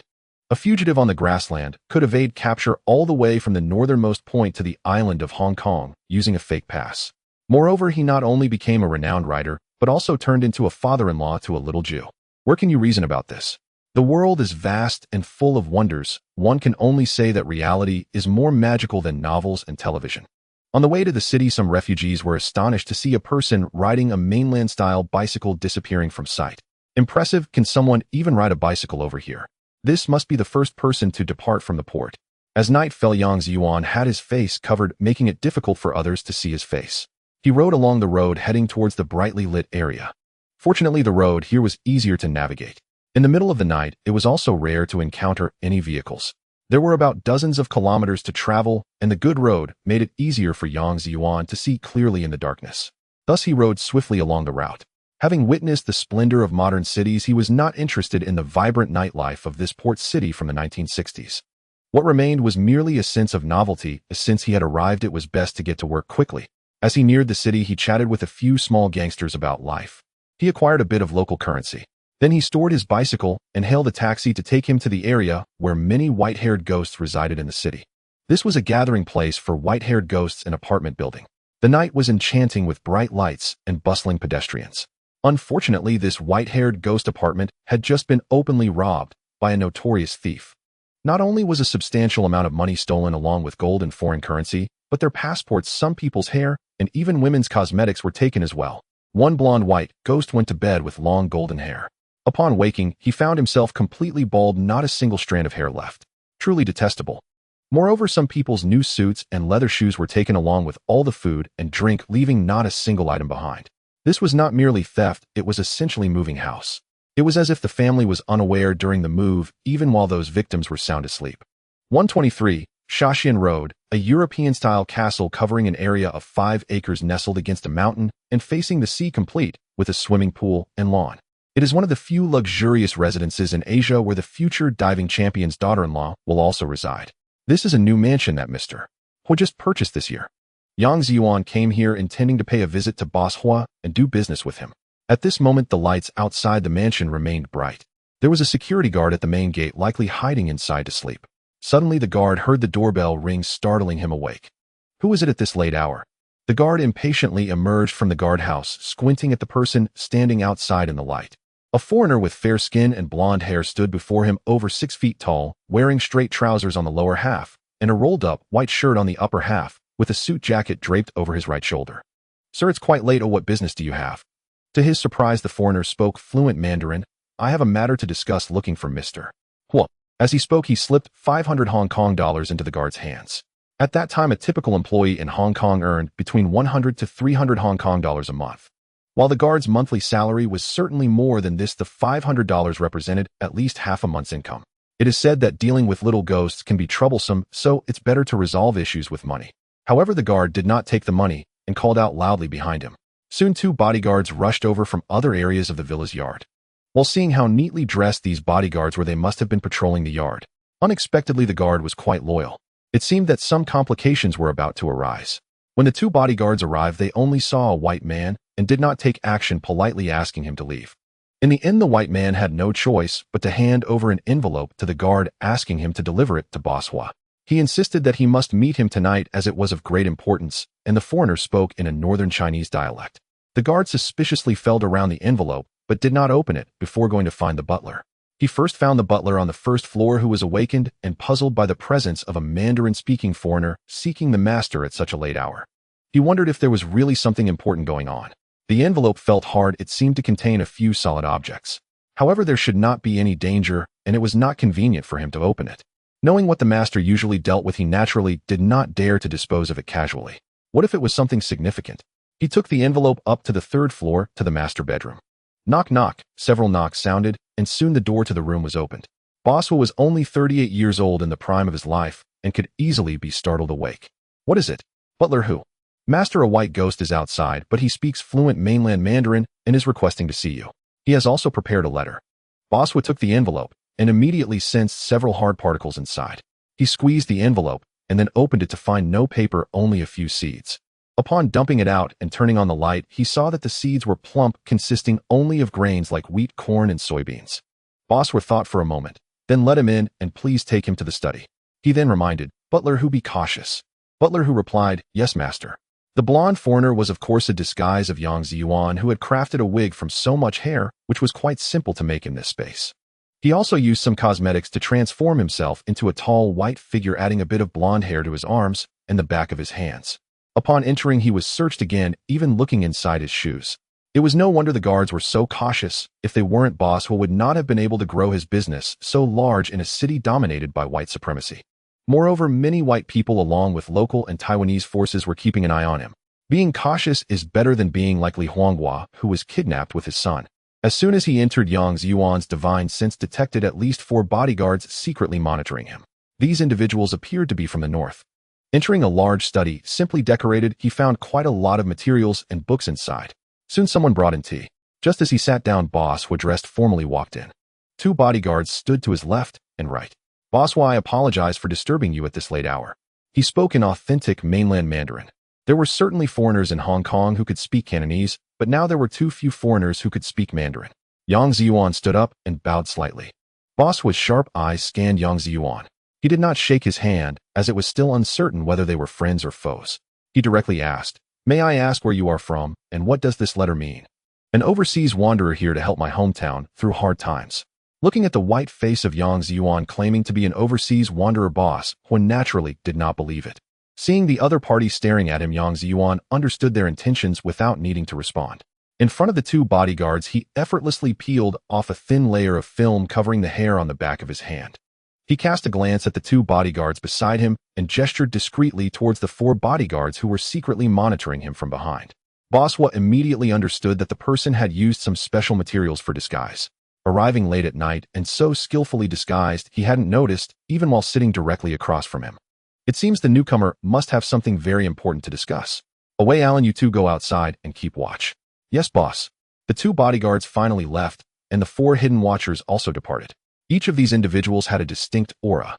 It was better to talk once they were gone. If the sovereign is not secretive, he risks losing his ministers, and if the ministers are not secretive, they risk losing their lives. As the door closed, Yang Zhiyuan flipped his hand and placed several small bags containing various grains on the table. This person truly had skills. The bodyguards had just informed him that the newcomer had nothing but clothes, leather shoes, and a belt. But where did these bags of grains come from? Boss Hua looked at Yang Zhiyuan in surprise. "What do you mean, friend?" "Selling grains." "Oh, selling grains. Sir, why did you seek me out?" "Boss Hua, let's skip the pretense. Oh, I am well aware of your character and the private routes you use to transport grains. What exactly are you?" "An overseas wanderer," Yang Zhiyuan said, removing the yellow wig from his head and tearing off the thin layer of film on his face. He peeled off everything from his arms, though this disguise wasn't very breathable and needed improvement. Mainly, he had applied 2 layers. The inner layer did not show Yang Zhiyuan's true appearance. He looked like an ordinary yellow-skinned man in his 20s, but his eyes were bright and spirited. Thrown into a crowd, he wouldn't easily stand out. "Boss Hua, this matter is significant and requires caution. I hope you understand." Boss Hua looked in astonishment at the items torn from the faces and hands of people before him. "Oh, well said. May I ask where you are from and how you wish to conduct business?" "I won't disclose the place. We are a group of people without homes. Everyone knows the situation back home, Boss Hua. My brothers have asked me to lend a hand. For this first batch of 50,000 tons, 100 million Jin, we only need to charge 1/10 of the market price. So low. Yes, for the sake of the construction of our hometown and our brethren there." "Really? Once I say it, it's binding. When can we start shipping?" Boss Hua asked anxiously. "As long as the sacks are sufficient, we can start shipping by tomorrow night." "The sacks are not a problem. I have them ready. However, regarding this price, rest assured, Boss Hua, I do not want foreign currency, nor do I need too much Huabei currency. Just some minerals, and all the raw ores already present in my hometown will suffice. I can collect them next month, and the shipping fees can be deducted from my payment, but I have a condition that Boss Hua needs to inquire about." "Brother, go ahead." "Oh, I still don't know your surname." "I'm surnamed Long, the 5th child in my family. You can just call me Long Wu." Yang Zhiyuan said with a smile. In legend, the 5th son of the dragon is called Long Wu, who is fond of smoke with a lion's body and dragon's tail. "Brother Long, thank you. Can you elaborate on your conditions?" "The condition is that priority is given to Yuxing province and the North China Plain, and at that time you help me convey a few messages up there." "All right, what do you want to convey?" "First, this batch of grains is not a one-time deal. There will be more to follow. Second, these grains can be directly used as seeds. Each province should conduct trial planting. You do not blindly trust these seeds. Each place should set aside a small plot for trial planting. If the yield can be increased and drought resistance is achieved by the 2nd year, then large-scale promotion can be considered. Third, be wary of foreign grain companies. Be cautious of their contract traps and protect all varieties of seeds in the mainland carefully." From September 1960 to February 1961, the country purchased nearly 2 million tons of grains from the international market, but much of it was bought with precious foreign currency and gold, as well as through international loans. However, a lot of the grain was transferred in from third parties. Foreigners have always restricted other countries from exporting grain to us.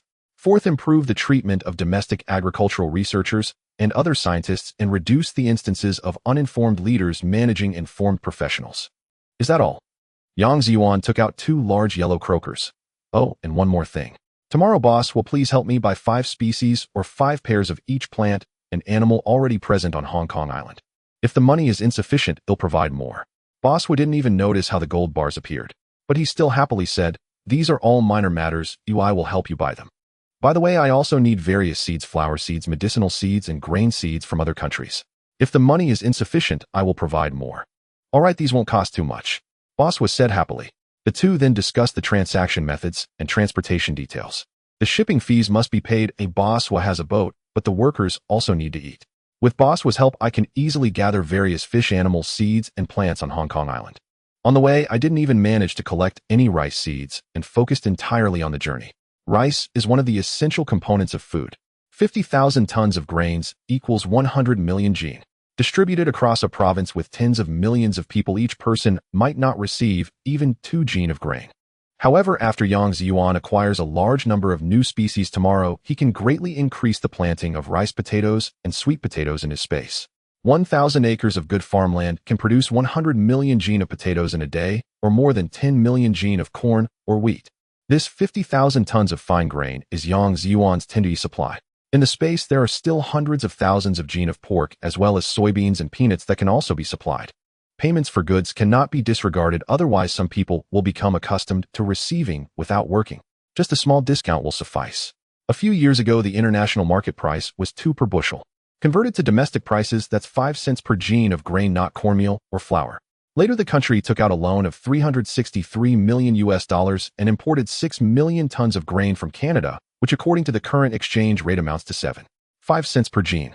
In recent years, international market prices have risen due to droughts in various other countries. However, if Yang Zhiyuan sells at 7 cents and 500 million gene of grain would equate to 750 Huabei currency. This is the daily output of potatoes or sweet potatoes, or the 10-day output of corn or wheat, not to mention other materials. There's no need to sell too expensively. Having too much money is also not spendable. Currently, a worker earns $30 to $40 a month. Spending 75000 would take an eternity. The first batch will sell fine grains. The second batch will sell more coarse grains. Given the distance from Hong Kong Island to the mainland, it would be feasible to make several trips in a day, provided it's just about loading and unloading. If it weren't for safety concerns, I could have dispersed the grains all over the country a long time ago. However, such actions could also lead to disastrous outcomes. No country can allow an uncontrollable figure to emerge. Therefore, Yang Zhiyuan deliberately took a detour to have Boss assist him. One reason is that this person is reliable, and in the future, he can still be buried under the national flag. The second reason is that he has a boat, and the channels are already established with connections to the powerful in the country. He helped transport grains and medicines during the war against the Americans. Otherwise, he wouldn't qualify for burial under the national flag. He is a true patriotic entrepreneur. There's a fundamental difference with capitalists. That night, Yang Zhiyuan and Boss chatted until the sky began to brighten. After that, Yang Zhiyuan insisted on leaving and went to one of Boss's concealed warehouses. All the new species bought today would be delivered here. Moreover, no one can stay here after dark. Grains will be transported here tonight, and the sacks are already prepared. It's not that I don't want to avoid using sacks, but under the current conditions back home, there are no containers or unloading machinery. After all, there will still be a need for redistribution, unlike the current grain transport ships that directly use port suction machines to load and unload without human intervention. Given the limited conditions, it is still better to pack the grains in sacks in my space. After a whole day of procurement, an increasing variety of pets, freshwater and marine fish, cattle, horses, tree species, herbs, bamboo, strange insects, and even a few flies were gathered. Finally, there was beef to eat and horses as well. Having a horse to ride in the future would be quite good. Acquiring 5 or 6 horses, one could switch them every hour on the road, consuming a bundle of hay for 100 kilometers. No longer needing to pedal a bicycle in the cold wind, riding a horse would be much more comfortable when going to the northeast or the grasslands. That day, Yang Zhiyuan's space underwent significant changes. A freshwater lake and grasslands were added. The cultivated land increased to 100,000 acres, with other areas also seeing increases. 100,000 acres of good farmland could yield 1 billion pounds of coarse grains or 100 million pounds of fine grains in a day. Finally, there was rice. During the anti-Japanese war in Yushu province, so much was sacrificed, and now so many grains were being sent to support the capital and Shanghai. Having this ability, one naturally wanted to help more. After all, this was Wei Guiyer's home. On the third night, the sky was pitch black, and at a port on the northern shore of the silent sea, countless people were quietly waiting. They stood like pines, clearly elite soldiers. After an unknown period, several lights suddenly flashed across the sea. Immediately, numerous large lights lit up the port, illuminating the area.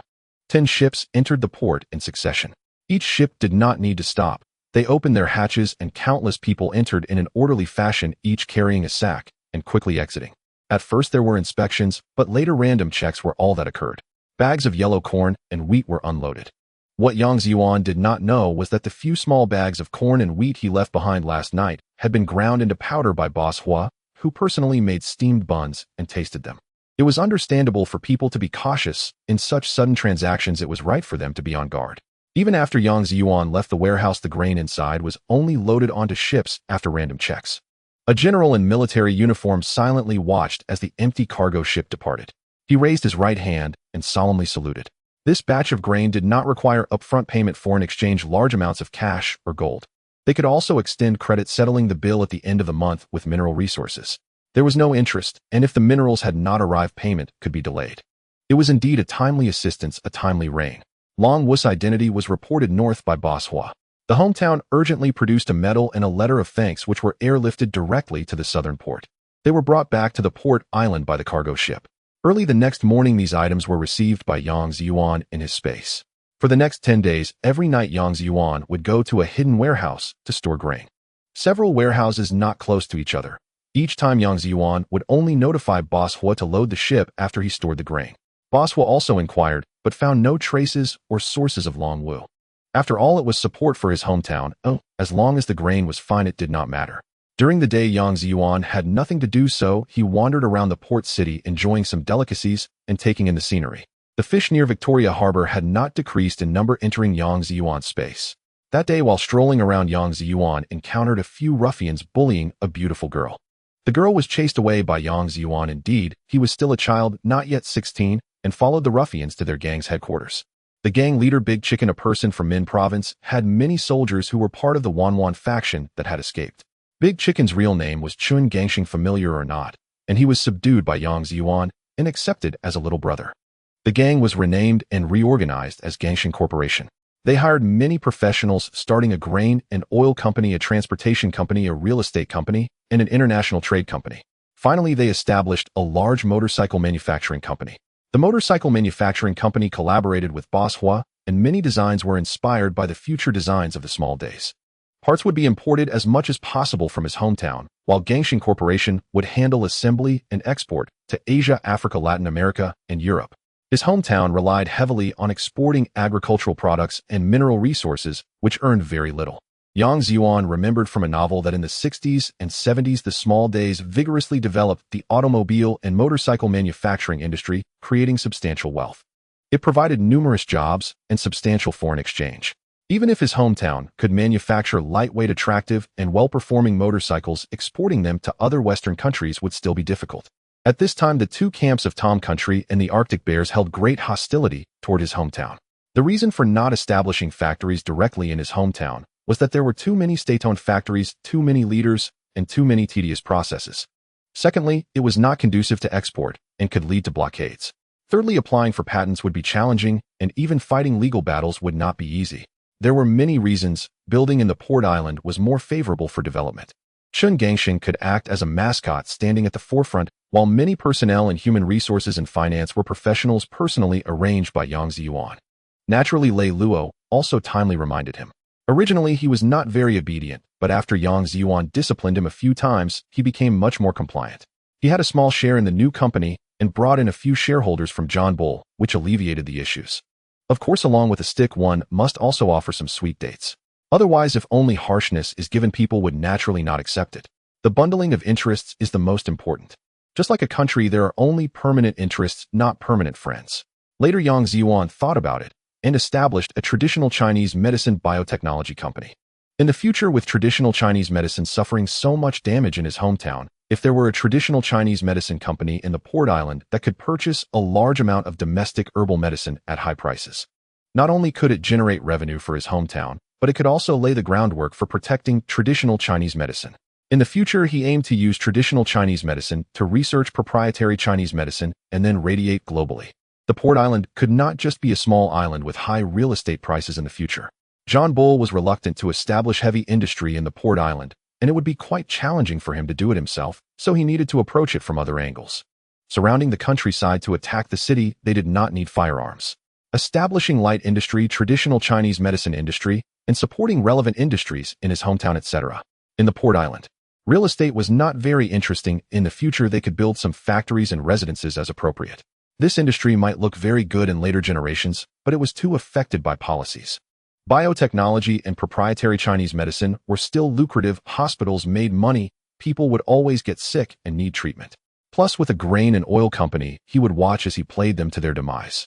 The grain and oil company was arranged by Yang Zhiyuan, and when the time came, it would be wrapped in the guise of John Bull. In the future, he would sell seeds, grain, and oil, food processing, feed storage, and most importantly, he had Yang Zhiyuan's space as a cheat. In the future, I will set the prices in any soybean futures or corn futures. If you dare to play tricks, Tomcat, I will directly crush you with massive production.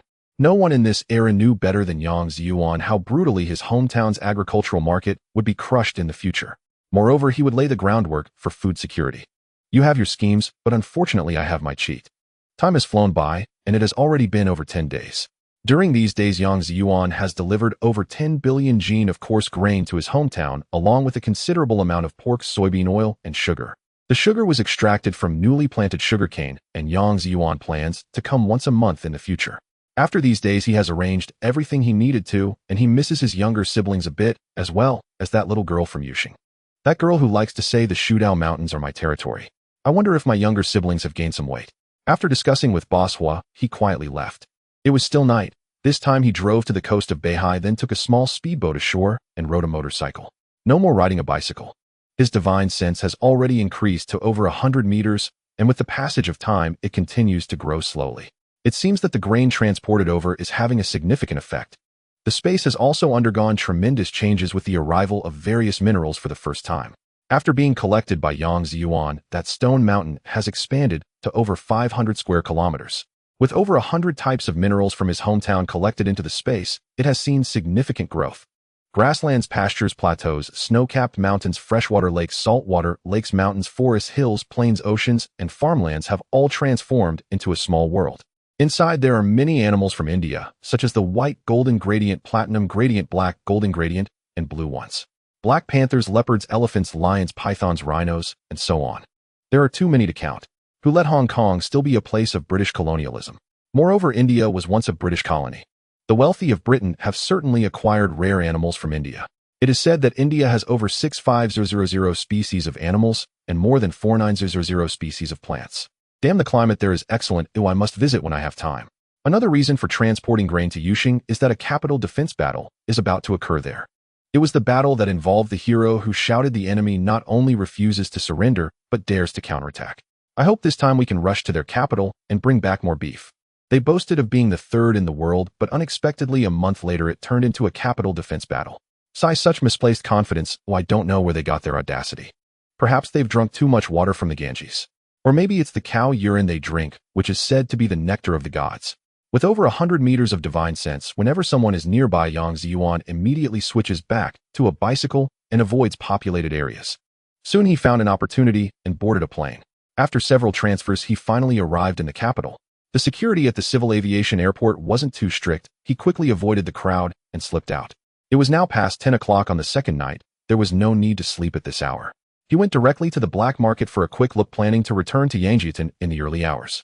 This time he was familiar with the route, avoiding patrolling guards, and headed to Deshengmen. The black market was bustling with people, but it seemed not much different from the last time. It seems that the amount of grain he transported last time was still not enough. However, it might have had some impact on the lives of the citizens in the capital. He inquired about the price of grain, which was even cheaper than last time. The market traders have a keen sense of smell, although the grain was transported quietly without government announcements. However, recently the grain transported from outside has decreased, and the supply in the capital hasn't changed much. It seems the black market bosses also have significant connections. They are quite well informed. This time he didn't look for the black market boss to sell grain. It wasn't necessary, so he exchanged some grain for goods instead. While browsing, he suddenly saw a middle-aged man asking around to trade a silver ring for cooked food. Yang Zhiyuan observed this person. It was strange that he was dressed in ragged clothes and was trying to trade a silver ring for braised meat. How is that possible? A gold ring would at most get you some coarse grain now. A silver ring is even less valuable. It's worth less than $1. Who would trade him a pound of braised meat? Seeing the man's destitute condition with swollen legs and a staggering walk as if he could collapse at any moment, Yang Zhiyuan pulled him into a corner. Uncle, what's your situation? I can help you exchange. The uncle hesitated before choked up and said, just exchange for a pound of braised meat, just a pound is fine. If not, half a pound will do. Why do you want meat specifically when everyone else is trading coarse grain potatoes and sweet potatoes? Yang Zhiyuan asked curiously. Can you tell me why? As long as your reason is acceptable, I can give you a pound. Yang Zhiyuan replied affirmatively. I sigh. The middle-aged man sat down on the ground quietly sobbing. Uncle, it's okay, take your time. Here, have a corn cake first. Saying this, Yang Zhiyuan handed him a piece of corn cake. The man glanced at the corn cake, but did not take it. I don't want the cake, I just want to exchange for braised meat. If you don't want to trade, I will ask someone else. This person clearly looks both hungry and weak. Refusing the offered cake, he still insists on trading for braised meat. Yang Zhiyuan didn't think too much and said to wait a moment. He turned around to find a corner, produced a pound of pig head meat wrapped in newspaper, tied it with straw, and returned to hand it to him. The man checked the meat, sniffed it, didn't take a bite, then placed the silver ring in Yang Zhiyuan's hand, said a word of thanks, and turned to leave. Yang Zhiyuan held this small ring weighing only a few grams, and only followed after the man had walked far away. The man seemed very anxious with the meat tucked inside his cotton coat, stumbling several times, as if he felt no pain, and continued on his way. Exiting the black market, he headed east, and then north. After walking for over half an hour, he arrived at a very small village. The village had about 100 households, and there was not a single bark from a dog. The middle-aged man staggered to a household, skillfully opening and closing the door, locking it behind him. Yang Zhiyuan did not go in, but scanned with his divine sense. He was taken aback. In the yard, there were several shallow rectangular pits over a meter deep adjacent to each other. They looked a bit like graves, but were too small and narrow. Inside the house were 5 people, a woman and 3 children, 2 boys, and a girl lying on the bed with faint breaths. The man entered the house, found the kitchen, and pulled out the meat to prepare it for slicing. He boiled a pot of water, and besides water, there were only some dry leaves in the pot. He put the chopped meat in, and then from a corner he dug out a small bottle. He poured all the powder inside into the pot. Yang Zhiyuan was sure that it wasn't salt. Could it be bad? He recalled the pits outside, which were just the right size to bury a few people. Because those pits varied in length. The pits were all connected. It would be just right to bury 5 people. Oh my, I understand now. This man wants to have a good meal for his family before they die. Then bury them all in his own yard. Considering he didn't even eat a single cake, looking at his eyes, he has long harbored thoughts of death. On this cold winter night, the biting wind howled, a sense of desolation filled the air. A father's heart was already shrouded in despair, having lost all faith and courage in life. The food in the house had run out and the walls were bare. Hunger tormented both his body and soul. Faced with such adversity, the father felt utterly powerless, believing he could no longer endure this suffering. His gaze had lost its former brilliance, becoming dim and lifeless, as if the spark of life had extinguished in his eyes. He held no hope for the future, his only thought being to spare his wife and children from further suffering. After a painful struggle, the father made a dreadful decision to end the lives of his entire family, including his own, with poison. He felt this was the only way out. Only in this manner could they escape the torment of hunger and hardship. Whether this act was foolish or not, Yang Zhiyuan quickly jumped over the courtyard wall and rushed into his kitchen. The man, surprised, stared at the masked Yang Zhiyuan, unable to utter a word. It was not fear. After all, there was nothing valuable left in the house, just a few lives on the brink of death. He was just momentarily stunned, wondering what this masked person was doing at his house in the dead of night. Yang Zhiyuan didn't wait for him to speak and swiftly knocked him unconscious. With the man incapacitated, it became easier to save him. Yang Zhiyuan collected all the meat soup from the pot into his spatial storage and cleaned the pot, which was more of a clay jar. Then Yang Zhiyuan took out a jar of millet porridge from his spatial storage and walked into their bedroom, where 4 people were sleeping on the Kong, their breaths weak and barely clinging to life. Yang Zhiyuan didn't know whether to be angry or to cry. Fortunately, these 4 still had the ability to swallow, and each was given a bowl of thick millet porridge. His gaze swept across the room, which was indeed bare. Some cabinets and chairs must have been exchanged for food. A few tattered clothes lay piled in the corner of the Kong. After feeding them some porridge, Yang Zhiyuan returned to the kitchen, placing down several bags of coarse grains and some millet. With the vastness of his spatial storage, salt was not lacking, so he added a few pounds of salt and some smoked meat. He splashed the man with a bowl of cold water to wake him up, handing him a bowl of millet porridge while pointing at the pile of grains. Hang in there, it will get better soon. I helped feed your wife and children a bowl of porridge, and I filled in the pit for you. You just don't get into trouble again in the future." The man woke up initially dazed. After hearing Yang Zhiyuan's words and seeing the porridge before him, he took it and knelt silently, choked with emotion, nodding repeatedly, unable to say a word. Leaving the kitchen, Yang Zhiyuan used an iron shovel to fill in the remaining pits. After filling them in, he stomped down to compact the earth. The man must have drunk the porridge before going to check on his wife and children. He came back, and with a thud knelt down. Just as he was about to speak, Yang Zhiyuan pulled him close and whispered, "I appreciate your gratitude, but it's not appropriate. Don't wake the neighbors with loud words. Just live a stable life from now on." With that, he turned and left without looking back, disappearing into the night. It was both sad and lamentable. Scanning with his divine sense, Yang Zhiyuan tossed some grains into the houses of those who lacked food, making it less conspicuous when these families suddenly received grain. In the darkness, Yang Zhiyuan rode his motorcycle around the capital, heading west. Just as dawn broke, Yang Zhiyuan and Zhou Hong were training everyone when they suddenly heard a knock on the door. Zhou Hong paused her movements and went to open the door, exclaiming in delight, Big brother, you're back." Big brother, a group of little ones instantly rushed over, creating chaos. What had started as joy quickly turned into sobs. This was joy turning into tears. Yang Zhiyuan cried, while not forgetting to take the bags that Yang Zhiyuan had slung over his shoulder. Seeing Yang Zhiyuan, who looked travel-worn, was certainly a deliberate act on Yang Zhiyuan's part. Zhou Hong hurriedly stopped everyone, saying, "Stop crying, let's take Big Brother inside." The little ones all tugged at Yang Zhiyuan's hands, so he had to pick up the smallest, Chu Xiaoya and Zhang Godin, carrying one in each arm as he walked into the main room. The others held tightly onto his clothing while the dogs circled around Yang Zhiyuan. "Not bad. The little girl and the sixth one have both gained weight recently. Is that so?" Yang Zhiyuan rubbed the little girl's nose. The little girl sniffled, "No, I haven't gained weight. I just drank half a bowl more porridge than before." "Haha, gaining weight is a good thing, not a bad thing. Then if I gain weight, I'm afraid you won't be able to carry me anymore." "That won't happen. Big brother is strong enough to carry even a wild boar. Carrying you three is no problem." Li Siheng, who was nearby, chimed in, being the smartest among the bunch. "Am I big-faced or strong?" Yang Zhiyuan replied with a hint of annoyance. Li Siheng said, "Big brother, I misspoke. I meant you were strong, not big-faced. I just blurted it out." Yang Zhiyuan couldn't be bothered to respond to this brat. Yang Zhiyuan set down the little girl and Zhang Godin and sat on the Kong in the east room. He glanced around, noticing it was quite clean, and touched the Kong, what felt warm. "Come on, let me see how everyone has been lately." Zhou Hong was now wearing a blue floral cotton jacket and black cotton pants. Her short hair was neatly arranged, looking tidy and good. He looked at Yang Zhiyuan. This boy was a bit dirty, but much better than before, a bit sturdier. Qi Erhua and Lu Hongjun were relatively shy. However, their little faces were also rosy, and although their clothes had some patches, they were clean. Qin Shirtu and Zhang Godin were probably the two most mischievous, lively and active, trying to leap onto Yang Zhiyuan while sniffling.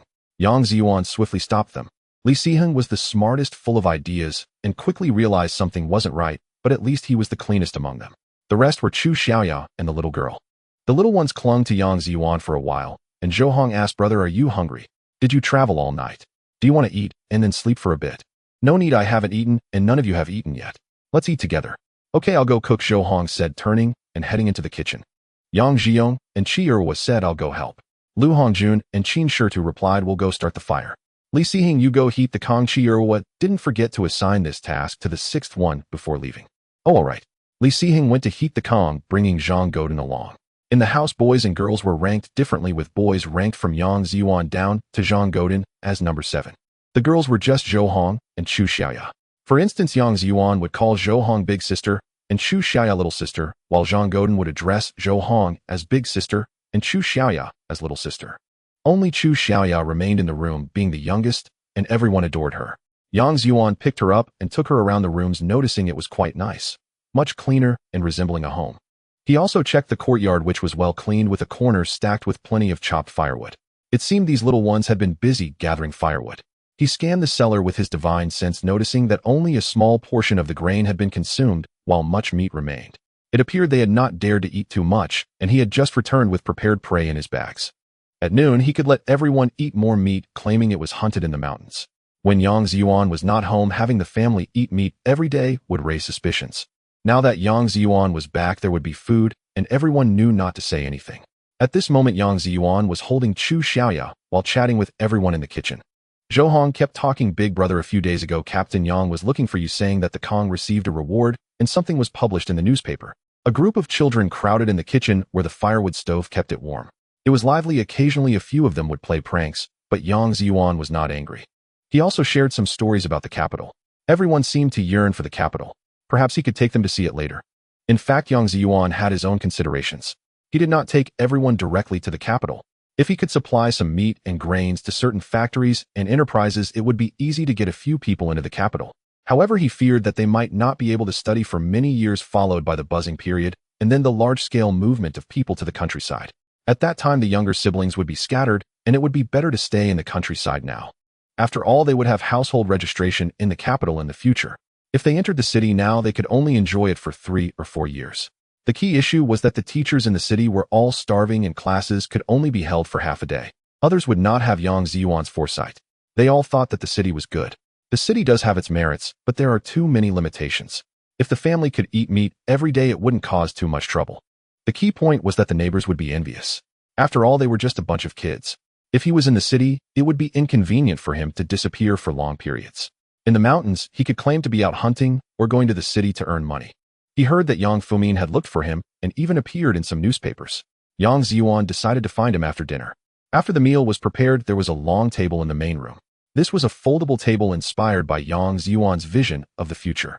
2 square tables could be folded against one side and opened up for use, allowing more people to sit together. Yang Zhiyuan thought, if all these younger siblings got married in the future, how many more tables would be needed? Probably the room wouldn't be able to accommodate everyone. He only considered the issue of them not going out, but did not think about them getting married in the future. Since he was already here, shouldn't he help them secure jobs with a bright future? It would be much easier to find partners after they entered. What kind of jobs are reliable in this era? How about a cigarette factory, dear readers? A group of little ones was eating when the production team leader Yang Famine arrived. Without entering, he shouted, Zhiyuan, are you back? Uncle, I'm back. Come in quickly. Yang Zhiyuan put down his chopsticks and steamed bun to welcome Yang Famine in. Zhou Hong swiftly replaced a basket of steamed buns with a basket of cornmeal steamed buns on the table. The steamed buns were taken into the cabinet in the east room. Now there were only 2 plates of pickled vegetables left on the table, along with 2 plates of stir-fried cabbage. Everyone had a bowl of porridge and a cornmeal steamed bun. Only Yang Zhiyuan and the ugly duckling had leftover steamed buns. One was the largest worker and the other, the smallest, had a better meal. The other kids were munching on cornmeal steamed buns in silence. When Yang Zhiyuan welcomed Yang Famine in, he saw that this action was very familiar and quite good. With just this meal, many families wouldn't even have enough to eat. Yang Famine looked at the table of food and thought it was decent, swallowing his saliva. When did you come here while I was eating? Please sit, uncle. Don't you want to eat something? No, I've already eaten, Yang Famine quickly refused. What family is still eating this early in the morning? They usually have just 2 meals a day. One meal at 10 in the morning and another around 3 or 4 in the afternoon. Recently, many had been able to earn some money from working on the Kong, a traditional heated bed, allowing them to buy more grains. Uncle, did you come to find me for something? Oh yes, there's a matter, a good matter. We made it to the newspaper. Yang Famine exclaimed excitedly, slapping his thigh. Yang Zhiyuan finished his bun in a few bites and drank his porridge. What made it to the newspaper? It's about our work on the Kong. Oh, I can't explain it clearly. You should hurry to Dr. Chu's house, they know about it. And it seems a reporter is looking for you. Yang Famine was quite anxious. No, uncle, I just got back today. I plan to rest at home for 2 days and spend time with my younger siblings before going again. Oh, it's an urgent matter. The commune already knows and insists you go back immediately. Seeing that old Yang wanted to pull him away, the younger siblings obviously didn't want to part. All right, then let's all go to the capital together for a few days of fun. All right, uncle, we'll finish our meal and go. I'll take my younger siblings with me. Can you get a recommendation letter for me? Also, I need to check if the people from Shaowei village are also working on the Kong with us. Don't worry, the people from Shaowei village are doing fine. Everyone who can move is working with our village on the Kong and can earn some grain. Rest assured, with these little kids, how long will they delay on the way? You go first and wait for the interview to finish before coming back. He looked at the expectant faces of his younger siblings. All right, I'll go to the capital today and come back to pick you up tomorrow and then take you to the capital to play the day after tomorrow. Wow, I don't want to leave the big pot. Brother, elder brother. One by one, they began to cry out in a contest of tears. Yang Famine looked at the children crying and did not know what to say. Enough, stop crying. Big brother has important matters to attend to. Didn't I say I would be back tomorrow? Zhou Hong truly exhibited the demeanor of an elder sister, while the other younger siblings had red eyes and were also shedding tears. Li Xixing and Zhang Godin were clearly emotionless machines, only producing sounds.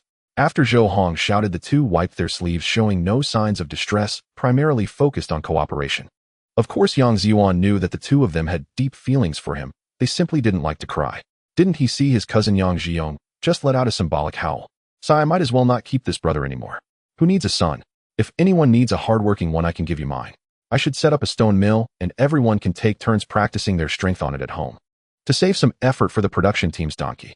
Otherwise the grains would get milled, and they can't be kept for too long. For instance, wheat can be stored until next year without issue, but once milled it should be consumed promptly. Having made his arrangements, Yang Zhiyuan shouldered 2 burlap sacks and set off again. La la la la. A series of spring, autumn, winter, and summer, a myriad of sweet, sour, bitter, and spicy experiences. May I ask where the road lies? The road is beneath our feet. Well, off we go again. There are truly many matters that would have been better not to return. Fortunately, before leaving, he left behind gifts for everyone. Each received a pair of cotton shoes, a hat, and a few pairs of socks. He had also made malt sugar for himself. He didn't buy these on the island, it simply wasn't suitable to take them out. After leaving the mountain roads, Yang Zhiyuan began to ride his bicycle at full speed instead of riding a horse. Otherwise, riding a horse would have been great. Later, he could build a horse-drawn carriage. That would work. Tomorrow, once he reached a road, he could take a carriage to bring them into the capital. In 2010, Yang Zhiyuan had seen horse-drawn carriages in the third ring of the capital surprisingly, without any traffic police checking. It was indeed feasible. Now it was even less likely anyone would check as long as a bag was tied to the horse's rear. Because horses do their business. On rural roads, it didn't matter. People actually hoped for more manure from your horse or cow. But once in the city, caution was necessary. The frame of the carriage was easy to make. It could be created with just a thought. But what about the wheels? Bicycle tires wouldn't do. If necessary, I could dismantle motorcycle tires. If that didn't work, I'd take apart the tires from a car. To make a wooden, we'll just cover it with a layer of rubber tire. The weather is pleasant, the sky is azure, and there's not a cloud in sight. Unfortunately, since the last snowfall, there has been no more snow and the fields are dry. Rain and snow are actually beneficial for the crops. In winter, only a heavy snowfall can cover the winter wheat seedlings, preventing them from freezing to death. Then when the snow melts, it nourishes the wheat fields. Without snow, the current irrigation conditions in the countryside are quite challenging. Yang Zhiyuan rode his bicycle swiftly, covering dozens of kilometers in just over an hour. It's not much slower than driving. Entering the city from Xizimen, he followed Xizimen Street, heading east, then turned on to Xinjiku South Street, right onto Xinjiku East Street, and soon arrived at Jishuadan Hospital, then turned into Tielu Hutong and Shuai Hutong. Here we are right in front of Old Chu's house. The roads in the capital are actually quite easy to remember, much better than those in Huhai, where many roads are slanted or winding. This is what I measure with my footsteps and bicycle. When riding in a vehicle, Yang Zhiyuan has trouble remembering the route, but if he drives or walks, once he remembers it. Arriving at the door, he had 2 burlap sacks ready in the car. This time it worked. There was even another door knocker on the door. He knocked and quickly heard a crisp voice. Who is it? Yang Zhiyuan knew it was Wei Xiaohua. It's your older brother. Older brother, is that you, de Guogua? Wei Xiaohua opened the door, and indeed it was de Guogua. The little girl looked much prettier than last time, with her hair tied in 2 small braids, wearing a red floral cotton jacket, though it was a bit bulky. She walked like Chu Xiaoya, resembling a penguin. De Guo, I miss you. Yes, big brother misses you too. Come on in, Yang Zhiyuan said, holding her with one hand while pushing his bicycle with the other. Just then, everyone was at home. Tao Yuxiu looked much more beautiful than before, her face flush, with color resembling Zheng Huanhuan. Having received an education, she possessed a certain grace. Her speaking was soft and gentle. At first glance, she wasn't strikingly beautiful, but the more you looked, the more attractive she became. She was a strong young woman. At only 18, she hadn't formally married Wei Xiaoguo's brother, who had passed away. She was Wei Xiaoguo's prospective sister-in-law. Xiaoyuan, you're here, Tao Yuxiu greeted Yang Zhiyuan gently. Yes, is Yuxiu doing well? With a smile in her eyes, she replied, pretty well. Come on, let's go inside. All right. Yang Zhiyuan was just about to set up his bicycle when he saw old Chu and his wife Aunt Chu coming out. A little friend, you don't need to carry that. What did you bring? They'll take care of it myself, old Chu said upon seeing the 2 bags. Since he had free labor, why not let him handle it? As a result, Yang Zhiyuan easily set up his bicycle. Old Chu couldn't move a single bag. This old man loves to joke around and has a great personality. Otherwise he wouldn't have survived in that era. After greeting Uncle Chu, Aunt Chu, and his teacher's wife, he cheerfully carried the 2 bags into the main room. After asking Grandma Chu how she was, the group sat down, and Yang Zhiyuan mentioned he had gone deep into the mountains to hunt. He ate and slept in the mountains, otherwise he couldn't catch any large game nearby. They then asked old Chu what was going on. Old Chu took a sip of tea and began to recount the events.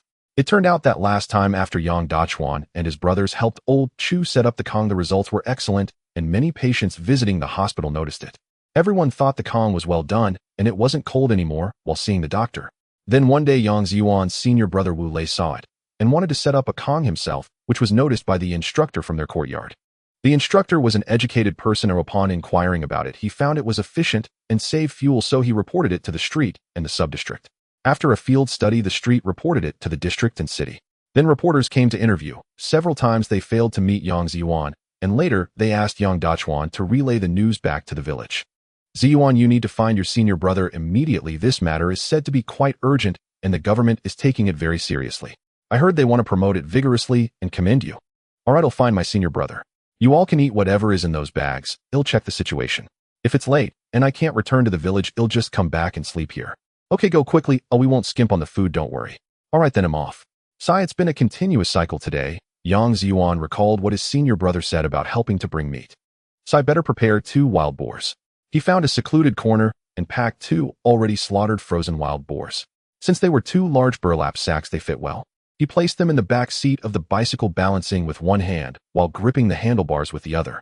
He rushed straight to Jishuitan police station. Arriving at the police station, just as he was about to pedal inside, an old man guarding the door shouted, "Hey, what are you doing? Come register first." As a result, the 2 burlap sacks strapped only at the top fell down from the back seat. Once the balance was disrupted, it was easy for them to fall off. This was quite normal. Yang Zhiyuan wasn't angry. After all, nothing would break, and it was normal for them to want to register. Hey, why are you barging in? Sir, I'm looking for your director Wu to deliver something. Looking for Xiao Wu. He doesn't accept gifts, you can take it back. From that one mention of Xiao Wu, it was clear this old man was not simple. Yang Zhiyuan chuckled, "Sir, if I deliver this gift, not only will he accept, but he will also be happy and even give me money. Do you believe it?" "I don't believe it." The old man stood in front of him, blocking his way. "All right, let's make a bet. If he greets me with a smile and gives me money, you treat me to drinks at noon. If I lose, I'll give you 2 bottles of Maodai. How about that?" "Haha, it's the first time I've seen someone willing to bet with me," the thin old guard said with pride. But Yang Zhiyuan had already sensed that he was a veteran. Naturally, he was willing to get close to him.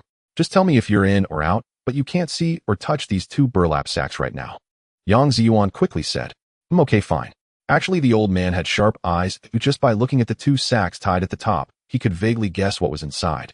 But now, prompted by Yang Zhiyuan, he could only urge the mule to get moving. Just then a security officer happened to walk by, and the old man asked him to call his Xiao Wu. Soon Director Wu and the deputy director ran out of the office. "Junior brother, you finally returned. What are these 2 bags?" Director Wu was a bit excited. The deputy director approached and touched a burlap sack, opening one to take a look. "Very good, very nice. It's greasy to the touch." After checking one bag, he looked at the other, then tied up both bags tightly, nodding happily to the director and the officer. "Let's go, junior brother, come with me inside. They'll have old Do find someone to weigh it and calculate the money for you." Saying this, Wu Lei and the officer wanted to take him inside. Yang Zhiyuan called out to the old guard, "Old man, treat me at noon, all right." The old guard turned to Wu Lei and asked, "Are these really 2 pigs?" Wu Lei nodded, "Yes, old class leader, how about some drinks at noon?" The old man's face darkened. "Get lost, drink what?" After saying this, he turned and went back to the guard room while Yang Zhiyuan was just about to follow him into the office. Then another voice came, that nephew know who is that junior brother, come here, register. After finishing the recording, looking at the old soldier's darkened face, Yang Zhiyuan thought better of it and decided not to tease him anymore. He took out a bottle of liquor from his bag and handed it to him, saying, "Old man, hey, race a bottle for you." "Wasn't it supposed to be 2 bottles? The old soldier asked with a frown. "Oh, old man, you lost the bet. Considering your age, I thought it best to give you a bottle. This seems a bit unreasonable, doesn't it?" Yang Zhiyuan asked, somewhat frustrated. "You can refuse it. Pretend it doesn't matter, otherwise he'll definitely try to cheat you by demanding more. The more reluctant you are, the more he feels that 1 bottle is quite enough." Everyone knows that veterans from this era might not have experienced many hardships or wars. As soon as Yang Zhiyuan entered, he noticed that the old soldier was missing his right index finger. For someone like him, if he weren't left-handed, it would be nearly impossible for him to fire a gun. Thinking about why he lost only his index finger, it could have been shot off by an enemy sharpshooter, blown off by a bomb, or frozen off during the harsh winter. Such individuals deserve to be respected in one's heart. However, under normal circumstances, one should not ask about it or let him feel that you pity him. In the spirit of betting, Yang Zhiyuan decided to send him 2 bottles of alcohol as a token of goodwill. "All right, then 1 bottle will do," the old man said, feigning reluctance. Then Yang Zhiyuan took out a packet of fried cicadas and a packet of fried peanuts from his bag, tossing them onto the table. "Here are 2 packs of snacks for you to enjoy with your drink." After saying that, he hurried over to Wu Lei's side. The thin old man, with a glint of cold light in his eyes, remarked, "This brat has a sense of humor. Upon sitting down in Wu Lei's office, instructor Li personally poured Yang Zhiyuan a glass of lukewarm water. Indeed, there wasn't a single tea leaf in Wu's office. Currently, tea leaves can only be purchased with a Beijing urban residence grocery purchase certificate, allowing each household to buy 1 or 2 taels this Mid-Autumn Festival and National Day. That's right, you didn't read it wrong. Each household can only buy 1 or 2 taels of tea leaves per year during these 2 festivals. In 61 and 62, it was even worse. Single men with collective household registration could buy 2 qian, which is only 2 qian per year. Alright, you don't have tea leaves, but I do. Yang Zhiyuan had brought back plenty of good stuff from Hong Kong. He had blue gradient space, let alone some tea plants. He directly brought out some De Hong Pao tea branches for propagation. Drinking some oolong tea in winter helps relieve fatigue. Yang Zhiyuan took out 2 paper packages, each containing half a jean. He tossed one to senior brother Wu Lei, saying, "Senior brother, you're so stingy. Even the head of the office doesn't have any tea leaves. Use mine. You and instructor Li can share the rest, 1 package each." Instructor Li Hongwei grabbed 1 package and tucked it into his pocket tightly, saying, "Thank you, Zhiyuan. From now on, you're like my own brother. If your senior brother bullies you, I will stand by you." Wu Lei had just gone to fetch the kettle and missed the first package, so he grabbed the second package, saying, "Junior brother, we are supposed to be close as master and disciple. In the future, don't side with outsiders. If there's something good, let your senior brother know first. You're still young, oh, we won't drink this tea. Water is fine. Should I go get you some sugar to sweeten it?" After saying that, he quickly placed the package of tea into the drawer of the office desk. "What? Are these 2 so stingy?" Yang Zhiyuan directly took out a small bag of white sugar from his bag. In front of both of them, he opened it, dipped a finger in, and put it in his mouth, saying, Really sweet." "Hey, wait a moment, brother," both of them exclaimed, wanting to stop Yang Zhiyuan, who directly poured the entire small bag of sugar into the tea jar. He then took out a metal spoon from his bag and stirred it in the tea jar. The 2 17-level officials stared at each other in disbelief. They then simultaneously ran out, and 1 person returned with a tea jar. Brother, could you share a bit?" This tone reminded one of Su Zongyi's older brother from Infiltration, Captain Ming. "Zhiyuan, my dear brother, share a bit, share a bit." Yang Zhiyuan looked at these 2 clowns, saying, "Isn't each of you earning over $100? Is it really necessary?" "Of course it is. You don't know, brother, we 2 17-level officials each have a quota of 1 jean of white sugar. But there are many colleagues, many comrades, and family members. It's just 1 jean per month, and I have to take care of so many people." Senior brother had fought for several years, spending quite some time in the Northeast, and he had a bit of a rough personality. However, it sounded quite heartfelt. The Northeast dialect is quite touching. Indeed, their individual treatment was decent, but everyone had relatives and friends. Senior brother had lost his parents, but still had his master and his master's wife, along with 2 children plus some good comrades. So it was true. Yang Zhiyuan was starting to find the sugary water in his hand hard to drink, and was preparing to share it with the 2 of them. Just then, Deputy Director Du Zhigua walked in holding a tea jar, saying, "I knew there were good things, and didn't wait for me." These 3 had all drunk with Yang Zhiyuan last time, and he had also spent half a day accompanying them around. They weren't being polite at all. They got along well with Yang Zhiyuan. It was quite comfortable, to be honest. They weren't those hypocritical types, and their straightforward nature appealed to Yang Zhiyuan. In his past life, Yang Zhiyuan was just like this. He didn't mind how others behaved. If they didn't get along, he simply wouldn't bother, or he'd pretend to be fine as long as he could get by. Especially despising hypocritical people. After all, in his past life, when he was doing well in real estate, he had also been a small leader for a few years. As long as everyone could get along, it was enough, except for the boss. Between colleagues, one looks at character. Not everyone can be open-hearted, and there's no need. He had been fooled too many times and had built up immunity. Reluctantly, he gave each of them a packet of white sugar and also supplemented Old Dew with a packet of tea leaves. Old Dew had come in bearing gifts: 2 wild boars after removing the entrails and skin, weighed 350 jean, and with bones it counted as 3 pieces. That amounted to 1,050 yuan. Unfortunately, in the black market, it was selling for 5 to 6 yuan per jean. Although this was purchased from the police station small treasury, it couldn't be too low or too high. He still had to rely on Yang Zhiyuan's favor. Senior brother made a phone call, and a reporter from a youth newspaper in the capital soon arrived. Originally, Yang Zhiyuan didn't want to be interviewed, but since it involved his senior brother and these 2 good friends, he obliged. After all, it was reported jointly by the instructor and his senior brother. Yang Zhiyuan elaborated on the new-style Kong and stove that save firewood. The new-style Kong can save 50% of firewood each year, and the new stove can save 40%. It can even have the stove and Kong combined to cook and boil water simultaneously. He also mentioned a kind of square tube firewood stove from the future which everyone can search for, which would be useful for troops marching in the field, patrolling, and truck drivers. The advantages are abundant flames, less firewood usage, easy to move, and small space occupation. Promoting firewood-saving measures nationwide would be a tremendous contribution. Because most rural areas still use firewood stoves, every effort to save resources contributes to the country. Many corn stalks are now ground into powder for food. Previously, they were used to feed cattle and for burning. If every family saves 1 gene of firewood daily, that would amount to an enormous resource nationwide. One must know that the Saihamba Mechanical Forest Farm in the northwest of Beijing is about to start construction. Why? Because the desert is almost blowing into the city.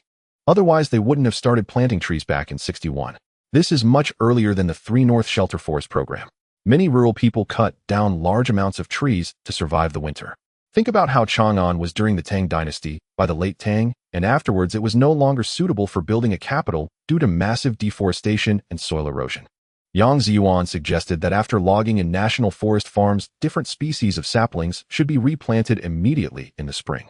Don't wait until all the old forests are cut down, leaving no trees to log. The Northeast is just like this. After decades of logging, many forest farms ended up closing, and wood processing and furniture factories have shut down. This has affected too many people, their jobs and lives. Before the 1990s, the Northeast was prosperous due to high urbanization, many factories, and high income for the people, but later many factories were closed, bankrupt, or ceased operations. This also gave rise to many bandits like the neighboring Wu Yi and others from the Northeast. These issues didn't arise suddenly. There are various reasons, but environmental destruction is also a significant factor. If large amounts of trees hadn't been cut down, or if they could have been logged while restoring the forests, more tree planting or the cultivation of medicinal herbs could have been done later. On the Hong Kong side, Yang Zhiyuan had already laid out plans, and naturally his hometown also needed preparation. He didn't want the environment to deteriorate further, leading to even fewer wild medicinal herbs. Yang Zhiyuan didn't bring up the topic of sustainable development. He would let Old Hu mention it later.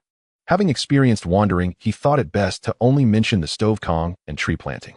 This reporter Lu was very excited, recording several pages.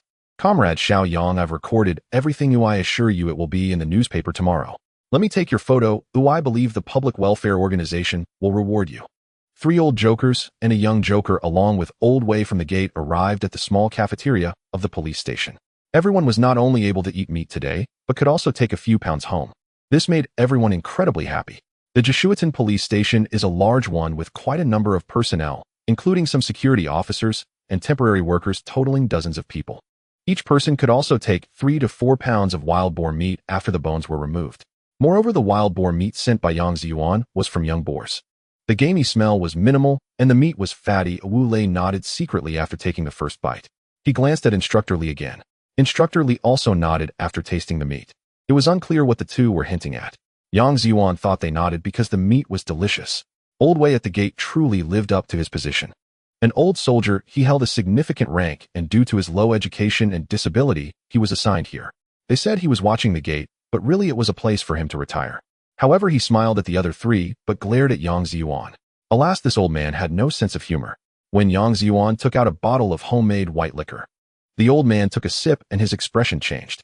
Kid, if you understand my temperament, come visit me more often and we can drink together. All right, as you wish. The 3 leaders of the police station did not dare to compete with the old man for the liquor. It was quite frustrating. After the meal, the old man took the remaining half bottle away. This liquor was taught to Yang Zhiyuan by someone in Hong Kong. With various grains in his space, he had mastered the technique, and whatever liquor he wanted he could brew. He could even establish a distillery selling more to the polar bears, and he heard that it was possible to exchange various technologies. He heard that after 30 years, several trainloads of light industrial products could be exchanged for an airplane. He wondered if they could exchange for some minerals and machinery now. In recent years, debts had to be repaid and fruits were surprisingly sifted using a large sieve. Too big wouldn't do, too small wouldn't do, only those that could pass through the holes were allowed. It's too much. If I get the chance, I must see that big bald guy, the one who planted corn in the Arctic Circle.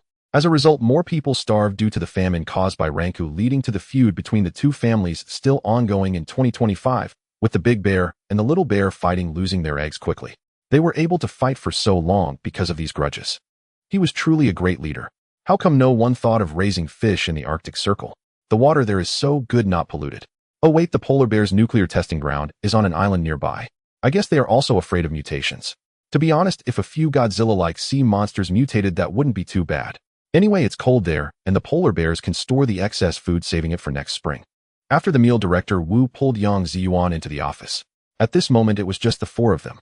The door was closed, and he even thoughtfully locked it. Yang Zhiyuan looked at his senior brother with curiosity. What do you want to do in broad daylight? Yang Zhiyuan leaned against the door, tightly covering his crotch. It wasn't covering a bag hanging from his lower abdomen. Wu Lei hadn't reacted yet, and Li Hongwei looked at him with a frustrated expression. What do you mean by that action, brother? Wu Lei and old Du looked curiously at their instructor, not understanding. It seems old Li was indeed well-read, understanding much more. Yang Zhiyuan didn't dare to move. I wanted to ask you, why did you close the door and lock it? What do you three mean? Wu Lei directly said, we don't mean anything, we just want to introduce a job to you. No, if it's just a job introduction, why lock the door and all that? Old Du put his finger to his lips. Should keep it down, brother. What's up? Yang Zhiyuan asked quietly. It's a good job, but it has to be kept confidential, and you must have a clean background. Ordinary people can't get in. If it weren't for the three of us vouching for you, it would be impossible. Du Zhigua quickly said, it's not some mysterious good job. Besides, I don't need a job, I can hunt and farm myself quite comfortably. Brother, tell me, the 2 batches of wild boar meat in the black market were provided by you, right? Today's wild boar meat is identical to what's in the black market. Yes, so what? Yang Zhiyuan retorted, as if he couldn't sell it for a high price. Old Wu, shut up, let me speak. Li Hongwei took over the conversation. Brother Zhiyuan, here's the deal. You can acquire some high-quality wild boar meat, and at this time you can get better quality hairs than others, and even in the dead of winter you can procure cicada shells. We don't care where your goods come from, but we want to introduce you to a good job that needs these items. Moreover, the position is quite high with a lot of freedom as long as you deliver some goods on time every month. What kind of job is so mysterious that you're speaking about it like this, say? You three need to vouch for me. I'm not going. Listen to me, please hear me out before deciding whether to go or not. Wu Lei began to speak again. After rambling for a while, it turned out to be a special needs department. It was originally for preparing special food materials for national agencies, units, state-owned enterprises, etc. It used to be managed by the Ministry of Public Security, but later it was transferred to the Beijing City 2nd Commercial Bureau. The personnel screening was strict, with its own farms and pastures and specialized inspections. Those without a clean background or reliable thoughts could not get in at all. The department is small, but the power is significant. It's a department-level unit with 4 sections and 1 office, and many people are selected from the Public Security Bureau. It provides special food materials for high leaders and senior officials. It's indeed a special supply. It's quite difficult to get in here. However, for someone like Yang Zhiyuan, who has a large amount of food supplies, it's actually quite fitting. Yet he still didn't want to join. The management here was too strict for him to bear. Li Hongwei noticed that Yang Zhiyuan remained unyielding and asked, Zhiyuan, can your wild boar meat be supplied steadily? More in winter, less in summer. What's wrong? What we're offering isn't a formal employee position. It's because we see your hunting ability. Otherwise, you wouldn't be able to get in. This involves a comrade's commission and our desire to do our part for the country. I've heard he can't even get a bowl of braised pork. Furthermore, we are helping a comrade while also returning you a favor. Even though this job may be temporary, you can still have a stable salary. Later, whether you sell or trade your hunted goods, no one will check you, and you can use the work permit to procure fresh ingredients nationwide. Hearing this, Yang Zhiyuan's eyes lit up. This was indeed a great opportunity. The key was being able to travel nationwide with the work permit that was perfect for him. Can I really travel nationwide? Of course, but the premise is that you complete your procurement tasks for the month. What mainly needs to be procured? Meat. What's more suitable than meat? However, you can also meet my comrade before we discuss this. Without the 3 of us vouching, it would be impossible. So you must understand the importance, safety, and reliability of this job. Yang Zhiyuan thought for a moment and asked, is there any inspection involved? I don't want people to get sick and then blame me for it. You can rest assured. How could there be no checks? Any ingredients that aren't fresh won't be accepted, so now consider whether you want to join or not. All right, I'll join. Thank you, brothers. Don't thank us too early. They may not think highly of you. Later, you'll go to the guest house in Beijing and look for manager Hu. Yang Zhiyuan did not expect to have such a job introduced to him. He felt a bit anxious and a bit excited. The ingredients from the space were absolutely no problem. He did not know why he was chosen. Unbeknownst to Yang Zhiyuan, his senior brothers had already investigated him several times. They looked into his family background, apprenticeship, and how he had taken in 7 other Halua along with his cousin. He rescued Tao Yuxiu and Wei Xiaohua, among others. Of course, the matters he handled in the space were not traceable by others. Firstly, his character was acknowledged. Although his parents were gone, there were still traces to follow. There were also connections with his master and with Wu Lei. To put it bluntly, the relationships with his master and Wu Lei were very important. Having lost his parents was not a problem. He still had his senior brothers and his master. Yang Zhiyuan's master had many unnamed disciples in various critical departments. Yang Zhiyuan had no problem presenting the cicada turtles. He could also occasionally produce fresh cicada turtles, as well as high-quality wild boar and wild rabbit meat, which brought him into the view of Wu Lei's comrades. At first, Yang Zhiyuan felt a bit apprehensive, but later he thought it through and let it go. The ingredients he delivered would not necessarily reach the top. Many government agencies, large state-owned enterprises, and foreign expatriates all needed them.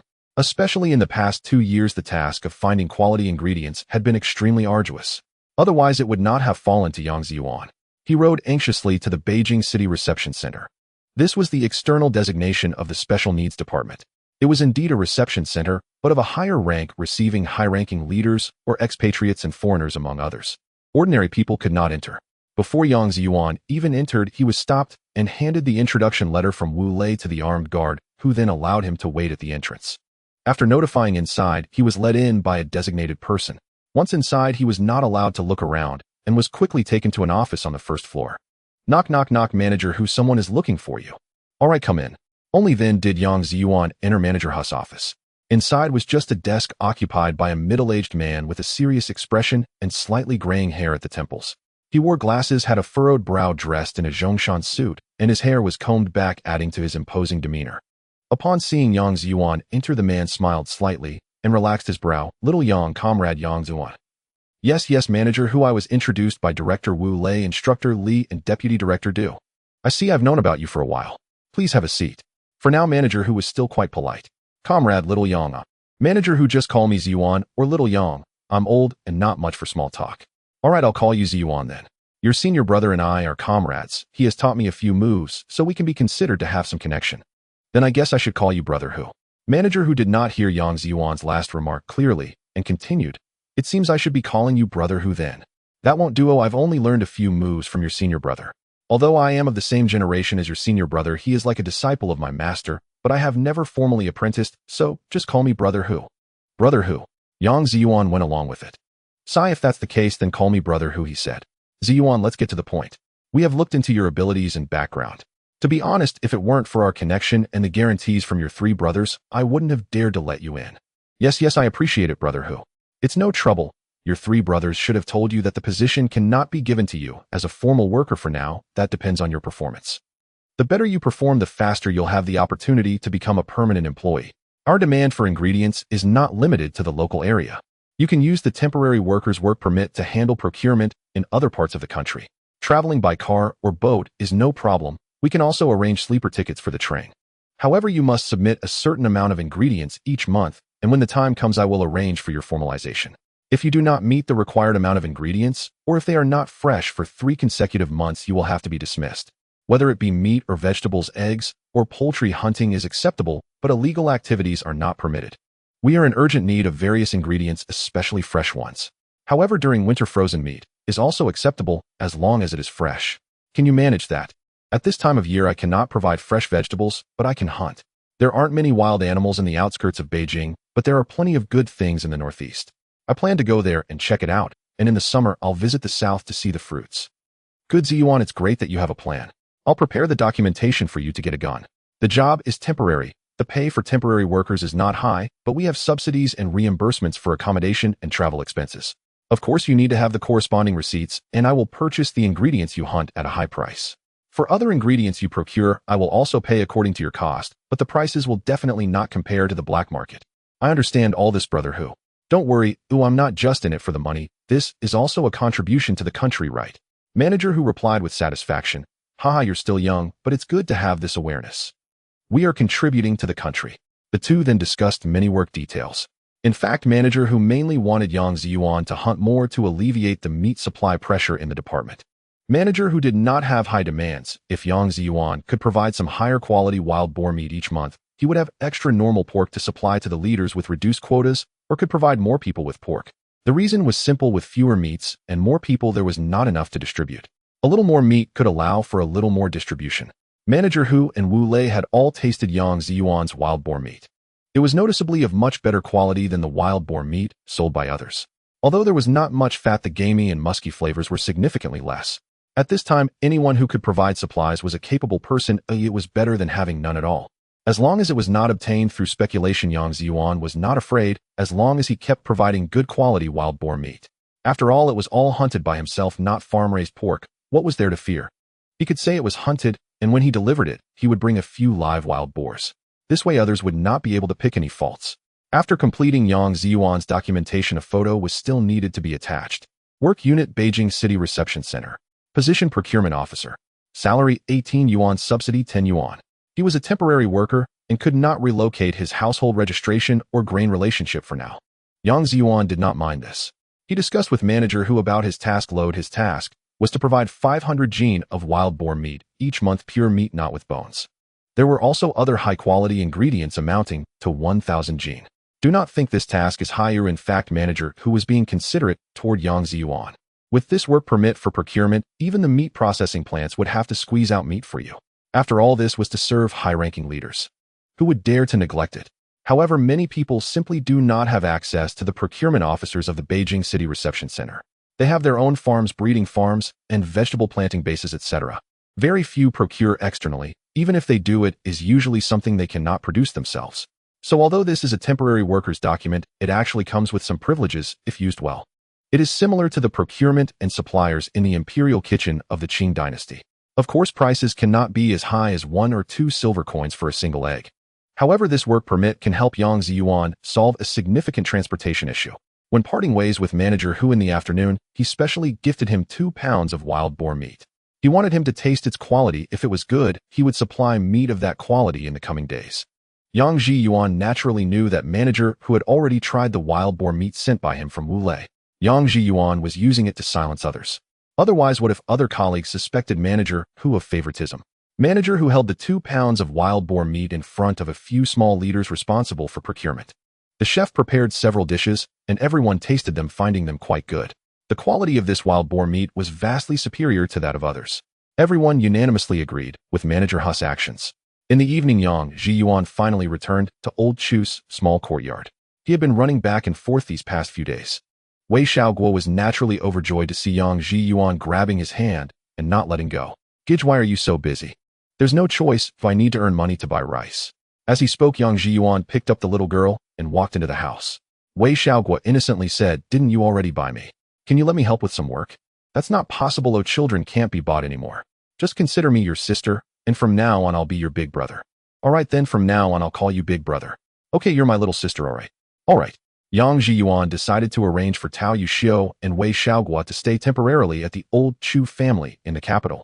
Tao Yuxiu had slowly recovered and could help the mistress and Madame Chu with chores, preparing meals, and wait for news about her cousin. Yang Zhiyuan inquired about Wulei, but surprisingly there was no news. Was there no record of this person? This was a bit strange. Could it be that her cousin had entered some research unit? According to Tao Yuxiu, her cousin had been exceptional in mathematics since childhood, becoming a teacher in his early 20s. Such talent could not simply disappear without any news. After moving to the capital, it was most likely that he had entered a secret research unit. It would be quite difficult for Tao Yuxiu to contact him, since he was not a direct relative. Since he had saved both her and Wei Xiaoguo, he felt it was sufficient to arrange for them. In a way, he was also helping that unseen cousin of Tao Yuxiu. In the evening, Yang Zhiyuan happily dined with the Old Chu family. Yang Zhiyuan prepared a hearty meal with a flour chicken, a plate of stir-fried wild boar meat, a plate of braised wild boar head meat, a plate of fried peanuts, and dozens of cornmeal pancakes. These dishes made for a sumptuous dinner. In the evening, he chatted with Old Chu and decided to let Tao Yuxiu and her aunt stay temporarily. Yang Zhiyuan would supply food and allow the two of them to rest and recuperate for a while. Tao Yuxiu felt a bit embarrassed and wanted to decline, but Yang Zhiyuan insisted that since he had recognized her as a sister, he would naturally take care of her family. She could continue to wait for news about her cousin here. If she truly felt uncomfortable, she could help with any work within her capacity, as if taking care of the mistress. He then handed her 30 yuan, so she would have some money. Tao Yuxiu could not refuse any longer and accepted it under everyone's persuasion. Yang Zhiyuan planned to get a photo tomorrow, complete the work permit, and then bring his younger siblings to the capital for a visit, conveniently delivering meat to manager Hu. He then prepared to head to the northeast, as Yang Zhiyuan was eager to create some excitement. After reading so many hunting novels set in the northeast, he felt a strong urge. The next morning, after having breakfast, Yang Zhiyuan took the photos from yesterday. When he delivered them to manager Hu, he saw him happily holding a newspaper, asking, "Is this Yang Zhiyuan mentioned in the report you?"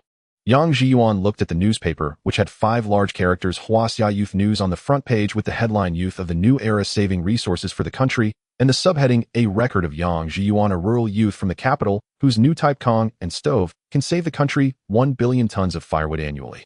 While this journalist wasn't exaggerating, at that time the country had about 660 million people. More than 80 were rural residents, which meant there were approximately over 100 million rural households. Each rural household actually needed several thousand jin of firewood for cooking and heating each year. If a family saved 40 to 50%, then the total firewood saved nationwide could exceed 1 billion tons annually. The journalist's writing was not boastful or exaggerated. However, Yang Zhiyuan noticed that his own struggles after wandering from Lu province weren't mentioned, only that he had adopted a few younger siblings. Yang Zhiyuan naturally understood the reason why. If that were reported, it would be a big deal. He looked at Manager Hu and said, "Brother Hu, it is indeed me, but my background wasn't mentioned." "Oh, I believe you understand. They just wrote me as a rural youth from the capital. I'm not even 18 yet. Doesn't that count as a youth?" Haha, as long as you understand you're precocious. Your way of speaking and doing things doesn't resemble someone under 16. Just by your height and build, others would believe you're 18 or 19. Don't get too hung up on it. Some things shouldn't be spoken about, understood? Manager Hu became serious. Yang Zhiyuan understood. "Yes, Brother Hu, I know. I'll keep my complaints to myself from now on. You may be small, but you're quite mature. This is why I dare to use you, otherwise I wouldn't take such risks. However, with this report it seems no one will dare to speak ill of you anymore.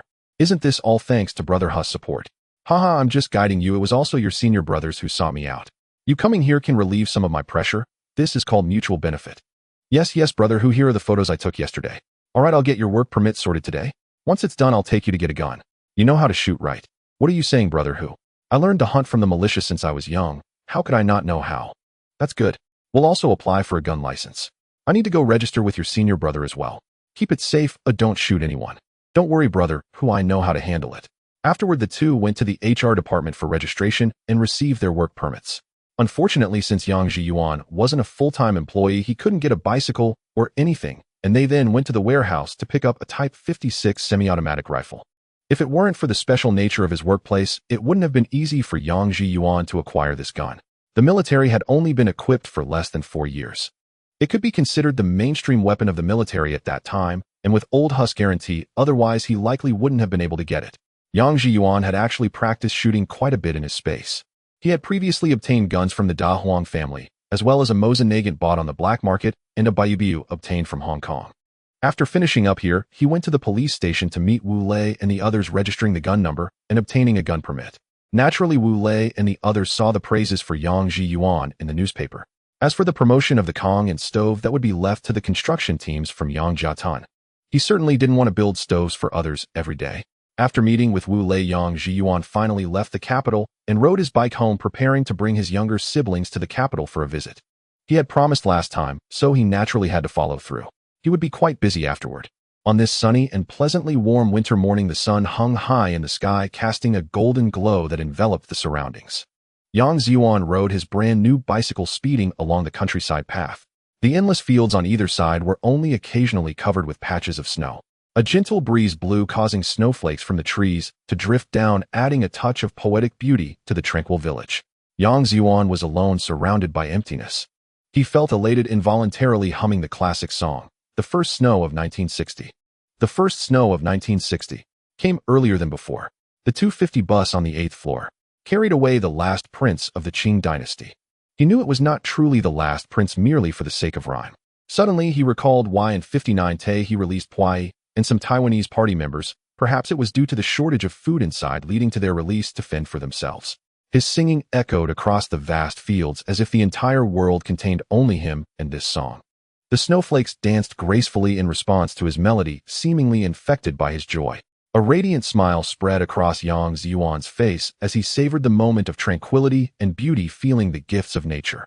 Strong and unafraid of the cold, he pedaled swiftly. Where the mountain path allowed, he rode. Where it did not, he stored the bicycle away. His divine sense could now probe nearly 200 meters, allowing him to detect if anyone was nearby in the mountains within that range.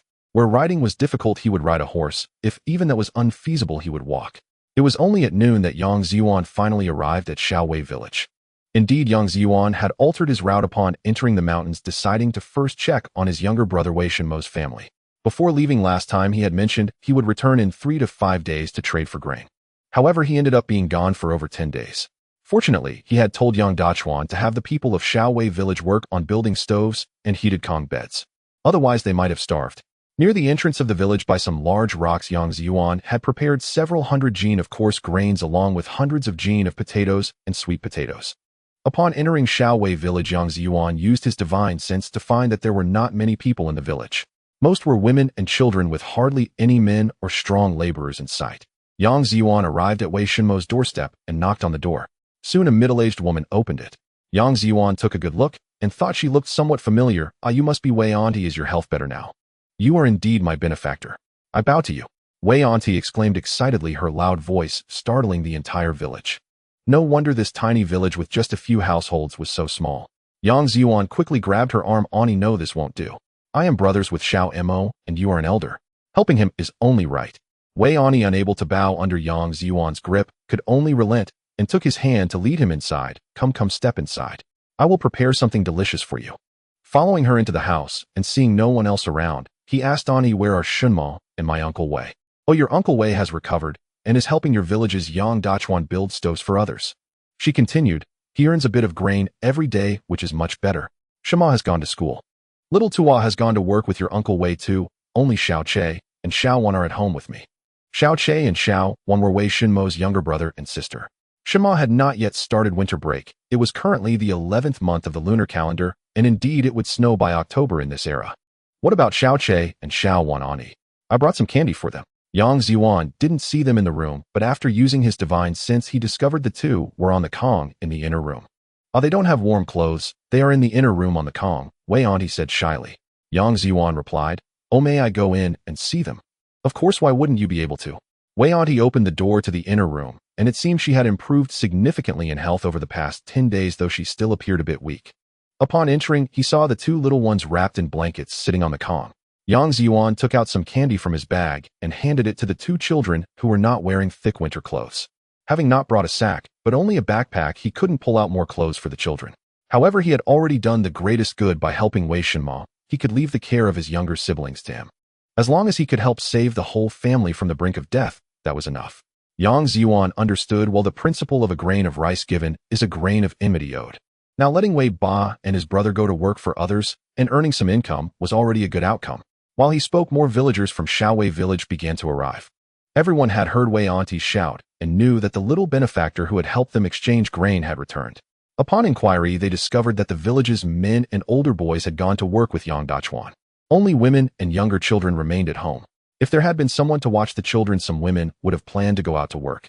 After chatting for a while, Yang Zhiyuan prepared to exchange all the medicinal herbs and plant species he had brought last time. Since everyone could now help with building Kong beds, he would not continue to assist. After Yang Zhiyuan finished speaking, though everyone felt a bit sad, they acknowledged it. After all, he had helped them through their most difficult days and had provided them with work. What more could they say? One must learn to be content. After exchanging the grain, Yang Zhiyuan left Shaowei village without staying for a meal. The species he exchanged this time were lacking, most were duplicates. Moreover, some had already frozen to death. However, his space had increased a little, which was better than nothing. Crossing through valleys and over mountain tops, Yang Zhiyuan made his way directly back to Yang Zhiyuan from the mountains. He planned to return home without letting Yang Famine know he was back. Otherwise, Yang Famine would definitely drag him to the commune to receive praise. Then some leaders would seize the opportunity to boast and elevate their status, subsequently gaining promotions. Yang Zhiyuan was not fond of such people. Without their manipulation, the disasters would not have been so severe. A lack of foresight was not frightening. What was frightening was the lack of intellect. Never mind, it was better to see less of those people.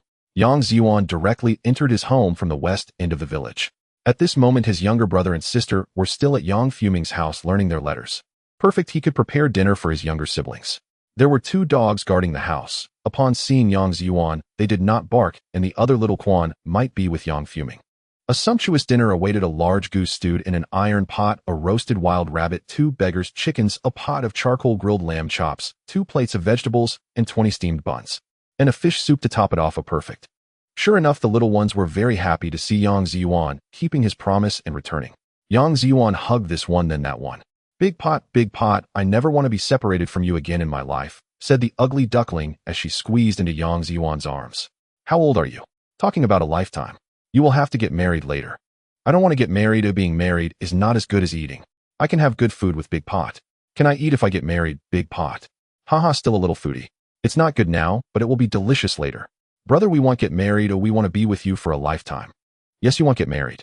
You'll have to marry wives, and after marrying wives you will forget your mother. After marrying wives you will also forget your brother. We won't, brother. We will never marry wives.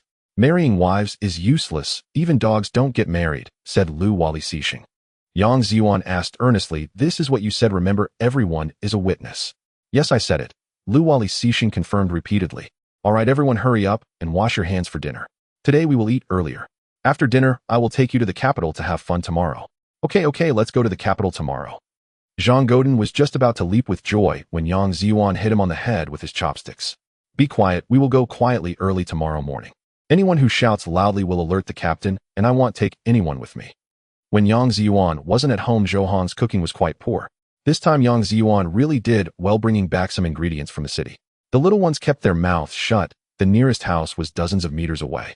They were not afraid of any smell. Everyone happily enjoyed a grand meal, and in the evening Yang Zhiyuan chatted with his younger siblings. Just as he was about to rest early, he woke the little ones up early the next morning. Without having breakfast, Yang Zhiyuan carried the 4 smallest ones with a shoulder pole. This time there were no sacks. He used baskets with 2 on each end. The others, Zhou Hong, Yang Zhiyong, Qi Erwa, and Lu Hongjuan, had to walk by themselves. Who told these few to be the older siblings? The older ones had to take care of the younger ones. Anyway, in his past life, Yang Zhiyuan's mother taught his older brother this way. However, after the teaching was done in places where Yang Ma couldn't see, Yang Zhiyuan would get beaten by his older brother. By personal experience, it's all tears. It's hard to describe. Even a 1/0G disc wouldn't be enough to write it all down. When passing through the village in the dark, the dogs raised by other neighbors only barked once or twice before falling silent. It seemed they had become familiar with the footsteps of their younger siblings. Soon they arrived at the place where they had left the tiles last time. Yang Zhiyuan asked Yang Zhiyong to watch over everyone while they took a break. Yang Zhiyuan walked into the nearby woods and soon let out a large cart. Calling it a cart was a bit of a stretch since it was actually pulled by a big mule.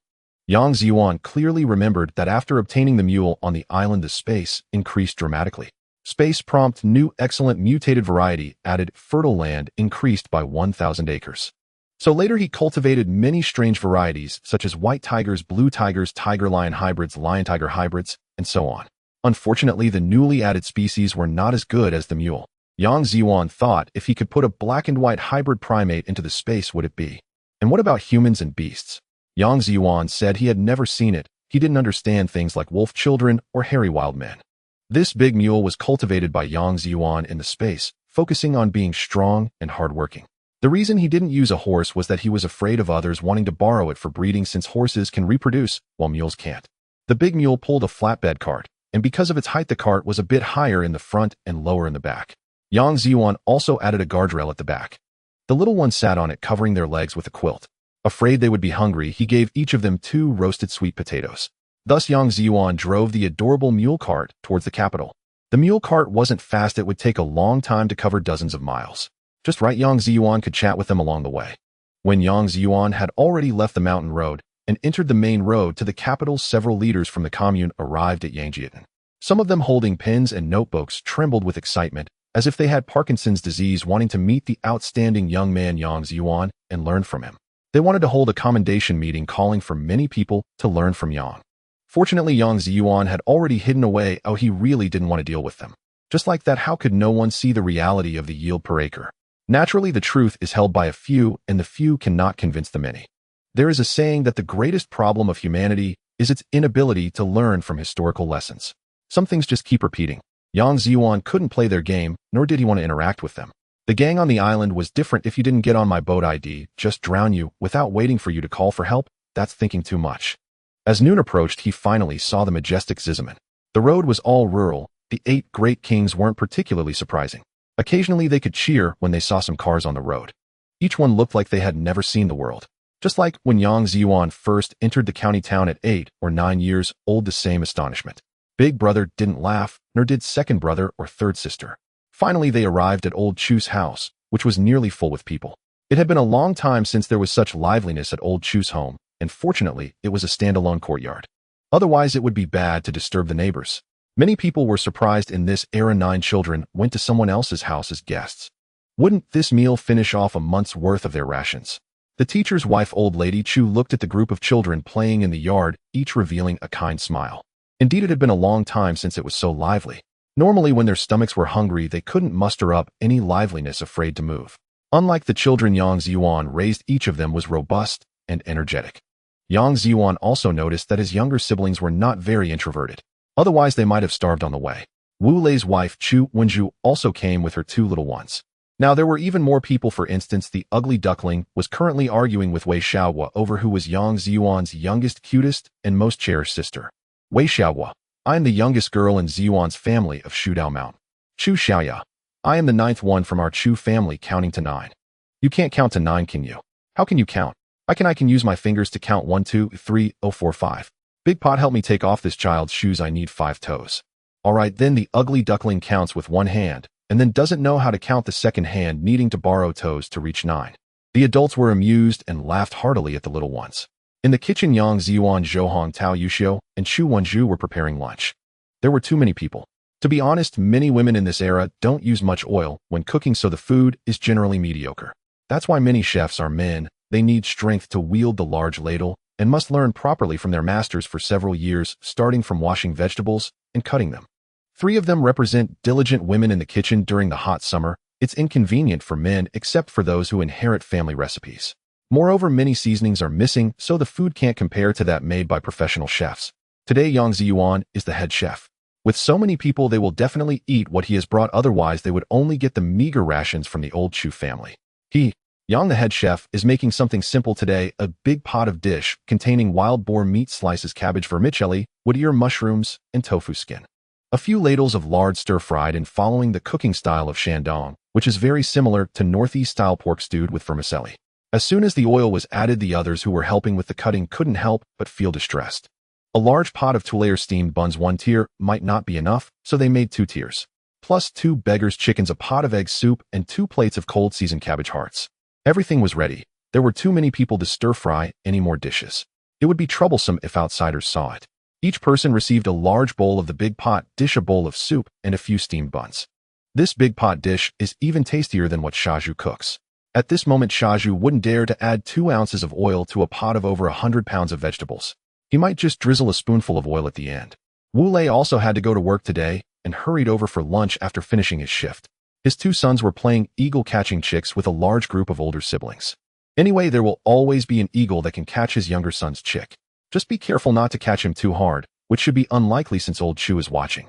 If it weren't for Wu Shixiang's good fortune, he would have arrived just as the dishes were finished cooking.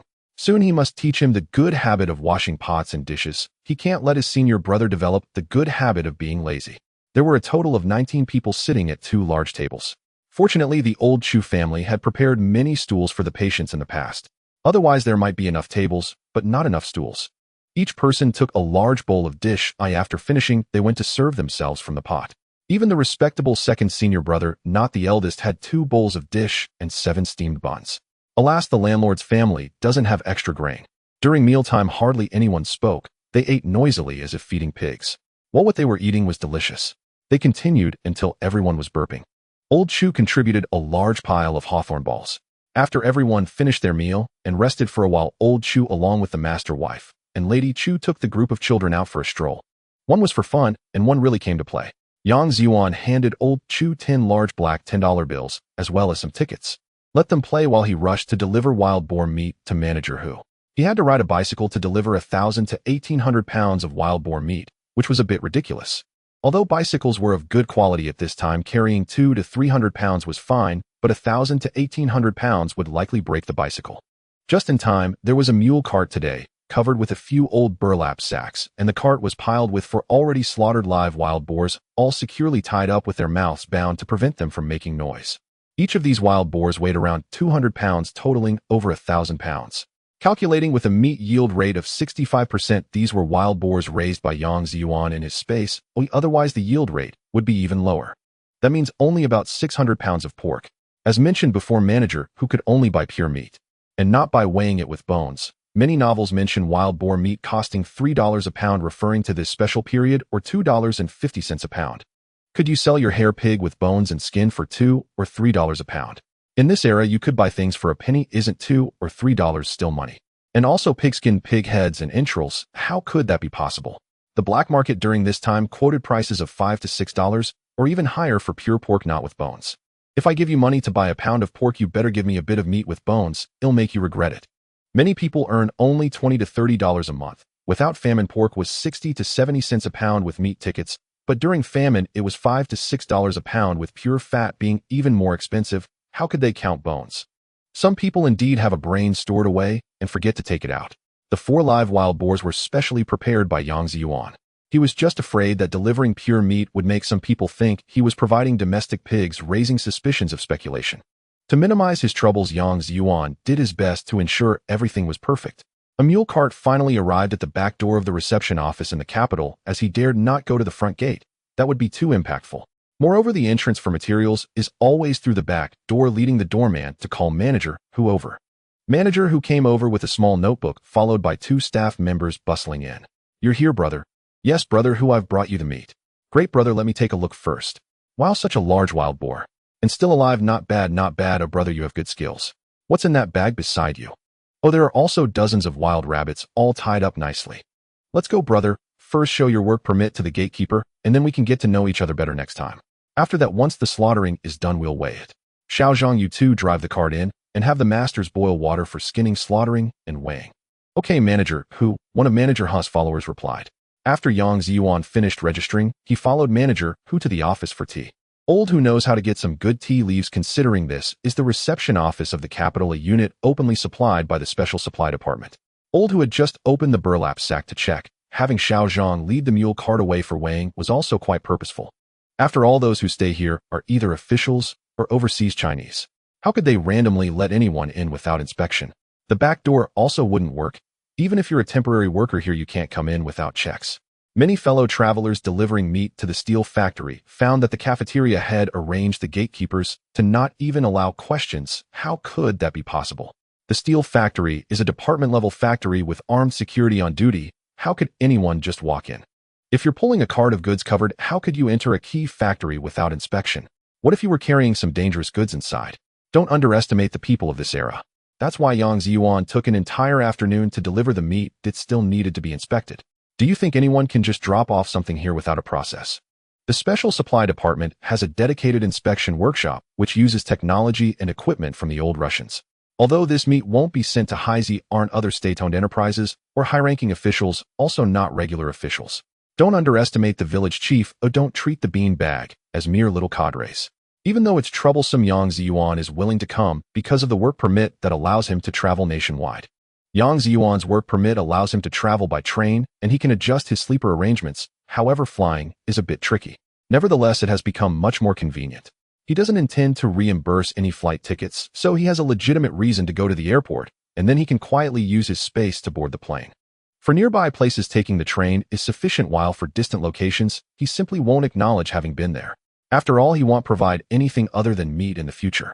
Otherwise, he would need to provide the purchase price, issue receipts, and arrange transportation, which is quite troublesome, especially in this era, where transporting southern fruits often results in them spoiling before arrival. He only provides meat from wild animals, claiming he hunted them in distant places. Around the capital, wild game has become quite scarce except in the deep mountains.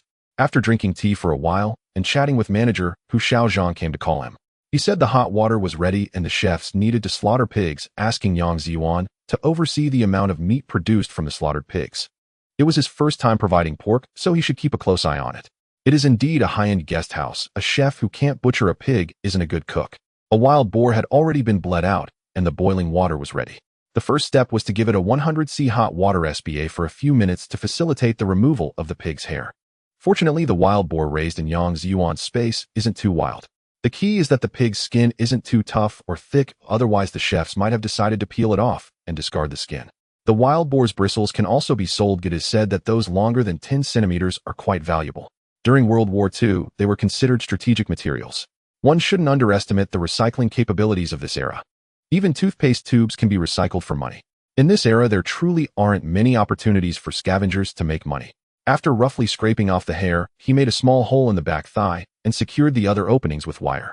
He used a pump to inflate the pig, making it easier to scrape off the remaining hair. Then it was time to process the pork, which was straightforward. There weren't many ribs, and every bit of meat on the ribs was scraped clean. In the end, the net weight of this pig's meat was about 120 pounds. Of course, this was after removing the pig's head and trotters, which would be counted separately. Who would have the time to clean the meat off the pig's head? The other pigs were slaughtered quickly as well, resulting in a total net weight of over 530 pounds. Manager who purchased it at $3 per pound, a price that is already far below the black market rate, and he also provided quite a few meat coupons. During this period, rural people raised pigs to fulfill quotas, and after selling them to the supply and marketing cooperative, they would receive a subsidy of 1/10 of the pig's weight in meat coupons. Only one wild rabbit was slaughtered. It wouldn't hurt to keep the others for a couple of days. Based on the meat yield, he calculated the amount of meat that could be obtained from the remaining wild rabbits. Wild rabbit meat is priced cheaply because it has little fat, priced at $2.50 per pound. Thus, with 40 wild rabbits averaging 5 pounds each and a 60% yield rate, since they were raised in the space, the yield is high. At $2.50 per pound, this totals $300. This doesn't include the rabbit skins, since he hasn't finished slaughtering all the rabbits. The pure pork weighs 530 pounds. At $3 per pound, that amounts to 1,590 yuan plus 300 yuan, totaling 2,000 yuan, including other parts. He also received over 60 pounds of meat coupons and some other receipts. Don't think this price is expensive. This unit is not ordinary. Manager who wouldn't dare to buy wild boars hunted by ordinary citizens too cheaply. Otherwise, if someone reported him, he wouldn't be able to escape the consequences. This price was agreed upon by several leaders. Not bad. This month, Yang Zhiyuan has completed his meat procurement task. At the beginning of next month, there's no national standard. Some receive their salary for the month at the end of the month. He can collect his salary of about 30 yuan for this month. There are still 2 pig heads and 2 pig tails left in the sack. He plans to give 1 pig head to Wu Lei and 1 to Old Chu. He plans to give the 2 pig tails to Wu Lei and his younger son, as pig tails are said to treat drooling. That's what people in the hometown say, just right for them to take care of. You could say that it is fine for your younger son to drool, but for a 35-year-old man like you to drool is quite ridiculous. Tisk tisk tsk. After greeting Old Hu, he plans to bring meat next month. In a few days, he will head to the northeast for hunting and bring them meat when he returns. As for Sha Zhu's steel mill, he should just forget it. Sending pork there would only lead Sha Zhu to take care of widows. It's not that he looks down on widows or thinks they can't be married. Yang Zhiyuan's soul from his past life isn't so feudal. However, someone like Widow Qin who eats the last remnants is just too unseemly. That would go against human conscience. It's better to avoid that. Yang Zhiyuan got into his BMW preparing to head to Old Chu's house. After delivering the pig head, he planned to send his younger siblings back overnight. Otherwise, finding a place to stay for the night would be an issue. There are too many kids to accommodate. Upon returning to Old Chu's house, he found that the children were all back, and it seemed they hadn't bought much. When he asked Old Chu, it turned out the kids were just curious and strolled around. Not many were willing to spend money. Only Chu Wenju and Old Chu insisted on buying some food and toys. They spent a total of less than 10 yuan. Well, it's good that his younger siblings understand things. It was already evening, and Yang Zhiyuan insisted on leaving, but the teacher's wife interjected, saying the old lady liked the children and insisted they must stay for the night. Well, there was no way around it. They would have to stay. Several children, the old lady, the teacher's wife, and Old Chu squeezed onto a few Kong beds. The Kong was warm in winter. They didn't need thick quilts. He forgot about that. Otherwise, it would indeed be difficult to arrange for the night. Yang Zhiyuan doesn't particularly like sleeping on the Kong, mainly because the young people are vigorous, and when he wants to sleep on a cool Kong at night, he could just find the daughter of the family. All of this is nonsense. Mainly, he is worried about not being able to sleep at night. Moreover, at his age, it wouldn't be suitable to squeeze in with anyone. He would still prefer to stay alone in the East Wing. If he couldn't sleep at night, Yang Zhiyuan felt he might as well go for a stroll in the black market. During the day, he really didn't have the mood to stroll around the street. Everyone on the street looked as thin as bamboo poles from hunger. There weren't many vendors selling snacks or setting up stalls. It was rather dull. The black market was much more entertaining. Just like strolling down a pedestrian street in his past life, there was everything for sale. Oh, if you wanted to buy something, you could. And if you wanted to look, you could. He had already been to the black market outside Dishengmen twice and wasn't planning to return. Today, he wanted to check out Dongxiaoshi, located on the south side of Banbai Street in the eastern district, where the crowd was also quite large and the atmosphere at night was bustling, just like a market. They still had all sorts of goods for sale. Yang Zhiyuan bought some candied hawthorns to bring back for his younger siblings to eat. He could also make them in the space, but the hawthorns grown in the space are too good, all quite large, so it's better to buy some fresh. Otherwise, it would be hard to explain later. Moreover, with so much money, not spending it would hinder economic circulation. Thinking this way, Yang Zhiyuan felt rather good about himself. Under Yang Zhiyuan's divine, since those wearing masks and covering their faces seemed no different from having no disguise at all. Fortunately, Yang Zhiyuan had no voyeuristic desires, otherwise those young ladies would be something. I am like the sun at 8 or 9 o'clock, not the sun at 8 or 9 o'clock. I love learning, how could I possibly do such things? Otherwise I will accuse you of defamation. You are defaming me, please remember to mimic Xiao's accent. Yang Zhiyuan turned around and noticed that the items sold in Beishao City were generally similar. The main reason was that everyone was just trying to buy some grain. Many rural families lacked various receipts and could only squeeze out a bit of grain to exchange for money or various tickets. Otherwise, there were very few farmers selling grain here. Since there was no farming in the city, where would the grain come from unless it was not sourced through legitimate means? After a while, Yang Zhiyuan encountered a few acquaintances. Last time in Beishao City, he met a few people selling precision machine components for steel rolling mills. He encountered them again today, although all three were covering their faces. However, Yang Zhiyuan's memory had been particularly sharp lately. With a probe of his divine sense, he could confirm their identities without a doubt. If you were trying to deal in scrap copper and iron, I want care, but you are bringing out parts that only level 7 and 8 workers can process to sell on the black market. What are you doing? Bringing precision components to sell on the black market? Or is there some unspeakable secret and a connection to spies? These three fools can't possibly be selling parts processed by Lu Haizhong or Yi Tianzuan, can they? Yang Zhiyuan decided to probe further. He walked over and squatted in front of their stall, picking up a precision bearing. What's the price?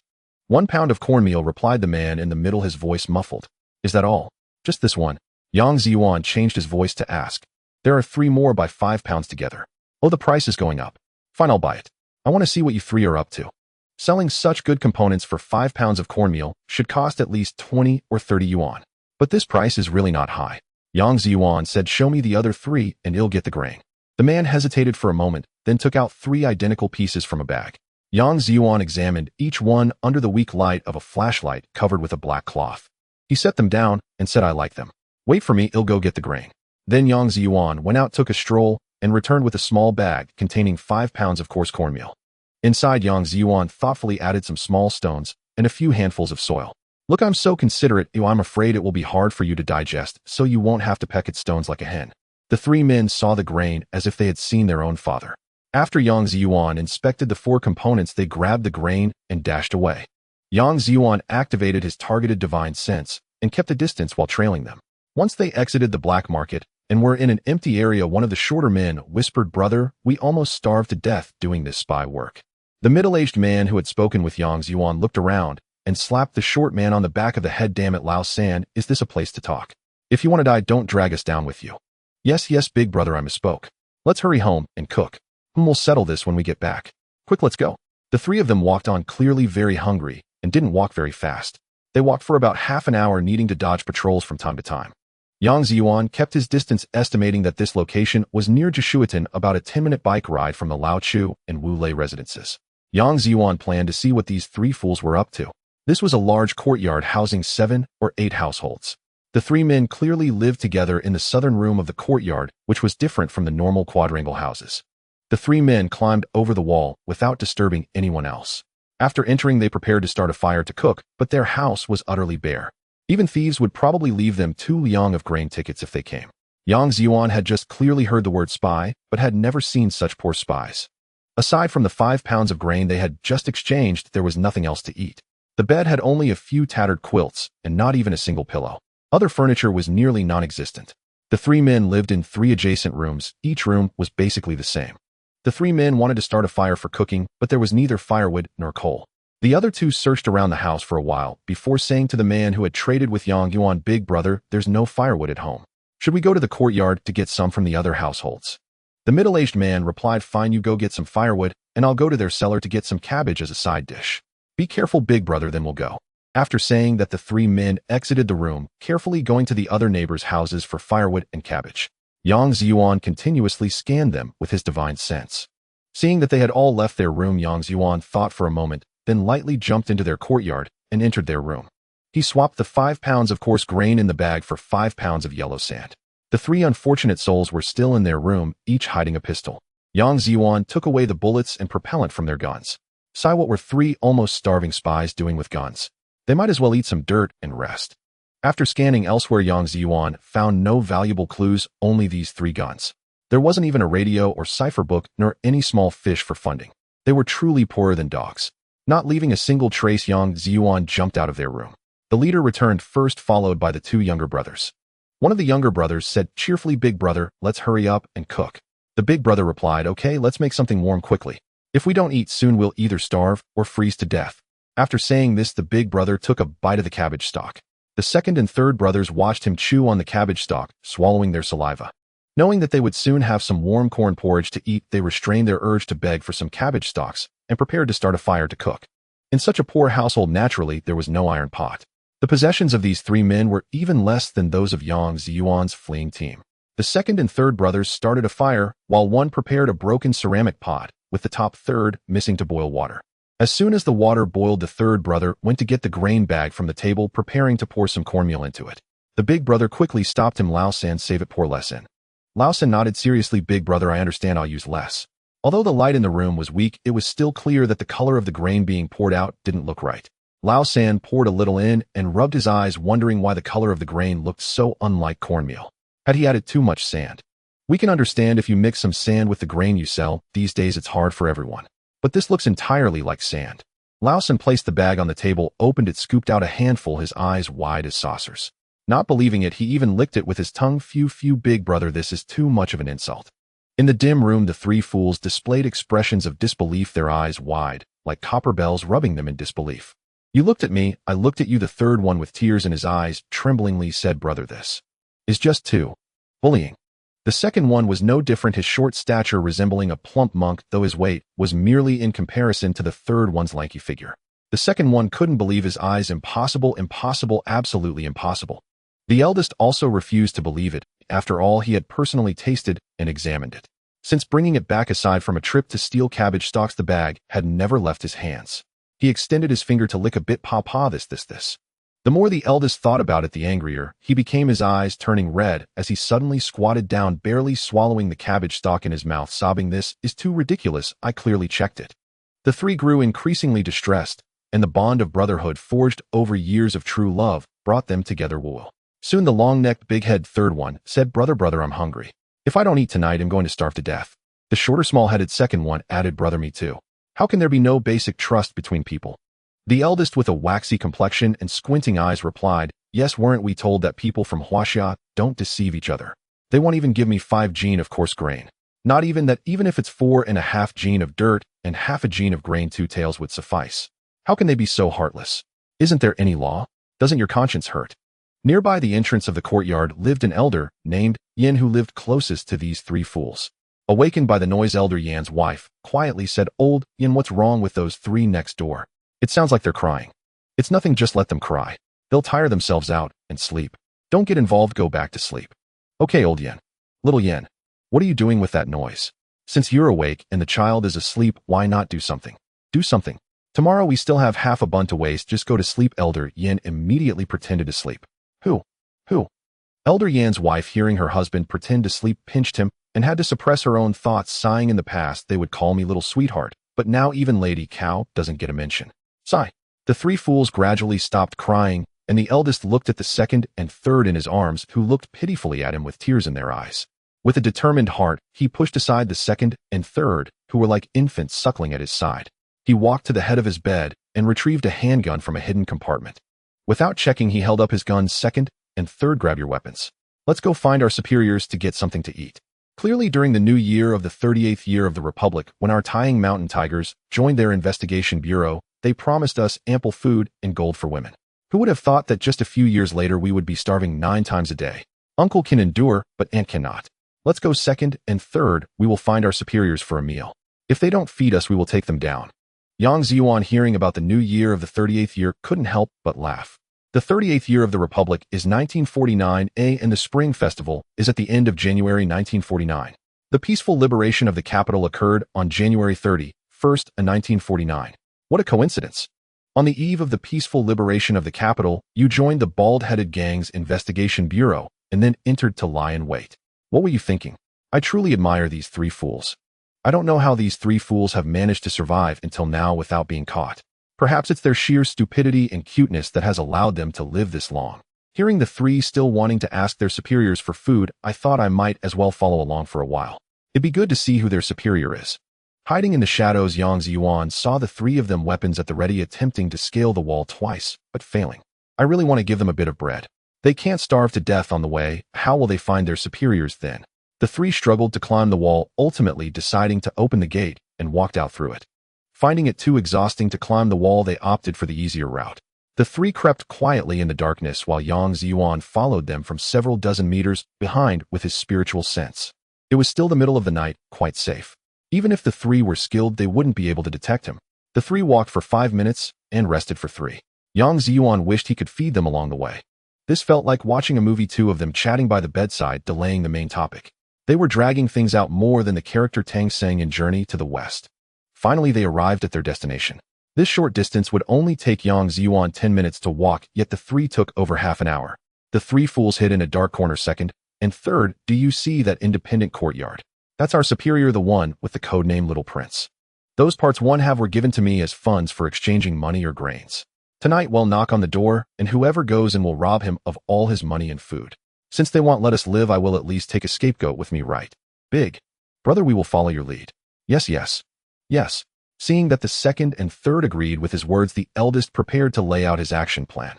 Yang Zhiyuan heard their conversation from afar, turned his steps, made a circle, and bypassed them. He used his spiritual sense to check on their so-called superior. The superior's situation wasn't great either. There were only a few dozen gene of grain in his grain tank, but he did have some money. Yang Zhiyuan utilized his space to pull the door latch into his space and stealthily infiltrated. The small courtyard was very compact with no side rooms, just 2 main rooms and a kitchen. There was also a basement which only stored some stolen parts, cabbage radishes, and coarse grains. There were no radios or anything. He had 2 guns, and Yang Zhiyuan had already stored away the gunpowder from the bullets. All the food had been replaced with sand. He collected the money and a few small yellow fish, leaving behind only the 3 buns in the kitchen. Everything else that was edible was gone, all replaced with sand. The cabbage stalks were too good to leave behind, and there were still a dozen radishes. Wouldn't it be better to pickle them at home? Better not to leave anything for you. Leaving food behind would be a waste. The 3 buns were already in the kitchen. He would keep them for entertaining his 3 subordinates. Having come all this way as guests, he had to at least provide a meal. Yang Zhiyuan chuckled to himself and silently left the small courtyard. By this time, the so-called superior was still sleeping soundly, completely unaware. In the dead of night, the owner of this small courtyard, Ding Dafa, was immersed in a beautiful dream. In the dream, he finally met a girl with 2 small tiger teeth. However, just as he was about to kiss that small mouth adorned with tiny fangs, he was taken aback as the charming cherry-like mouth gradually expanded, transforming into a gaping maw. As it lunged toward his head, that enormous mouth seemed capable of engulfing his entire head.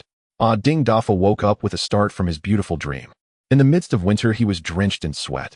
Ding Dafa wiped the sweat from his forehead. Rubbing against the blanket, he sighed. After all, it was just a dream, and he had no wife, so he might as well rub against the blanket. Dirty or not, it didn't matter, as there was no one to warm the bed. Whether it stinks or not, only he knew. After all, he often let out farts in the bed anyway, and he could still reminisce about the chive dumplings he ate today. Bang bang. Ding Dafa instantly sprang up and grabbed the gun under his pillow. Listening closely, he confirmed, yes, bang bang, someone was knocking on his door. At such a late hour, who could it be? Could they be here to arrest him? Had his cover as the little prince been blown? Impossible with his looks, he could only charm 1/10 of the girls in the factory. Or maybe a young woman was captivated by his handsome face and came to throw herself at him at night. But that didn't seem right, as she wouldn't come at such a late hour. Better to be cautious. If it were the police coming to arrest him, they would have barged in long ago. They wouldn't be so polite as to knock. For safety, Ding Dafa put on his clothes, took the gun, and cautiously opened the door. He quietly asked from behind the door, "Who is it?" "It's me, the Little Prince," Ding Dafa's codename in Black Tiger. "Open up quickly, I have important intelligence." The voice from outside was also very low, with the 2 of them speaking in tones only they could hear. "Black Tiger, what are you doing here at this hour? Just come directly to me. Little Prince, hurry up and open the door. This is crucial intelligence worth 100 servings of braised meat. Be quick." "Is it for real, eh? Would I come to find you at this hour if it weren't? Hurry up, or I'm leaving. Don't blame me for not coming to find you." Black Tiger was about to turn and leave when the Little Prince Ding Dafa finally opened the door and grabbed Black Tiger, who was already turning away. Suddenly, 2 more people appeared on either side, pressing their guns against the Little Prince's waist and neck. The Little Prince's gun was instantly confiscated. The force didn't feel like that of the police. It was too soft. "Black Tiger, what kind of game are you playing?" Black Tiger had already turned around, patting Ding Dafa's face. "Let's go inside and talk." When Ding Dafa heard this, he knew it was probably not government people. That made things easier. He could only be threatened by 3 people with guns. The door was locked again, and they returned to Ding Dafa's bedroom. The living room was too cold. This bedroom had a warm calm. At this point, Ding Dafa was bound hand and foot. The Black Tiger brothers covered their legs with the blanket reeking of the little prince and stared intently at Ding Dafa. Team leader, Ding Little Prince, my lifelong superior, where is our funding? Also, they were after funding. That startled me. Look at how my handsome face was scared, almost ruined like Wu Dalong after taking medicine. Black Tiger, didn't you receive some parts as funding a few days ago? Selling them would yield money, right? Nonsense, they don't sell well, and no one buys them. How could that be? Those parts could sell for more than $100. Where did you go to sell them? Ding Dafa asked suspiciously. The oldest Black Tiger certainly wouldn't admit he went to the black market. Well, don't worry about where we sold them, we just couldn't sell them. After speaking, he tightened his belt. His belt had loosened quite a bit. The third one couldn't control himself, his stomach growling loudly. Oh, it seemed the 3 of them were starving. Ding Dafa's mind turned. Oh, it's all my fault, Black Tiger brothers. By the way, there are some steamed buns I prepared in the kitchen for tonight. If you don't mind, you can have a meal first. Nonsense, eating a few of your buns is being polite to you. Third brother, go get them. Yes, big brother. The third brother trudged to the kitchen outside. The kitchen had no electric light, it was pitch black. He reached into the cupboard and indeed felt 3 buns. The third brother didn't eat alone. He quickly ran back to the bedroom, gleefully handing 1 bun to each of his older brothers. Big brother, there are indeed buns. Let's eat one first, then use his food supplies to cook a big meal and have a hearty feast. Good, a big pot. The third and second brothers couldn't wait any longer and quickly stuffed the buns into their mouths. In the dead of winter, the buns were frozen hard, but they weren't afraid of choking. The 3 of them almost choked, yet none were willing to spit out a morsel of food. It was only the eldest who insisted on fetching a bowl of cold water, allowing the 3 of them to recover. However, after eating something cold and drinking a bit of cold water, their stomachs growled even more, and they felt a bit of an urge to run to the toilet. The 3 of them tightly squeezed their legs together. Interrogating Ding Dafa, the little prince, they demanded, "Where is the rest of the food? Where is the funding you owe us?" Ding the prince looked at the 3 guns in front of him and didn't dare to resist. He could only helplessly reveal the location where he hid the food. Of course, he didn't mention the hidden basement. But when the third brother brought out the food with a candle, he almost cried again. Big brother, this is too much." Saying this, the third brother placed the food bag and a grain jar in front of the eldest. The eldest Black Tiger opened it and almost fainted. It was all damn yellow sand, exactly like the 5 kilos of food in their home, just sand. Black Tiger grabbed a handful and threw it on Ding Dafa's face. "Tell me, did you swap our food?" Ding Dafa was puzzled. How did his food turn into yellow earth? He had just received his ration for the month. He made 5 buns for a meal, only willing to eat 2, leaving 3 for the next morning and 2 for lunch. How could that be? He had already used food to make the buns tonight. Impossible, impossible. The Black Tiger brothers thought that their superior had indeed swapped their food for yellow earth and didn't wait for the little prince to explain. They first gave their superior a beating. By the time the little prince became a pig's head, the 3 were only half convinced. To save his life, the little prince could only mention a hidden basement. Then when the yellow earth was brought out from inside and a rotten cabbage stalk was all that was retrieved, the little prince broke down. With his legs bound, he could only hop toward the basement door. Fortunately, the second of the Black Tiger brothers had a bit of brains. He untied his legs, and the little prince, with his hands bound behind him, stumbled into the basement. Upon seeing everything inside, he cried out, "Wow! Oh no, who did this?" Before going to bed, I even checked. This was my life-saving food. It was truly heartbreaking, making one grieve and lament like a dagger to the heart with black heartness and malice. To be so inhumane, stealing my food and leaving nothing behind. I can't live like this. Only Yang Zhiyuan remained hiding in the courtyard outside, observing everything, grinning with glee. Yang Zhiyuan did not expect these lively characters to be so entertaining. It was too funny. Oh, it made me laugh to death. I usually don't laugh unless I can't help it. Because Yang Zhiyuan saw Ding Xiao Wangzi, who was hugging the leg of the Black Tiger, who had already untied his hands, crying loudly in the basement. The basement was soundproof and the surrounding neighbors could not hear. Whether or not it was because the Black Tiger could not hold it in, he ultimately soiled his pants. In any case, some liquid flowed out. While crying, Ding Xiao Wangzi wiped his tears and drool on the Black Tiger's pants, not knowing why. He wiped his hand once, and there was even more goo on his hand, mistakenly thinking it was his own tears and drool. Sometimes he would touch his pants and then wipe his mouth and eyes. The Black Tiger stood with his legs tightly together, not knowing if he was too embarrassed to explain. He let his subordinate kneel before him, hugging his legs and wiping tears and drool on his pants. Yang Zhiyuan clearly noticed that the face of the Black Tiger brother was trembling. If those 2 fleshy cheeks had not trembled, he would not have realized that he was uncomfortable. How could he express it? It was just soiling his pants. If there were no demands for a while, just holding hands could be seen as wiping them. With thousands of cellar openings, one of them must have soiled their pants. Since the embrace could not linger, why not enjoy it while leaving tears flowing? At this moment, the black tiger resembled a gentle caretaker, gently patting the little head. All right, good boy, don't cry anymore. Don't cry, or I'll want to cry too. Be good. Ding Qi, not Ding Pighead. Xiao Wangzi felt a chill at these words. I only like women, not men. In such a situation, his subordinates were almost starving, and he had not a single grain of food left. Even the 2 green onions and a head of garlic from the kitchen had been stolen from him. He was in hiding, not here to play a survival challenge. He had not a single penny left, and these 3 little brothers were staring at him with hungry eyes. It was not just for food. They might also be singing chrysanthemums remains the poor Taoist doesn't die the bald donkey. The little brothers could come to find their superior. He could also find his superior. If there were difficulties, look for the higher-ups. Don't let them be too comfortable. When Ding Pighead talked about his plan, the black tiger brother, who had changed into a pair of pants belonging to his superior, said, Dingu, I could find you because you left me a clue. I followed you to find your home. Is your superior also so careless? He is not much better than me. Fellow practitioners, can I find him? Which practitioner? All right, stop guessing for now. Let's tidy up and hurry. If it gets light, we'll have no money or food with our identities. We won't even be able to go to the black market. Let's go. Okay, the 3 foolish little teams turned into a 4-person silly team attacking the home of Ding Dafa's superior. The same routine, the same formula, the same method.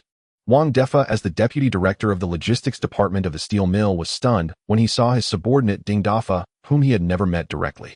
Damn, my savings, my steamed bun, my roasted sweet potato, farewell. Wang Defa did not know where his superior was. That superior had always communicated through a single line, and even when they met, it was through a door.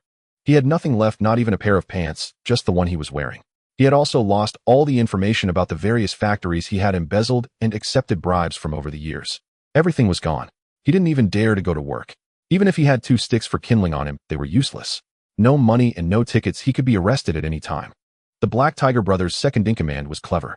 Seeing that the others were silent, he quietly raised his hand. Big leader, big brother, how about I give a suggestion? A little brother, what good idea do you have? Speak quickly. Yes, second brother, just say what you want. We want to explode in silence. The second brother saw everyone looking at him and weakly said, how about we turn ourselves in for a meal? The third brother was indeed the second brother's crafty companion, raising his hand. Agree. The Black Tiger, as the leader, naturally supported his brother and raised his hand as well. I'd won. Wang Defa had just wanted to scold his subordinates for being foolish. As a result, Ding Dafa also raised both hands. Add 2, I'm a bit hungry too. Damn it, what a bunch of things my leader has. Glancing at the already raised hands of the third brother, he naturally raised both hands as well. Add 4. Just as the sky was getting bright, and it wasn't yet time to work, Wu Lei was awakened from his bed by the patrolling team at night. Wu Lei, along with the instructor and the deputy director with heavy morning moods, arrived at the entrance of the police station where he worked. Before entering the police station, just looking from behind, 5 people were kneeling at the entrance facing inside the police station. The 5 were wrapped in 3 blankets. The 5 were being held by an old man who was the guard at the gate. In front of the 5 kneeling was a cardboard box with the words, "We are spies, we surrender. To eat our fill, we do anything." The old guard, with a spirited demeanor, pointed at Wu Zhaodong, meaning that he had something in his guard room. It turned out that inside were pieces of evidence against these spies: firearms, ammunition, materials, parts, some food, clothing, and a few heads of garlic, as well as several dried chilies, and naturally some green onions. He didn't know how the informant got their things. Wu Zhaodong immediately sent someone to notify his colleagues to detain these people together. After asking the old guard, he learned that all of this had been sent by Yang Zhiyuan before those 5 arrived. At this time, Yang Zhiyuan had already slipped away. Wu Zhaodong did not find this strange. Just for a meal, these 5 spies surrendered early in the morning. To get them to confess quickly, he hurried to serve them some warm food. He needed to interrogate them to see if he could dig up more clues. While Wu Lei was busy, Yang Zhiyuan had been playing with his younger siblings for most of the day. As afternoon approached and dusk fell, he returned to Yang Zhiyuan. Fortunately, the production team leader of Yang Zhiyuan, Yang Famine, did not come looking for Yang Zhiyuan. He might not even know that Yang Zhiyuan had returned to the village.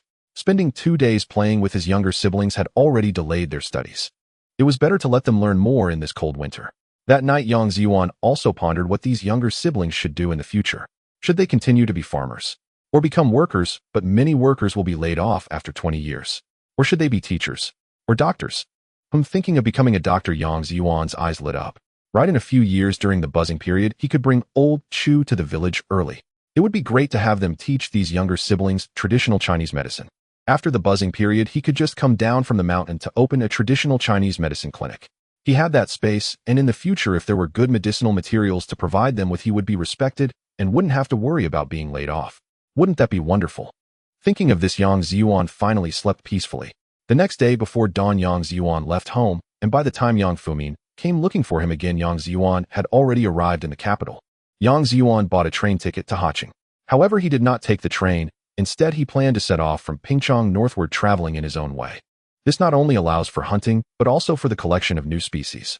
He would have nearly a month this time, returning just before the new year. He could enjoy a good adventure outside. If he chose to take the train, he would miss the opportunity to collect many new species along the way. He primarily wanted to experience hunting in the northeast winter, having read many novels about it. Not trying it would feel like a disservice to his own reincarnation. He also wondered if he could dig ginseng in winter. If not, he might have to return in summer or autumn.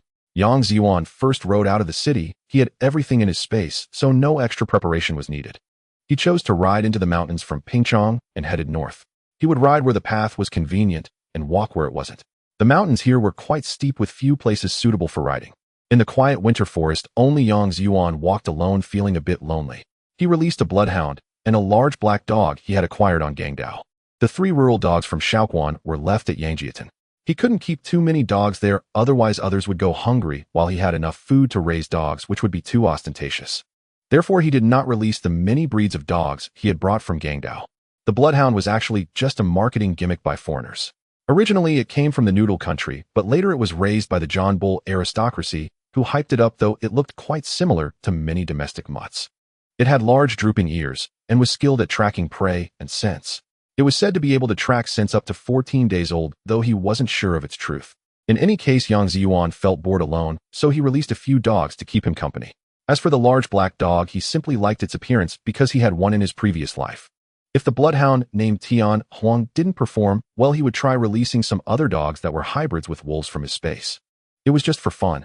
He even had a golden shaded cat in his space, which was another breed from India, but that thing would scare away all animals within several miles after it was released.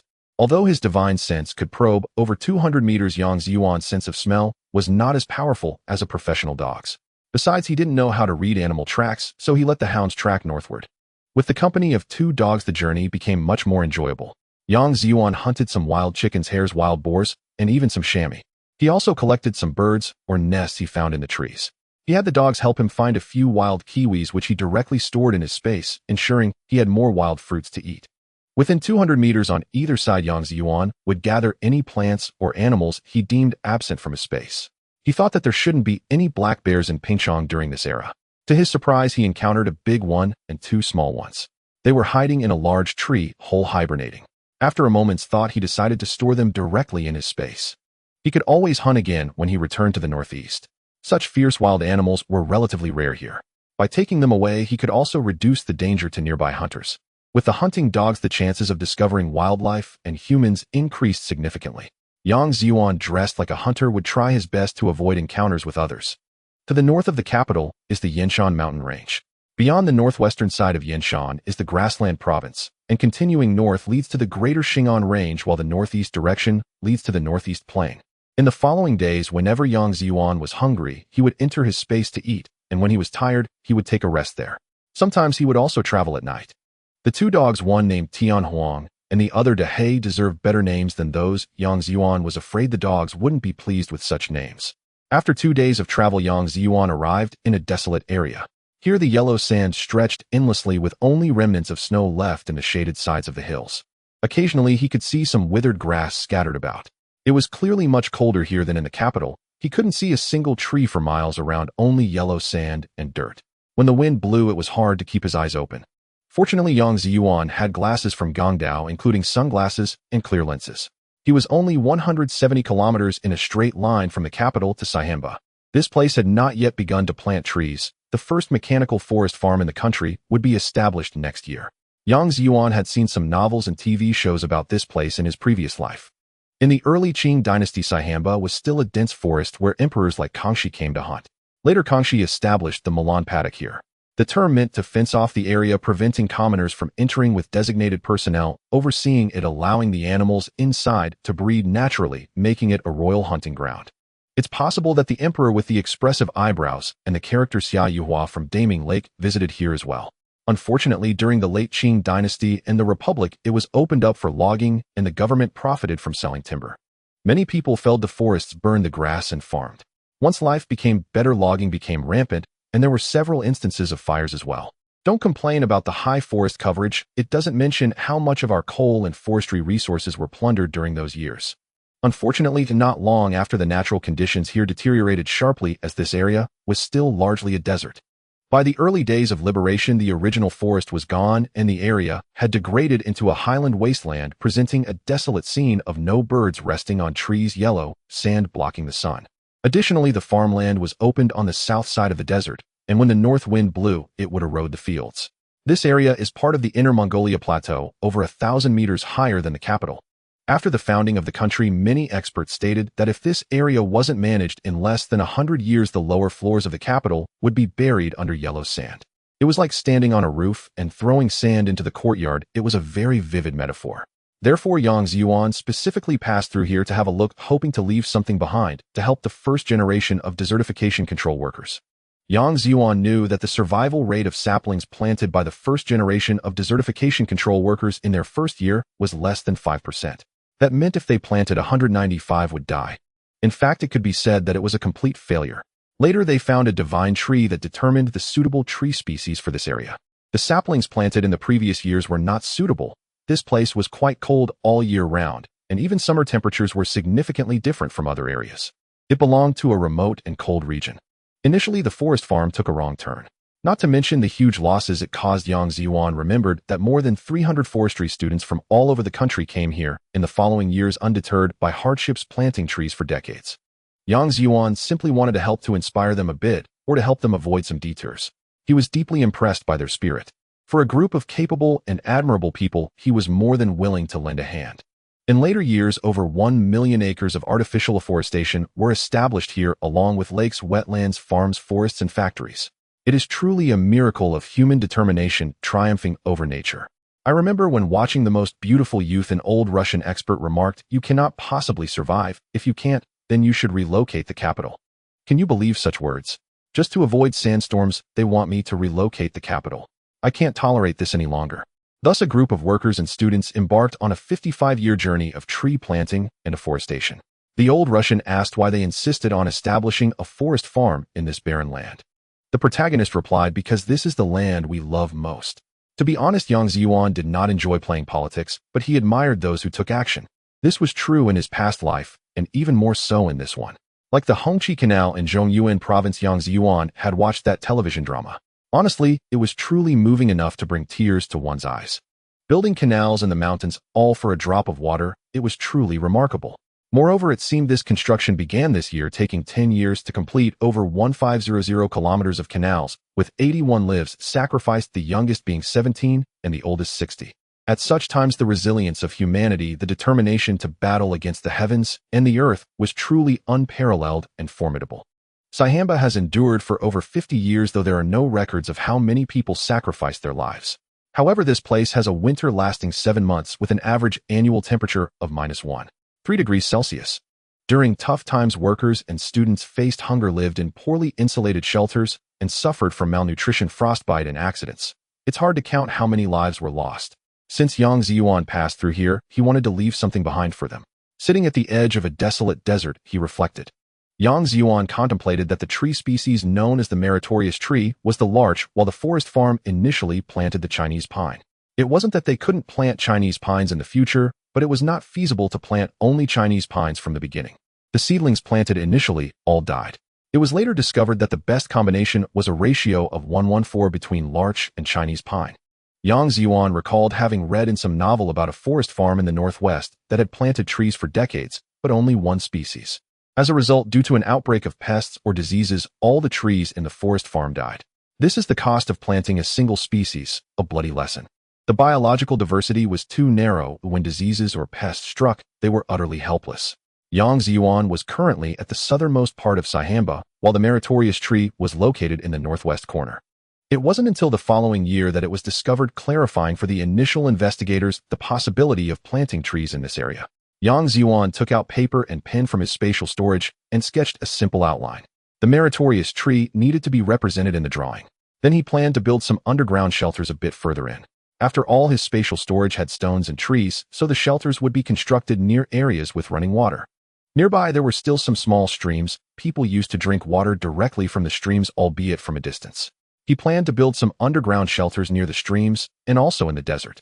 He also intended to create a large patch of straw grids near the underground shelters in the north where straw was unavailable. He would use wheat straw. He left some larch and Chinese pine seeds behind. He couldn't plant trees directly in this weather as they wouldn't survive. These seeds were sourced from nearby mountains, cultivated in his spatial storage. Next, Yang Zhiyuan followed his plan to build 10 underground shelters a kilometer north from the southernmost part of Sihamba, each one quite spacious.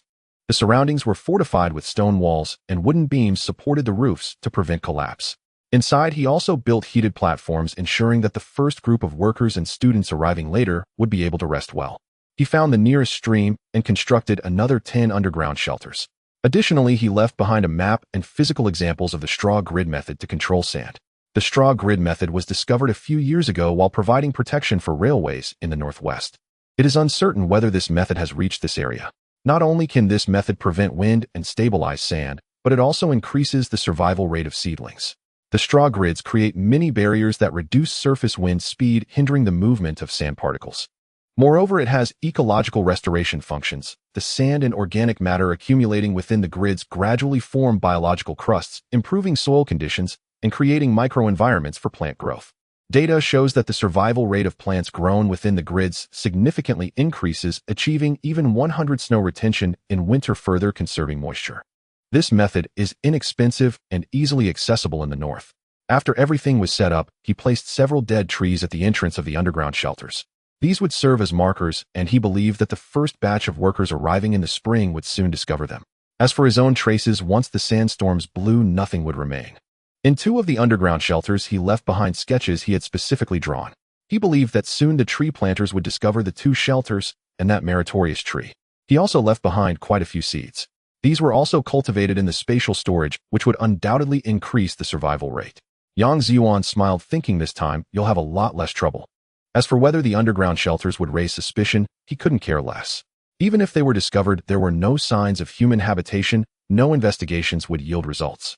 Moreover, who would have the leisure to investigate underground shelters in a desert? They wouldn't come to destroy anything. When they find them, they might even be delighted. Would they worry about when the shelters were built or who constructed them? It was clearly a helping hand for them, wasn't it? Moreover, it was born from goodwill, supporting the forest farm's construction and contributing to the protection of the capital from further sand erosion. Yang Zhiyuan thought for a moment and decided not to leave any grain or meat behind. Leaving those would be too obvious. The forest farm might receive government funding. Although they might not be wealth, they could still have meals. The students coming to support would eventually become staff at the forest farm, ensuring at least a basic standard of living. Yang Zhiyuan glanced back at the sandy land before continuing his journey north. Proceeding further north, he would soon reach the foothills of the Greater Xing'an Range. This area now belongs to the Grassland Province, with the Kesheketing Grassland to the east. Previously known as the Kesheketing Grassland, this region is part of the Eastern Grassland Province, also referred to as Eastern Mongolia. Once this place was lush with grass and abundant vegetation, but towards the end of the Qing dynasty, to increase revenue, a large number of migrants were recruited to cultivate the grasslands. This led to a massive influx of farmers from within the borders, resulting in extensive land being cultivated. While the grassland soils could sustain grass, they were relatively poor for crops. Due to the barren land, cultivation was abandoned after just 2 to 3 years due to sand damage, leading to the cultivation of new grasslands. In the drought-prone windy seasons, the bare soil of deserted lands would be blown up, forming shifting sand dunes. These dunes initially appeared as isolated points before merging into a continuous mass, causing the grassland to degrade into desertified land. Therefore, at this moment, the desertification of the Kesheketing grassland was somewhat severe. However, there remained portions of grassland, and Yang Zhiyuan had spotted a hunter riding a horse and holding an eagle, although he did not greet him. On the desolate Xian grassland during winter, there was not a hint of greenery, only the withered yellow grass and the yellow sand shivering in the cold wind. Gazing upon the endless grassland, Yang Zhiyuan felt a surge of excitement. He released a black steed, as he had acquired several saddles back in Gang Island, where many craftsmen skilled in making saddles thrived due to the popularity of horse racing. To the left, the sky was yellow, while to the right it was dark as night. Riding his black steed, he galloped across the vast grassland. With yellow in one hand and blue in the other, adorned in a brocade cap and sable fur, he surged forth like 1,000 riders sweeping across the plains. Living on this expansive grassland truly felt refreshing and liberating. It was like the carefree life of the sturdy foot-basin chickens who, despite being lowly and confined, naturally harbored narrow minds. While they don't quite count as a species, he galloped on horseback for quite a while. Let us accompany the yellow sands galloping effortlessly, riding fast, sharing the cleansing touch of the cold wind, singing out to the dogs, expressing the bitterness in his heart, embracing the fervor, grasping the disillusionments of middle age. Just as Yang Zhiyuan was singing passionately, he suddenly noticed 2 individuals ahead in danger. 4 or 5 wolves surrounded the 2 individuals and their horses. The 2 hunters had only 1 dog, and facing 5 prairie wolves they were in a bit of danger. The 2 men had only an old-fashioned smoothbore gun. They were merely at a standoff, not yet having fired a shot. One hunter had an eagle perched on his shoulder. At this moment, neither side made the first move. The smoothbore gun required reloading with sand after each shot, meaning they only had 1 opportunity to fire. There was only 1 hunting dog, while the other man crouched with a dagger resting on a stick. The dog barked wildly, but dared not advance. As Yang Zhiyuan moved slightly closer, the wolves noticed him. On the vast grassland, one could easily spot a person from a distance. When Yang Zhiyuan was within 200 meters, he fired his gun. 200 meters was too far. Even shouting might not be heard. He had 5 or 6 rounds capable of continuous fire. Within 200 meters, he could use his divine sense to hit every shot. After the wolf pack noticed Yang Zhiyuan, only 2 turned their heads towards him, while the other 3 still focused on the 2 men ahead. Yang Zhiyuan fired from the side. Bang bang. 2 shots accurately struck the heads of 2 wolves. At his command, Tianhuang and there.He charged forward. The gunfire startled the remaining 3 wolves. They turned to flee, but the other hunter fired a shot, wounding 1 wolf, and subsequently released his dog. Thus, in a pincer attack, 3 hunting dogs pursued the remaining 2 wolves. Soon Tianhuang and there.He pinned the 2 wolves down ahead of the hunting dog. They bit down on the necks, shaking them back and forth a few times until the 2 wolves were dead. Yang Zhiyuan rode forward. The 2 hunters had finished off the wounded wolf and were now approaching him. Before the 2 men could reach him, Yang Zhiyuan jumped off his horse, gun on his back. He hadn't expected to see no one else along the way. At this moment, he had disguised himself, making his appearance coarser and adding some stubble, resembling a strong man in his late 20s or nearing 30. "Hello, friend, thank you for saving us." To his surprise, the other party was of Mongolian descent, but instead of following their customs, they grasped Yang Zhiyuan's hand tightly. The 2 men were one in their 20s, while the other appeared to be only in his teens. The younger one spoke Mandarin with difficulty. One could easily sense a hint of ethnic flavor in their speech. "No need for thanks, brother. It was just a matter of convenience. Ooh, I would have been fine if I hadn't come." Yang Zhiyuan replied modestly. No, thank you, distant friend. Please come to my home as a guest." The elder named Bu. He meant sturdy and solid. He indeed looked quite sturdy, with sheep fat smeared on his face. He wore a sheepskin coat on his upper body and thick cotton pants on his lower body. Standing at just over 1.60 meters, but with a robust build. The younger one was named Na Shun, meaning peace and longevity. It was akin to how Han families would name their children after stones or longevity. Through chatting, Yang Zhiyuan learned that the 2 were brothers who had come to the sandy land to catch some wild rabbits. Now this area had also been collectivized, with all the cattle and sheep belonging to the collective. The Mongolian production team here did not grow grain, but collectively raised cattle and sheep. However, there were significant issues with a lack of distinction between public and private. Since herdsmen could not produce grain, the production team's output was based on cattle and sheep. The output earned in labor points at the end of the year was distributed as cattle and sheep. The distributed sheep couldn't be consumed all at once. Thus, during grazing, they had to be taken along naturally. Unlike grain, which could be stored at home, the distributed sheep needed to graze. They couldn't just be slaughtered and kept at home. In winter it was fine, but in summer, where would they be kept? Furthermore, one couldn't survive solely on meat. They still needed to barter with Han brothers for grain. In any case, the lack of distinction between public and private created chaos. This diminished the enthusiasm of many herdsmen, leading to work ethics similar to that within the interior. If they could slack off, they would. If a collective sheep was killed by wolves, herdsmen had no right to handle the situation. In winter it was manageable, but what about summer? If not slaughtered, it would rot. If slaughtered, the count would not match when returning. It was simply inflexible and somewhat rigid. For instance, Su Lingjun had to be accompanied by officials while herding, and any issues had to be resolved on the spot. It was impossible to run back and forth for a single sheep, especially since some pastures were far away, taking several days. Moreover, due to drought, the situation here was not much better. On one hand, there was a push to cultivate the grassland for food production for the country, while on the other hand, the drought led to poor grass growth, though better than in the interior. Additionally, herdsman families had taken in some orphans from near He. Bu-He and Na-Shun had come out to catch some game to trade for fine grain for their sick sister. This sister was a child allocated to their family by the state. A young female orphan still too small to survive on meat alone as her digestive system couldn't handle it. She couldn't digest properly, and since she had just arrived, she wasn't accustomed to the local diet. Thus it was better to start with fine grains gradually acclimating her. Unexpectedly, they encountered 5 wolves in broad daylight. Nowadays wolves had no recourse. Normally they hunted rabbits on the grassland for a meal. Who would have known that drought had drastically reduced the rabbit population, causing many wild animals to flee? Without ample food, wolves were driven to attack humans in daylight. Under normal circumstances, wolves were intelligent and would not actively attack humans. They must have been extremely hungry. The 2 brothers handled the 5 wolves rather easily and prepared to return. They intended to treat Yang Zhiyuan to a meal. After all, he was their savior. Noticing the eagle on Bu-He's shoulder, Yang Zhiyuan was curious. The eagle seemed small, with its eyes covered. On the way back, they all chose to walk as there were only 2 horses and 5 wolf carcasses. With 3 people, it was impossible to ride. They could only walk. Yang Zhiyuan asked, Bu-He, can this eagle catch rabbits? Of course it can. Upon hearing this, Yang Zhiyuan quietly released a wild rabbit from his space. Suddenly pointing at the rabbit, he said, look, a rabbit. Bu-He swiftly removed the cover from the eagle, making a chew sound towards the direction the rabbit ran, then suddenly shrugged, and the falcon shot like an arrow towards the wild rabbit. At that moment, Yang Zhiyuan noticed that there were 2 small strings tied to the eagle's feet. The strings were short, and soon the falcon had pinned the rabbit to the ground. Bu-He hopped onto his horse and rushed over. He quickly retrieved the rabbit from the eagle's claws, and soon he had gutted the rabbit, taking out some entrails to feed the falcon. Then he observed the surroundings, looking for any signs of more wild rabbits. Seeing how formidable the hawk was, Yang Zhiyuan subsequently released 3 wild rabbits and 5 wild chickens. The surrounding area was filled with tall, sparse grass, which effectively obstructed the view of Bu and his brothers. These 2 brothers were warm and hospitable.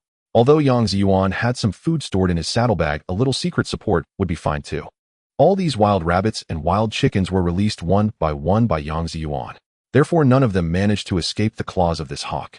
This hawk was significantly lighter than the rabbits and surprisingly powerful. Yang Zhiyuan, feeling increasingly envious, thought about catching a few heidonking for himself. In his previous life, he had read in novels that this creature existed in the northeastern mountains. He had to procure a few beautiful ones later. Having caught several wild rabbits and chickens, Bu and his brothers were very pleased. After observing the surroundings and finding no more prey, he prepared to head back. During this time, Yang Zhiyuan fabricated another identity, that of a buyer from Rehe, specifically here to trade for meat and hunt. The 2 brothers looked at Yang Zhiyuan's gun with envious eyes. As for the identification, Yang Zhiyuan simply made one in his space. He had plenty of materials. Regarding the photos, he had taken many different poses on the island. He decided to change his name to Lu Dehua, sharing the same surname as the one who was stabbed. At that moment, Brother Shun called out, Brother Lu Dehua, we are almost there. We need to go to the market first to trade for some fine grains. Then we can head back, and I will make you a delicious meal at my house tonight. Brother Shun, I have the fine grains you need. During the day, no one cares when we trade, but it is better to be cautious. Who said, Brother Lu, we have no issues here. Our Mongolian tribe only has mutton, wool, and milk products. Usually we trade for what we need with Han brothers using these items. We are quite lenient here. Well, yes, the state does take care of minority groups.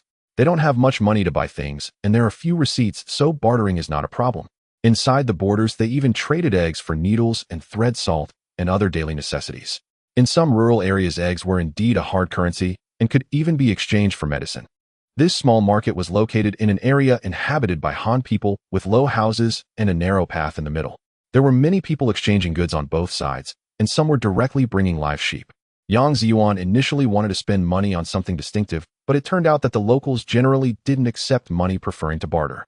They had their own pricing system, which was quite odd. For instance, how much of something in exchange for a pound of mutton.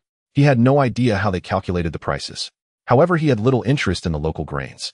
There were also many unique Mongolian accessories, such as sheepskin robes and wool felt.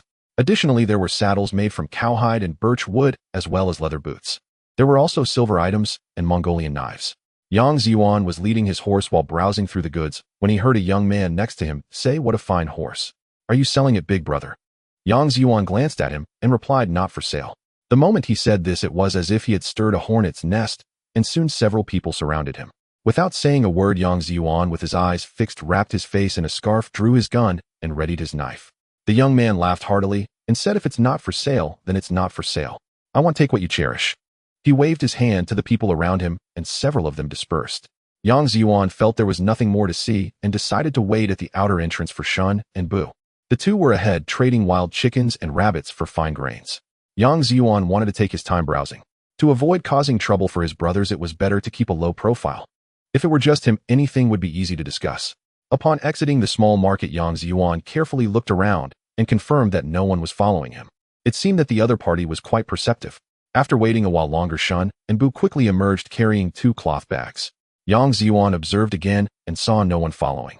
There were just 3 people and 2 horses. The other 2 rode 1 horse.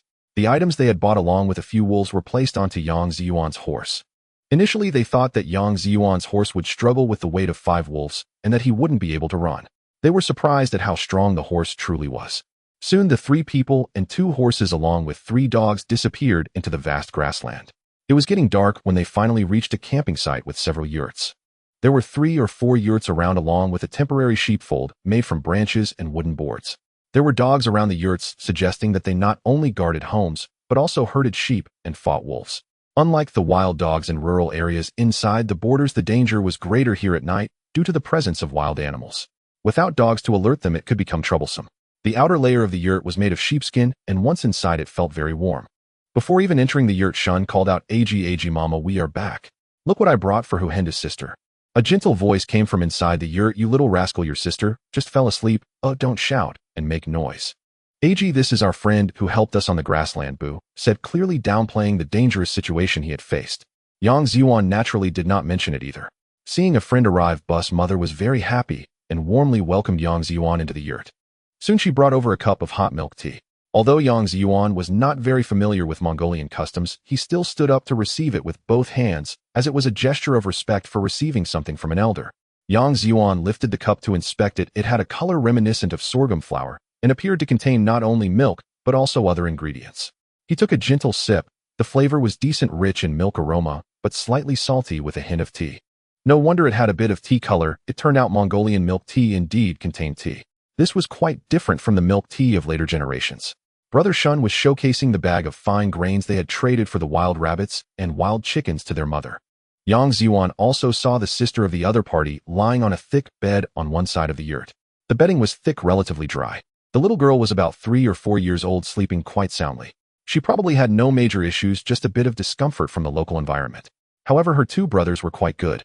At this moment, the conditions were not yet suitable for adopting orphans, so it seemed that Shun's family situation should be okay. Suddenly, a dog barked, indicating that someone had arrived. Soon, a middle-aged man wearing a sheepskin hat and a sheepskin coat pushed the door open and came in. Brothers Shun and Bu called out Abu. He was presumably their father, and the name sounded a bit like Abba. The name Abu suddenly reminded Yang Zhiyuan of a movie shot by Jing Gu, where the protagonist was also named Abu, running around with a bowling ball. The female police officer called out Abu Abu. This scene was a bit reminiscent. Bu introduced Yang Zhiyuan, and Bu's father was named Gao Leki. It meant justice. Upon seeing the wolf carcasses outside, Gao Leki called for Shun to come out. Soon Gao Leki instructed his family to prepare a feast for Yang Zhiyuan. A grand meal, a whole roasted sheep. Yang Zhiyuan did not expect the people of the grasslands to be so hospitable, even roasting a whole sheep for him in this era. Even in later times, a whole roasted sheep could equate to a month's salary for many. Isn't this a bit too extravagant? He had space and was not worried, but the other party was just an ordinary herding family. Even if they raised sheep, they wouldn't eat mutton at every meal. One, they can't afford it. 2, it's unlikely someone would only eat meat without consuming anything else. Without a supplement of vitamins, the human body is prone to illness. Thus, this whole roasted sheep was indeed a luxury. With such warm hospitality, Yang Zhiyuan would not be stingy. He took out 4 bottles of white liquor from the burlap sack on the horse's back.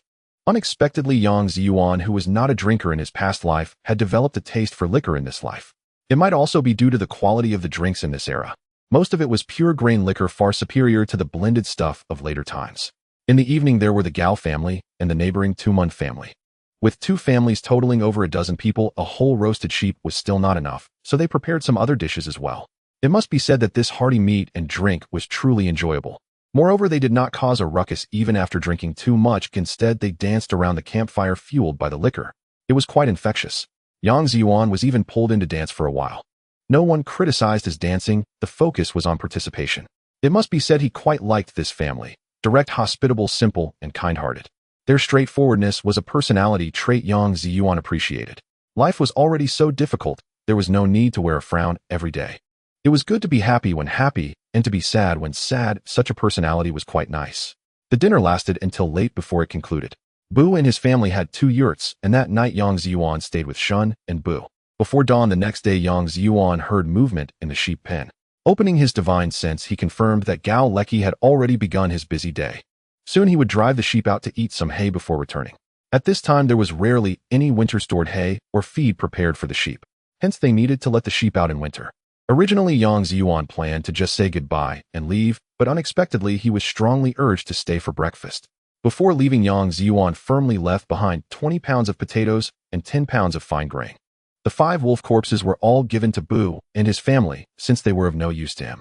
However, he could keep the wolf skins for later. He would retrieve them when he returned, leaving the wolf meat for them to handle. Shun tearfully bid farewell to brother Lu Dehua. Bu also tightly pursed his lips, watching as Yang Zhiyuan, riding a pure black steed and accompanied by 2 dogs, vanished from their sight. Once they were out of sight, Yang Zhiyuan changed his outfit and switched to a yellow-brown horse. He then stored Tianhuang and a hay in his space. He then rode to the small market from yesterday. Today's horse was not as impressive as the one from yesterday. He wanted to exchange for some local sheep breeds, also cattle, mules, horses, and so on. The horses in his space were too ostentatious. For instance, that black whirlwind was much taller than the local horses. It was too eye-catching. He still followed the old routine, exchanging for local grains, breeding sheep, horses, cattle, and so on. He also wanted some local piglets, as piglet breeds varied from place to place. Yang Zhiyuan thought to collect more to avoid the space becoming too monotonous. He was too lazy to mention the area of the space, fearing people would think he was exaggerating.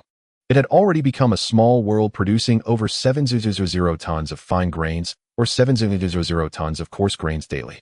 He could make another trip to the port island later to hand over to Boswa for transport and accumulate more. This way he wouldn't have to wait there every day. There were countless varieties of meat, too many to count and impossible to clarify. Anyway, the largest populations inside were wild boars, along with domestic pigs and hybrids, as well as other pig breeds from different areas. Rabbits reproduced too quickly. He needed to control their numbers a bit. He planned to release some here later, believing people would soon notice an increase in rabbits and come to hunt. There was no need to worry about harming the grasslands, for as long as people lacked food, the wild rabbits couldn't thrive here. After all, how could a gluttonous nation be undeservedly famous? He didn't encounter the young man from yesterday at the market today. Nothing happened. Yang Zhiyuan rode away, galloping swiftly, experiencing an exhilarating ride. Fortunately, he wore a scarf, so it wasn't too cold. Otherwise, without the scarf, the chilly wind would keep rushing into his mouth. He hadn't expected that the Korchin sandy land coexisted with the grasslands and had a river. He didn't even know its name. Yang Zhiyuan smashed through the ice layer and created a fishing hole using grain and sesame oil. He caught quite a few fish. It was likely that no other anglers had the luxury of using sesame oil to bait. Mainly due to the cold, the fish were not very active, and Yang Zhiyuan didn't want to wait too long, so he used sesame oil and cornmeal to bait. Goodness, it was like an explosion in the fishing hole. He only needed to catch a few of each fish species. There was no need for many. After preparing well, Yang Zhiyuan rode away. Continuing northwest, he ventured further into the mountains. Yang Zhiyuan was fixated on the hay-donking. Last night, he had learned a lot from Bu about training eagles. Unfortunately, he couldn't put what he learned to use. Yes, having space made him somewhat capricious. Training eagles, weighing them, feeding them fur, none of that was needed for him. His strength was so formidable. What could he do? Was he being proud of his strength? With such power, Yang Zhiyuan heard Tianhuang's call. He took out the binoculars he had bought from the black market during better times. Ahead there was a large herd of sheep, but he did not see anyone herding them. Strange, why were these sheep yellow? They were yellow, not poop yellow, with some even having horns. They looked quite appealing with white bellies and yellow backs. They appeared delicious. Yang Zhiyuan scanned the surroundings with binoculars, but he found no shepherds present. With their yellow backs, could these be wild yellow sheep? He recalled a news report from later times that stated thousands of yellow sheep from a grassland country had illegally crossed into his country one year, and they had failed to intercept even a single one. How could they possibly intercept them? They should just open the gates and let them all in. Yang Zhiyuan gazed at the herd of yellow sheep over 1,000 meters away, considering ways to catch a few. These sheep could run fast, and with just his 2 clumsy dogs, he wasn't sure if they could catch up. Moreover, these wild sheep would likely leap, moving quickly and nimbly. They could easily jump over rocky areas or ditches, which his hunting dogs might struggle with. Not to mention, he was currently deep in the grasslands where the view was vast and endless. The hunting dogs couldn't possibly keep up. He wondered if riding would work, but they might just scatter in all directions. If there were heavy snow on the grasslands, it would be fine. He could use the dogs to drive them into the snowdrifts. But currently there was hardly any snow on the grasslands. It seemed he could only use the old method. That would be laying bait. Yang Zhiyuan was currently positioned southeast of the yellow sheep. It was indeed downwind. He stored both the horse and the dogs in his space. He tried to move closer. He was right in the direction they were heading. After walking a few hundred meters, Yang Zhiyuan dared not venture further. He laid out a large net, scattered plenty of green pasture on it along with green corn stalks. Pulling a rope, he retreated, finding a low area and digging a bit deeper. He hid his body completely, just waiting for the yellow sheep to take the bait. The net laid ahead stretched over dozens of square meters, and the connecting rope extended tens of meters. Whenever a yellow sheep stepped onto the net, Yang Zhiyuan could draw them into his space through the rope as a medium. Yang Zhiyuan lay upon a thick quilt, feeling no chill, his body cleverly camouflaged. He could have simply shot and wounded a few, but he wanted to enjoy the game. That would be too dull, like fishing, just for the fun of it. Like some middle-aged Air Force veterans who fish all day, then pour the catch back into the water before leaving. It was all just for amusement. After several hundred meters, the yellow sheep slowly approached the fresh bait he had scattered. The lead sheep took a bite. Tender and juicy, truly fresh fodder. It called out a me to summon its companions and family. Soon a dozen, then dozens of yellow sheep stood upon the expansive net. Yang Zhiyuan pulled the rope in his hand. Dozens of yellow sheep along with the large net and rope appeared inside the space. The remaining sheep, sensing something amiss, scattered instantly. Indeed, their speed was truly astonishing. Next time he thought to release a leopard from his space for a test. That creature's speed would undoubtedly be unmatched. Satisfied, Yang Zhiyuan mounted his horse again and set off toward the northwest mountains. Having captured so many yellow sheep might indirectly reduce the locals' meat supply. Along the way, Yang Zhiyuan saw some hunters and released many rabbits earlier. As long as one hunter returned with many rabbits, it would soon attract more people. Consider it compensation for capturing so many yellow sheep. Facing the howling northwest wind, I pressed forward, onward and onward, running forward against the wind and ridicule. How could one know the vastness of the grassland without measuring it? Even the northwest wind cannot force me to kneel and beg. Singing my favorite lyrics, I finally entered the mountains once more. After several days of travel, Yang Zhiyuan finally ventured deep into the Daxingling. Along the way, he collected various animals and trees. In some places, he even absorbed a layer of soil. There were all sorts of grass seeds and saplings within. No matter the big black dog or the northeast golden tick, none were as formidable as the old northeastern women. Whether it was roe deer dumplings or cicada wine, he took a bit of everything. Martens, sable musk deer, otters, elk, and the endangered andahan. Snow rabbits, lynx, golden eagles, flying dragons, red-crowned cranes, owls, forest frogs, pikes, and salmon. Too many to count, utterly countless. One day, as Yang Zhiyuan was walking, Shao Tianhuang began to bark again. Could there be wild animals again? If not new species, he was not interested. Yang Zhiyuan lifted his gun and cautiously advanced. Before reaching the spot, a bear's roar echoed. Roar. Scattered gunshots and pitiful dog barks followed. Hunters were ahead, perhaps having wounded something. Yang Zhiyuan shook his head, unaffected by the bear's roar. Perhaps the hunters were in danger. He had rescued several along this path before. It didn't matter to help again. If nothing was found, so be it, but if encountered, he must see. Swiftly, Yang Zhiyuan hurried forward, climbing a ridge. He took out his binoculars to observe. About 400 or 500 meters ahead in the bushes, several people were being chased by a brown bear. Yang Zhiyuan immediately recognized someone inside. What a coincidence. It was the young man who had asked if he sold horses at the Korkan grassland market last time. He had said no, and the other hadn't pressed further. This time, with his altered disguise, he was unrecognizable. Seeing several lives in peril ahead, he had to save them. The hunters had lost their guns. The bear pursued one while the others tried to distract it. The young man from before bravely saved those being chased. Yang Zhiyuan quickly took a few steps forward to better aim. He fired into the air to attract the attention of both the bear and the fleeing men. He warned, "I'm about to shoot, be careful not to get hurt." The bear, hearing the gunshot, did not flee, but charged toward Yang Zhiyuan. This was exactly the chance Yang Zhiyuan awaited. When the bear came within 220 meters, he fired 3 consecutive shots with astonishing precision. The first struck its head, bursting a bloody hole. The second hit its heart. The third struck its swinging lower parts. While he effectively castrated the beast, perhaps training it to be something else, readers may help translate that. Inertia carried the bear another 10 or so meters toward Yang Zhiyuan. He fired again, hitting its head. The roughly 300-kilogram bear finally collapsed with a heavy thud, face down, making it inconvenient to retrieve the bear's gallbladder. Yang Zhiyuan reloaded fully, then slowly approached and fired 2 more shots into the bear's back of the head. He possessed space, but applied the knowledge strictly learned from northeastern hunting literature. For example, always reload fully and finish off with close shots. A cautious hunter with space, his main tactic was to heed advice. Disregarding others' gazes, he grabbed the bear's right paw and right leg. Amid incredulous stares, he flipped the 600-plus-pound beast over, taking out the northeastern hunting specialized knife. He sliced open the bear's chest. Extracting the precious golden gallbladder, he placed it into a cloth bag and tied it securely. Then cut some heart, liver, and lungs to feed his 2 dogs. Those 2 dogs hadn't been seen by the young man before, only the black steed. He then hung the bear's intestine on a nearby branch to honor the mountain deity. Familiar, isn't it? Before crossing, Yang Zhiyuan had already studied the northeastern hunting methods thoroughly. Of course, without space and spiritual sense, he wouldn't dare come. Reading is one thing, actual hunting is far more complex. A wild boar would overwhelm most. But with his space gun and dogs, he felt unafraid. The still dazed young man slowly regained composure. His eyes still somewhat vacant, he supported another youth clad in a military green cotton coat as they approached Yang Zhiyuan. Both bowed deeply. "Thank you, brother, for saving us. Otherwise, we would have been doomed." "No need to mention it, a small matter. Are you all coming to your senses now?" "We've come to. Let us tidy up your belongings. This bear is yours, I'll only take a few pounds of meat. Here, the gallbladder is useless to me, I'll return it to you." He said this more for appearance, as he already had dozens of bears in his space and cared little. "No, brother, you saved us this time. The gallbladder and meat are yours. By hunting etiquette, just leave us some meat to eat. We still owe you our lives and must thank you properly."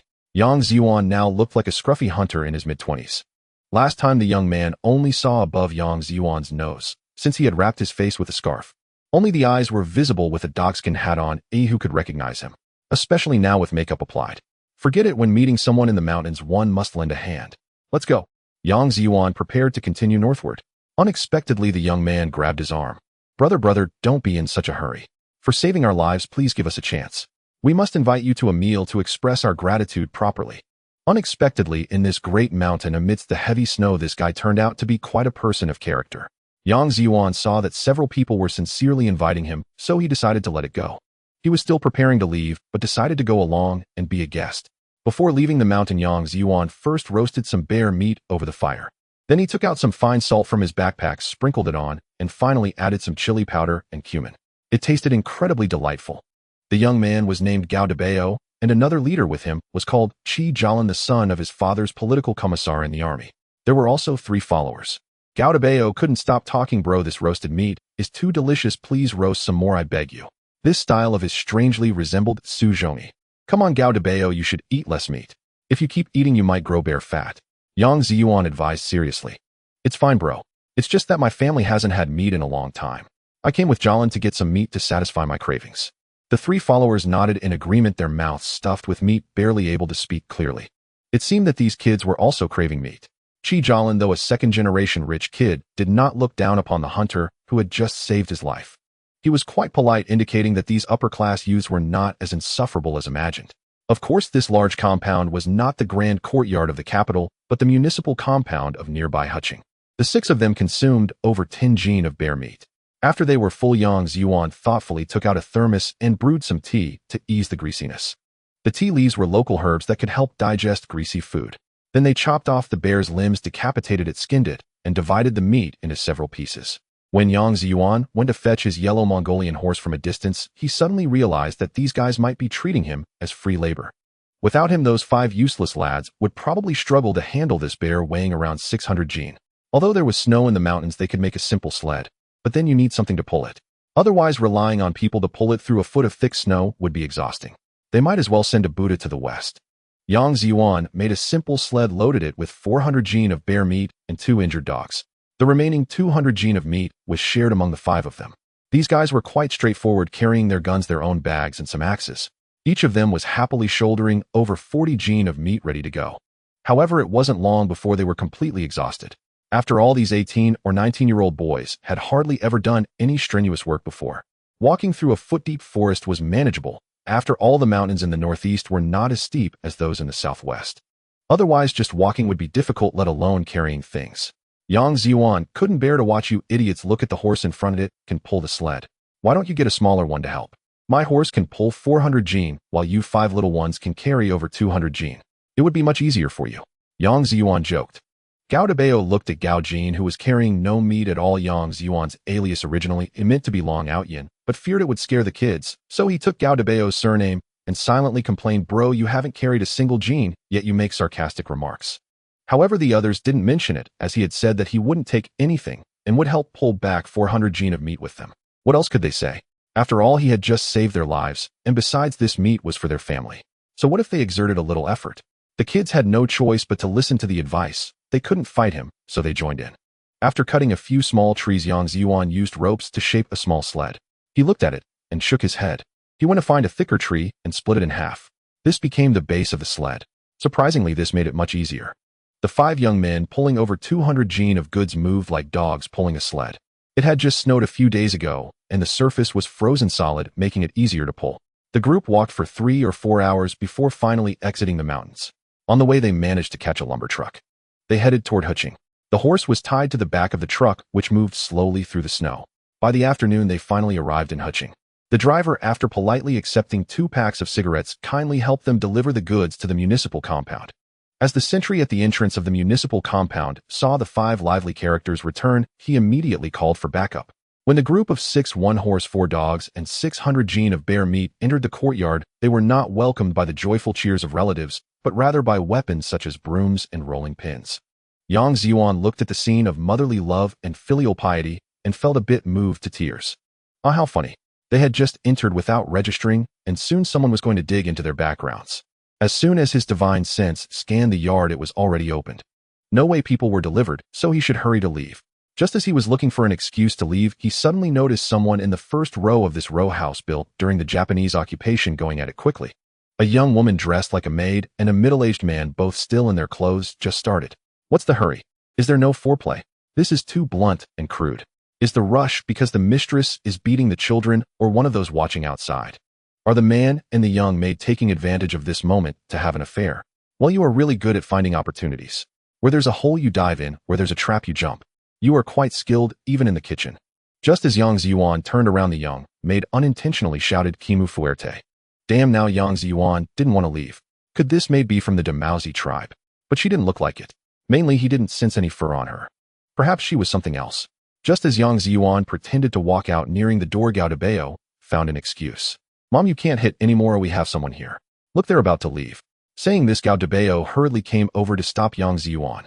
"Bro, what are you going to do? You can't leave. Tonight the 5 of us want to properly thank you." A strange posture appeared. A man dressed as a hunter, around 25 or 6 years old, was held by 5 people. 2 of them were gripping his arms. 2 people were sitting on the ground holding his legs. Another one was wrapping his arms around Yang Zhiyuan's neck from behind. This posture was quite something. If one didn't know better, they might think they were capturing a fierce criminal. Yang Zhiyuan couldn't help but chuckle and cry, "Come on, why are you guys holding on to me if you want to escape a beating?" He shook a few of them off, especially the one around his neck. "Don't rub off the fake beard stuck to your face." The middle-aged women seemed to finally notice Yang Zhiyuan. One of the women, who had been the harshest on Gao Debao, said, "Gao Debao, you didn't mention we had a guest. Who is this?" There were several other mothers surrounding them. The first half of her sentence was fierce, while the latter half was gentle and kind. Indeed, the ones who can change their expressions the fastest in this world are not the masters of Sichuan opera, but your girlfriend, your wife, and your mother. Qi Jialan answered from the side, "Aunt Gao, this is Gao Jin, our big brother Gao. We owe him a lot today, otherwise we might have been in danger." "Exactly, Mom, he is our savior. We were in a tight spot today," Gao Debao said without hesitation. Yang Zhiyuan felt that these few people were rather straightforward, saying whatever came to mind, unlike some who were so hypocritical. They had caused trouble outside, but didn't dare to speak up. "Oh, it's Comrade Xiao Gao. Thank you, come on, let's go inside." "Yes, we ought to thank him properly. Come on, let's sit at my place." It seemed that just moments ago it was a few kids pulling, but now it was several ants doing the pulling. At that moment, a jeep drove into the yard. The jeep stopped in front of everyone, and 2 middle-aged men in military uniforms got out. One of the tall men with a scar on his face scanned the area and said, "What's going on here?" Gao Debao's mother stepped forward and said a few words. The scarred man approached and shook Yang Zhiyuan's hand firmly. "Thank you, Comrade Gao Jin. My name is Gao Shanqian. We are relatives from 500 years ago. I am Gao Debao's father, and this gentleman beside me is Qi Shujun, Qi Jialan's father. Thank you very much." Qi Shujun stepped forward and shook Yang Zhiyuan's hand again. "Hello, Comrade Gao Jin. Thank you for saving our children." It was nothing at all. That Gao. Yang Zhiyuan didn't know how to address him, and no one introduced their ranks. Gao Xiangqian took hold of his other hand, seeing your age, just call me Uncle Gao, and him Uncle Qi is fine. You saved Debao and Jolin. That's a bond of life and death, just like brothers. Is it okay for you to call me Uncle Gao? The three attendants complained what we don't get a name. All right, Uncle Gao, Uncle Qi, it's just a coincidence that we met today. It's common among hunters to help each other in danger, no need to. Gao Xiangqian interrupted him directly. What do you mean, no need? Today we must thank you properly. These clueless kids, if I hadn't seen them, I could have guessed that if it weren't for you, they would have at least gotten injured. Gao Debao said, Dad. You go on the side, you guys go call people to lift the meat, and head to the canteen. That place is spacious. Gao Xiangqian issued orders directly. Also make sure to take care of Xiao Gao's horse and dog. Let's go, Xiao Gao, we are heading to the canteen to eat. Saying this, he put his arm around Yang Zhiyuan's shoulder and walked toward a building in the southeast corner of the yard. Why is this person so familiar, like Sun Piaoyang, a bit lacking in distance? Not to mention, when he wasn't smiling, his serious face was somewhat intimidating, but when he smiled, he looked quite cheerful, like a happy-go-lucky person somewhat reminiscent of Sun Piaoyang. In front, Qi Shujun, Yang Zhiyuan, Gao Jin, and Gao Xiangqian walked together. Behind them were several women and a few boys. Some were carrying things while others were dragging meat. They soon reached the small canteen where Yang Zhiyuan first took out the bear bile and handed it to the chef to be blanched in hot water before being put away. Then Gao Xiangqian pushed Yang Zhiyuan onto a chair. Then he and Qi Shujun took off their unmarked military overcoats. Yang Zhiyuan saw that they were wearing military uniforms underneath and realized they were both colonels. At that time, it was the 55-style military uniform with military ranks still displayed. The 65 style did not have that. Cadres and soldiers generally differentiated based on the upper pockets. However, having 4 pockets was quite excessive. In fact, such uniforms were not conducive to battlefield command. The chef in the canteen was preparing bear meat, and several women had gone to help preparing for a grand meal. Gao Debao and Qi Jolin first stood aside and briefly explained the situation, but when it came to the part about the few people escaping for their lives, Yang Zhiyuan interjected. When it was mentioned that these few did not panic even while fleeing for their lives, they helped each other distract the bear and didn't forget their comrades. Only then did Gao Xiangqian and Qi Shujun each reward them with a kick. Gao Debao, go fetch the wine from home. Qi Jolin, go call Secretary Wang. And you, Uncle Zhang, Uncle Wei, Uncle Li. The matter was simple. It was just that a few kids from the big courtyard had too little meat at home and went hunting with their guns after learning a little from others. Fortunately, they didn't encounter a big wild boar at first. The wild boars in northeast China are much larger than those near Beijing. It is said that the wild boar king can weigh over 1,000 pounds. Just think about it. If a tank-like wild boar weighing over 1,000 pounds charged at you, could you survive? Don't even mention shooting from 800 meters away. In the mountains and forests with so many trees around, one often needs to get a bit closer before shooting. However, unfortunately, they stumbled upon a hibernating bear. If it weren't for Yang Zhiyuan passing by, at least 5 people would have been injured or killed. Mainly because when the bear roared, it could terrify one's soul, and one could barely hold the gun steady, let alone shoot accurately. If it weren't for the 2 dogs delaying some time, these kids would have been in great danger. Soon Qi Jolin came over with 4 middle-aged men, and the one leading them was the same man that Yang Zhiyuan had sensed earlier, the one who had been playing cards with the babysitter. He should be the Secretary Wang that Gao Xiangqian mentioned earlier, while the other 3 were the fathers of the 3 attendants, 2 of whom were soldiers, and 1 was not. The small canteen was already small, and there were also several younger siblings of Qi Jolin and Gao Debao. Now 4 tables were set up. Yang Zhiyuan's table consisted of Gao Xiangqian and his son Qi Jolin and his son Secretary Wang and 3 other father-son pairs, making 12 in total. Thankfully, the tables in the small canteen were rectangular, otherwise it would have been difficult to arrange 12 people at a round table. When Secretary Wang arrived, Gao Xiangqian simply introduced him as the neighbor from the courtyard, saying to call him Uncle Wang without mentioning any other titles. He didn't mention his own title either. However, judging by his attire and demeanor, Yang Zhiyuan could guess that Gao Xiangqian was likely a commanding officer, while Qi Shujun played the role of a political commissar. Secretary Wang wore glasses and a Zhongshan suit, and surprisingly his pants were pulled up quite fast, likely not taking more than 3 minutes. 7 seconds to take off pants, 2 minutes and 50 seconds to put them on, with 3 seconds in between, commonly referred to as a 3-second real man. He should be a local official, and among the other 3 fathers of the attendants, 2 soldiers were also mixed up with Gao Xiangqian.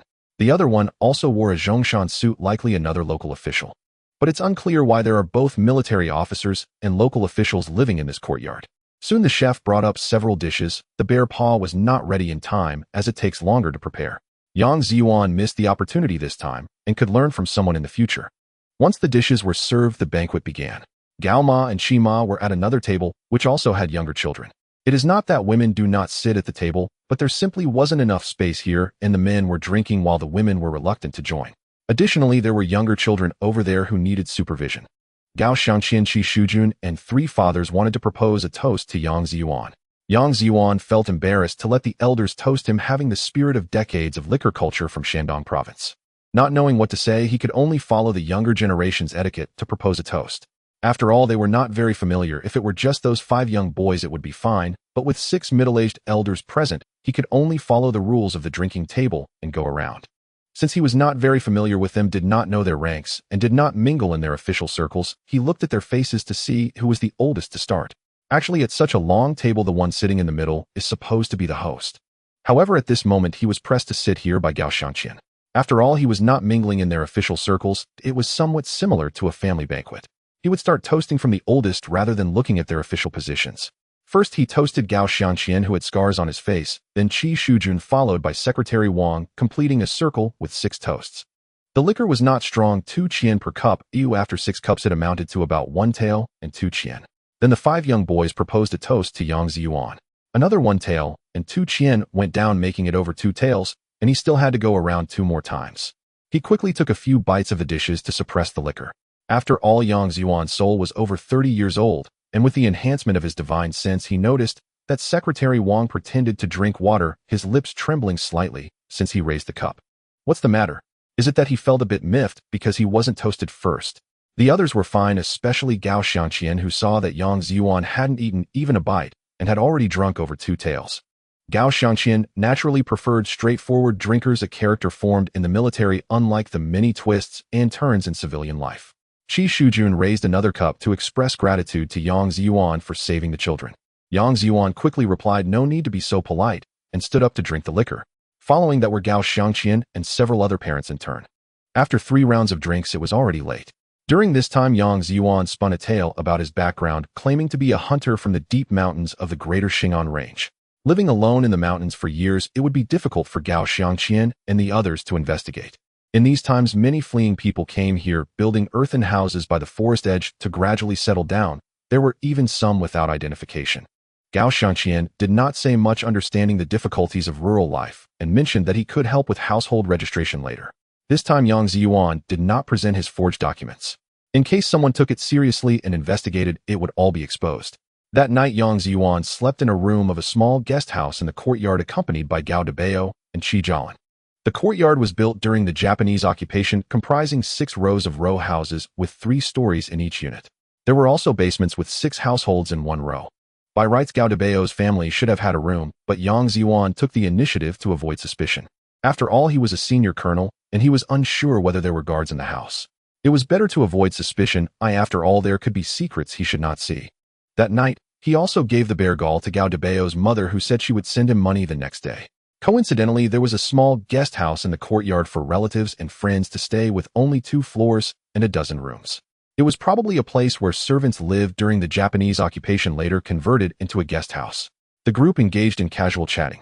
They learned that this place was merely a residence for officials, part of the municipal party committee and government compound of Huqing. However, those with insufficient rank could not stay here. Coincidentally, during the summer, a mountain flood washed away the houses in the military family compound, where Gao Debao and the others originally lived. The family compound was previously confiscated, old barracks, naturally not as good as these row houses.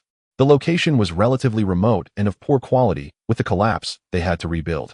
Without a place to live, they temporarily borrowed a few units from the vacant first row of villas in the municipal compound. The leaders preferred to live in the innermost area. Since there were vacant houses in the first row, they lent them to the leaders in the military. In the first row lived Qi Zhiyuan's family of 5, and another was Secretary Wang. Unexpectedly, he had previously lived in 1 row. Yang Zhiyuan chatted aimlessly with them while using his divine sense to pay attention to Secretary Wang, who wore glasses and seemed somewhat hypocritical. His family had a wife and a child who had also come to dinner bringing grain tickets. The little maid did not show up during the meal, perhaps feeling unworthy. His wife appeared to be in her 30s, not unattractive, yet it was unclear why he still liked to pick wildflowers, especially those right outside their door. However, during their poker game, Yang Zhiyuan overheard the little maid call out a phrase in a comfortable manner, "Old Mousy," which sounded peculiar. Well-versed in the nuances of life and aware of both European and American, as well as Russian adult films, Yang Zhiyuan understood the meaning of that term. It meant enjoyment and comfort. Yang Zhiyuan carefully probed their home again with his divine sense and discovered that they had 3 guns. One was in the male owner's bedside cabinet, another hidden under the little maid's pillow, and the last one was beneath the little maid's mattress. He also found a cloth-sewn wallet beneath the little maid's pillow. Inside were not only some money, but also a piece of paper rolled up with the cash. The note was filled with numbers appearing to be written in code.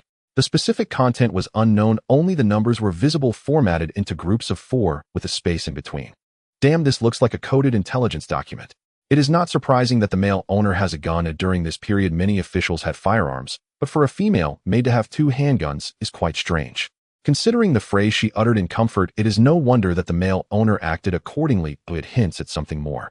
This should be a spy, perhaps even a spy for the polar bear. Do not think that the polar bear is only here to help us. They have their own ideas and interests. They indeed assisted us, aiding in 156 major projects, ultimately implementing 150. However, these projects were not acts of altruism. Their initial idea was a Sino-Soviet joint venture. On their side, they provided technology, personnel, and equipment, while we borrowed funds. Even if we lacked funds, we would borrow from them with interest for land, each side holding half the shares. However, later on they withdrew all experts and technicians, causing some of our projects to stagnate and develop issues, then demanded repayment from us. For instance, our 6th master took many years. In February 1950, the big bearded man supported our loan of $300 million, setting our interest rate at 1%, while some other countries had 2%. At that time, the big bearded man was relatively friendly. In the 1950s, during the early years of the big bearded man's rule, he was relatively good to us, though we did buy it with money. However, everything changed after Su Yumao came to power. This guy is crude, arrogant, and conceited. Since taking power, he has become increasingly aggressive, thinking we should obey him in everything. Those who have watched The Peony Still Blooms and Diplomatic Storm should be aware. At that time, there were many factors contributing to the animosity between the 2 parties. These 2 dramas are quite good, relatively realistic, and the audience is happy to watch them as many issues are portrayed. It's not merely a matter of people today, nor is it that we don't want to improve relations with the other side. The key is that the other party wants to dominate, and who would want that? I could be the head of a chicken. Oh, why would I want to be the tail of a phoenix? Everyone has their aspirations. Just because you are strong, you think you can dictate to me. Well, that also depends on whether I am willing. It's like a child who has just become part of a poor family, when suddenly a neighbor comes along claiming that they are older and have helped before, although you did pay for their services. Now they want to act as your guardian, ensuring your family's safety, while controlling all external affairs and how you treat your relatives. You cannot say anything against me. You must do as I say, and even if you want to hit your son, you cannot act impulsively. Do not provoke your wild uncle. Everything else must align with my directives. If not, your business ventures will be cut off. Who told you not to listen to me? You cannot discipline others recklessly. That is my other foolish son, and you cannot just educate him as you please. Yang Zhiyuan's divine sense was continuously focused on the little nanny. Now the divine sense can detect distances of over 200 meters. If it discovers a book or a person within this range, concentrating can reveal their appearance and the text in the book. This is essential for stealing, but unfortunately Yang Zhiyuan had no interest. The little nanny did not make any moves throughout the night. The next morning, Yang Zhiyuan wanted to leave, but was kept back by Gao Dabao and Qi Jialan to play for another day. However, the divine sense noticed the little nanny preparing to leave with a vegetable basket early in the morning. She said she had some errands to run and would return to play with them. Gao Dabao wanted to lead the way, but was brushed off by Yang Zhiyuan with an excuse. Yang Zhiyuan followed the little nanny from a distance, clearly aware that she was carrying that wallet. She also carried a handgun. It seemed she was going to buy groceries, but she made several counter-tracking maneuvers along the way. Eventually, she arrived at a state-run vegetable market and bought some vegetables. She handed the paper note to a middle-aged woman before leaving. The middle-aged woman remained inactive until she finished selling the vegetables before packing up. She appeared to be in no rush. After packing up, she told her colleagues that she had some family matters to attend to. Then this middle-aged woman pretended to go home for a bit and even exchanged a few words with a neighbor on the way to prove she indeed returned home. Having stayed home for less than 5 minutes, she changed into another outfit, took a basket, and left. She was much more cautious on this journey, inadvertently making some counter-tracking moves. She carefully approached a public restroom. Between the men's and women's restrooms, there was only a wall separating them. The wall wasn't too high, just over 1.7 meters. If a person over 1.8 meters tall stood on this side, without raising up, they wouldn't be able to see the head of someone on the other side, and most people aren't that tall. So this wall isn't considered low. The woman entered the restroom, which was fortunately empty. The middle-aged woman took a small folding stool from the basket, stood on it, and placed the paper note on top of the wall. She secured it with a brick and tidied up before leaving. No wonder she went home carrying a basket with a small stool inside. So that's how it was used. But isn't there a risk of someone peeking over the wall to discover the women's restroom? Perhaps in this era few would dare to do so. If caught, they might be beaten to death. Furthermore, the woman placed the note close to the edge. Logically, even if someone were to peek over, they wouldn't grab a loose brick. Otherwise, it would be even easier to discover. Also, once the woman left, it was likely that someone would come to retrieve the information soon. Yang Zhiyuan checked the time. It was still early, just past 7 in the morning. He hid in a distant corner, quietly observing the public restroom. Less than 5 minutes after the woman left, a middle-aged man wearing a Zhongshan suit with 4 pockets arrived on a bicycle. He locked his bike and entered the public restroom with a briefcase. There was someone in the men's restroom, a person squatting. Upon seeing this, the middle-aged man quickly chose a stall and squatted down. It was unclear whether the first person squatting was having stomach issues, as they had been squatting for over 10 minutes without leaving. The middle-aged man was clearly nearing his limit. Finally, the other person left. The departing individual was puzzled, wondering how this idiot could squat longer than him. Was his foot numb? Is your foot numb, big brother? Huh, your foot isn't numb. The middle-aged man pointed at himself in surprise and said, am I calling your mother? Damn, what a moron. Finally, he adjusted his pants and left. The middle-aged man hurriedly wiped himself. His backside felt like it was freezing. What a strange encounter, having to ask me to call his mother. Only when he stood up and stomped his feet did he realize the other person had asked if his foot was numb. Damn, you are the idiot, you are the moron. The middle-aged man mumbled quietly. He then walked to the restroom door, glancing around to ensure no one was coming before entering. He immediately returned, jumped to remove the brick, and leaped again to grab the paper note. Yang Zhiyuan found it amusing. Why go through such a tall wall to pass messages? After obtaining the note, the man stuffed it into his coat pocket, where a pen was also inserted. After exiting, he rode his bicycle into the flow of commuters. Yang Zhiyuan followed him leisurely until they reached a small lumber processing factory. He heard the gatekeeper greet the middle-aged man, saying, "Good morning, director." Damn, he is actually a factory director. This factory isn't large, yet he is a director. If he uses a radio to send messages in the office, it could be quite easy. A bit of electricity and no one could trace it back. He is the boss here, and others wouldn't dare to enter his office casually. The more he thought about it, the more likely it seemed. Initially, he planned to infiltrate the factory. However, doing so in broad daylight isn't ideal. He decided to observe the surroundings first. Unexpectedly, after walking around the perimeter, he discovered that the northernmost part of the small factory was lined with a row of offices.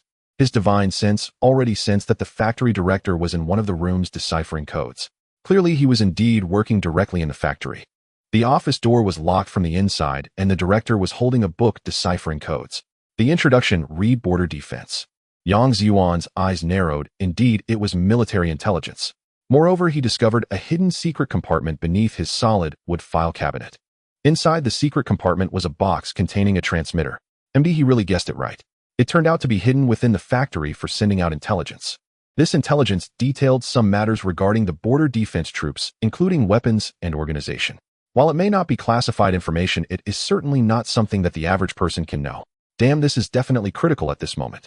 It is worth noting that a conflict occurred in the western frontier province this August. The incident at Baojian Island was significant, which is why many people are aware of it. Do not think that the Russians are any good. They are the country that occupies the most land from us. It is easy to imagine. This factory director is one of the spies developed by the Big Russians. Who would have thought that not only did the Bald Party leave many spies, but the Big Russians also placed many agents in the Northeast over the past few years. During the buzzing period, there were also efforts to strike against some of the old comrades with the Big Russians. Yang Zhiyuan is now considering whether he should stop the other party from sending a telegram. If he doesn't stop them, they will translate the intelligence and then re-encrypt and send it out. After stopping them, how to explain it and which people to notify to investigate the follow-up is also a concern. He may not be Xiao Weiwei, while the other party has a dual identity and the authority to manage this matter. He himself is just a temporary procurement worker. He hasn't used his real identity to meet anyone yet.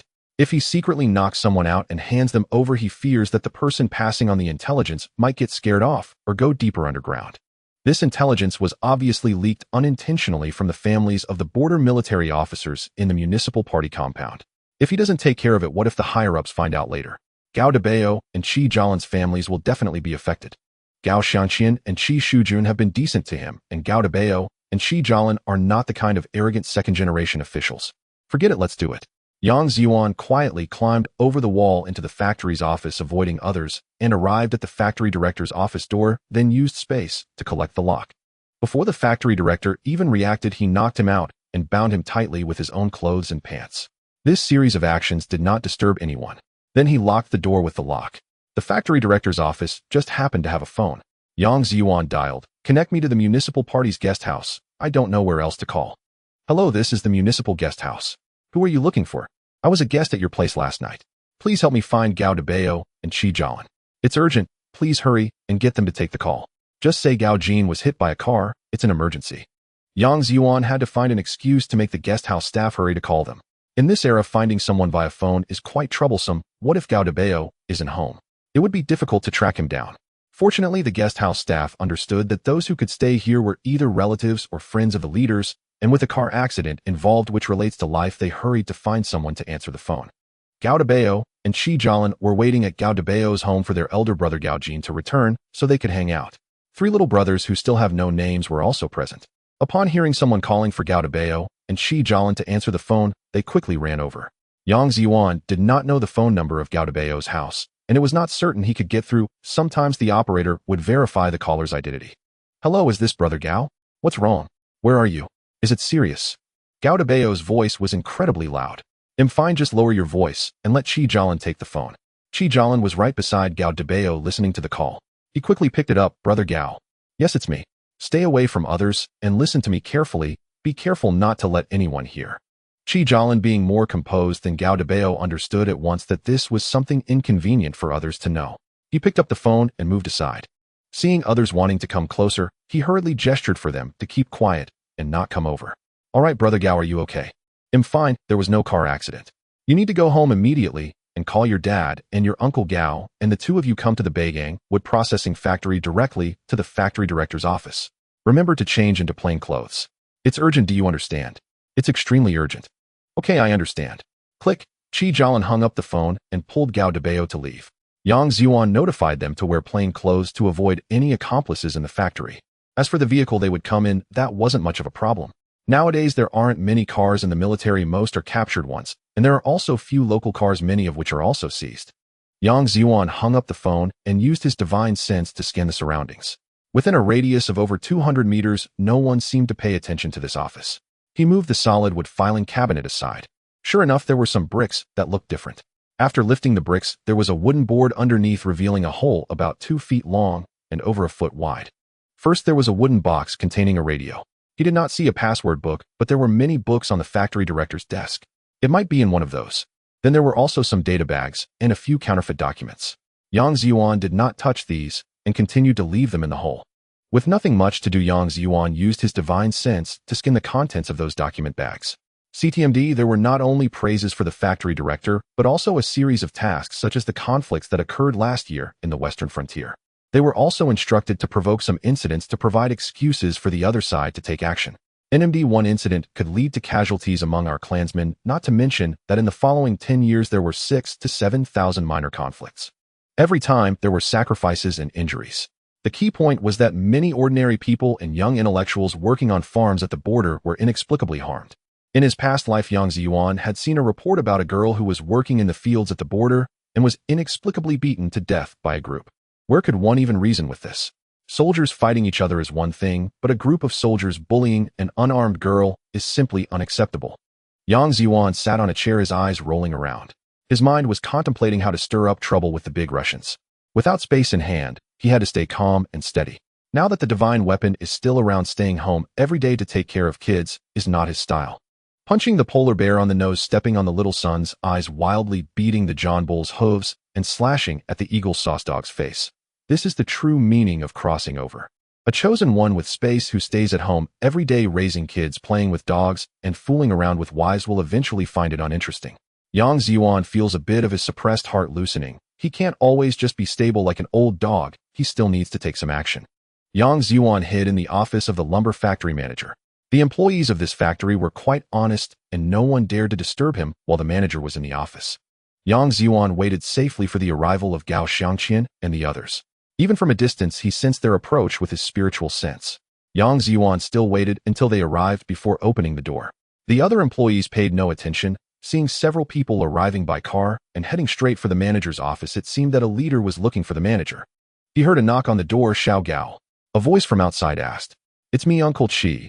Yang Zhiyuan opened the door to let the 8 of them in, and then closed the door again. Not only did Gao Qi and his son come, but also Gao Xiangqian and Qi Shujun's guards and secretary. As expected, both Qi Shujun and Gao Xiangqian followed Yang Zhiyuan's advice, wearing military overcoats without any insignia and regular clothes underneath. Naturally, they weren't wearing military hats, they had on ordinary wool caps. The 8 of them found it strange, but upon entering and seeing the scene in the room, they were a bit taken aback. In the room, a person was tightly bound with a towel stuffed in their mouth, unconscious and not moving. On the office desk was a radio, a small yellow fish, some money, and a few sealed document bags. Gao Xiangqian and Qi Shujun looked at the scene before them. Xiao Gao, what on earth is going on? Is this a spy?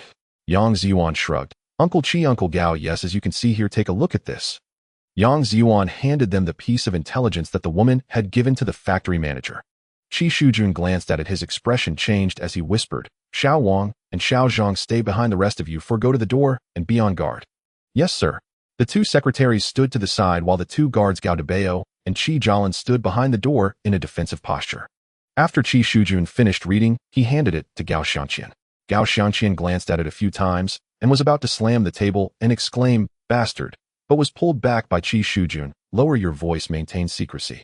Yang Zhiyuan was surrounded by 4 people in the corner of the manager's office recounting everything that had happened.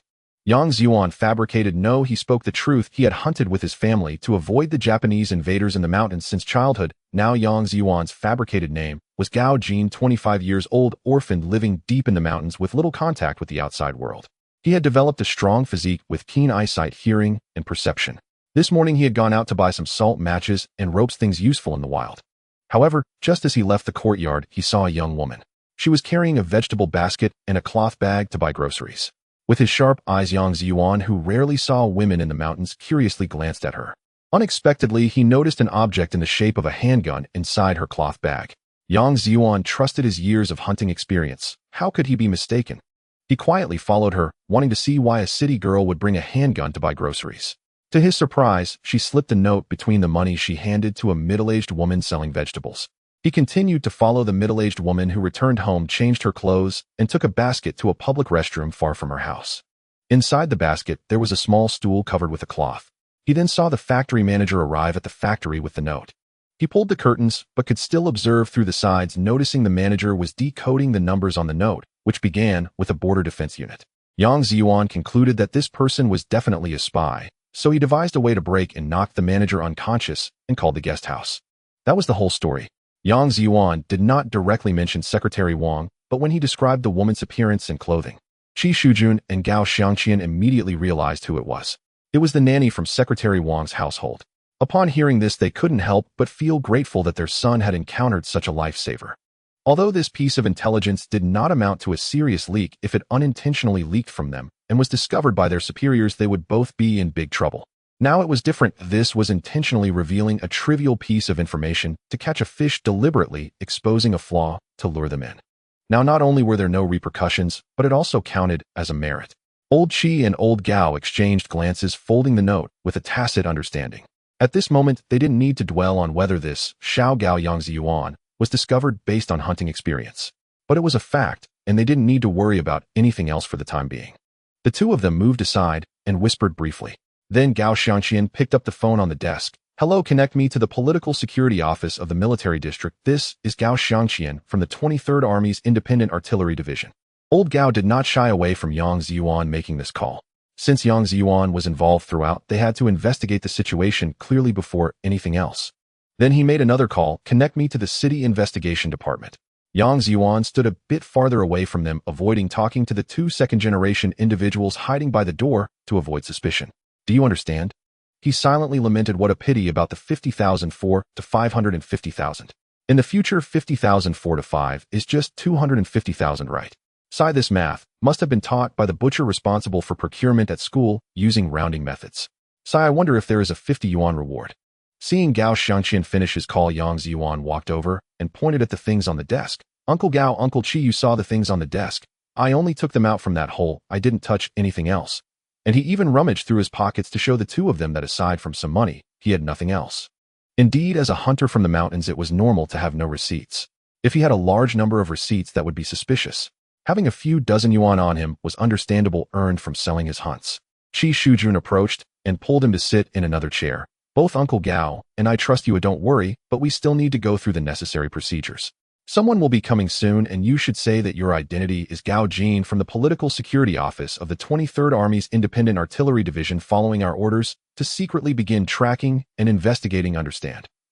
These two were helping Yang Zhiyuan fabricate an identity to avoid responsibility for the leaked information. Otherwise, how would they explain that a child's friend discovered the leak from the family quarters? That it was not arranged personnel tracking, but a friend's child. Oh, I understand, Uncle Chi. Thus, none of the 9 of them went out. They could only wait for someone to take over. The first to arrive were personnel from the City Investigation Department and a deputy director from the Public Security Bureau. A departmental-level cadre leading 2 others entered and first saluted Gao Xiangqian and Qi Shujun. Hello, leaders. I am Zhang Weiping from the Huqing Investigation Office, the director here. This is Li Qingjuan, the deputy director of the City Public Security Bureau, and this is Shun Jinan, the section chief of our investigation section. The director of the Public Security Bureau is at most a deputy department or an official department, but the deputy director is usually just a regular department or deputy department. However, the head of the investigation department is a rank higher. Moreover, this is a leakage incident, and the investigation department will definitely take the lead. Gao Xiangqian. Okay, comrades, how are you? Was everything arranged before you came? Yes, sir. Everything outside is arranged, the entire lumber factory is locked down, and information is strictly contained. We are preparing to temporarily isolate and interrogate here to see if there are any accomplices of this factory manager. Good, then the next work will be handed over to you. This is our division's reconnaissance officer Xiao Gao. He will explain the situation in more detail to you. Xiao Zhang, Xiao Wang, you two stay to accompany him. After speaking, Gao Xiangqian and Qi Shujun temporarily stepped out to smoke. With the mention of Gao Xiangqian, who is the investigator from our department's political security section, the investigation office will no longer focus on Yang Zhiyuan's identity information. The investigation department is indeed responsible for checking enemy agents, but they cannot immediately suspect the military personnel who provided information and confiscated the enemy's radio and some important materials. With the background guarantees from Lao Gao and Qi Shujun, the investigation department should first pursue the leads to investigate the enemies. Yang Zhiyuan repeated what Qi Shujun had taught him. The identity has changed to being under the orders of Lao Gao and Lao Qi, using some common intelligence to lure out the enemy's facts. 2 secretaries are still accompanying them. A colonel corresponds to at least a deputy departmental level locally, sometimes even a full departmental level, and is a person in power ranking higher than the section head of the investigation department, considered a leader. The 2 of them could not report to the section head of the investigation department, so it had to be Yang Zhiyuan and the 2 secretaries who spoke. When section head Zhang Weiping heard that there was a nanny from the 2nd secretary of Huqing City, carrying guns to deliver intelligence, and that this 2nd secretary was a former subordinate of the city's 1st secretary, he could only report to the province first. After all, this was also a deputy departmental cadre. Because it was unknown whether this deputy departmental cadre was involved in the case, but there was a strong suspicion, and if there were people above the 2nd secretary, possibly of a higher rank, it would be difficult to handle this regular departmental cadre. So he could only let others leave first, allowing Lao Qi and Lao Gao to come in, and the 3 of them would report to the higher-ups together. After discussions among the Provincial Investigation Bureau, the Provincial Party Committee, and the Provincial Military District, a deputy provincial cadre was dispatched from the province to jointly supervise this case with the military district and the deputy director of the Provincial Investigation Bureau. To prevent any eventuality, they first apprehended the young nanny, the middle-aged woman selling vegetables, and the factory manager. Measures were taken for a surprise interrogation. Then they arranged capable personnel to continue close monitoring, tracking, and investigating the 2nd secretary Wang 24 hours a day. The strategy adopted was to startle the snake by hitting the grass. Because if they did not catch the young nanny, even if they concealed the news, it would not last long. Many people could see some cars arriving at the timber factory. Soon the middle-aged woman selling vegetables would be alarmed, and the young nanny would also be alerted. If the young nanny and the 2nd secretary were in cahoots, they might very well escape together, destroy evidence, and cut off other connections. Thus, capturing the young nanny first was to prompt Secretary Wang to act. However, they could not lose sight of him, so elite personnel had to monitor him 24 hours a day. They needed to consider shifts, relays, and mobility. Originally, Yang Zhiyuan thought he had finished speaking, that he had nothing else to do and could withdraw. However, he was stopped by section head Zhang Weiping. Zhang Weiping said to Gao Xiangqian, Chief Gao, can we borrow your personnel? We are indeed short-handed here. Gao Xiangqian and Qi Shujun exchanged glances. No, section head Zhang, this is your responsibility. How could you possibly be short-handed? Leaders, it's not that we are short on personnel, but mainly because once we arrest these 3 individuals, we need to investigate too much, including their social connections, family backgrounds, previous work experiences, and the people they have interacted with, all of which we need to check thoroughly. Secondly, we also need to meticulously screen Secretary Wang's connections, family background, and work experience to see if there are any omissions. Moreover, we need to send more personnel to check on those above Secretary Wang. Just in case, mainly because we trust that comrades in the military are good comrades, we are temporarily taking a substitute. Once the reinforcements from the province arrive, I will immediately let Comrade Gao Jin return. Gao Xiangqian was in a difficult position this. He exchanged a glance with Qi Shujun. It was originally a hunter encountered by the sun, and now it had turned into a dilemma. If they didn't let him, it might cause suspicion among the investigators. If they did let him, he wasn't really a soldier. If they had known beforehand, it would have been better not to mention they were military personnel, just say he was a friend of the sun. Now it was an ordinary hunter helping the investigation department, yet one with no identifiable information. It truly was a dilemma. Had they known it would come to this, why bother in the first place? One lie requires 100 lies to cover it up. Although Yang Zhiyuan was outside, he could hear the conversations in the room clearly. It was truly meddlesome, but letting it go was not his character. At that time, if he had just written everything down, knocked out the factory director, tied him up, left a note, and walked away, it would have been over. But that could lead to changes. Who knew if any of the police who arrived were accomplices, or if the arrest mission would be leaked? Yang Zhiyuan was thinking this when Qi Shujun and Gao Xiangqian came out. They called him aside. "Xiao Gao, we need you to stay and help them, is that okay?" Uncle Gao, Uncle Qi, just a hunter good at tracking, but not skilled in other areas. Today was just a coincidence. These people probably didn't take me, a small hunter, seriously. Maybe they let their guard down. Alright, as long as you can track, I'll talk to them, just help with the tracking. Gao Xiangqian made a decisive declaration. At 10 o'clock noon, the 3 individuals were captured. Their families were also taken in. The young nanny was apprehended at Secretary Wang's home while he was at work. Only his wife and children were at home. Once Mrs. Wang and the others left, she immediately called her husband, Secretary Wang. Little did she know that the house had already been bugged. At that moment, Yang Zhiyuan was sitting in a car acting as a substitute for someone else. Even from this distance, Yang Zhiyuan could use his divine sense to observe Secretary Wang clearly. Indeed, Secretary Wang was a master handling work calmly and unhurriedly. He made only a few calls, but received quite a few. He certainly knew his phone was being monitored. Even if there was something to discuss, he wouldn't mention it inside. Others also couldn't directly discover his small actions. However, under Yang Zhiyuan's divine sense scan, there were no blind spots. The 5 degrees were a gift from the author. While Secretary Wang was discussing work with the person reporting to him, he had both hands under the table loading bullets. 2 guns, 6 magazines. There were also 2 grenades. Finally, a false tooth was discovered in his mouth. Oh, this person was quite a tough character. It was unexpected that someone who looked refined with glasses could hide this.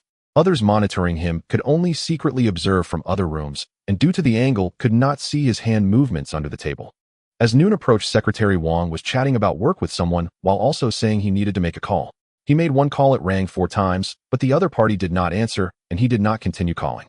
Then he concealed the guns and grenades on himself and pulled the person he was talking to along to go to the cafeteria for lunch. Having watched numerous espionage dramas and novels, Yang Zhiyuan knew that this old fellow was about to run, and he was prepared to resist desperately. The phone call he made earlier also had issues. It rang only 4 times with no answer, and he wondered if the person monitoring the call had noticed. It was not appropriate for him to directly remind Director Zhang. He saw Secretary Wang coming to the east side cafeteria on the 1st floor with his subordinate. As soon as they entered, 2 people from the investigation department followed them in. This was quite obvious. The usual diners here were all familiar faces, and even if there were strangers, they would be accompanied by people from the municipal committee. The sudden arrival of 2 unfamiliar young men was too conspicuous. Yang Zhiyuan could clearly feel the sinister gaze of Secretary Wang beneath his glasses. Secretary Wang ordered a bowl of noodles and ate a few bites calmly. Suddenly, he said to his subordinate, "Hey, eating noodles without garlic loses half the flavor. I'll go get some garlic." "Secretary, let me go." "Oh, I'll help you get it." His subordinate insisted, not wanting to let the leader run errands personally. However, before his subordinate could get up, he was pressed down by Secretary Wang. "No need, I'll get it myself. I also need some vinegar, so don't worry about it. I'll chop the garlic in the cafeteria kitchen and bring some vinegar for you to eat." After saying that, Secretary Wang stood up and walked towards a small door at the cafeteria window. Inside was the kitchen. The 2 from the investigation department did not follow immediately. The kitchen of the cafeteria was small, easily visible at a glance. The 2 may not have realized they had already been exposed. After waiting for a minute or 2, without seeing him come out, they felt something was wrong. They rushed over to take a look at the cafeteria window. Peering inside, they found that Secretary Wang was no longer there. They quickly called their teammates to go in and check. There were only 3 chefs inside busy at work. Where is Secretary Wang? Who are you? Secretary Wang is in the bathroom. Where's the bathroom? The chef pointed to the back corner. The 2 of them ran to a cabinet behind the bathroom only to find there actually was a bathroom. They knocked on the door but received no response. They pushed the door which was locked from the inside. After calling out a couple more times with still no reply, one team member took a few steps back and kicked the bathroom door open. Inside they saw a small squat toilet with a small window behind it which was closed. The person had already escaped. Their faces turned pale and one of them said, "Let's go out and report to the director." One person went out while the other stayed behind. Outside, Yang Zhiyuan sat in a car with the driver resting with his eyes closed in the back seat. He saw someone run out and head towards the second car while he was reporting the situation to Director Zhang. Only then did Yang Zhiyuan get out of the car and head towards the second vehicle. "Director Zhang, you follow me, keep a distance when driving, he won't be able to escape. I'll use this red half-brick to mark the way for you." After saying that, Yang Zhiyuan took off running west like an arrow. At that moment, Director Zhang had no choice but to trust Yang Zhiyuan. Director Zhang hurriedly told the team member reporting to him go back and call Shaoli to take the first car and follow behind. "We'll leave first, drive quickly and keep up." Yang Zhiyuan took the lead and ran quickly. There was no other option since the man had already run over 200 meters away. They had to catch him or they would be embarrassed later. While pursuing, he wondered if this shameless old fellow had studied abroad in the past. Many spies developed by Tomcat in later years had either studied abroad or participated in activities. Ding, ding, ding. Everyone paid attention. This was important. Students studying abroad, be careful if you go to certain countries. Once you suddenly attract the attention of some beauties or high-paying companies. Okay, you need to be cautious. The 2 main weapons for developing spies are beauty and money, and these are primarily the 2 methods used. If your willpower is weak, congratulations, you have become a walking 50000. Therefore, Yang Zhiyuan never dared to go abroad, not because he was afraid of toothpicks. It was mainly because he had no money. He also wondered if the previous Wang Yaqian could handle the beauties of Demao. Sigh, old Wang, some women's words in bed cannot be trusted. Just like when you pay, the other party praises you as amazing. That's all nonsense. They may have experienced more in a day than you do in a lifetime. Old Wang ran quite fast, and Yang Zhiyuan finally caught up with him. However, they were separated by an alley. He did not realize he had already been caught up by Yang Zhiyuan. However, he felt running was not feasible and too tiring, so he stole a bicycle. "Damn you, big secretary, aren't you a bit unsophisticated? We are both well-educated officials. How can you steal a bicycle?" Yang Zhiyuan had no choice but to grab a bike from the street, as well occasionally glancing at the car behind. If he couldn't see them, he would mark an arrow. Why not take a car? How would he explain to others while sitting in a car? Pursuing alone and keeping them at a distance was just to leave himself an easy way to act. At this point, he ran, he chased, he was flying high.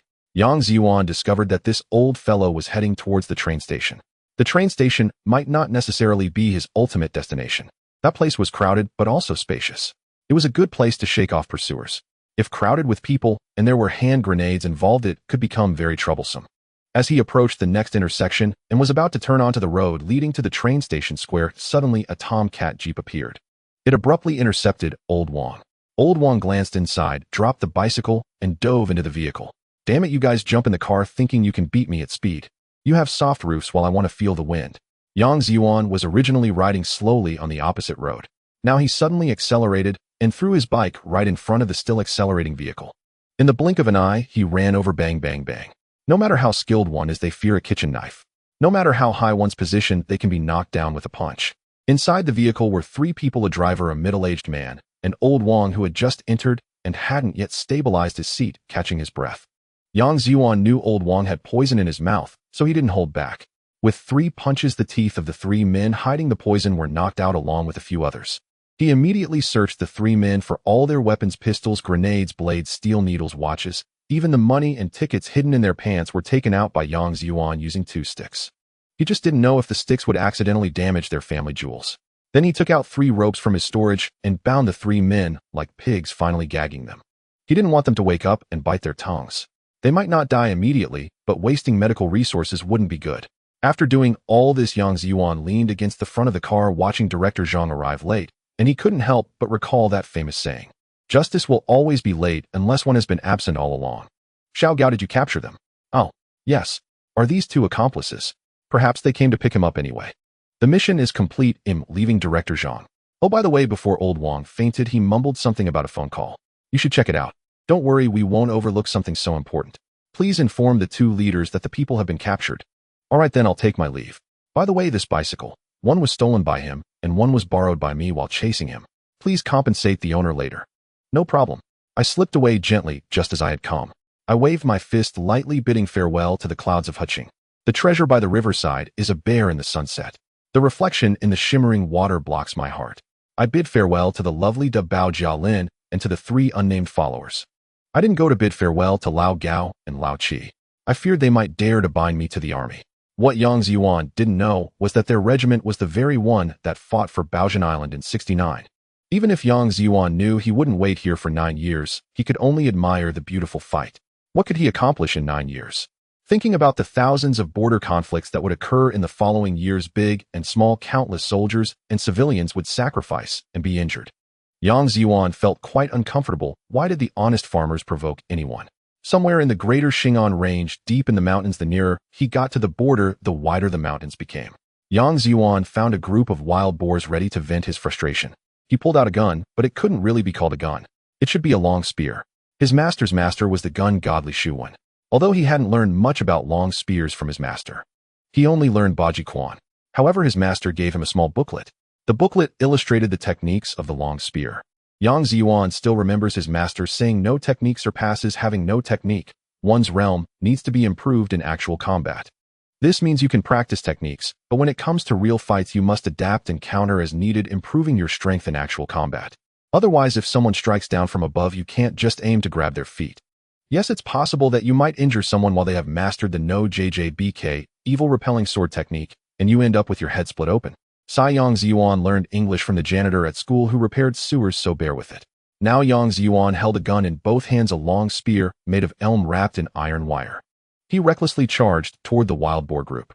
He wanted to vent his feelings, practice, and improve. Previously, he relied solely on space to hunt. Having always been the underdog, now he held the long spear and declared, "Who dares to oppose me?" With that, he prepared to strike, not to pet, but to sweep a small yellow-haired boar aside. The king of the wild boars, weighing 700 to 800 pounds, glared at the bipedal creature in front of him. Funner, he called to gather his concubines and generals. They prepared to charge and attack. The sharp yellowed tusks glinted coldly towards Yang Zhiyuan. Yang Zhiyuan kept his feet moving, rushing forward, while dozens of wild boars charged at him. Dong dong dong dong dong dong. It sounded like a tank charging. Yang Zhiyuan was even able to think that this resembled a scene of carefree pigs charging. Kill! Yang Zhiyuan shouted. The spear created afterimages sweeping east and hammering west. Only the south remained unscathed. No, the south was his back. There were no wild boars there. Pig blood splattered everywhere. Pig hair flew in the air, the heavy scent of blood, and the horrific scene left a black bear who had secretly come dumbfounded. It was originally hibernating nearby. Unexpectedly awakened by the loud shouts, it caught the strong smell of blood and braved the cold to come out. It did not expect to see such an impressive man. Truly a deity descended to earth. This sentence was a thought of Yang Zhiyuan. He also noticed the black bear. However, he couldn't be bothered with it now. The wild boar king charged several times, but failed to touch even a hair of the opponent. Watching his many beloved consorts and generals perish, the wild boar king grew even angrier. His eyes turned increasingly red, like he had contracted red-eye disease. The arrogant Yang Zhiyuan extended a finger. Come here. His arrogant demeanor could infuriate a hunter in a reincarnated world of tomatoes. A group of hunters knelt together. Who is this fierce man, and whose subordinate is he? Yang Zhiyuan continued to wield his spear, jumping, dodging, thrusting, and sweeping. Even the wild boar king, whose skin was said to be hard enough to withstand bullets, was wounded all over by the spearhead forged from space. The chrysanthemum withered, covered in wounds. Your tusks have turned yellow. The spear fell. The pig's heart was shattered. I saved trouble. The blood flows quietly. The northern wind howls. The night is eternal. Your entrails cannot be severed. Only I, holding the spear, stand alone on the snowy surface. The wild boar king fell slowly to this beautiful song. Its eyes unwilling to close, unable to die peacefully. Slowly weakening, the pig thought, this person is quite nice, even singing a farewell for me. Thinking about the brief life of the wild boar king, establishing the wild boar empire, having favored dozens of consorts and taken in many generals with over 100 piglets. Unexpectedly, may you, the new pig king, treat my consorts well. The wild boar king lived for 5 years before passing away. Yang Zhiyuan touched each wild boar with his spear, collecting the dead or half-dead wild boars into space. The dead were directly bled out and opened up, then tossed out to freeze. The living ones would be mixed in with the wild boar population. Looking at the black bear not far away, he reached out again. Come here. To his surprise, the bear turned and ran. As it ran, it thought with the intelligence of a 5-year-old. You bipedal beings, said 1 pig, 2 bears, 3 tigers. You just killed a whole group of wild boars, and now you want to challenge me alone. I'm not that foolish. Seeing the black bear turn and run, Yang Zhiyuan was momentarily stunned. Do they have no shame? Chase. The big black bear isn't slow, but the bipedal Yang Zhiyuan doesn't play by the rules. He unleashed his black divine steed. He chased down the slope. The northeastern mountains are relatively gentle, not so steep. This black steed is not afraid of the bear's scent. Once unleashed, it carried Yang Zhiyuan and rushed after the bear. The black bear ran for a while, and then looked back, shocked that it had caught up so quickly. This bipedal creature is really not playing by the rules. If it weren't for the thick snow, having just woken up and having no food in my belly, I would have resisted a little to save my black bear dignity. Since I can't resist now, I might as well raise my hands. No, raise my bare paws. Kneeling down, ready to enjoy. This move it had seen 2 bipedal beings do before, and they had survived, even piled on top of each other, and fought for a while. Yang Zhiyuan rode up, feeling the urge to strike from one side. Where's your spirit? Where's your bear temper? He tapped the bear's head with the gun. Sigh, it's not that I don't want to kill it, but the opponent surrendered too quickly. This bear, however, has a decent intelligence, quite high. Ooh, I'll keep it for now, and later release it to practice wrestling with others. Especially with senior brother Wu Lei, let him practice dribbling past the bear. No practice wrestling. Yang Zhiyuan named this black bear Tai Sun and stored it in his space. He intended to cultivate it well and later bring it out to wrestle with senior brother Wu Lei. In the police station far away in the capital, Director Wu Lei suddenly shivered. Who is talking about me? It seems like there's nothing good. I should keep a low profile for now. Yang Zhiyuan returned to the place where he had just killed the wild boar herd, waiting to see if any other creatures would come to their demise. The strong smell of blood could travel far. Some wild animals have very keen senses. Unfortunately, it was unclear whether they were scared away or if it was for some other reason. No other carnivores came by. Animals are not foolish, and not all of them are fearless. Just like earlier when a few wolves came by, they took one look from a distance and ran away, not daring to approach. Yang Zhiyuan had a meal in his space and prepared to pack the wild boar meat. He then planned to head to the border, which wasn't too far away. Recently, Yang Zhiyuan's appetite had grown larger. Luckily, he had his space, otherwise he could barely sustain himself just by farming. The moment Tai's sun entered the space, it grew significantly larger. Yang Zhiyuan adjusted its time flow to match that of the outside world, intending to keep it as a pet for fun. Once everything was packed, he continued on his journey. On suitable paths, Yang Zhiyuan skied, and on unsuitable ones he rode his horse. If that was not possible, he walked. Thus 1 man, 1 horse, and 2 dogs set off on their journey again. In the sky, there was a pure white sea eagle acting as an aerial scout. This was the young bird Yang Zhiyuan had caught in the mountains earlier, now grown in the space. As long as he wanted to keep an animal as a pet, the space would endow them with a certain level of intelligence. It also had a faint psychic communication with Yang Zhiyuan. For instance, the sea eagle named Kong Xiaosan would scout the skies and relay messages to Yang Zhiyuan upon discovering prey or other situations. Its calls could help Yang Zhiyuan understand more clearly what was happening ahead. After walking for a whole morning, he saw the large river ahead and knew he had reached the border. This is the Heilongjiang River, which serves as the boundary with the Russians. Of course, the divisions may vary, but the main boundaries in the northeast are the Heilongjiang and Ushuri rivers. At this time, the border was not heavily fenced with barbed wire, especially on our side of the Heilongjiang. The other side had quite a lot of barbed wire and watchtowers. Moreover, the Heilongjiang is not considered our internal river. The boundary is defined by the central navigation line of the river. The northern side belongs to the Russians, while the southern side is ours. On our side, there are areas patrolled by soldiers at intervals, as well as some watchtowers. However, not every section is manned. For instance, the section Yang Zhiyuan was looking at currently had no patrol. Yang Zhiyuan was gazing at the river ahead. The river's surface had completely frozen over. It seemed one could even drive on it. Suddenly, he heard Tai Sen's warning call. A small dirt slope obstructed Yang Zhiyuan's line of sight about 200 meters away. He quickly urged his horse toward that direction. The small slope was not steep. He could ride his horse up. Once he reached the top, he took out his binoculars. Adjusting the distance, he saw dozens of Russian soldiers on our side of the riverbank, chasing a few of our villagers with wooden sticks. Yang Zhiyuan's eyes turned red at the sight. Damn it, they are looking for trouble and have crossed the line. Looking through the binoculars, he noted that the Russians were unarmed with rifles, at most a few handguns. That made things easier. Yang Zhiyuan mounted his black stallion, which he would later name Heilong, and took the 2 dogs with him. He pulled out a long elm stick, charging forward like an ancient cavalry general. On the other side, over 30 burly soldiers were beating up 5 of our villagers. 3 had already collapsed on the ground bloodied. The other 2 holding wooden sticks were barely holding on. Screams echoed intermittently. As Yang Zhiyuan rode closer, some enemy soldiers noticed him. Seeing that he had no rifle, only a long wooden stick, they didn't take him seriously. After all, they still had handguns, and if they couldn't capture his black stallion, they would just kill him. However, they had prepared to scatter the crowd. Unfortunately, Yang Zhiyuan had already arrived. With a scarf covering his face and a hat hiding most of his features, revealing only his eyes, he resembled a god of death, swiftly knocking one enemy aside. In ancient times, cavalry had the advantage over foot soldiers. Moreover, Yang Zhiyuan was incredibly strong and skilled in martial arts. Fierce and unstoppable, he quickly wounded and incapacitated over a dozen of them. The enemy did not use guns directly, which made it harder for Yang Zhiyuan, but if they used wooden sticks, he would too. If they were injured, that was their own fault.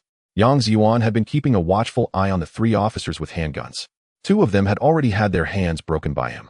As another officer tried to draw his handgun, Yang Zhiyuan swiftly charged, over trampling the opponent's legs under his horse's hooves. Using his stick, he knocked the fallen handguns to a nearby open space south of them, sending all 3 handguns flying. The rest of the soldiers were paralyzed with fear, huddling together back to back, brandishing their wooden sticks in a show of bravado. Yang Zhiyuan dismounted and approached them alone with his stick. Upon seeing him dismount, they thought it would be easy. They shouted "Yura!" and charged at him. After dismounting, Yang Zhiyuan wielded his elm stick with even greater ferocity. With 1 blow for each, sometimes he would even knock 2 down with a single strike, overwhelming them with ease. They were all left injured, most with broken arms. Their screams were far more pitiful than those of our common people. They shouted "Yura!"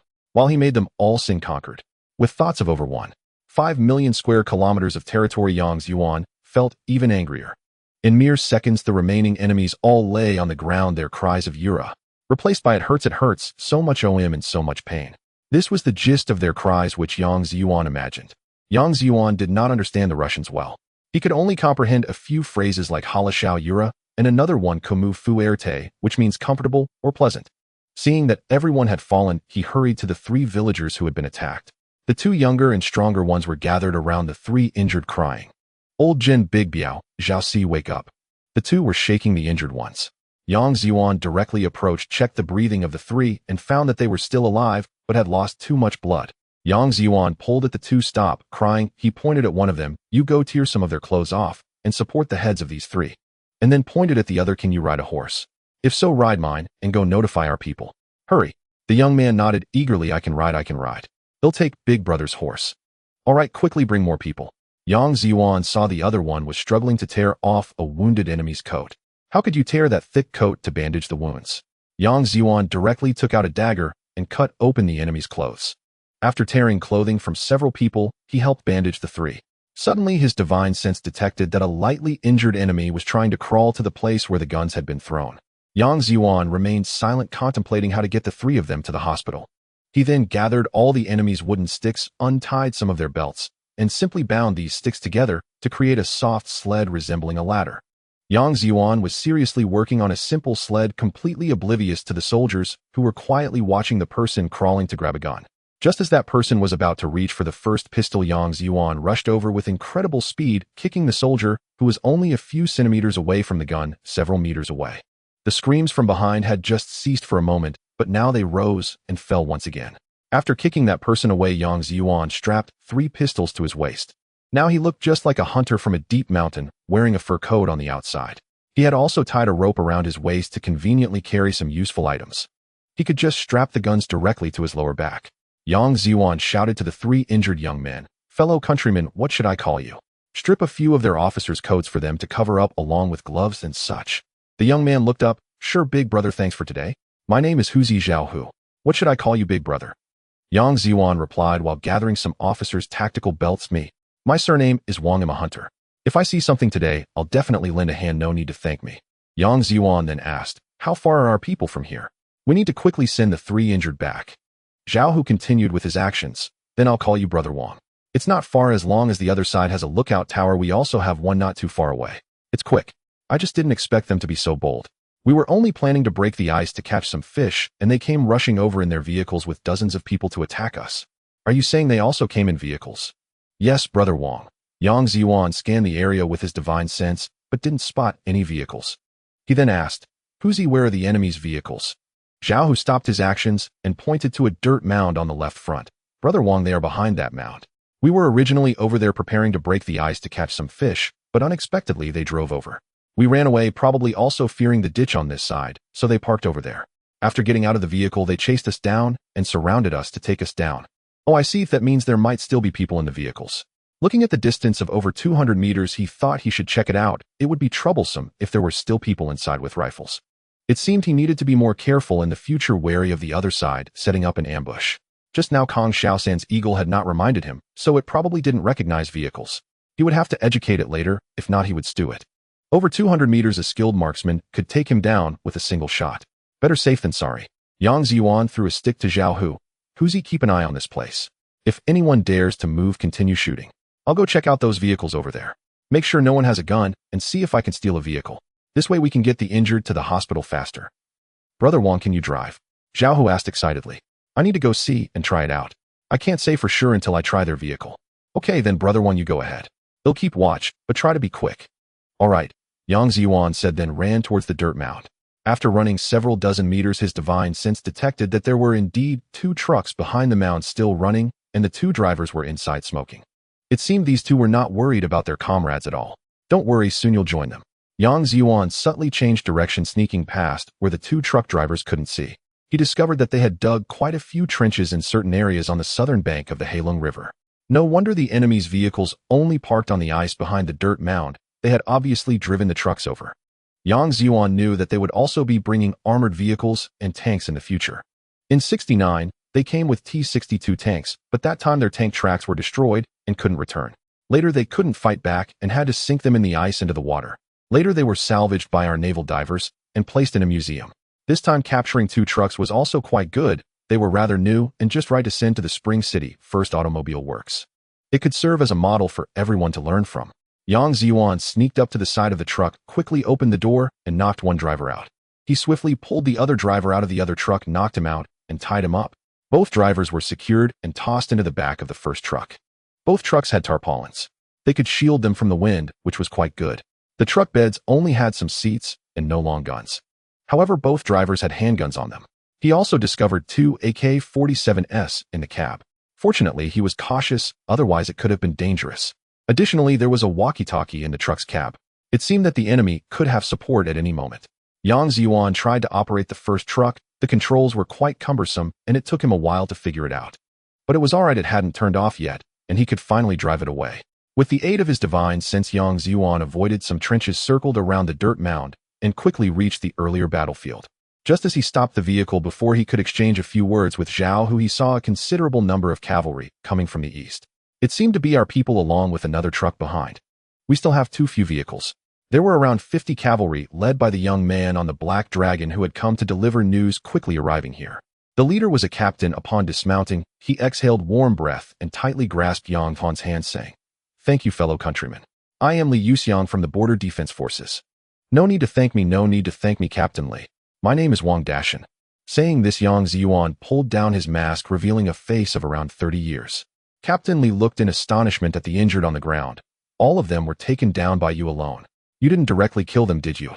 "Yes, Captain Li, I took them all down and none of them died. They all just had broken arms and legs." "Comrade Wang, you are this one." Captain Li gave a thumbs up and wanted the accompanying journalist. Many reporters were living in military camps to gather evidence of illegal border crossings at that time to take a photo of Yang Zhiyuan, but Yang Zhiyuan declined. Captain Li glanced left and right. The squad leader should arrange a class leader to stand guard in the front, and the second class leader should quickly assist our injured. The rest should tie up these bastards. The second squad leader is responsible for collecting the enemy's weapons and taking photos for evidence. The communications officer needs to report the situation to the higher-ups. After arranging everything, Captain Li looked at the truck beside Yang Zhiyuan. "Is this the one they drove over?" "Yes, but it's parked behind that dirt mound. There's another one over there. Oh, by the way, there are also 2 drivers inside, 2 rifles, 2 handguns, and a device in the cab that looks like a phone, but I don't understand it." Yang Zhiyuan pretended to be confused. Captain Li first looked at the 2 bound drivers in the back, had them carried down, and then walked to the cab to see the walkie-talkie, quickly asking the accompanying journalist to take a photo. At that time, many reporters were with the Border Defense Forces recording evidence at any time, and there were also casualties. He arranged for another squad to bring over the other truck. After the injured were photographed and taken away and other evidence was photographed, Yang Zhiyuan was still kept and invited to the military camp. As for those injured soldiers, they were all taken away to our hospital at this time. Our army, although poor, dared to take action, unlike in later generations where they were condemned every day. The higher-ups took them away and arranged for them, which was no longer something Yang Zhiyuan needed to worry about. Such disputes would surely arise. Recently armed conflicts occurred from time to time, but it was the first time to capture so many of the enemy. After reporting, Captain Li also received a commendation. He also arranged for everyone to be on guard, because with so many captives the enemy would likely first try to redeem their people before seeking revenge. Such conflicts have occurred frequently lately, usually with the enemy crossing the border to cause trouble, and they wouldn't use guns. That was mostly wooden sticks and steel pipes. But once the enemy suffers losses, they would send small teams to ambush our patrols, the civilians, and so on. Later, one of our patrols of 25 men encountered an ambush by the enemy, resulting in 24 casualties and only one survivor. Why was today's update so early? It's all tears. An angry woman was shouting in the community early in the morning, and I only slept around 3 in the morning, then got woken up at 6. This old broken place has no one to manage it. Sob, sob, sob. At noon, Yang Zhiyuan had a meal with the soldiers in the military camp, watching as they gnawed on coarse grain buns and ate boiled cabbage with water, barely able to indulge in more than a few buns. Yang Zhiyuan felt a pang of sadness. The soldiers were not even full, and with their lack of stature, they surely lacked strength. No wonder they were at a disadvantage in battles. With a heavy heart, Yang Zhiyuan ate the third bun that a soldier had passed to him. The soldiers admired his martial prowess and wished to learn a few techniques from him. Since I've eaten an extra bun, I should give you something in return. It is often said that the bond between the military and the people is profound. The current soldiers are indeed more sincere, willing to fight bravely, even when they are not full. As a matter of courtesy, Yang Zhiyuan finished his meal and went to find squad leader Li, who was still organizing work. He asked Li to arrange a truck to help transport the game he had hunted. Wait, Wang Tongji, how much have you hunted that requires me to arrange a truck? Li was surprised. Yang Zhiyuan replied shyly, I encountered a group of wild boars this morning, about several dozen. I'm not sure if one truck will be enough for us. Currently, our military uses the CA-10 produced by the Spring City 1st Automobile Production Team in 56, which can carry only 4 tons with a maximum output of 90 horsepower and a top speed of 65 kilometers per hour, consuming 29 liters of fuel per 100 kilometers. Goodness, dozens of wild boars, just you alone. Yes, several dozen, but the location is a bit far. If we leave now, we might have to return at night. No, Comrade Wang, you could sell these wild boars for money. We don't have that much in our unit. Li spoke regretfully. He wouldn't take the civilians' things for free, but buying them would indeed strain the unit's finances. Letting him take the game that would greatly help his unit was out of the question, even if wild boars in northeast China weren't that expensive. After all, this isn't a big city. A wild boar meat on the black market in northeast China isn't overly expensive, but at least it should cost several dollars per pound. Several dozen wild boars could weigh several thousand pounds. That would still amount to several tens of thousands of dollars. The unit's food budget couldn't cover that much, and even if their funds were sufficient, it also had to cover the soldiers' allowances and the officers' salaries for the month. Li couldn't afford to spend tens of thousands of dollars on wild boar meat all at once. No, squad leader Li, I can't transport that much myself. Let's not argue about this. You send a vehicle to help me, a civilian, transport the boars, and I'll give you some for transportation costs. Is that okay? Yang Zhiyuan planned to act first and report later, transporting the boars first. At that moment, the instructor, who had been silent, chimed in. I think this plan works. Squad leader, we can't take advantage of the people, but helping Comrade Wang transport the wild boars can be seen as exchanging fuel for 1 or 2 boars. I believe that's acceptable. The instructor was already responsible for taking care of the soldiers' lives, and with his support, Li no longer insisted on his previous position. Recently, the soldiers had been training every day, patrolling, and were always prepared to engage the enemy at a moment's notice. The consumption was indeed high, it was a disaster year, and the food in the unit could only ensure the soldiers had something to eat, yet they still couldn't eat to their fill. If it weren't for the enemy situation, everyone could have engaged in side jobs. Now the unit was essentially at a level 3 combat readiness. Being at level 3 combat readiness is somewhat misleading, for what was once our elder brother, the Northeast Border Defense, had reached level 2 combat readiness, as the enemy was far too powerful compared to our current military. The soldiers were indeed lacking in resources, greatly drained, and their nutrition was inadequate. If they couldn't eat enough, how could they have any combat power, especially in the dead of winter? Dressed thickly, simply walking through the snow was a challenge. After consulting with his superior's squad leader, Li still dispatched a truck with a squad of soldiers riding horses following Yang Zhiyuan to transport the boar meat. Yang Zhiyuan rode his black dragon at the forefront, quickly arriving at the Greater Xing'an Mountains. He left 2 men to watch the truck, while the others followed him, leading their horses into the mountains. After walking less than 2 miles, Yang Zhiyuan discovered a hollow in the mountains. Before the soldiers behind could catch up, he threw the dozens of frozen wild boars he had in his space into the hollow. This place was certainly not where he had hunted the wild boars in the morning, otherwise it would have been quite the hassle to transport them out. Seeing so many wild boars, the soldiers became excited.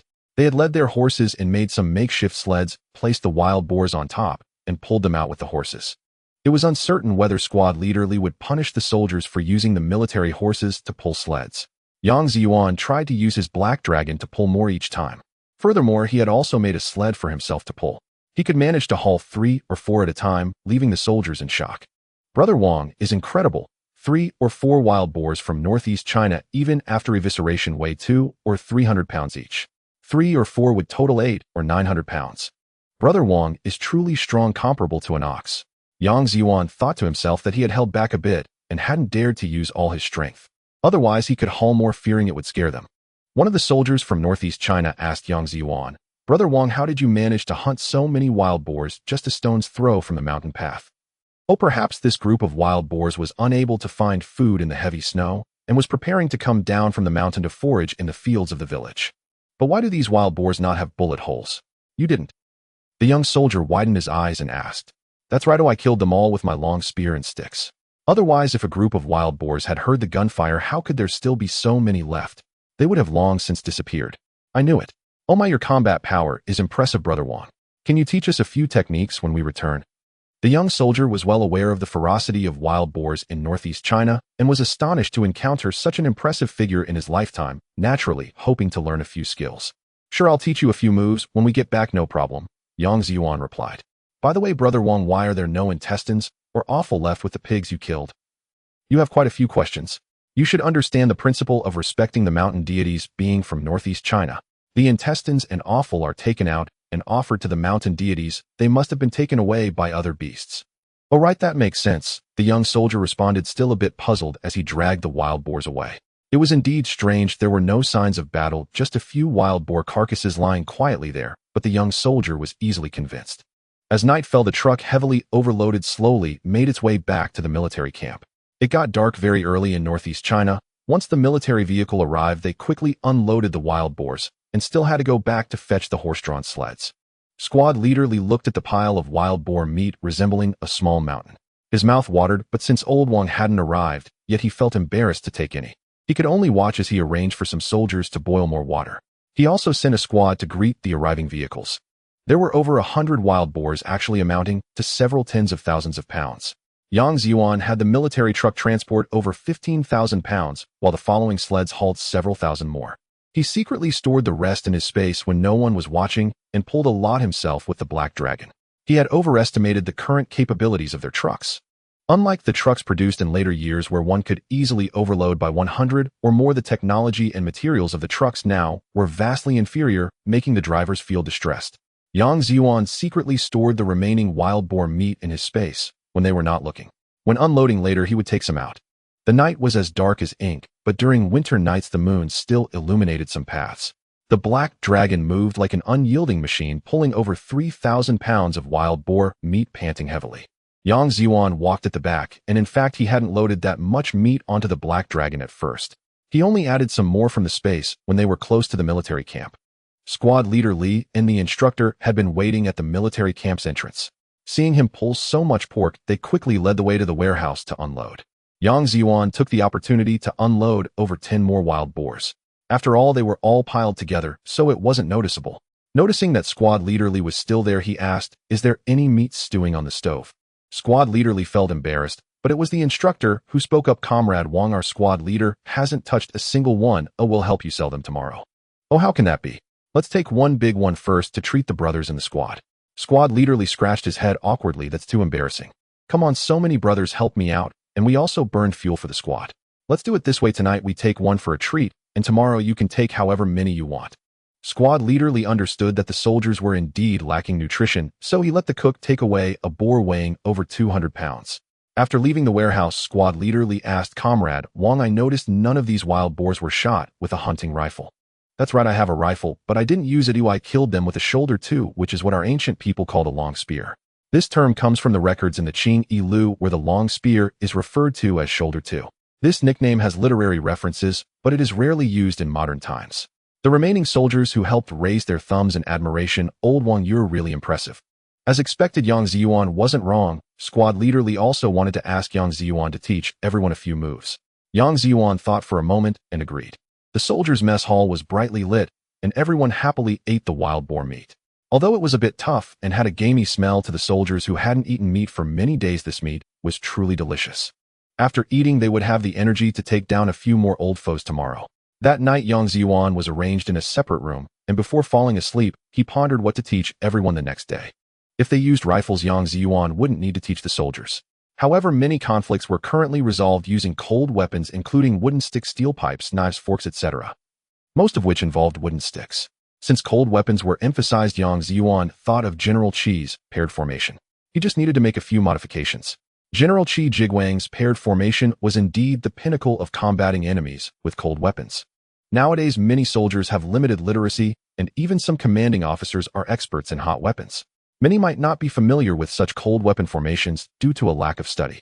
In his past life, Yang Zhiyuan had read several novels about the Ming Dynasty and had specifically researched General Qi Jigwang's paired formation. He naturally knew its power. The paired formation generally required 11 people, while our army currently has 12 in a squad, so the numbers were similar. Early the next morning, Yang Zhiyuan took the initiative to find squad leader Li and asked him to help send some wild boar meat to other squads and battalions. He was too lazy to transport it outside himself and wanted to send two to Zhaohu's village, especially since 3 villagers were injured yesterday.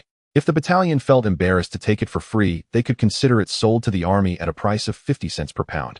Squad leader Li's eyes turned red instantly. Old Wang, brother, thank you so much. Yang Zhiyuan's appearance now looked older than squad leader Li. What's there to thank?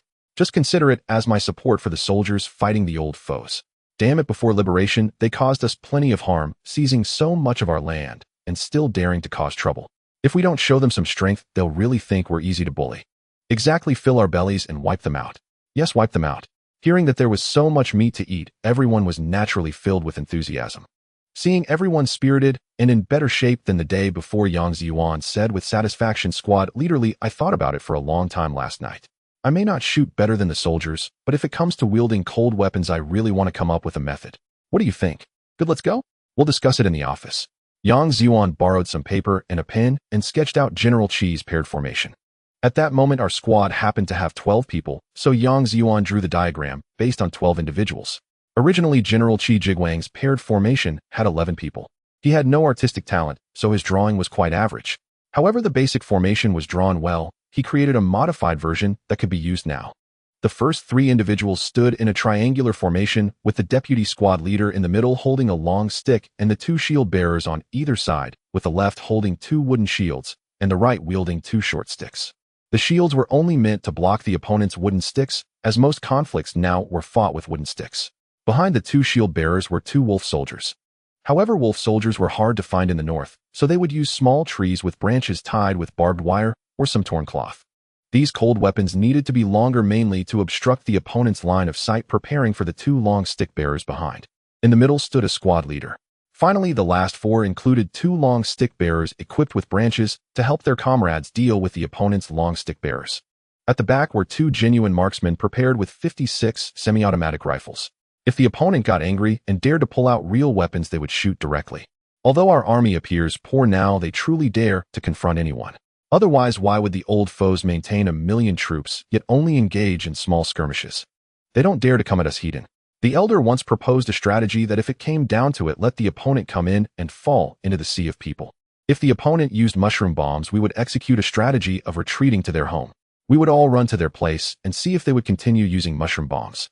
Now, we don't have mushroom bombs. We only have Miss Chiu getting married, and the opponent has been somewhat restrained, only daring to engage in small-scale conflicts.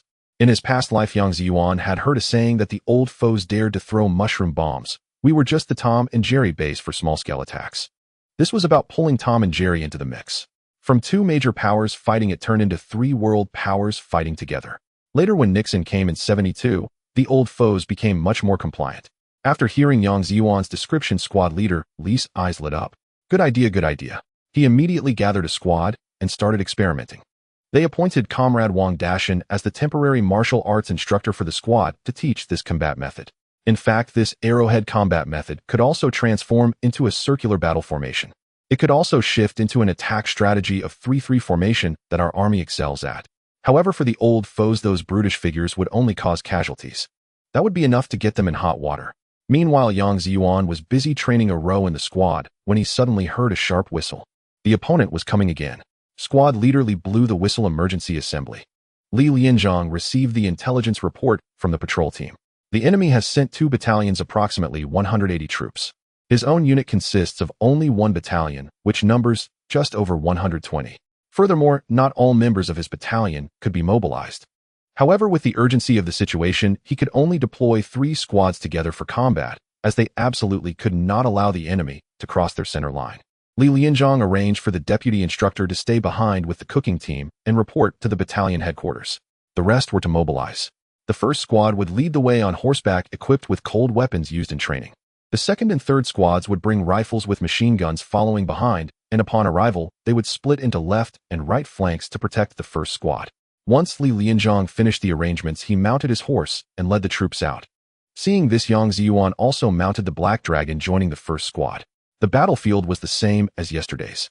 From a distance, Yang Zhiyuan could see that the enemy had already crossed the center line and was pursuing the militia patrol. Although the militia was outnumbered, they did not retreat an inch and vowed to resist to the death. Li Lianzhong, equipped with binoculars, also noticed the situation. First squad, follow me. Yang Zhiyuan drew his specialized elmwood staff. He pulled up his mask, revealing only his eyes, and wore the deerskin gloves he had captured yesterday. With 36 men in a squad, including the squad leader, the deputy squad leader, and himself, Li Lianzhong had 40 people. 40 against 180, we have the advantage. Soon the troops reached the river, and the Heilong River was indeed wide. This section spanned about a kilometer. Moreover, there were machine guns on the armored vehicles glaring fiercely. However, the enemy's machine gunners were not standing beside their guns. It seemed they were just for intimidation. Once the machine guns opened fire, those dozens captured yesterday wouldn't have any chance of returning. Yang Zhiyuan rode ahead and swiftly knocked down one of the Russians still chasing the militia. Before the horses reached the riverbank, Li Lianzhong ordered the soldiers to dismount. He personally led the charge. There was no other choice. They were poor and feared that if the enemy dared to fire and kill their horses, there was also the concern that the horses would slip on the icy surface and crack it under resonance. After knocking down one enemy, Yang Zhiyuan noticed what everyone else was doing and returned the Black Dragon to the shore. With Yang Zhiyuan's help, dozens of militia successfully disengaged. When the first squad of 39 men arrived, Li Lianzhong exchanged a few words with the enemy. Clearly, they could not come to an agreement, so combat was inevitable. Li Lianzhong picked up a stick and was ready to take the lead. Yang Zhiyuan stopped him. Li Lianzhong, the enemy's commander, hasn't been seen. He is probably hiding in that vehicle. You see, there's still a machine gun up there. Why don't you wait a moment for the second and third squads to get organized? Don't let the enemy open fire. Also, let the uninjured militia take the injured back first. I just taught them, and am their temporary instructor. I will lead them personally. You know my combat capability. Li Lianzhong thought about the combat capability of the neighbor Old Wang and felt relieved. He called to the squad leader, you will listen to your instructor Wang's orders. Make sure to take down the enemy. 39 against 180, can we do it? Commander, without instructor Wang, we wouldn't dare to boast, but with him, it's naturally no problem. Let's do it. Yang Zhiyuan had Li Lianzhong stand at the back of the new-style Yuanyang formation, allowing the militia to watch the show. The last few with real guns also exchanged their weapons with the militia's sticks. He joined the second Yuanyang formation in the middle, personally leading the charge. Warriors, the brave triumph when paths cross. Charge. Charge. The killing aura resonated far and wide, intimidating the enemy and scaring them.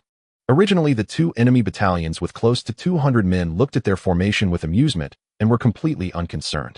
Now they felt a bit uneasy. Before their commander could issue an order, the enemy slowly approached with their well-ordered ranks. Yang Zhiyuan stood at the tip of the triangular formation with the squad leader inside directing.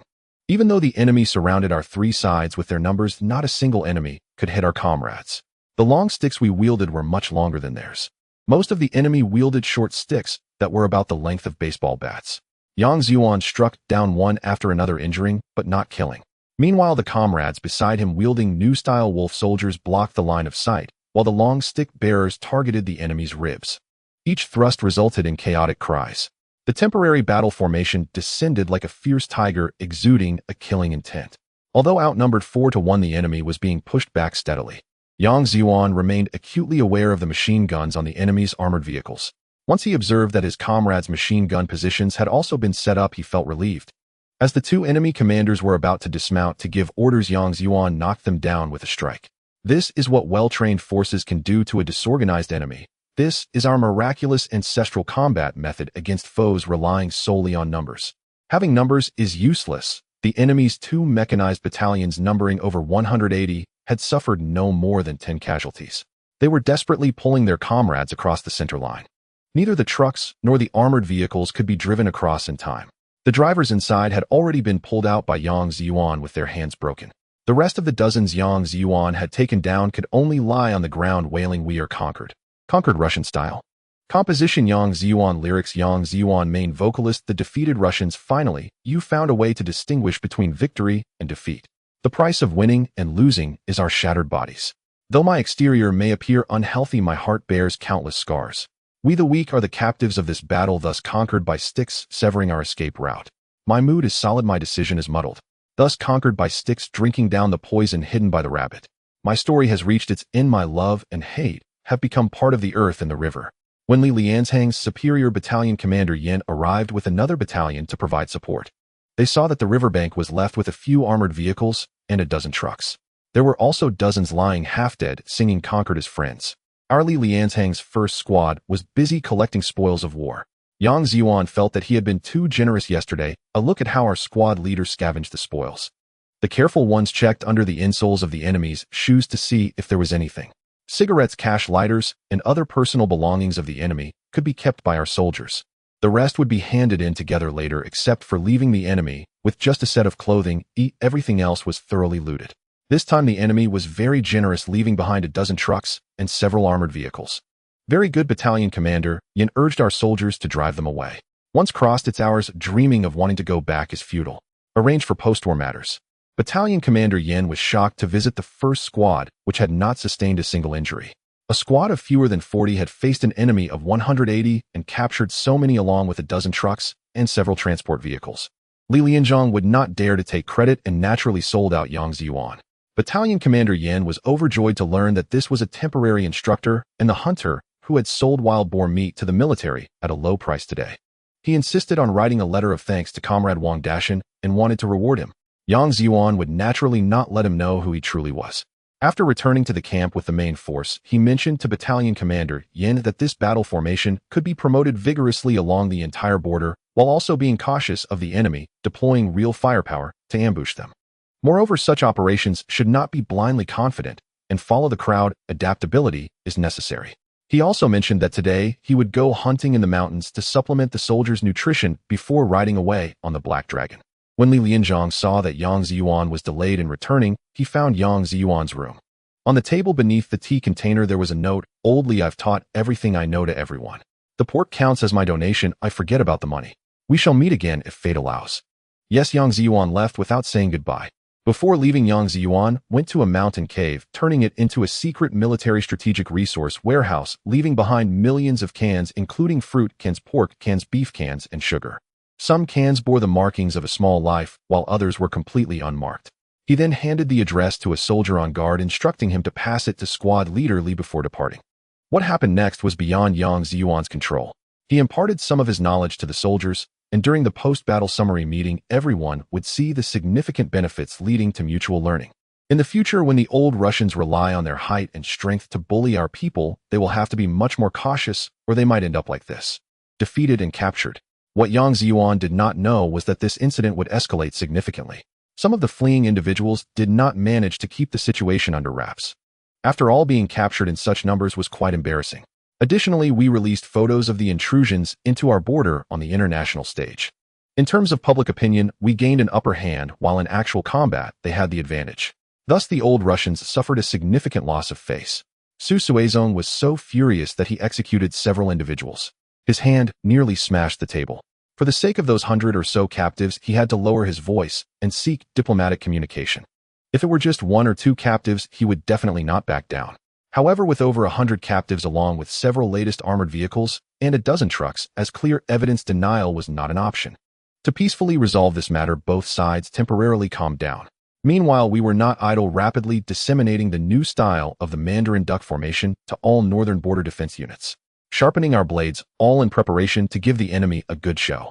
Due to the effects of this incident and the provision of so many supplies, Yang Zhiyuan discovered he had gained new advantages. His divine sense expanded to 500 meters, and he also gained the ability to retrieve objects from a distance within that range. Oh, how delightful. Within 500 meters, if someone armed poses a threat, Yang Zhiyuan can launch an attack in advance. After all, the effective range of an ordinary rifle is only 200 to 300 meters.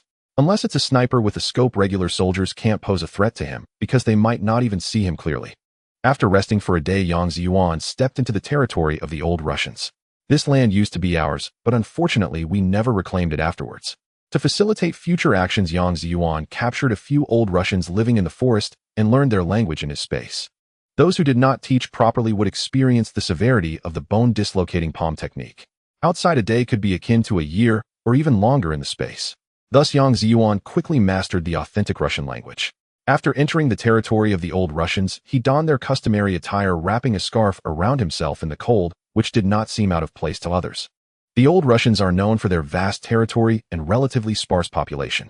This fact became even more apparent as Yang Zhiyuan stepped onto this expansive land in midwinter. Even in the heart of the old Russian territory, the population seemed exceptionally sparse, as if the entire world was cloaked in ice and snow, leaving only silence in its wake. The forest resources here are boundless. At a glance, the endless woods covered in white snow resemble an ocean of snow stretching endlessly. In the forest, various wild animals live freely, abundant in number and rich in resources. Riding alone on horseback with 2 loyal dogs, Yang Zhiyuan progressed slowly. His figure appeared particularly small against the backdrop of the snowy landscape, yet his stride remained resolute and powerful. Occasionally wild animals approached, but they were easily captured by Yang Zhiyuan. This forest evidently had not seen many visitors for a long time. With so many wild animals around, Yang Zhiyuan proceeded to intentionally slaughter numerous wild boars, letting them bleed out slowly.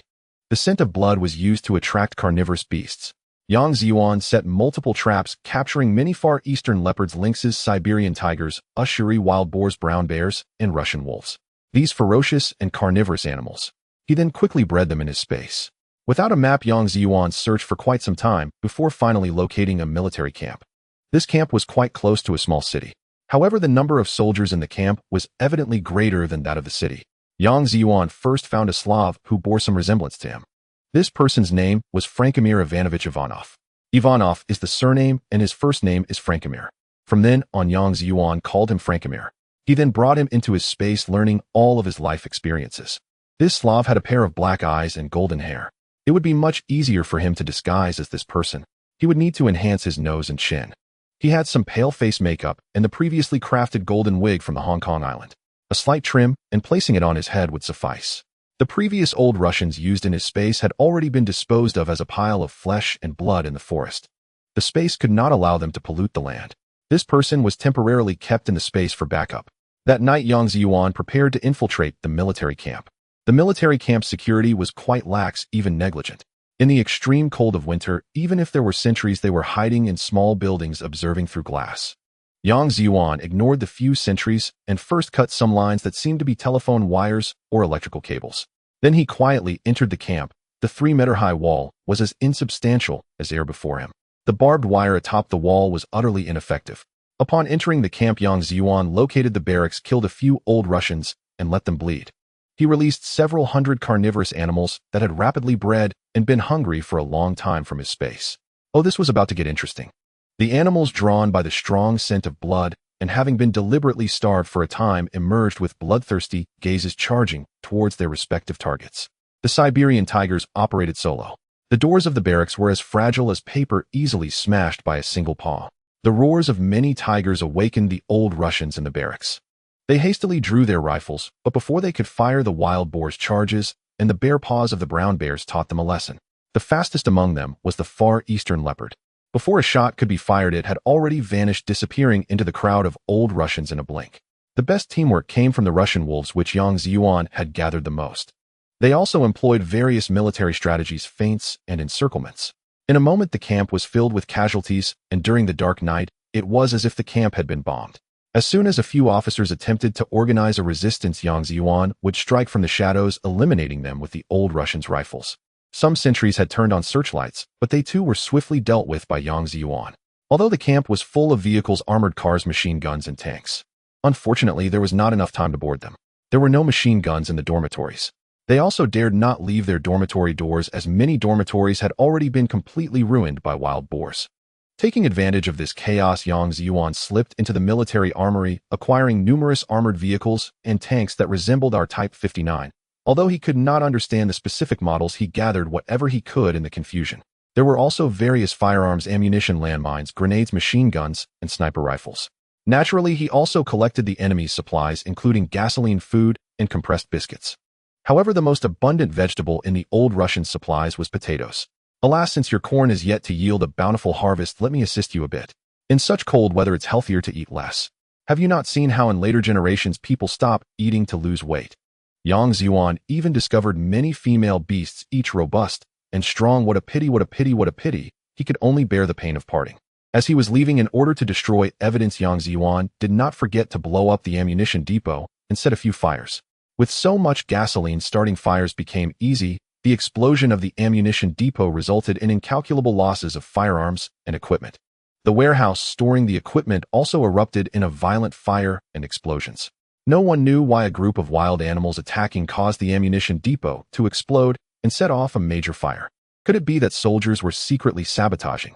Or was it that a fool in a panic to escape opened the door to the ammunition depot and made a mistake in haste? A great explosion, a raging fire, and many clues vanished. It was like the grain inspectors in our rabbit nation. Every time they checked the accounts, a fire would occur, and inspections could also lead to fires. With a fire, all evidence was lost, a recurring theme throughout history. Just like that, a military camp of thousands struggled against just a few hundred wild beasts. In the end, many of these wild beasts escaped. Having tasted the flesh of bipeds, they learned that bipeds were relatively weak and also discovered the delicacy of their flesh. Moreover, the blood of bipeds has a salty flavor, quite delicious. Don't ask Yang Zhiyuan how he knows, he heard it from the readers. It's tasty and easy to catch, making it a potential addition to their diet. They would find it easier to attack bipeds in the future. Not far away was that small city. Yang Zhiyuan quietly returned back to Vladimir's home. At this time, the people of the small city had already been awakened by the explosion from the nearby military camp. Many went out to see the distant fire only to encounter wild beast attacks. This caused panic throughout the entire city. By the next day, people were still afraid to go outside. Not being able to go outside was not an option, otherwise soon the surrounding troops would arrive, and there was no telling if they would encircle the place, making it troublesome for Yang Zhiyuan to venture out. Yang Zhiyuan went out again to set some fires in this city. He also collected various supplies from the city: coal, gasoline, food, sugar, machinery, vehicles, and some paper currency and gold from a small bank. Upon seeing the gold, Yang Zhiyuan remembered something. With a charming smile, he said nothing. As the fire spread with the northern wind, this small city of just over 20,000 had to abandon their warm homes. Each family took their loved ones and weapons, preparing to leave their cherished homeland. They couldn't leave without weapons. There were still many wild beasts that preyed on bipeds outside. The fire was uncontrollable, and it didn't start in just one place. Even the old police were going home to gather their belongings. Fortunately, this city had a railway specifically for transporting coal resources. Thus, trains began to evacuate the citizens to the surrounding areas. Some headed east while others went west. Yang Zhiyuan initially planned to go east, but eventually boarded the train heading west. His identity as a Vladimir resident was that of an orphan with no relatives left. His relatives had all passed away. He was usually taciturn and did not enjoy socializing. This suited Yang Zhiyuan's assumed identity. After taking the train to the nearest city, Yang Zhiyuan did not follow the large group, but took another train heading further west. He planned to visit Lake Baikal. That was once the North Sea of our country. It is said that the last Tsar of the old Russians had 1600 tons of gold sunk at the bottom of the lake. 60 years later, it still hasn't been found. The lake is simply too deep, with depths exceeding 1600 meters, nearly matching the weight of the gold. Lake Baikal has an average depth of over 700 meters. Currently, general submarines can only dive 300 to 400 meters. Even if there were unmanned submersibles capable of diving, retrieving the gold would be challenging, let alone locating it. Back in those days, the last Tsar Nicholas II ordered General Kolchak to transport this gold along with 1.2 million people to escape eastward. In 1914, Tsar II also tasked Kolchak with transporting 500 tons of gold to buy weapons from other countries, including over 200 tons of chicken feed. Unfortunately, before the weapons could arrive, the Russian Civil War broke out. It is said that the underground vault of the Mitsubishi Bank still preserves that batch of gold. Later in November 1919, Kolchak suffered defeat, unable to combat the Red Army. As the leader of the White Army, he prepared to cross 600 kilometers of Siberia with 1.2 million people. Initially, the gold and supplies were transported by train, but later the trains ran out of fuel. The temperature soon dropped from -30 degrees to -60 degrees. No, you read that right, it plummeted to -60 degrees. When the train could no longer move, they began to use sleds to pull the carriages. Unfortunately, shortly after, the escort personnel perished in the extreme cold. Eventually, the escort team reached the surface of Lake Baikal. All were frozen to death, suffering a total loss. The following spring, this batch of temporarily abandoned gold sank to the bottom of the lake as the ice melted. Many people searched for it afterward, but it was never found, becoming an unsolved mystery. Yang Zhiyuan decided to look for it, now equipped with a three-dimensional detection method with a radius of 500 meters. Naturally, he also had the ability to retrieve objects from afar. However, Lake Baikal is quite large, and he was unsure how long it would take to search. But with a car in his space, he could drive around and scan the area. Although the deepest point is over 1600 meters, Yang Zhiyuan believed they would definitely not be at the deepest part, because that is the central position of the entire lake. Kolchak wouldn't be foolish enough to transport gold to the deepest part. At that time, they were simply fleeing, and their group was much larger than his. Look at how their group had 1.2 million people. He had only 9 people in his fleeing group. Alas, organizational capabilities are lacking. Although only about 2,000 survived, that was in temperatures exceeding -60 degrees after 3 months of travel, which was quite impressive. After over 40 hours on the train, Yang Zhiyuan finally arrived at a small city north of Lake Baikal. After disembarking, he didn't linger, finding an empty spot, and drove towards the lake. He disguised himself as an old Russian soldier carrying a gun and a hunting dog, appearing as if he had come to hunt and fish. Even if he encountered people, he wasn't afraid. At worst, he could send them to his space, refine them into meatballs, and feed them to the wild beasts in the forest. But he wondered if the fish from Lake Baikal were tasty. At that time, over 20,000 men from General Gao had perished on the lake's surface. Later, all were fed to the fish. Now that decades have passed, it should be fine, right? In later years, the old Russians still fished and sold them each year. Yang Zhiyuan drove to the lake and had no time to enjoy the scenery. He activated his comprehensive divine sense to explore within a radius of 500 meters and began searching along the lake's surface. After searching for a while, Yang Zhiyuan felt it was too slow. He then began to catch fish from a distance.